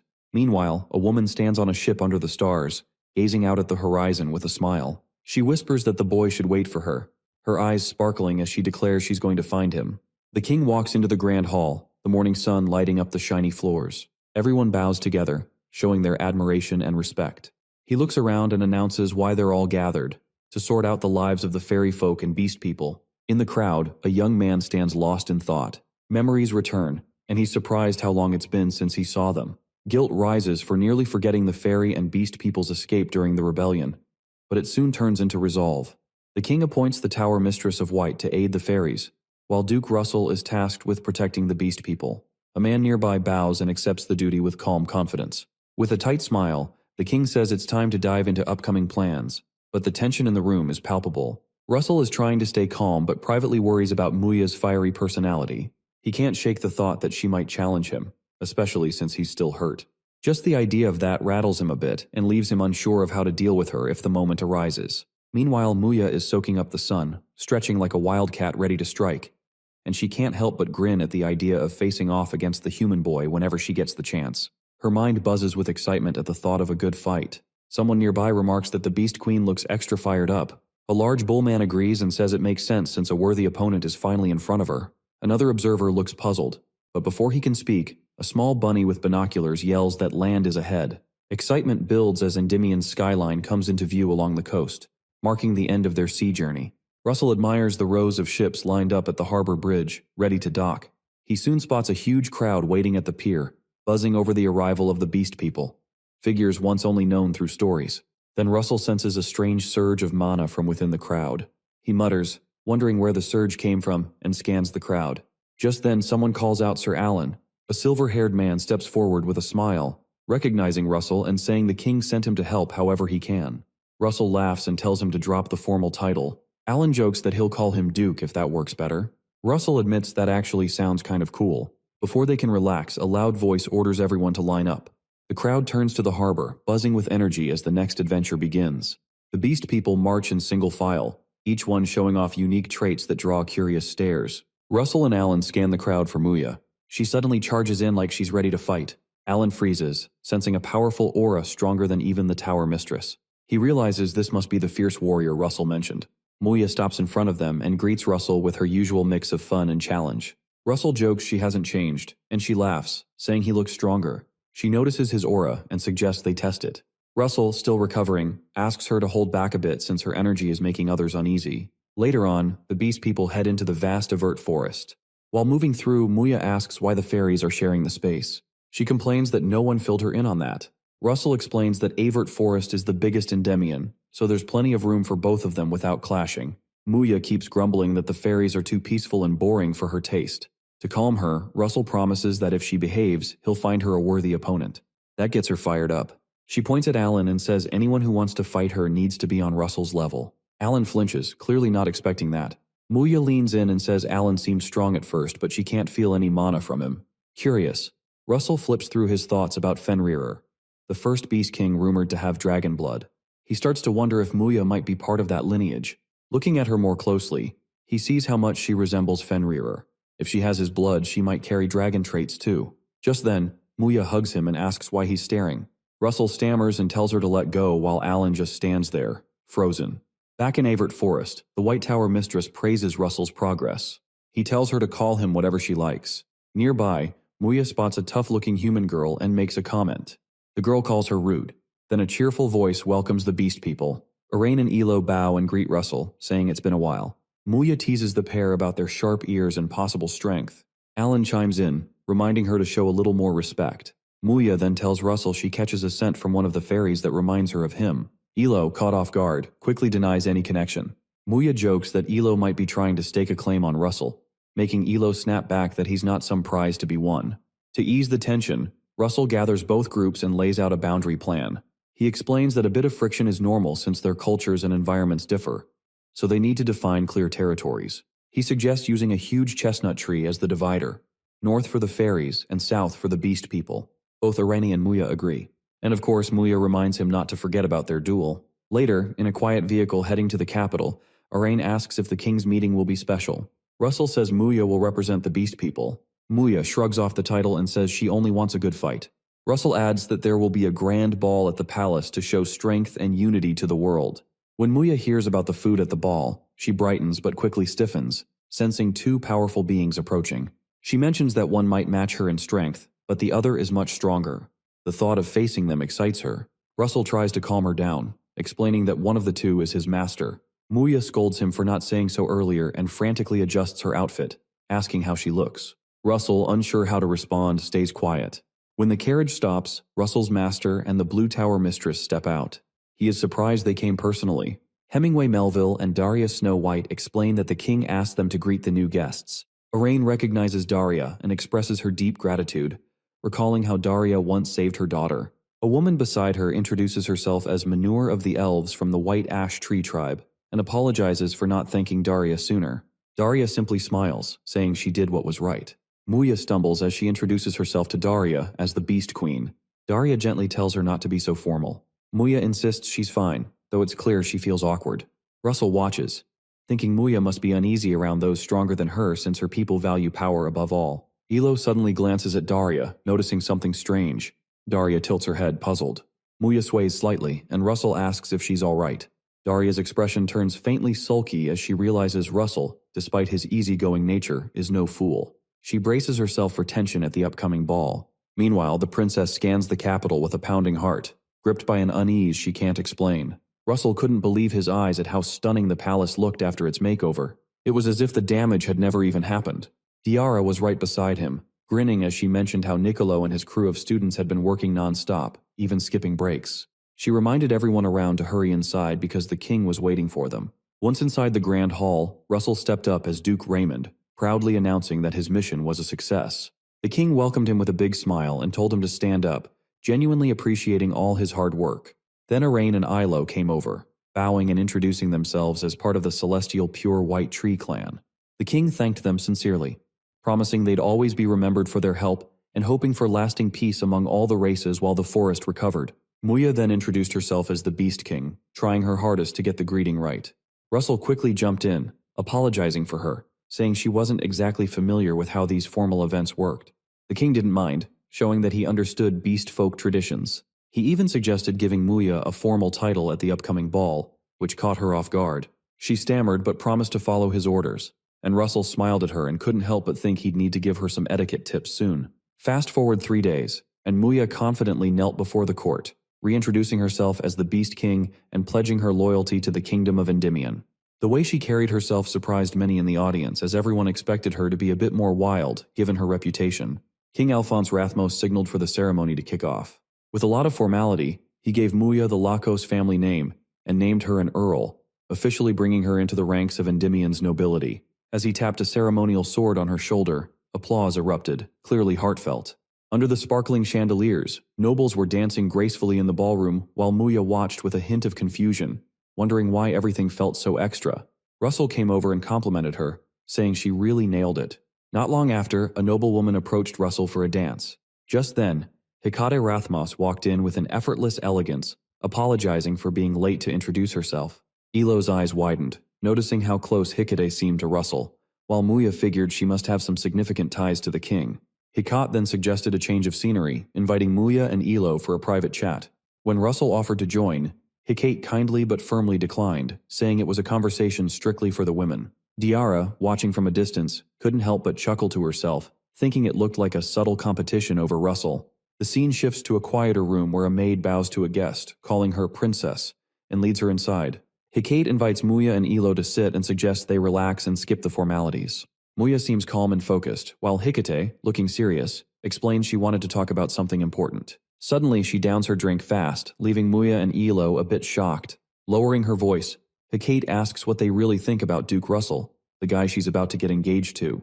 Muya stammers in disbelief, and Ilo is confused about where this is heading. Eventually, Ilo admits she has strong feelings for Russell, while Muya is more straightforward, saying she's drawn to his strength and bold spirit. Hecate nods, almost as if she expected those answers. She believes Russell is meant for greatness, someone who's destined to lead and maybe even take the throne. For someone with that much responsibility, she insists there can't be any divided loyalties or romantic distractions. With unwavering belief, she declares that she'll never share Russell with anyone for as long as she lives. Ilo isn't shocked but is taken aback by how intense Hecate is. Muya calls out the arrogance of humans for making judgments. She declares that she also plans to keep Russell by her side, no matter what. Hecate pauses, her tone softening a bit. She talks about how incredible Russell was even as a kid, and mentions the rumors about his dragon blood. She suggests he might one day surpass ordinary humans, maybe even get close to divinity. Hecate admits she's afraid that if she disappears from his life, he'll be left all alone. Her words leave Muya and Ilo silent. Muya leans in and quietly asks if Hecate means something more. Hecate just says she plans to be Russell's number one and asks which of them wants second place. The question hits hard. Ilo and Muya exchange sharp looks. Hecate tells them to sort it out and let her know. Later, on the palace stairs, Hecate stumbles. Russell catches her and gently scolds her for drinking too much, saying her tolerance is low. Leaning on him, she mutters a strange question about beating an enemy, hinting it's sometimes best to let enemies destroy each other. When Russell asks what she means, she just shakes her head. Then she asks if she can stay in his room. Holding her close, Russell tells her she's always welcome, his warmth helping her relax. 3 months later, Russell is in the Flame Tower, deep in discussion with Diara. He complains that just when he thought things were settling down, another unexpected problem pops up. Diara asks if he's told the princess about his upcoming research trip, and Russell confirms he has, mentioning he's already got the green light. Diara, grinning, warns that the princess might not be happy with him disappearing like this. Russell mutters that he just hopes things stay quiet for once. Diara hands him a document that points to his next stop, Akan. She asks if he really knows what he's getting into there. Russell nods, saying he gets it. Akan is a city-state known for its busy trade scene and wild casinos, and it's got a reputation for all sorts of shady black market stuff. The Tower Master warns him, really emphasizing that Akan's underbelly is deeper and scarier than most people think. Russell just smiles and says he'll be careful, promising he takes the warning seriously. As his boat cuts through the dark waters, wrapped in fog, he feels a bit uneasy. He's had this nagging feeling that someone's been tailing him since the train station. That shadowy figure seems to be hiding well, keeping both their presence and intent hidden. Russell figures whoever it is could be a real threat, and thinks sparring in this kind of situation isn't a great idea. Annoyed, he pulls off his black cloak and calls out to see who followed him. It's Muya, standing on deck with a nervous laugh. Russell asks why she's here. Muya says she would have challenged him back in the capital if she got the chance. After hearing he was leaving, she decided to tag along. Russell warns her it's dangerous and tells her to go back. But Muya says she has her own concerns about going to Akan. He explains it's only a brief stop and that his true goal lies farther ahead. She asks what it is. He finally says his mission is to face the sworn enemy of Endymion, the Britannian Empire. If you liked this video, feel free to support me on Patreon, link in the description.